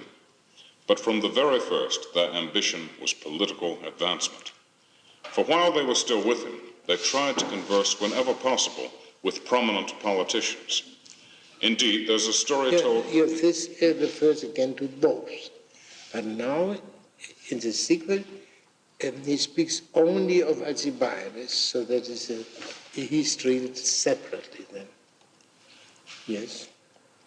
Indeed, there is a story told of Alcibiades that when he was less than 20 years old, he had a talk about laws with Pericles, his guardian, the first citizen in the state. "Tell me, Pericles," he said, "can you teach me what a law is?" "Certainly," he replied. "Then pray teach me. For whenever I hear men praised for keeping the laws, it occurs to me that no one can really deserve that praise who does not know what a law is." "Well, Alcibiades, there is no great difficulty about what you desire. You wish to know what a law is. Laws are all the rules approved and enacted by the majority in assembly, whereby they declare what ought and what ought not to be done. Do you suppose it is right to do good or evil? Good, of course, young man, not evil.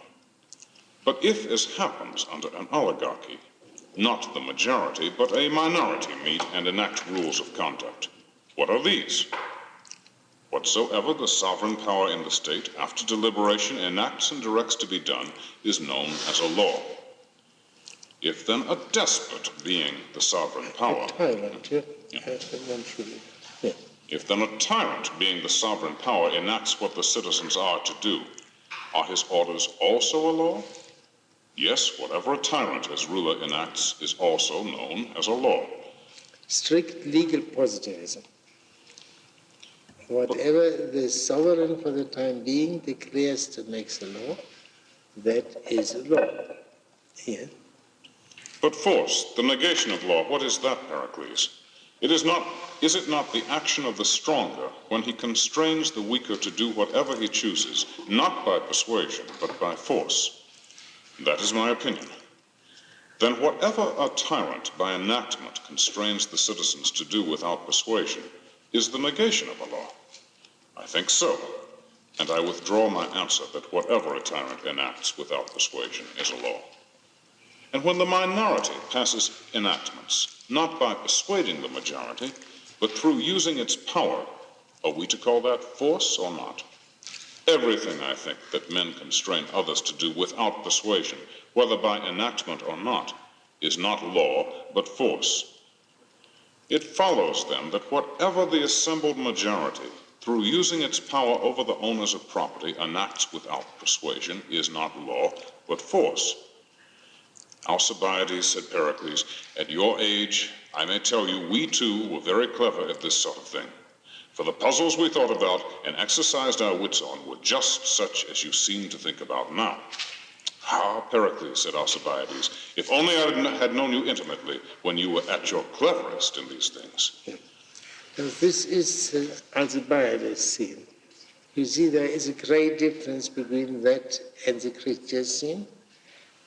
There is no conflict between Socrates and Alcibiades, and no resentment against Socrates on the part of Alcibiades. This is the first point. The second point, Alcibiades raises the question, what is law? That is a what is question, a question which falls within the province of the Socratic question. But Socrates never raises this question. Also in Plato, there is only one brief dialogue which is devoted to the question, what is law? The minors, today generally regarded as spurious, a kind of introduction to the laws. But in here, only Alcibiades raises this question, yet at a time when he was still together with Socrates. And it appears that Pericles is unable to answer that question properly because he is completely immersed in politics. And since this is a democracy, he thinks only of democratic laws and does not give a broader definition. there are a variety of regimes, not only democracy, also oligarchy, and therefore you would have to define law so that it fits all regimes. The principle here is that law is never the fundamental thing. The fundamental thing is the regime, the politeia, because the politeia is the origin of the laws and establishes the laws according to its understanding. Is this distinction clear between, is the word politeia which I used is ordinarily translated by constitution. And the constitution, as we use the word, is of course a law, the fundamental law. But a politeia is distinguished from law, fundamental or not fundamental. It is the actual or factual distribution of power in a society. And this may be, there are various ways in which it may be located, and therefore there is a variety of regimes. But the point which Socrates makes here is this difference between good and bad regimes, that in bad regimes, the ruling power, that may very well be the majority, lays down the law without due consideration for the minority. That applies with proper modification to all regimes. Every regime may be tyrannical, may lay down laws of the goodness of which the ruled are not convinced. That is a tall order. I mean, one can say perhaps they should be convinced of the goodness to obey the law, even if they do not like the law. That they should be convinced of the goodness of the law, that is something different, is it not? And the question is whether this is not, to what Socrates says here, does not demand too much. You mean what Alcibiades? Alcibiades, I'm sorry. Yeah. I'm sorry. Yeah, isn't, I mean, in a way, isn't making the fundamental opposition between persuasion and violence or compulsion a kind of oversimplification that points to the problem of the law, namely that it has to do both? Yes, this to make that a simple opposition in that way. Yeah, but one could say perhaps that the coercion exercised by the law may only refer to criminals, and then not to large bodies of people. But surely, without coercion, a law would not be effective. That I don't think that this is meant here. An implication, a democracy may be as tyrannical as a tyrant, as an evil tyrant. Persuasion is decisive, and Socrates is a master of persuasion. Therefore, Socrates would be the best support for any regime which would like to rule, is willing to rule by persuasion rather than by force. And this would also explain why such people like Critias and Alcibiades have a special interest in Socrates and why they are attracted by him. So this difference between Critias and Alcibiades is, I think, of some importance, because Alcibiades was surely connected with Socrates, a very ambiguous figure, but an outstanding man. And I think from the Platonic dialogues one also gets this impression. And Alcibiades is a different man than Critias, belongs to a different league than Critias. And also, I think, from Thucydides. Although Thucydides does not speak about Critias. In Thucydides, there are three outstanding Athenians. They are Themistocles, Pericles, and Alcibiades. And Themistocles and Pericles is a normal man. Themistocles and Alcibiades are marginal. They both end as traitors to Athens. A symbolic figure. So let's finish this section. So soon, then, as they presumed themselves to be the superiors of the politicians, they no longer came near Socrates. For apart from their general want of sympathy with him, they resented being cross-examined about their errors when they came. Politics had brought them to Socrates, and for politics they left him.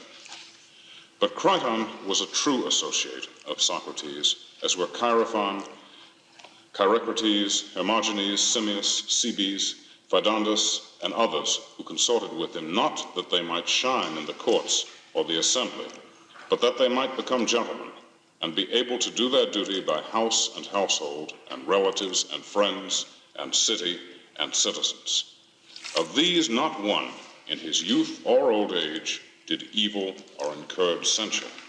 Yes. Now here these are the true associates of Socrates. These are, of course, not all, but 7 examples. These are unpolitical men. The term which he uses here is that they did not wish to become orators, either political or forensic orators, but they wish to become gentlemen and to use nobly their household, their servants, their relatives, their friends, the city, and the citizen. So not doing their duty, if you said, use them. They do not go into politics. These are the true associates of Socrates. And now, of course, the great question arises, how then is Socrates a teacher of politics, and yet his true associates are unpolitical men? It's the simplest formulation of the question. What precisely did Socrates teach? And this is, of course, discussed in this context, because the corruption of the young means the teaching the young. What did Socrates teach? Now, before we go on to the next point, let us make a pause and see whether there is anything you would like, any point you would like to bring up. Could you explain part in here where Socrates asks Critias if it's he's to restrain from speaking from words. Says, is it sound or unsound reason that I'm expected to refrain from? Because if it's sound reason, then I can understand that very well.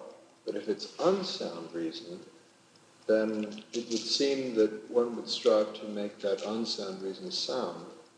And that argument doesn't seem to make much sense. I wonder if there's any terms that could be put in so that it would come through more clearly. Well, Socrates wants to point out that the lack of clarity in that law, which they forbid to teach the art of speeches. What does it mean? Do they wish people to speak badly, irrationally? And then, of course, if they want to achieve that, then the best thing to do is to forbid the art of speeches. the teaching of the other species. But if you accept the first part of it, that he says, well, if it's sound speeches that you ask me to refrain from, then I can understand that very well. And I think someone could criticize at that point and says, well, if you can understand refraining from sound speeches, what possible motivation would you have for wanting to make unsound speeches sound? Yeah, you must not forget the situation. These were the rulers, and they were rather sanguinary rulers. And there Socrates had to speak with a certain amount of restraint. When you look again at the beginning, in paragraph 33, Socrates asked them whether it is permitted to inquire if he did not understand something of the forbidden things. Is it permitted to inquire? This form of introducing a question occurs only here. Socrates' ordinary form to introduce a question is, tell me, just tell me. That in this way he cannot talk to Christians and characters in this position. And I think what he means to make clear by this argument is you apparently want to have people who speak and think irrationally, because that would be the result of your prohibition against teaching the other speeches. And he tries to intimate this to Critias. Probably he didn't have any chance to make clear anything to Characters. So, no, this was Mr. Williams. Yeah, I'm struck by this statement you made that Socrates never raises the question of what is law. You mean in Xenophon? Yeah. And also in Plato, to some extent he does it in the laws, but I could easily reply, if dishonestly reply, that this is an Athenian stranger and not Socrates. But where else does he raise a question what is law? In the Minors, and I believe the Minors is genuine, but it is a very strange dialogue. None of the great dialogues, the famous dialogues, none of these, it deals with the question, what is law? I'm not speaking only of the Republics, Symposium, and Phaedo and Phaedrus, but I think also of such works as Laches or Carmides and so, where is the question, what is law is?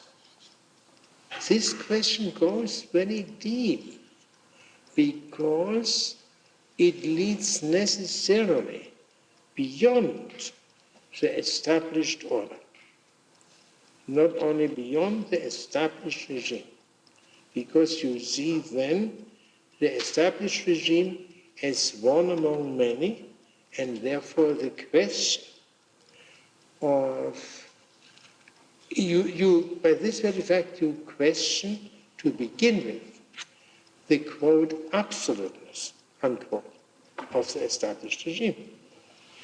You may finally find out that the established regime is the best, but you have to go through a process of reasoning in which this adhesion is suspended. Though raising the question of what is the best polity is, isn't that, why does that seem, I mean, since if it is the case that laws are always relative to polities, raising the question of the best polity would then,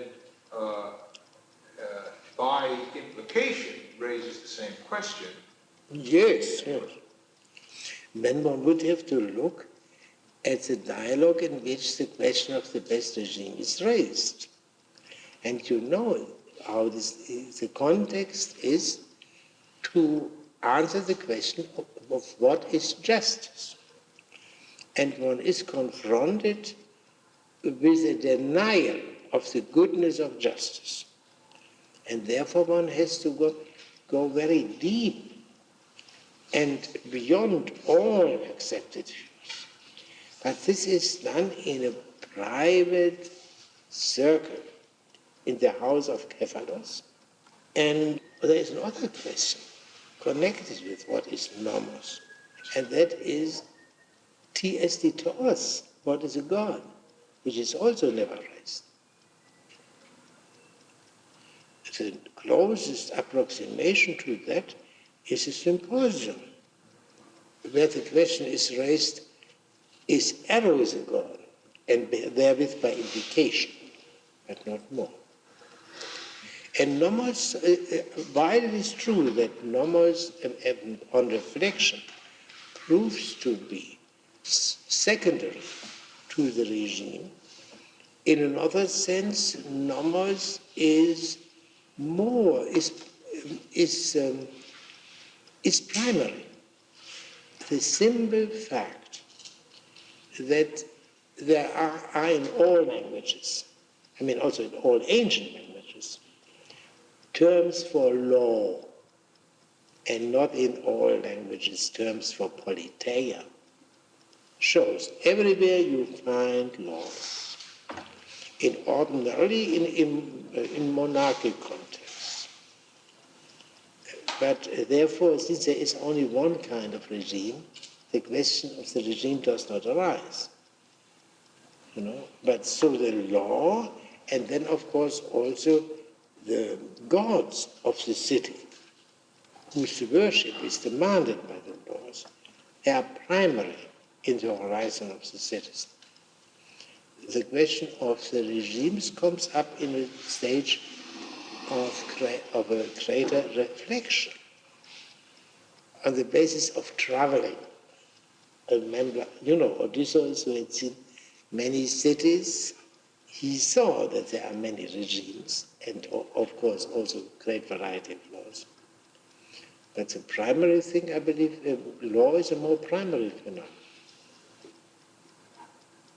I wonder if somehow, if somehow the connection of, if there's a connection of nomos with theos, whether that sort of doesn't, and connect, I want to tie this up to the notion of the regime, that there seems to be a notion, there seems to be another notion of law.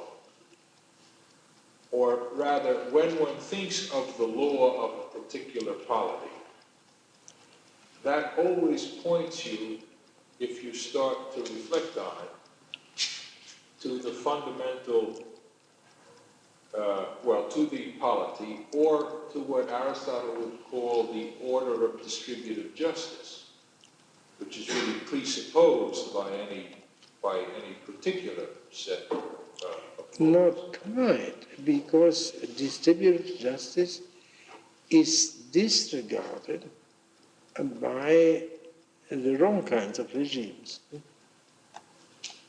Well, but I thought that even if it's not just a just distribution, some principle of distribution has to be adhered to by any regime. Yeah, but it may be a perverted one.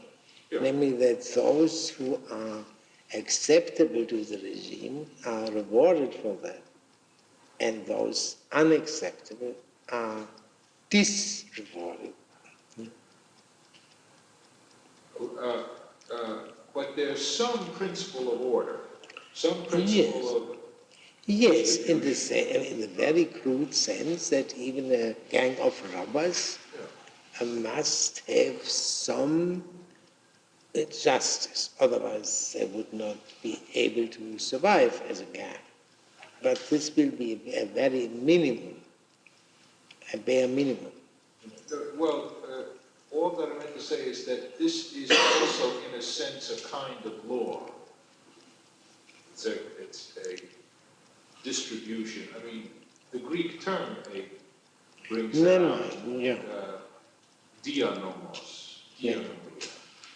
Yes, but if that means the attribution of things to persons, and this is done not necessarily on the basis of laws, but this is done by the people on the spot, and they may follow some crude rules of thumb which cannot properly be called laws.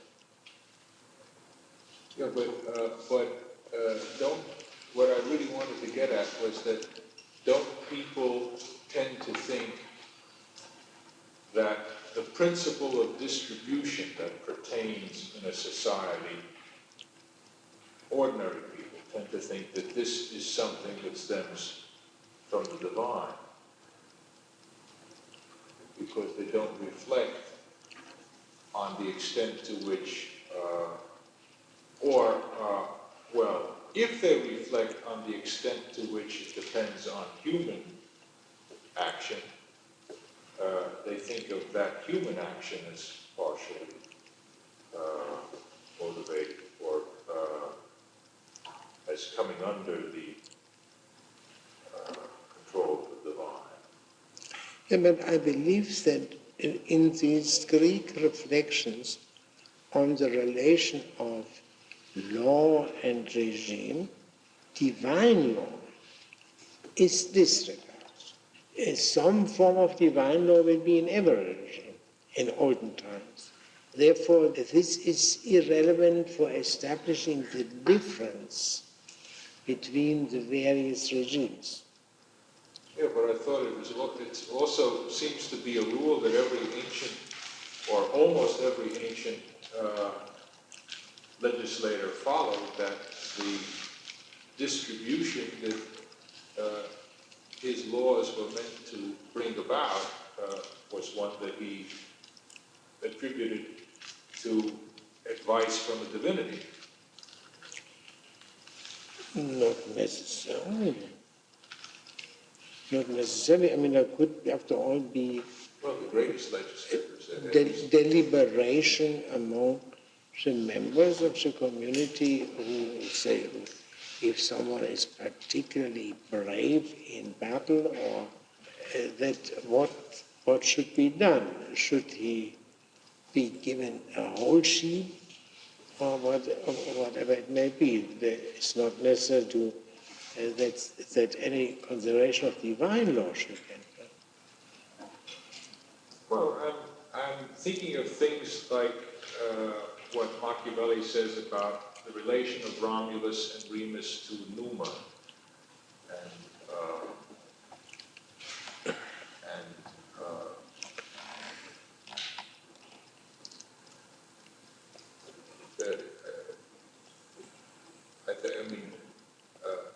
in order to get the laws accepted, and the sort of thing Aristotle says, of course, too, that in order to get the laws accepted, since they do go against the grain, one has to invoke a more than human. Yeah, but that somehow transcends completely the horizon of the citizen in which these questions arise first. Then you speak of the founder. Yeah. Prior to the existence even of the city, let alone of a regime and of laws, these questions arise. Yeah, but on the other hand, you see in Plato's Republic, the regulations regarding the divine things come up after the whole order has been established, the end of Book 4 of it, as a kind of seal on the whole establishment and not as a foundation. And still less in the Republic. In Aristotle it's the same. This question regarding the founder and or the legislator, in the sense in which Rousseau means it, that belongs to a different order of the argument. Yeah, well, that is what I was talking about. Yeah. But I just want, it just seems to me that there's a certain sense, at least when one looks at Greek texts, that this is in a sense also a law, that fundamental order established by the founder. Yeah, but which I would say, you said in a sense. That is not simply law, that is law in a qualified sense. Law is some order, taxes, this, but not every taxes is a law. Is a law. Now, is there any other point you would like to raise in connection with this? Then we will. You said earlier when you were commenting on the passage where you just Xenophon seems to imply that Socrates would be the best man to found the regime because he would be able to do it by persuasion rather than violence. But then later on, when we were commenting on the passage that describes what was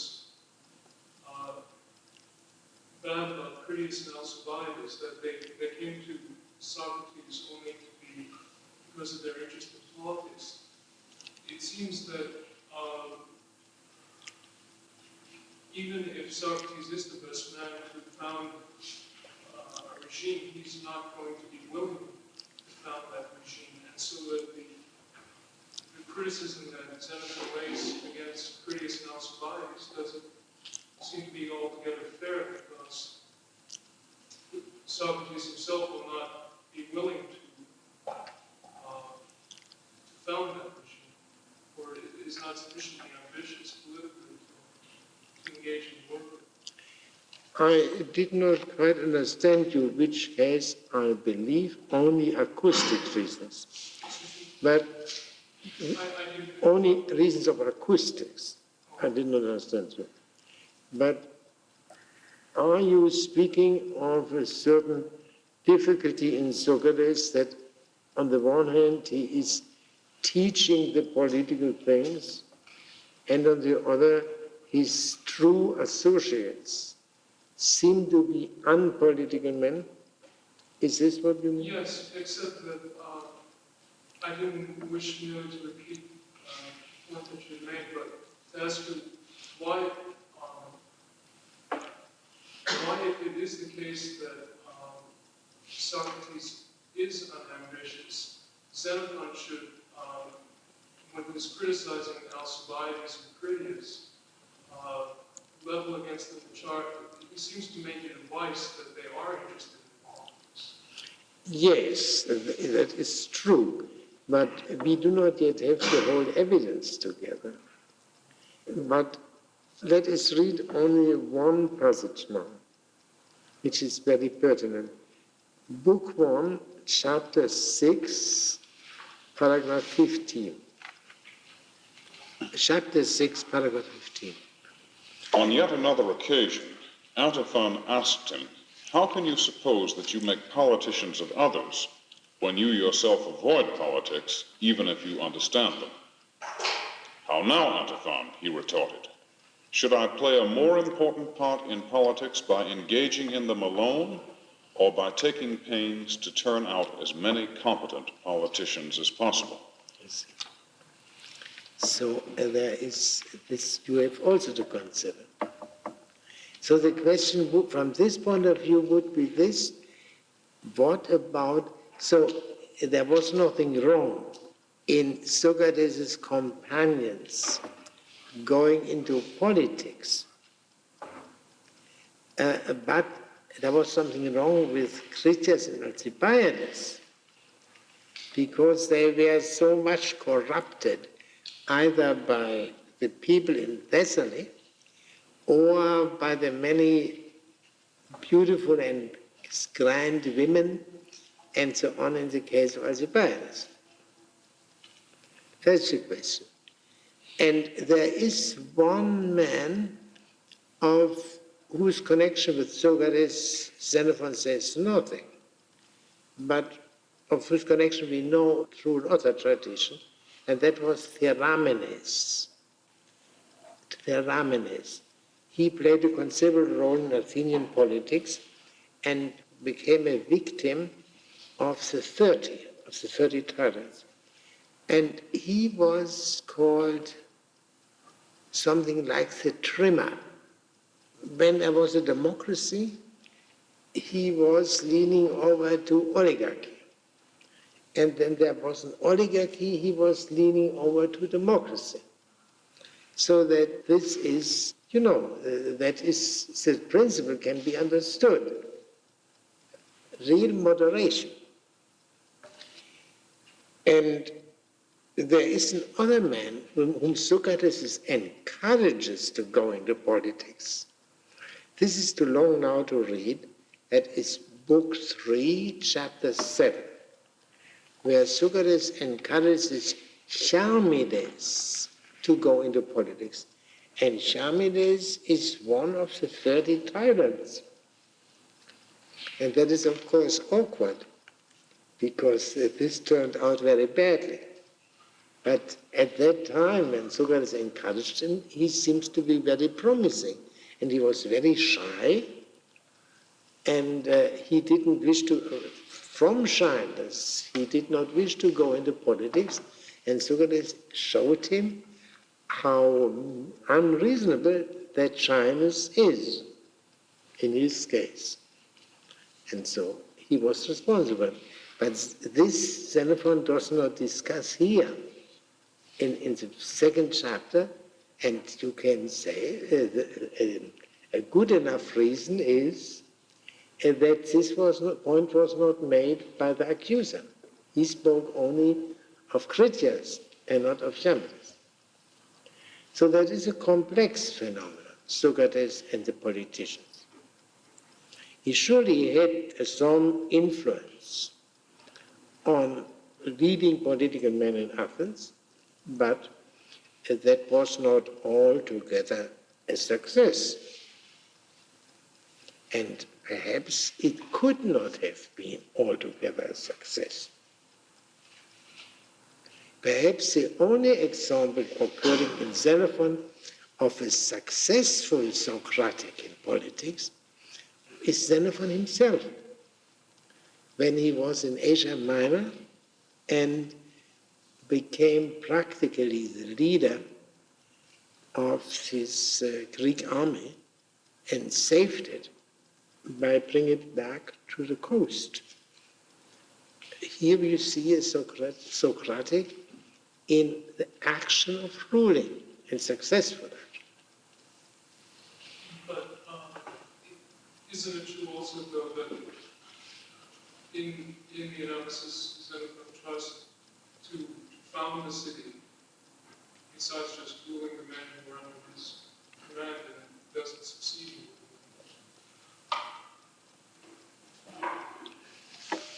Isn't it true also that in the analysis, Xenophon attempts to found a city and doesn't succeed in ruling it? Yes, but on the other hand, the soldiers, that is true. But you see, he's not a tyrant. He doesn't try to force the soldiers to found a city there. But on the other hand, the soldiers wanted to have him, at a certain point, they wanted to have him as the ruler, the monarchic ruler of the whole army, and he declined that. Then perhaps there is,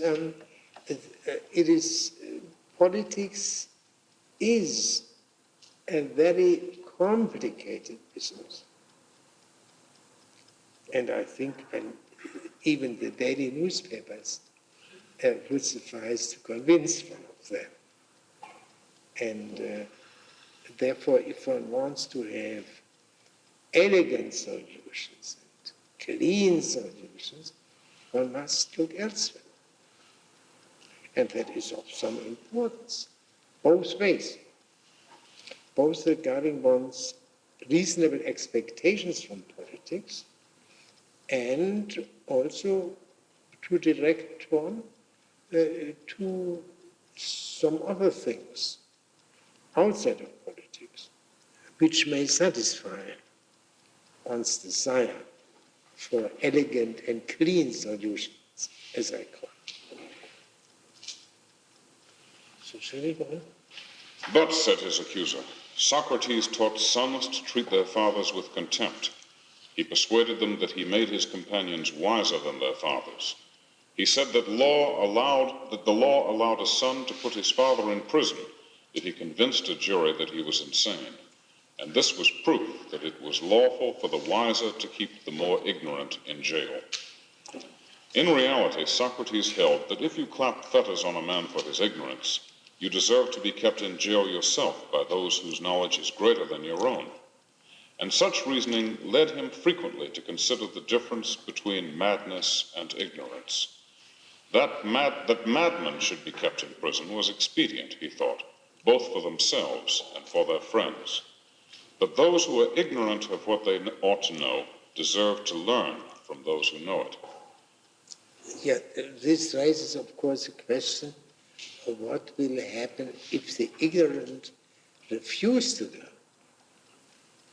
Is this not a kind of madness? But the most important point here is that what the accuser said amounts to this, that Socrates subverted paternal authority. And Xenophon does not deny this. He did that. And that is a very grave thing. We are so much accustomed, not only in our age now, where we have this famous rebellion of the young generation, but for many generations. We're so much accustomed to this questioning of paternal authority that we do not understand the bearing of such an action in former times. This will become even clearer from what follows. But, said his accuser, Socrates caused his companions to dishonor not only their fathers, but their other relations as well, by saying that invalids and litigants get benefit not from their relations, but from their doctor or their counsel. Of friends, too, he said that their goodwill was worthless unless they could combine with it some power to help one. Only those deserved honor who knew what was the right thing to do and could explain it. Thus, by leading the young to think that he excelled in wisdom and in ability to make others wise, he had such an effect on his companions that no one counted for anything in their estimation in comparison with him. Now, I know that he did use this language about fathers, relations, and friends, and what is more, he would say that no... No, but wait here and so on.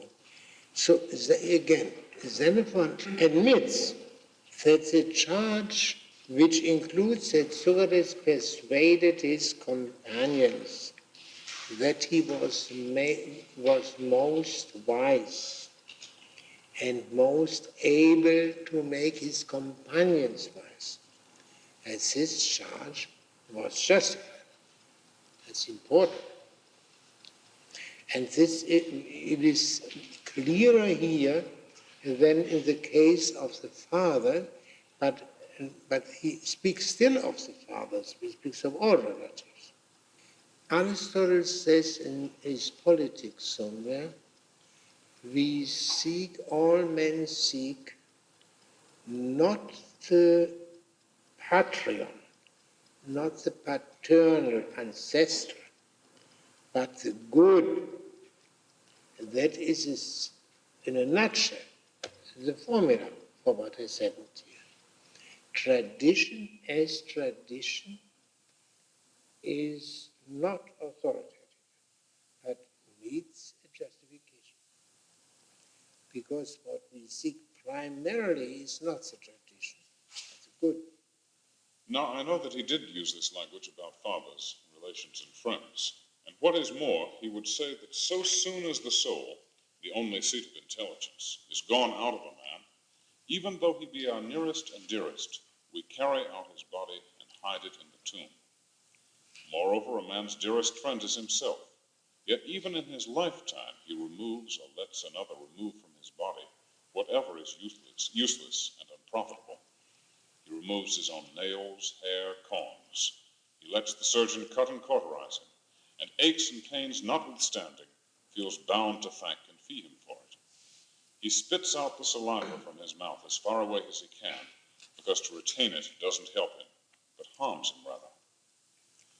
Now, in saying all this, he was not giving a lesson on the duty of burying one's father alive or making mincemeat of one's body. He meant to show that unreason is unworth, and was urging the necessity of cultivating sound sense and usefulness in order that he who would fain be valued by father or by brother or by anyone else may not rely on the bond of familiarity and neglect him, but may try to be useful to all those by whom he would be valued. Yes. This is the key point here. Only being helpful, only being able to be helpful causes genuine respect. And therefore, if you want to be respected, you must try to be helpful. Not kinship, nor affection, but helpfulness. This is the third point, or the fourth point raised by the accuser. But you see, there is a kind of cohesion between the various points made by the accuser. The questioning of the established regime, Critias and Alcibiades, that has to do with, that culminates in the question, what is law? Because the affair with Critias includes Socrates' submission to the laws of the 30 tyrants, and then the questioning and subversion of paternal authority. Yes. Again, his accuser alleged that he selected from the most famous poets and the most immoral passages, and used them as evidence in teaching his companions to be tyrants and malefactors. For example, Hesiod's line, "No work is a disgrace, but idleness is a disgrace." He was charged with explaining this line as an injunction to refrain from no work, dishonest or disgraceful, but to do anything for gain. Now, though Socrates would fully agree that it is a benefit and a blessing for a man to be a worker, and a disadvantage and an evil to be an idler, that work, in fact, is a blessing, idleness and evil. Working, being a worker, meant to him doing good work. But gambling and any occupation that is immoral and leads to loss, he called idling. When thus interpreted, there is nothing amiss with the line, "No work is a disgrace, but idleness is a disgrace." Yeah, this is, of course, one would have to rewrite the translation rather completely. The accuser had said that Socrates said people should not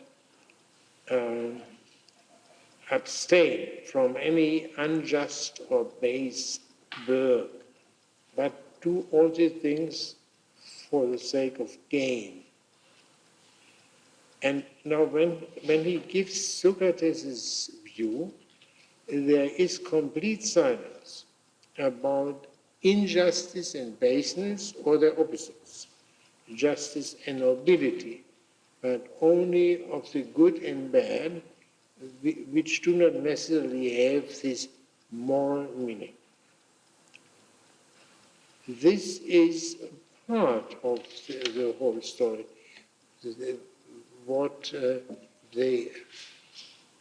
The questioning of the noble, the understanding of the end of man in terms of the good as the useful, In Plato's Republic, when they discuss the marriage regulations, Socrates said, you know, this extreme break with all custom.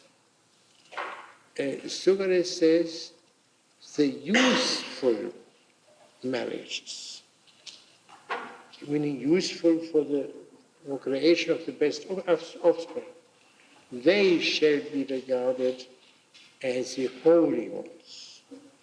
And one can say it's a reduction of the holy to the useful. Here, a reduction of the noble to the useful. Yes? Again, his accuser said that he often quoted the passage from Homer, showing how Odysseus, whenever he found that one was a captain and a man of mark, stood by his side and restrained him with gentle words.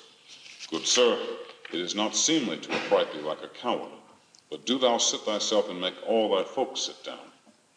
But whatever man of the people he saw and found him shouting, him he drove with his scepter and chid him with loud words. Good sir, sit still and hearken to the words of others that are thy betters. But thou art no warrior and a weakling, never reckoned whether in battle or in council. This passage, it was said, he explained to mean that the poet approved of chastising common and poor folk. But Socrates never said that. Indeed, on that view, he would have thought himself worthy of chastisement. But what he did say was that those who render no service, either by word or deed, who cannot help army or city or the people itself in time of need, ought to be stopped, even if they have riches in abundance, above all, if they are insolent as well as inefficient. But Socrates... Let us stop here for one moment.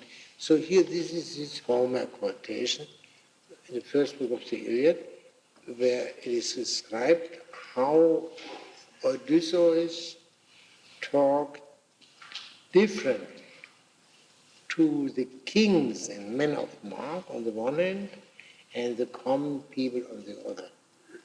And Socrates is said to have quoted these verses frequently, but Xenophon does not explain why Socrates liked to quote these verses. Xenophon will answer that somewhere in a rather unexpected place, but he does not deny that these were favorite verses for Socrates. And what he is trying to show is that Socrates, of course, was not an enemy of the common people, and for the very simple reason which he mentions, that Socrates himself belonged to the common people. But he must have meant something by it, and that is not yet made clear. Perhaps one can generalize this and say, I mean, not generalize what Odysseus says. There are roughly two kinds of men. And to these two kinds of men, one must talk differently. Perhaps this was the reason why Socrates liked to quote these verses. So that demos does not mean here demos in the ordinary political sense, meaning those people who have to earn a living, but means here, has here a meaning, means here, so to speak, the intellectual demos. The people who are intellectually the inferior of the kings and men of mark. But Socrates, at least, was just the opposite of all that. He showed himself to be one of the people and a friend of mankind. For although he had many eager disciples among citizens and strangers, yet he never exacted a fee for his society from any one of them, but of his abundance he gave without stint to all. Some, indeed, after getting from him a few trifles for nothing, became vendors of them at a great price to others. He showed none of his sympathy with the people, refusing to talk with those who had no money to give them. But Socrates did far more to win respect for the state and the world at large than Lycus, whose services to Sparta had made his name immortal. For Lycus used to entertain the strangers, staying at Sparta during the feast of the dancing, boys. But Socrates spent his life in lavishing his gifts and rendering the greatest services to all who cared to receive them, for he always made his associates better men before he parted with them. Such was the character. Yes, so this is the answer to this last charge, last quoted charge of the accuser. And now there comes a peroration. Such was the character of Socrates. To me he seemed to deserve honor rather than death at the hands of the state. And a consideration of his case in its legal aspect will confirm my opinion. Under the laws, death is the penalty inflicted on persons proved to be thieves, highwaymen, cut-purses, kidnappers, robbers of temples. And from such criminals, no man was so widely separated as he. Yeah, but no one accused Socrates of being a cut-purse or something of this kind. This is, as here he says, if we consider the Socrates according to the laws. Yeah, but did we not, did the accusation not consider Socrates according to the laws? Let us read on. Moreover, to the state, he was never the cause of disaster in war, or strife, or treason, or any other evil, whatever. Is treason not a capital crime according to the law? There is something strange here. Of course, impiety would be a crime, according to the then prevailing notions. Here, Xenophon seems to make a distinction between what the law should forbid and should deal with in the first place, and what the law deals with only in a secondary sense. Of course, no community is possible without a prohibition against treason, but the primary sphere of the laws, as described here, would be ordinary crimes of citizen against citizen, and not against the city, and let alone against the gods. Yes, so Socrates was not responsible for a lost war, nor for a rising, nor for treason, nor for any other evil that befell the city. Yes? Again, in private life, no man by him was ever deprived of good or involved in ill. None of these crimes was ever so much as imputed to him. I think crimes is wrong translation. I think this does not refer to crime. This refers to non-criminal helping or harm, non-criminal harming. Because he had spoken before of criminal harm.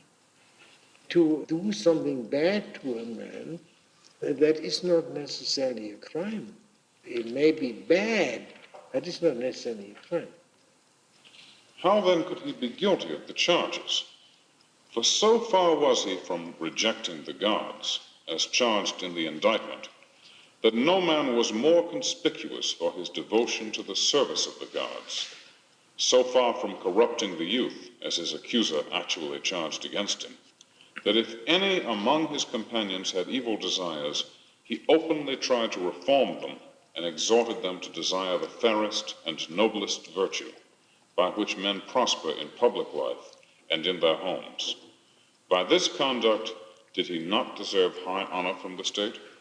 And the last word is the city, the last word of this part. So this is Socrates and the city. And the answer given is Socrates would have deserved honor rather than capital punishment. The final thesis reminds us of Plato's Apology of Socrates, where Socrates is asked to propose proper retribution to him.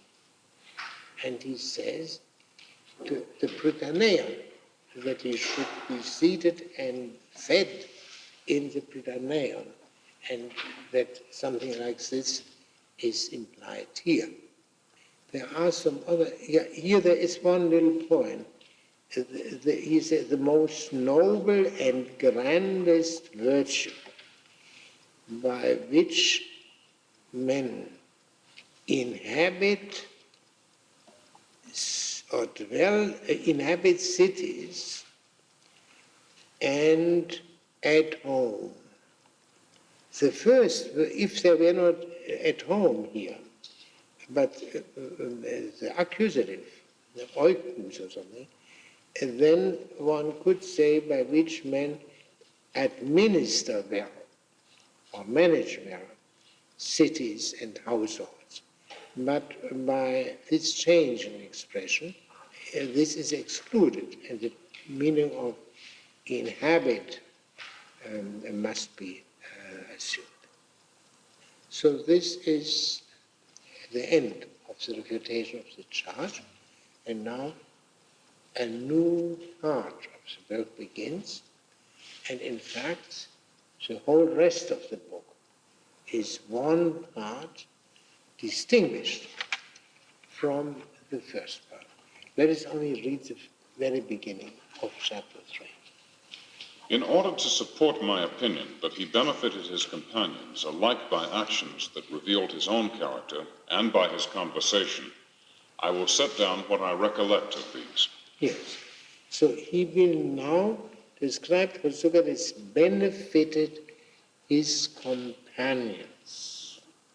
That is the theme of the rest of the book. Not so much the city, but the companions. And we must see what this means and how what we can learn from this about Socrates and about the good life. Now, is there any point you would like to raise? Puzzled about your notes about the judgment according to the laws. I'm not sure exactly whether I understood exactly what Xenophon was used there. And what point your remarks was that I didn't get quite right. Yeah, but this would seem, that is a new consideration. And that is a new consideration. And that implies that the previous consideration regarding Socrates' impiety or impiety, and regarding Socrates' corruption or corrupting or non-corrupting the young, has nothing to do with the laws. That would mean they are not crimes. And this would be is a strange proposal, because if they were not, Xenophon had not denied this before. He had taken for granted that these are crimes according to the laws, but Socrates was not guilty of them. But here he implies that they are not crimes. And the least one could say is that this remark is a further inducement to give thought to the question, what precisely is law? Perhaps this would answer the question why impiety and corrupting the young could not well be legal crimes. I do not know, but that thought is very obvious to us today, is it not? I think there is no provision in the penal code of the state of Maryland that corruption of the young is forbidden with such and such a penalty or impiety too. And but this question, the question what is law, which we have seen here only discussed by Pericles and Alcibiades, or rather Alcibiades and Pericles, needs a further and more comprehensive discussion. This may be some additional contribution to the discussion. What do you make of the dramatic presentation of the Alcibiades Pericles? Dramatic? Yeah. You mean the conversation? Yes, yes. The conversation is presented.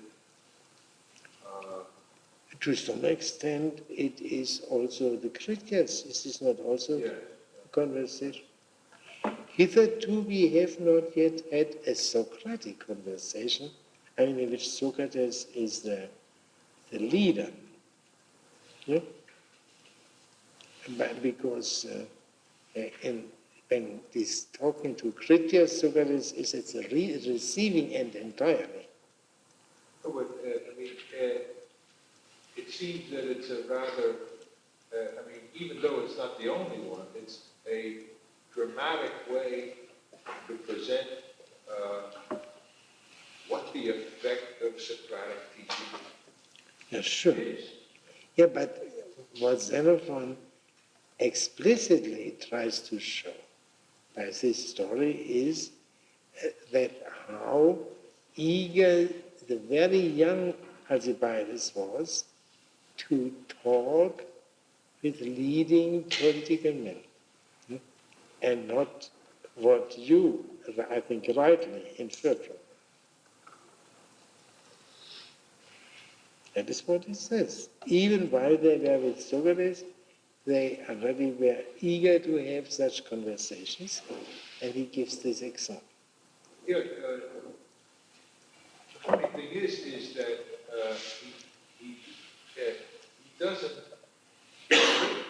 he doesn't ingratiate himself with Pericles. And they were very close relatives. Yeah. And Pericles was his guardian.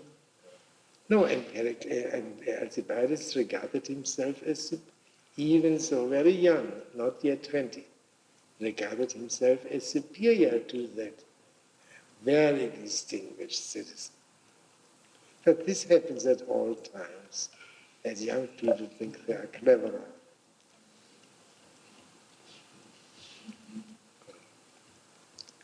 So, yeah.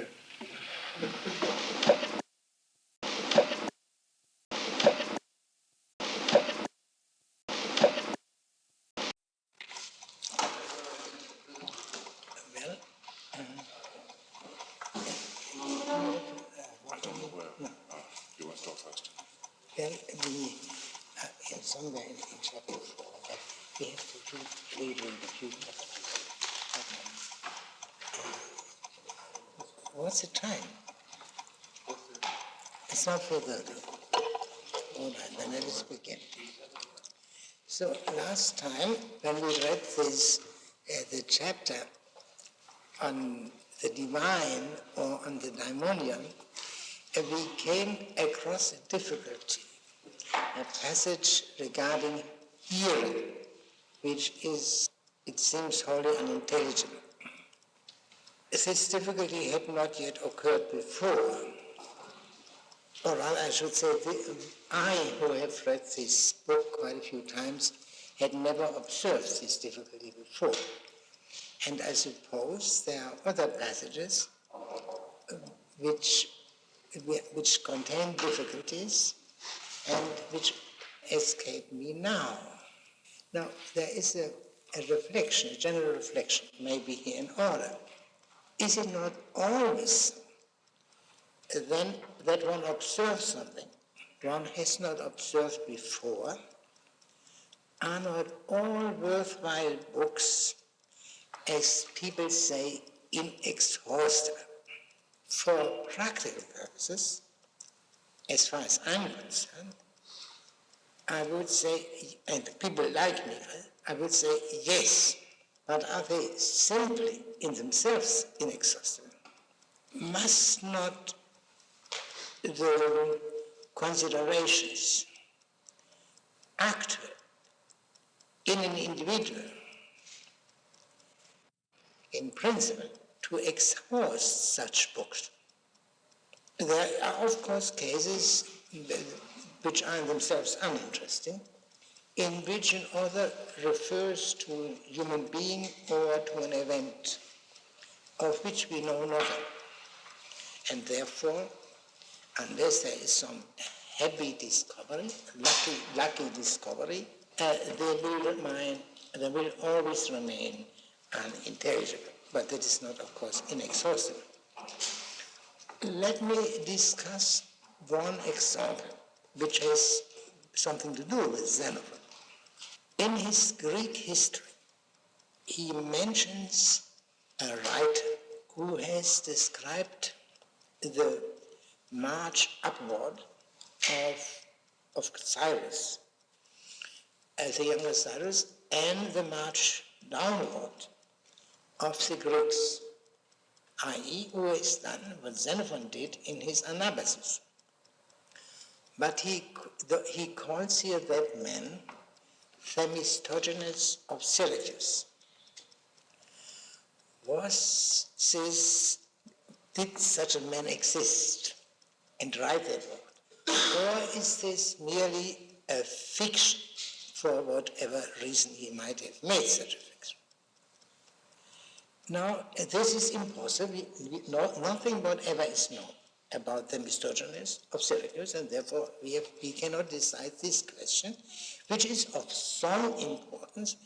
Did Xenophon indulge in such jokes that he replaced his name by the name of a non-existing, wholly fictitious human being?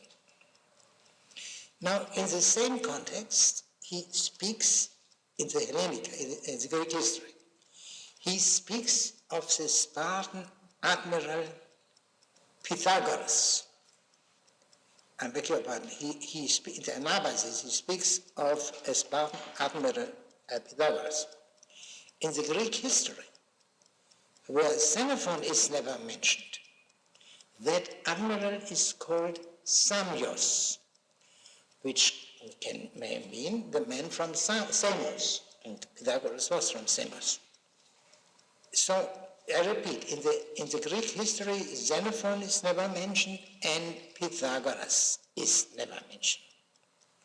He avoids the name Xenophon in the same way in which he avoids the name Pythagoras. This could mean an allusion to the connection between Xenophon, or what Xenophon stood for, and Pythagoras. And Pythagoras does not necessarily mean this individual Pythagoras, but, say, the philosopher. The passage, and so we must reconsider the passage, understanding of which we failed last time, and for this reason we have also to reconsider the context. Now, I remind you of that context. In chapters 3 and 4 of the first book, and beyond, Xenophon continues the themes piety and continence in that order, which means he still follows the plan of the indictment. He repeats these themes, which means there are differences between the former treatment and the later treatment, between the first and the second statement. Now, as regards piety, as treated in chapter 3, Xenophon mentions here the oracle Delphi, Pythia. He mentions Socrates' view on prayer, but he is silent on the daimonion. So there are some, and one has to take these things into account. Now, when he comes to speak of continence in the same chapter, the subject in the third chapter is continence in the strict or narrow sense, in which he does not even include endurance which is frequently regarded as a part of continence. In the first statement, which occurred in chapter 2, the subject continence was discussed as a reply to the corruption charge. And it was shown Socrates could not have corrupted the young because he was so continent. And therefore the discussion of continence was linked up with the discussion of whether and in what sense Socrates was a teacher. Nothing of this kind in chapter 3.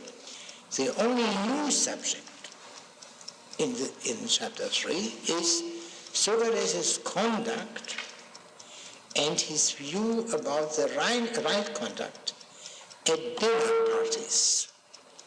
Otherwise, the statement is much poorer. But, and this is of importance, here we find a conversation, a Socratic conversation on continence. The interlocutor being Xenophon. And that is the only conversation between Socrates and Xenophon that occurs in Xenophon's Socratic writings.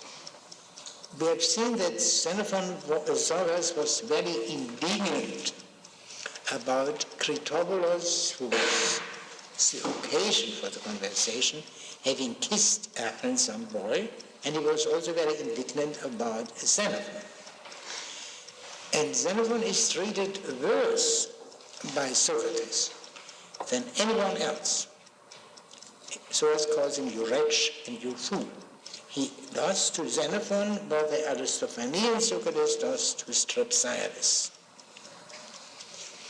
After the conclusion of this conversation, of the report of this conversation, Xenophon mentions a joke of Socrates, which has no direct relation with the conversation, but from which we learn at least that from time to time Socrates joked, and whether this can be used retroactively for the understanding of the conversation with Xenophon, that everyone must decide for himself.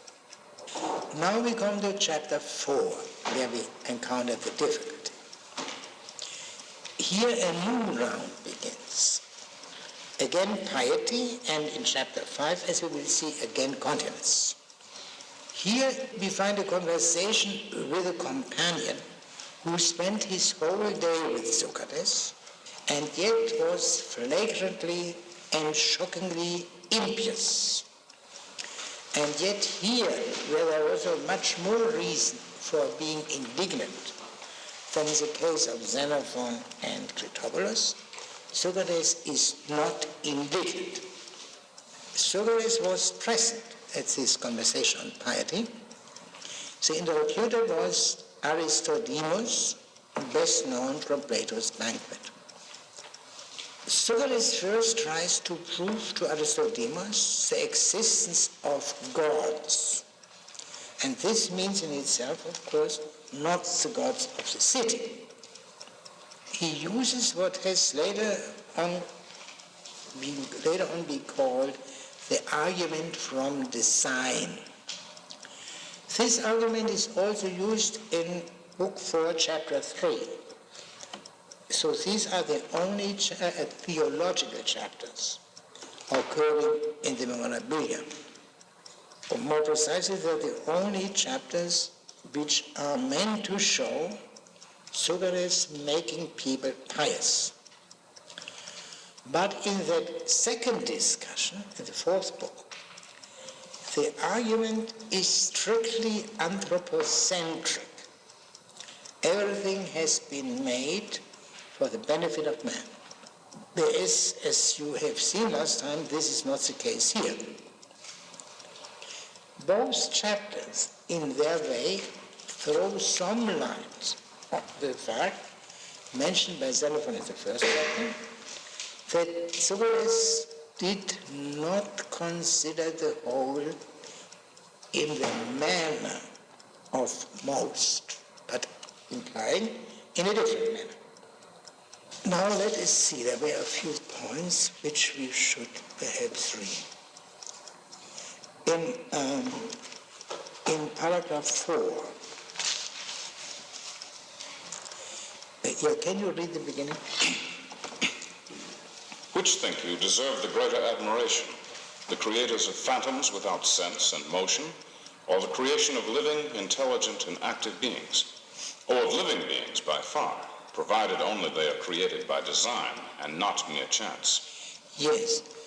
So this implies that Aristodemus was not merely refraining from sacrificing and using divination, but that he was, to say the least, uncertain whether there are any gods.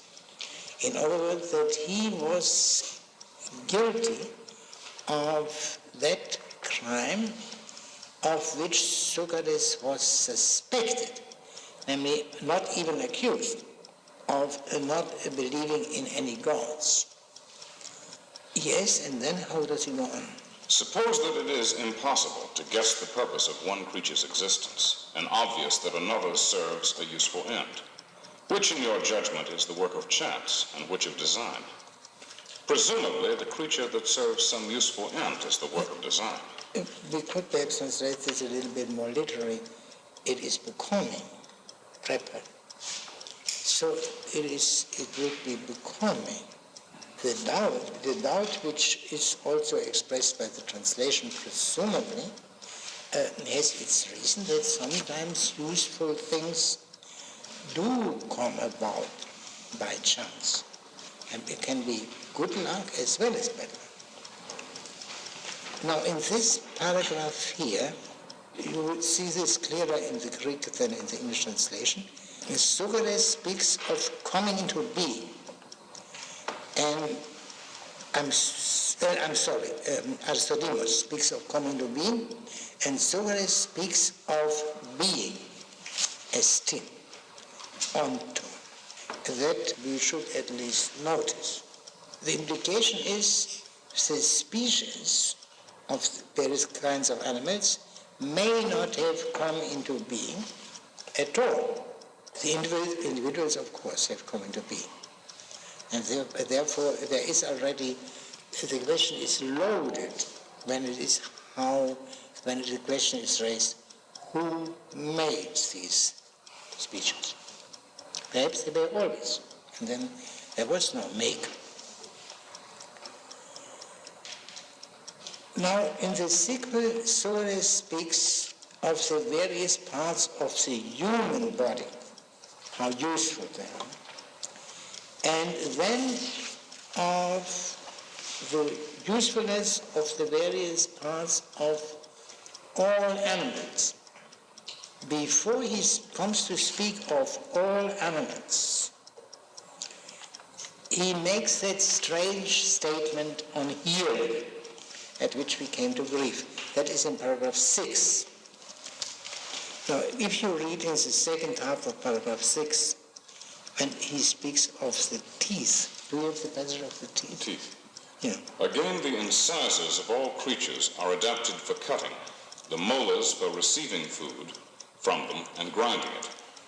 And again, the mouth through which the food they want. Oh, I'm sorry, it's earlier. Oh, what can I say? Now, before he speaks of the teeth, when he speaks of hearing. The ears catch all sounds, but are never choked with them. Here, he still seems to speak of man in particular. And then in the sentence which Mr. Williamson just read, he clearly speaks of all animals, and that goes on in the rest of this passage. Now, the question has to wonder whether Socrates doesn't have in mind, in particular, human hearing. Is man exposed to everything he hears and cannot get enough of it? This would be not so wholly unintelligible as if it is applied to all animals.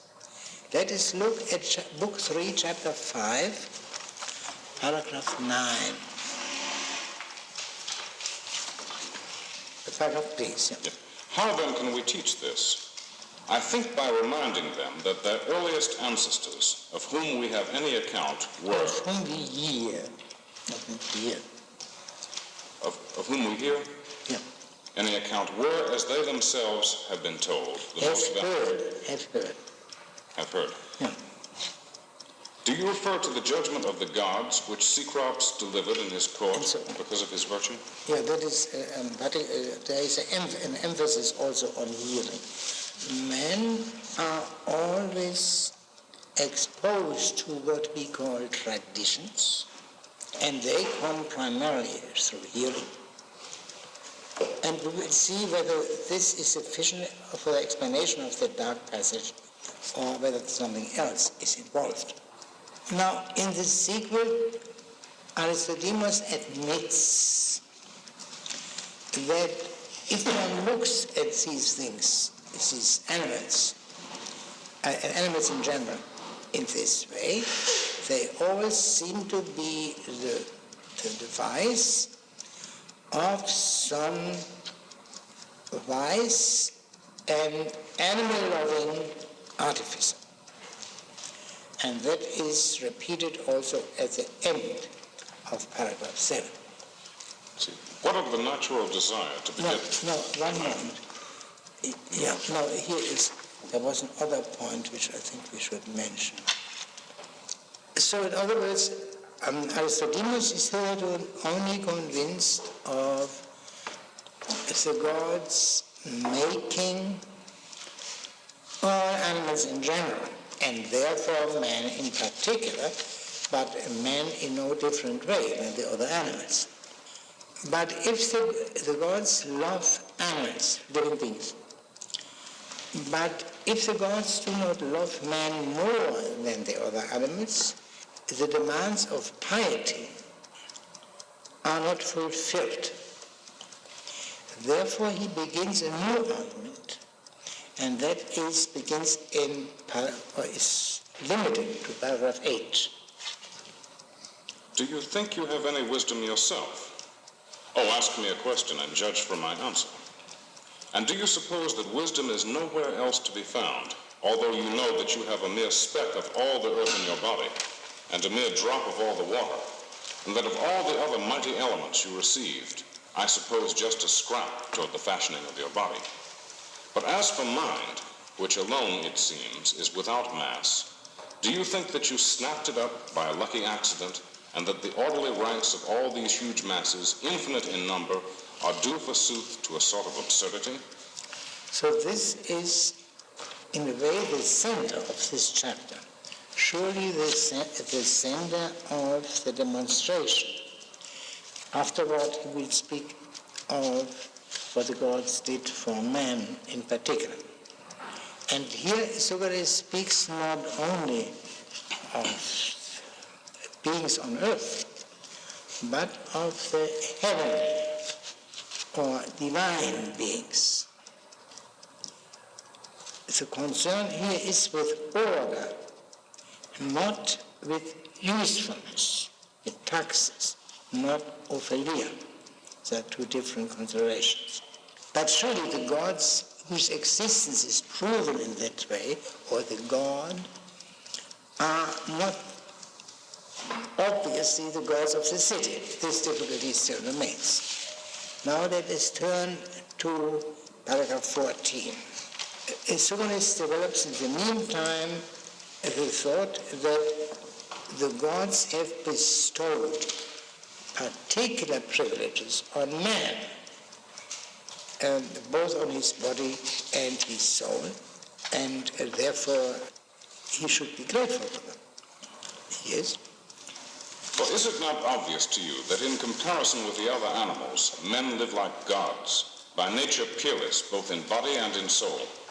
For with a man's reason and the body of an ox, we could not carry out our wishes, and the possession of hands without reason is of little worth. Do you then, having received the two most precious gifts, yet think that the gods take no care of you? What are they to do to make you believe that they are heedful of you? I will believe when they send counselors, as you declare they do, saying, do this, avoid that.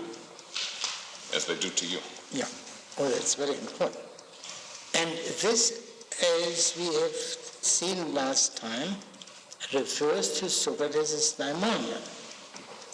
Socrates is sent such counselors from the gods. And the sentence implies that Aristodemus did not believe it. If he had believed it, he would have believed in the gods, and the whole argument, it seems, would not be necessary. And this is all the more strange since Aristodemus spent his whole day with Socrates and must have been the witness to many predictions of Socrates based on his daimonia.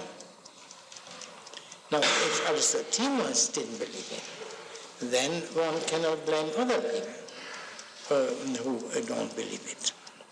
He must have seen that Socrates frequently predicted the truth.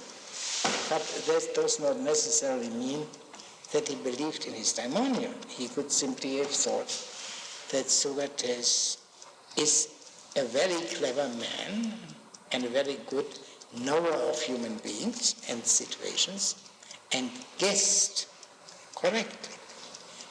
Now, here there is a parallel, not direct, but not helpful, in Plato's Apology of Socrates, 37e3 following. As Socrates says, someone might say, why can't you make this compromise? Keep quiet, remain silent, and then we can tolerate you in Athens. But that is of all things the most difficult to persuade you of. For when I say that this, what you demand from me, would mean to be disobedient to the God, and therefore it is impossible to be quiet, then you would not believe me and think that I'm speaking ironically.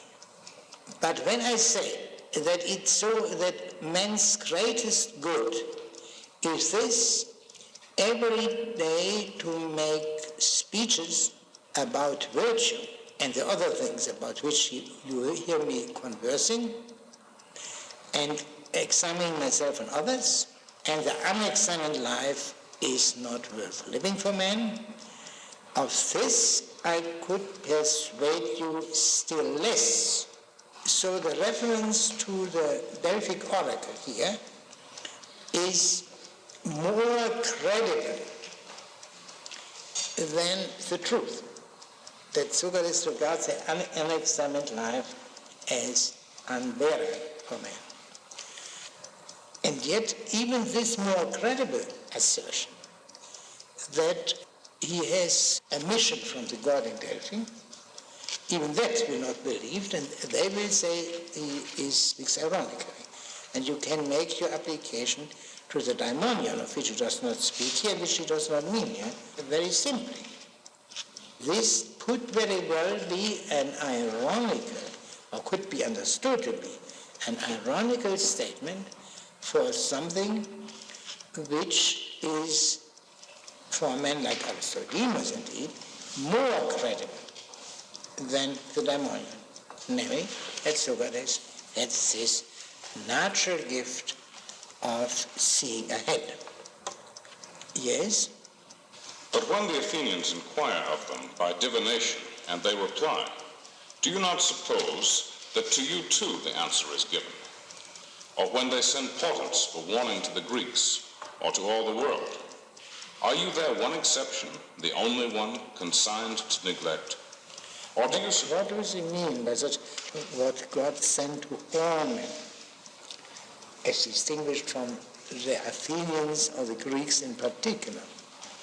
We have seen a specimen in the Economicus, the rain and its importance for sowing. This is an information given by the God to man about the right time for sowing. Yes? Or do you suppose that the gods would have put into man a belief in their ability to help and harm if they had not that power? And let us translate this a bit more literally. Do you believe that the gods would have instilled in man the opinion that they were able to do well or ill if they were not able? And that there is an ambiguity here. If they were not able to do good or ill, or to instill that opinion. They might have instilled an opinion about their power which is not true.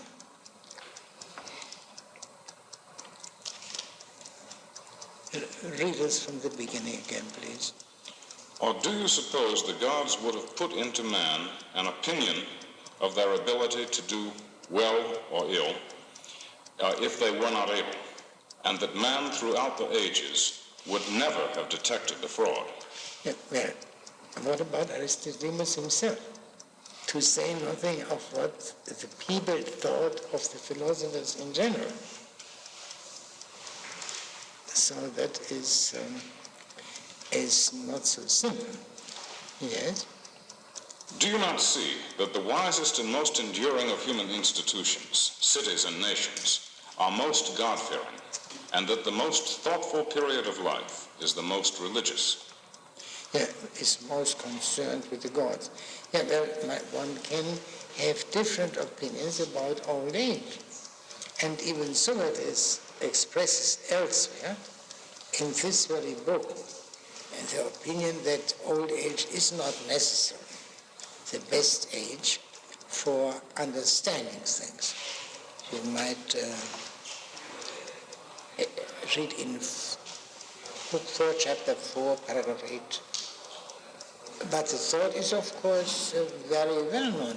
Cephalus at the beginning of the Republic, and also in the 10th book of Plato's Laws, this thought is developed, that old people are the most God-fearing, but that does not necessarily settle the question.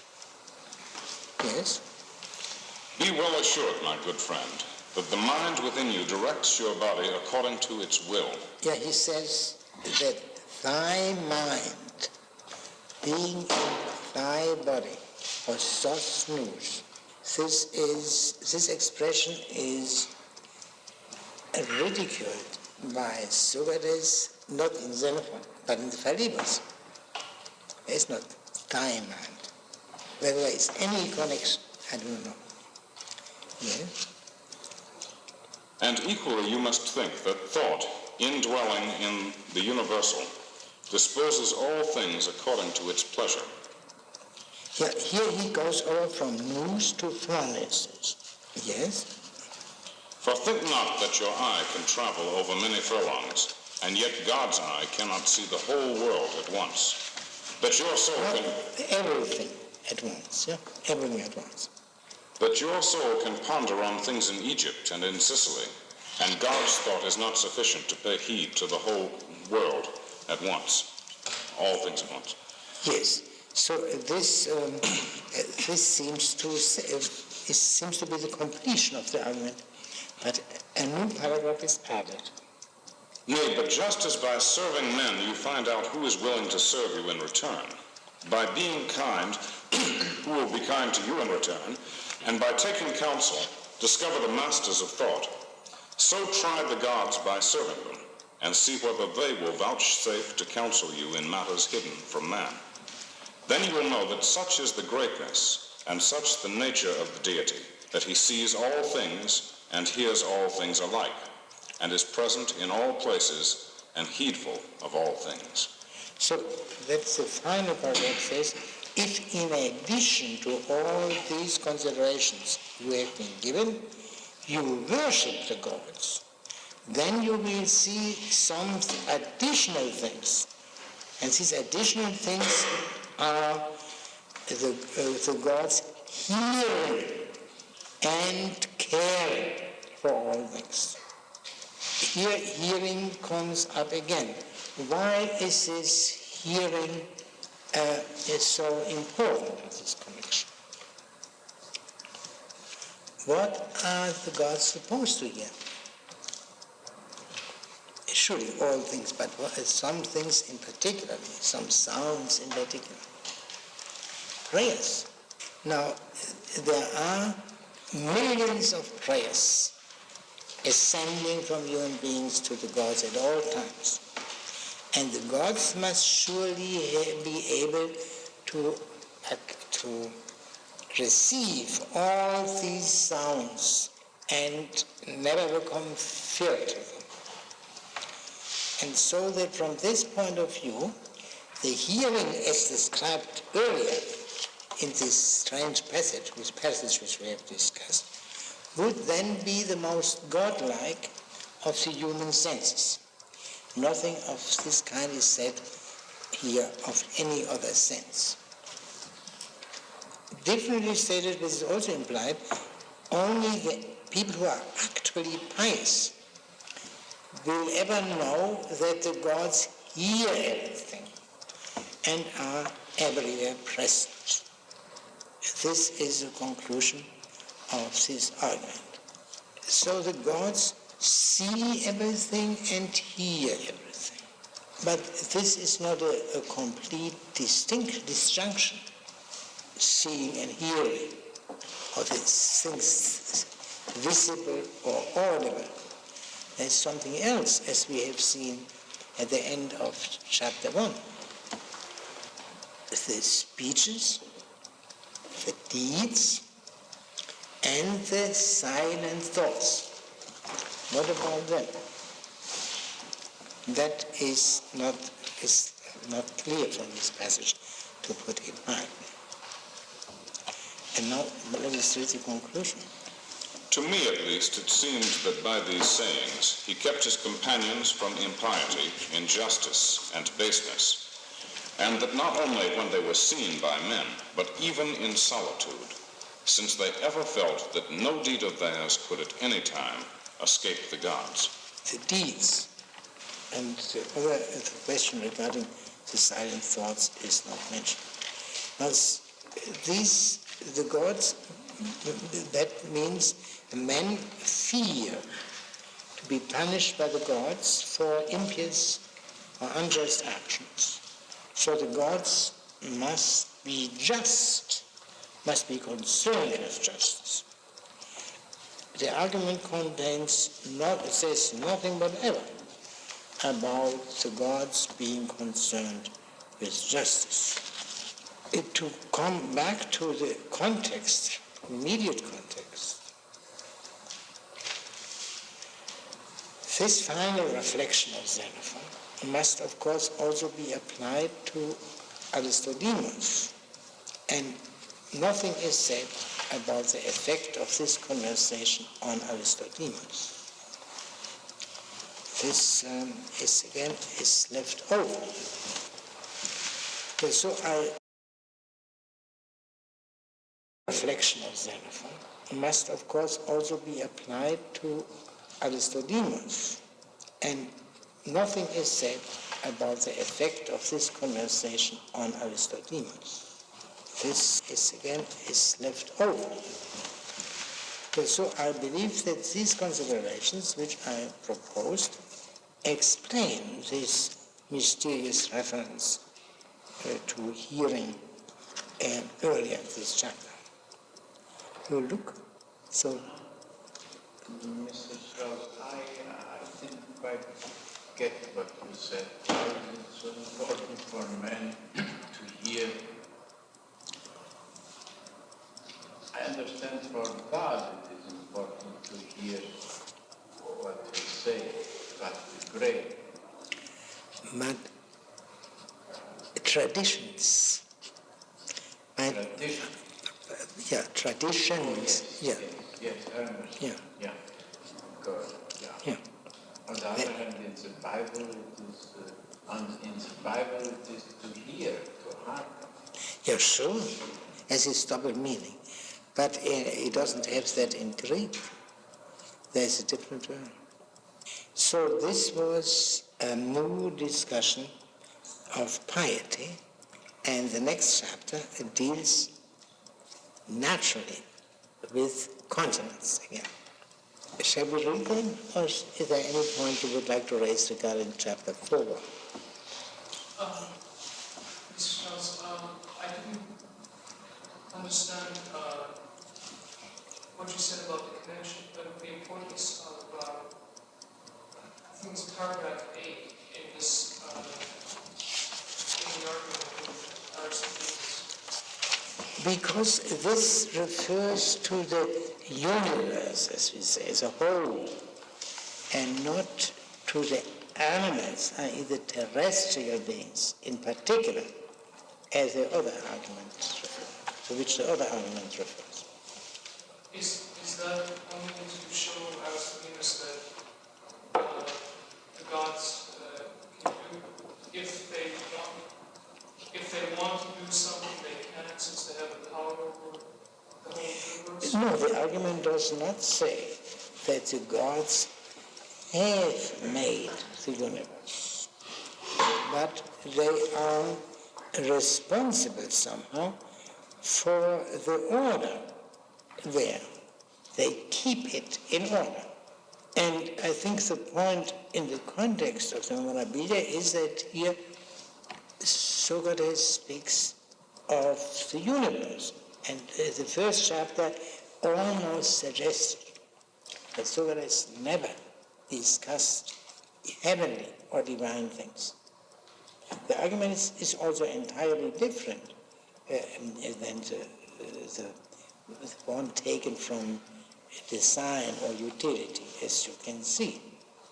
Here one can say he proves the existence of a world mind from the analogy of the other ingredients of man, just as man contains a certain amount of earth, a certain amount of water, and so on. And yet these are only tiny parts of the water and the earth and so on that exist in the world. The mind in man is only a tiny part of the mind which exists in the universe. I still don't quite, I understand what you, I think I understand what you're saying about the character of the speaking of relationship between the gods and the universe, but what is it specifically that is supposed to, why does he introduce that in his argument with Aristophanes? How does that help him? How is that supposed to help lead him to piety?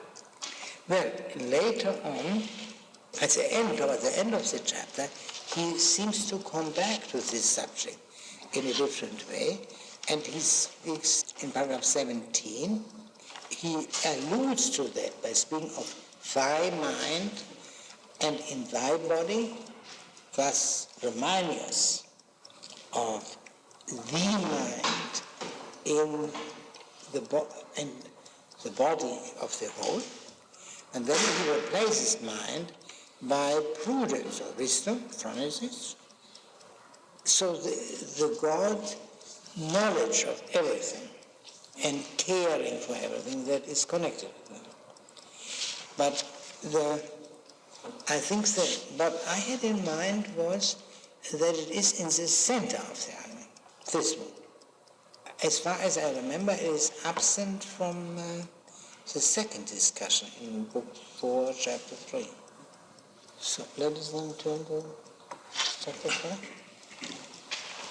I translate this by continence. If continence 2 is a noble and good possession for a man,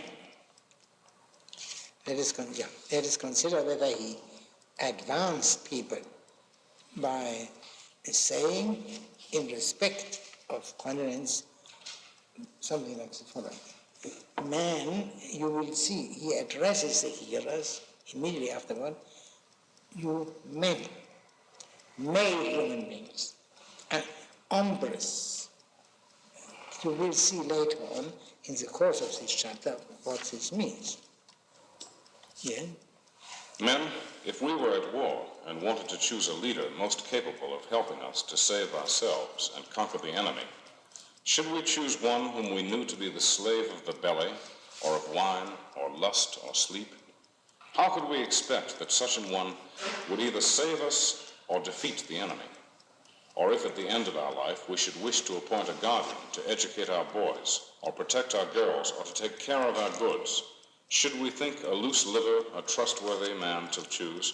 It is a bit, the Greek word which it translates protect means also to watch over. So the education is limited to the boys in these benighted ages. Yeah? The girls have to be watched. In backward parts of the world, this view existed even in the 19th century. In the 20th century, yeah. I'm sorry, I didn't know what word. Diaphylact. That in paragraph 2, yeah? Diaphylax. And what did you say? One can translate it by protect, but it means also to watch over them. Yeah. Should we entrust livestock or storehouses or the management of works to a vicious slave? Should we be willing to vicious is to an incontinent slave. The subject is here incontinence without the chapter. Should we be willing to take as a gift a page or an errand boy with such a character? Surely then, if we should refuse an incontinent slave, the master must look to it that he does not grow incontinent himself. Yes, so there are 3 cases, examples which he gives: the general, the executor of the will, and slaves. And in all cases, incontinence from the top to the bottom. In all cases, incontinence is most undesirable, and if it is undesirable even on the lowest level, then of course it applies especially to you. Yes. For whereas the covetous, by robbing other men of their goods, seem to enrich themselves, an incontinent man reaps no advantage from the harm he does to others. If he is a worker of mischief to others, he brings much greater mischief on himself, if indeed the greatest mischief of all is to ruin not one's home merely, but the body and the soul. So, in other words, continence is compatible with avarice or greed. Now, this doesn't need any particular proof. So continence does not guarantee virtue. It is a condition of virtue, but not a virtue. And now you remember the discussion of in the Economicus, where they said how good love of gain is for making people continent, for making slaves or stewards continent. Yes.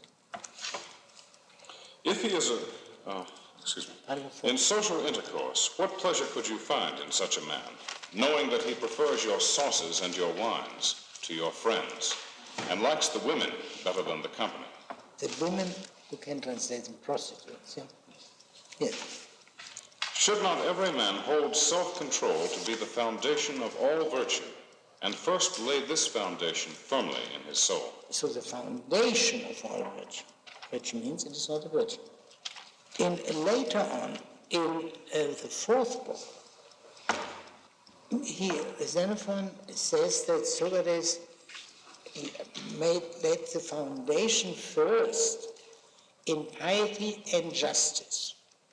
And then after they had acquired these qualities, these virtues, then he took care of their becoming continent. Here it is said continence first, and that is of some importance. Now, there is another implication. If it is if it is a foundation of virtue, and not itself a virtue, then it is good, but not noble. It lacks a splendor. And then we see that the first sentence of this chapter is a conditional clause, is perfectly in order. If continence is a noble and good possession for man, it is not it's not noble. Good, yes. Yeah. For who without this can learn any good or practice it worthily? Or what man that is the slave of his pleasures is not in an evil plight, body and soul alike? From my heart I declare that every free man should... This verse by hero, he is speaking to men, to male men. And he uses here the women's oath. By Hira, I declare that every free man should pray not to have such a man among his slaves, and every man who is a slave to such pleasures should entreat the gods to give him good masters. Thus and only thus may he find salvation. Yes, there is a prayer, but it differs from the standard prayer of Socrates, as you see, because here people pray or are asked to pray for specific things, and therefore they cannot, of which it was said in chapter 3, one cannot know whether it is good for one to have them. One should only pray that the gods should give one what is good for one, they knowing better than oneself. Yes. Such were his words, but his own self-control was shown yet more clearly by his deeds than by his words. Yeah, how can one be continent in deed, in speech? Indeed, it's easy. Well, there is perhaps a possibility of being continent in speeches, not refusing to say some things which one has an urge to say. Would this not also be a kind of continent? He turns to something else. For he kept in subjection not only the pleasures of the body, but those too that money brings, in the belief that he who takes money from any casual giver puts himself under a master and endures the basest form of slavery. So that continence then includes also the continence regarding money. Although it means primarily the continence regarding the desires of the body. Now this was a harangue of Socrates, not a conversation. And that is of some importance for the plan of this book, because chapter 7, the last chapter of book 1, is again a harangue. One can say, it is in chapter 5, nothing is said who the addressees are. Whether it's were the companions, the people who were with Socrates, Xenophon, or other people, that is not clear. But continence, to repeat the two most important point, continence can be the basis of vice, of certain vices, and therefore it is only the basis, foundation of virtue. What's the Greek word for continence? And what is the Greek word for continence? What I was enkrateia. Now, one has to make up one's mind how to translate, and Aristotle uses it entirely different. Aristotle calls what Xenophon means by continence, Aristotle calls that moderation. The virtue regarding the sensual pleasures. And enkrateia means in Aristotle having desires for bad things, but being able to control oneself. The truly continent man does not have any desire for these things, according to Aristotle.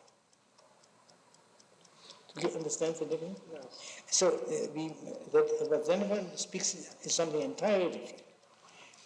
Continence Self-control regarding the sensible pleasures is the condition of virtue, and because it is only the condition, it is also the condition of vice.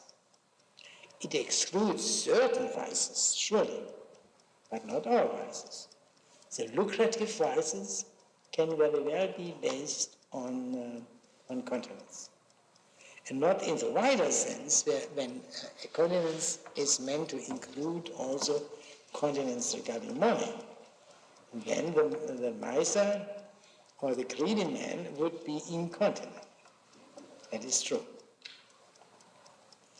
Xenophon, regarding the other word, moderation, sufficiency, this is for Xenophon the combination of piety and justice. It has nothing to do with the sensual desires in particular. And what Xenophon does throughout his work, surely throughout the Memorabilia, is that in mostly or frequently he uses the two terms moderation and continence, sophrosune and krateia, synonymously. But then there are passages where he clearly distinguishes them.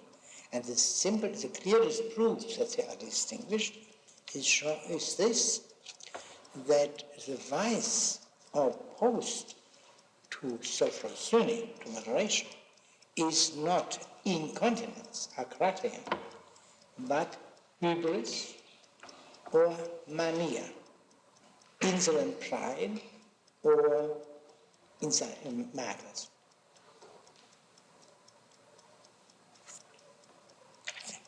I was wondering, is there any you commented on the remark in section 6 about that he showed himself to be more continent by his deeds than through his words. I mean, is there a suggestion that he was incontinent in words sometimes? Pardon? Is there a suggestion that he might have been, on some occasions, incontinent in his words?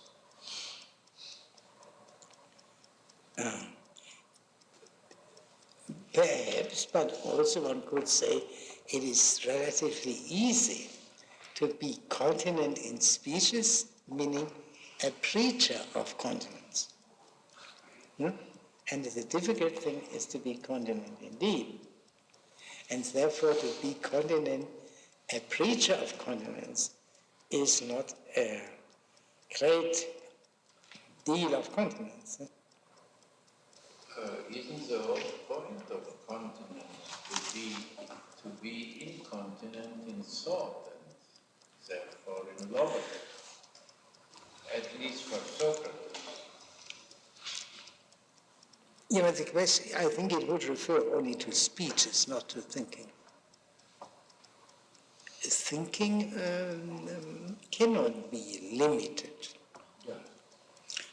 So it can only be, but speech can be limited by various considerations. But doesn't one have to qualify that? Because doesn't the enkrateia, even for the sensible appetites or desires, doesn't that depend on a certain enkrateia in thought? That is to say. Yeah, that is a very long question. And it seems that Socrates had said or suggested, if one is reasonable, fraudulent, one can never be incontinent. So that this difficulty that one sees that a certain course of action is the right one, but is tempted beyond endurance to do the opposite, is impossible from this point of view. Inside reason, whatever you call it, is so strong that nothing can resist it. And therefore, they are the famous verses from the Medea of Seneca. I see the better things, and I approve of them, but I follow the worse courses. And that would be impossible. She would not see them.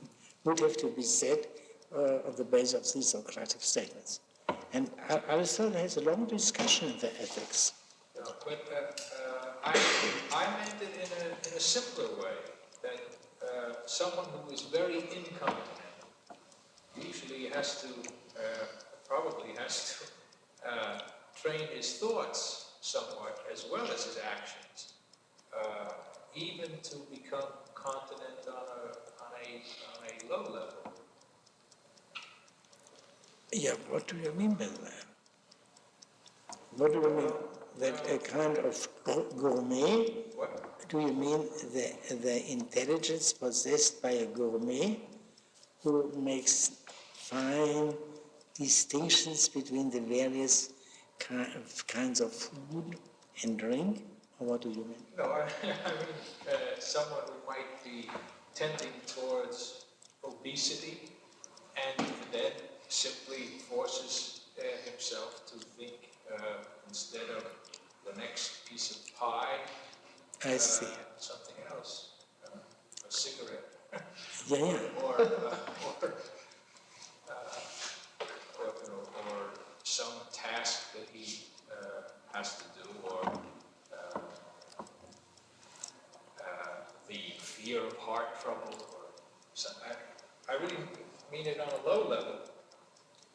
It seems to me that even there an exercise of thought, some kind of exercise. Yeah, sure. But everyone could say, if even this is possible, why should it not be possible to be continent on higher grounds? To be what? To be continent on higher grounds. But the question is, what happens to someone who is incontinent and knows that it is bad? Can he know? And Cyrus seems to have said or suggested that this is impossible. Well, let's go to the next chapter then. It is due to him that a conversation he had with Xenophon the sophist should not go unrecorded. No, this is the only conversation between Socrates and a man called a sophist in the whole world. There is later on a conversation between Socrates and Hippias, a famous sophist, but Hippias is not called a sophist then.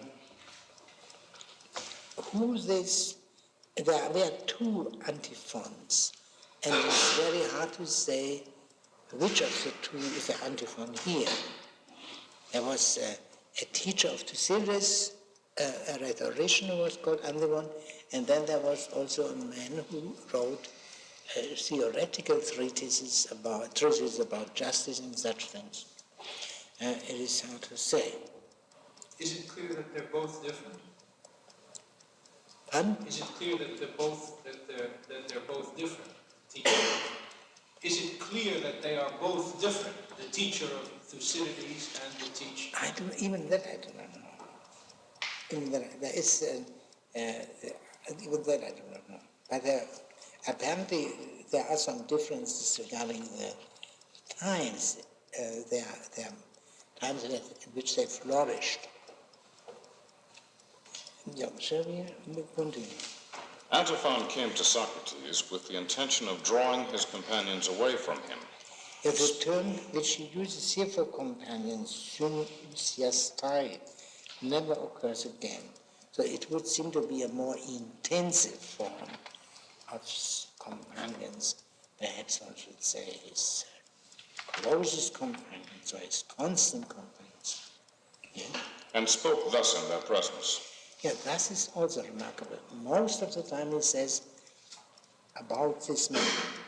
But here he says He claims that this is literal. Socrates, I supposed that philosophy must add to one's store of happiness, but the fruits you have reaped from philosophy are apparently very different. For example, you are living a life that would drive even a slave to desert his master. Your meat and drink are of the poorest. The cloak you wear is not only a poor thing, but is never changed, summer or winter, and you never wear shoes or tunic. Besides, you refuse to take money, the mere getting of which is a joy, while its possession makes one more independent and happier. Now, the professors of other subjects try to make their pupils copy their teachers. If you too intend to make your companions do that, you must consider yourself a professor of unhappiness. Yeah, this is something which is said of Socrates, almost in this form, in the crowds. There is kakodaimon Socrates, a miserable Socrates. To this Socrates replied, Antiphon, you seem to have a notion that my life is so miserable that I feel sure you would choose death in preference to a life like mine. Come then, let us consider together what hardship you have noticed in my life. Is it that those who take money are bound to carry out the work for which they get a fee, while I, because I refuse to take it, am not obliged to talk with anyone against my will? Yeah, that is important. I think we have spoken of that before, but there is no harm in repeating it. Socrates, contrary to some suggestions of Xenophon and of Plato, was very selective regarding the people to whom he talked. He did not wish to talk to all people. But since he was, however, a very urbane and polite man, when he was forced to talk to someone whom he did not wish to talk, he talked, of course, to him. So the Euthyphron in the Platonic dialogue, that was not Socrates' desire to talk to him. It was imposed on him. But when you see on the other hand the Charmides at the beginning, it is clear that Socrates tended toward that gymnasium in which he found Charmides and the others. Yes? Or do you think my food poor because it is less wholesome than yours or less nourishing? Or because my viands are harder to get than yours, being scarcer and more expensive? Or because your diet is more enjoyable than mine? Do you not know that the greater the enjoyment of eating, the less the need of sauce? The greater the enjoyment of drinking, the less the desire for drinks that are not available. As for cloaks, they are changed, as you know, on account of cold or heat, and shoes are worn as a protection to the feet against pain and inconvenience in walking. Now, did you ever know me to stay indoors more than others on account of the cold, or to fight with any man for the shade because of the heat, or to be prevented from walking anywhere by sore feet? Do you not know that by training, a puny weakling comes to be better at any form of exercise he practices, and gets more staying power than the muscular prodigy who neglects to train? Seeing then that I am always training my body to answer any and every call on its powers, do you not think that I can stand every strain better than you can without training? For avoiding slavery to your belly, or to sleep, and incontinence, is there, think you, any more effective specific than the possession of other and greater pleasures, which are delightful not only to enjoy, but also because they arouse hopes of lasting benefit? So here the question, continence for what is answered. There is something for which it pays to be continent, and not merely the considerations of which Mr. Burns spoke, and of which he himself admitted that they are not the most important ones. Yes? And again, you surely know that while he who supposes that nothing goes well with him is unhappy, he who believes that he is successful in farming or a shipping concern or any other business he is engaged in is happy in the thought of his prosperity. Do you think then that out of all this thinking there comes anything so pleasant as the thought, I am growing in goodness and I am making better friends? And that, I may say, is my constant thought. Further, if help is wanted by friends or city, which of the two has more leisure to supply their needs? He who lives as I am living, or he whose life you call happy? Which will find soldiering the easier task? He who cannot exist without expensive food, or he who is content with what he can get? Which, when besieged, will surrender first? He who wants what is very hard to come by, or he who can make shift with whatever is at hand? You seem, Antiphon, to imagine that happiness consists in luxury and extravagance. But my belief is that to have no wants is divine. To have as few as possible comes next to the divine. Yes. Now here is the theme which is here continued, it seems, is continence. But as we see from the sequel, here continence is presented as the basis of Socrates' whole way of life. And that is a unique chapter, therefore. And the uniqueness is indicated by the uniqueness of certain terms of which I spoke. Now, in this a powerful statement with which Socrates ends may very well have been a statement of Antiphon himself. There is a fragment ascribed to him exactly to this effect, that the divine is without any needs and the continence strong. But Xenophon does see things from time to time. We will see next time that there is a story told by Prodicus, the wise, of Heracles at the crossroads, which Xenophon or Xenophon's Socrates bodily takes over, only depriving it of certain rhetorical ornaments which Prodicus had given it. And so it could very well be that this is taken from, and the statement is not only, it occurs also in Eurybides, so it doesn't have to come from anyone, but it does not have to come from Antiphon in particular. But if Antiphon had said, that would give the passage some pungency, which it otherwise lacks.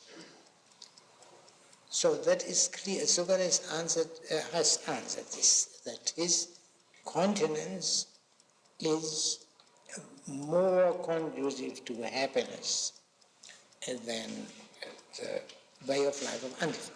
Yes, let's go on.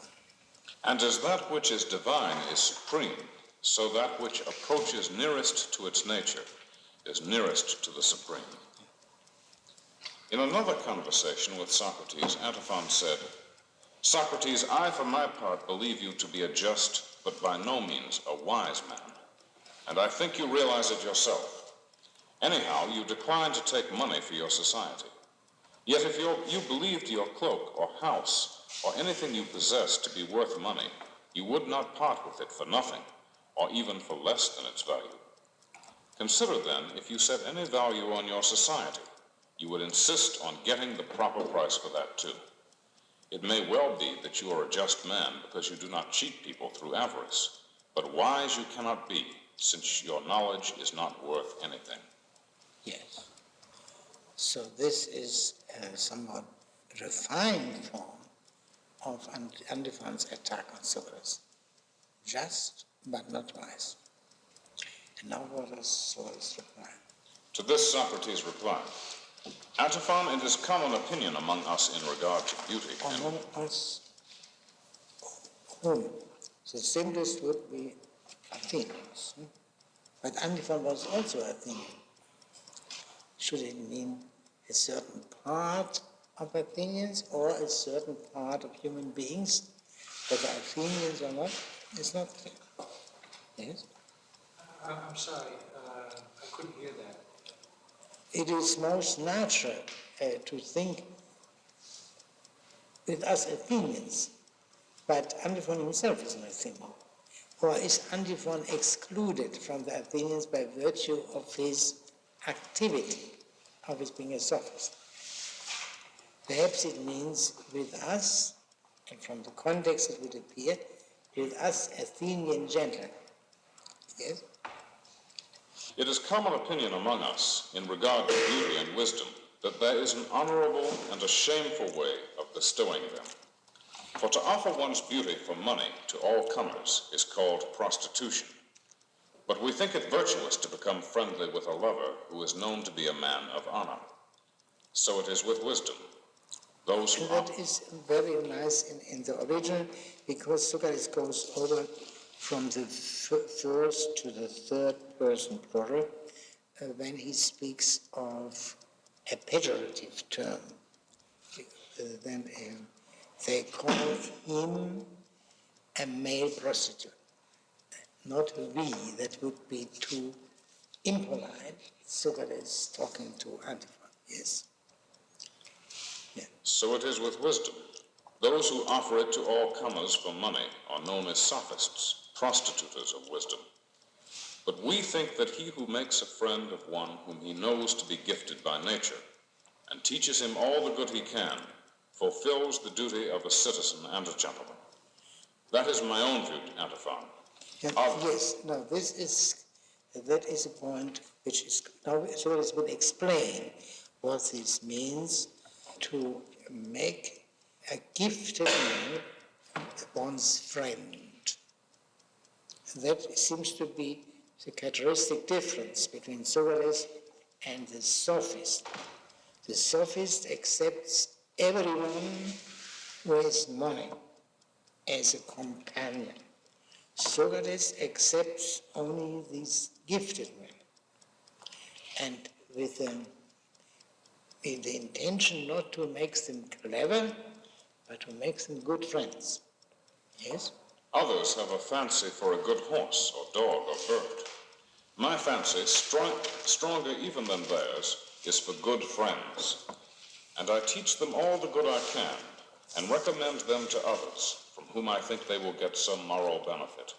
And from whom I believe they will be assisted toward virtue. Yeah. All the treasures that the wise men of old have left us in their writings, I open and explore with my friends. If we come on any good thing, we extract it, and we set much store on being useful to one another. For my part, when I heard these words fall from his lips, I judged him to be a happy man himself, and to be putting his hearers in the way of being gentlemen. Yes, I would translate the adjective here by blessed, and that is used only here of Socrates. So Socrates, when Xenophon speaks of Socrates' blissful activity, with a view to it he called Socrates blessed. And this blissful activity, as you see, consists in his reading, together with his friends, the books in which the wise men of old have laid down their treasures. The books themselves are not their treasures. And when they find something good, they cull it and regard it as a great gain when we become friends to one another. So, in other words, a good friend is the only friend. Friend is a word which has very many meanings, but in an emphatic sense, only the good friend. And what Socrates understands by a good friend is explained here. There is not a single example in Xenophon's Socratic writings of Socrates being engaged in his blissful activity that agrees with other silences of Xenophon, which we have observed before. Xenophon points to the true Socrates, to Socrates as he was with his most intimate friends. but he does not present him. And we must think about these various things that she mentions. For example, we must wonder, how is this reading, common reading of the books of the wise men of old, what does this have to do with raising the question, what is regarding the human things? Because if Socrates raised the question, what is regarding the human things at all times, he would raise it also when reading these books. And one must think about what this, how the what is question comes up in reading these books. It is not specified who the wise men of old are. That can mean the philosophers, can mean the poets, can mean legislators. That is left here entirely open. Good friends and friends are something different. Good friends, in the strict sense, are described here. Friends are people in a mutual relation of person have to be gifted. That is of some importance because later on there are 7 chapters devoted to the subject friendship. And one must therefore keep this question in mind. There is a certain occasion when a notorious sycophant, Archidamus, was hired at Socrates' advice by Criton, famous Criton, as a counter-sycophant against the sycophants who troubled Criton. And then Criton was very happy with him, and Archidamus, it is said, was honored by Criton and by the other friends, by the friends of Criton. Was Archidamus honored by Socrates? And or was Socrates, which is the question is implied, was Socrates in any deeper, in the deeper sense of the word, a friend of Criton? It's a question. Xenophon makes very few indications of who the true friends are. The only unmistakable reference is to Plato. There are people in Socrates' entourage of well known up to the present day, but it is hard to say whether they were his friends. People like Antisthenes and the founder of the Cynic school, or Aristippus, the founder of the Cyrenaic school, and other people. That is a question. The case is, I think, unambiguous, and the case of Plato, I think, is unambiguous. No, let us finish this chapter. On yet another occasion, Antiphon asked him, "How can you suppose that you make politicians of others when you yourself avoid politics, even if you understand them?" "How now, Antiphon," he retorted, "should I play a more important part in politics by engaging in them alone, or by taking pains to turn out as many competent politicians as possible?" And we have read this before, and we have seen the book 1, chapter 2, paragraph 48, where Socrates, where Xenophon mentions as the true associates of Socrates, Criton and some others, who led a private life, but did not go into politics. Now, how to reconcile these two passages? Political ambition and those who had not. That distinction is similar to the distinction between the good friends and those who were not good friends. But the two distinctions are not identical. Xenophon did not say of the true associates in that paragraph 48 that they were gifted men. So we must, these are two different distinctions among the companions, and we must find our way there. It is most urgent in the case of the friends, because there are these chapters in the second book, Socrates and the friends, and his friends in particular. There are no chapters on Socrates and the political man. There are, but they have the title Socrates and those who desired the noble things.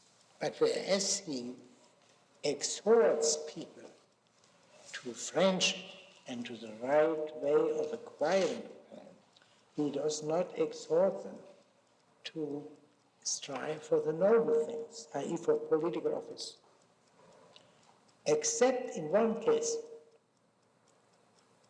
and that case is Charmides, who was apparently a gifted man, but who was unfortunately one of the 30 tyrants later.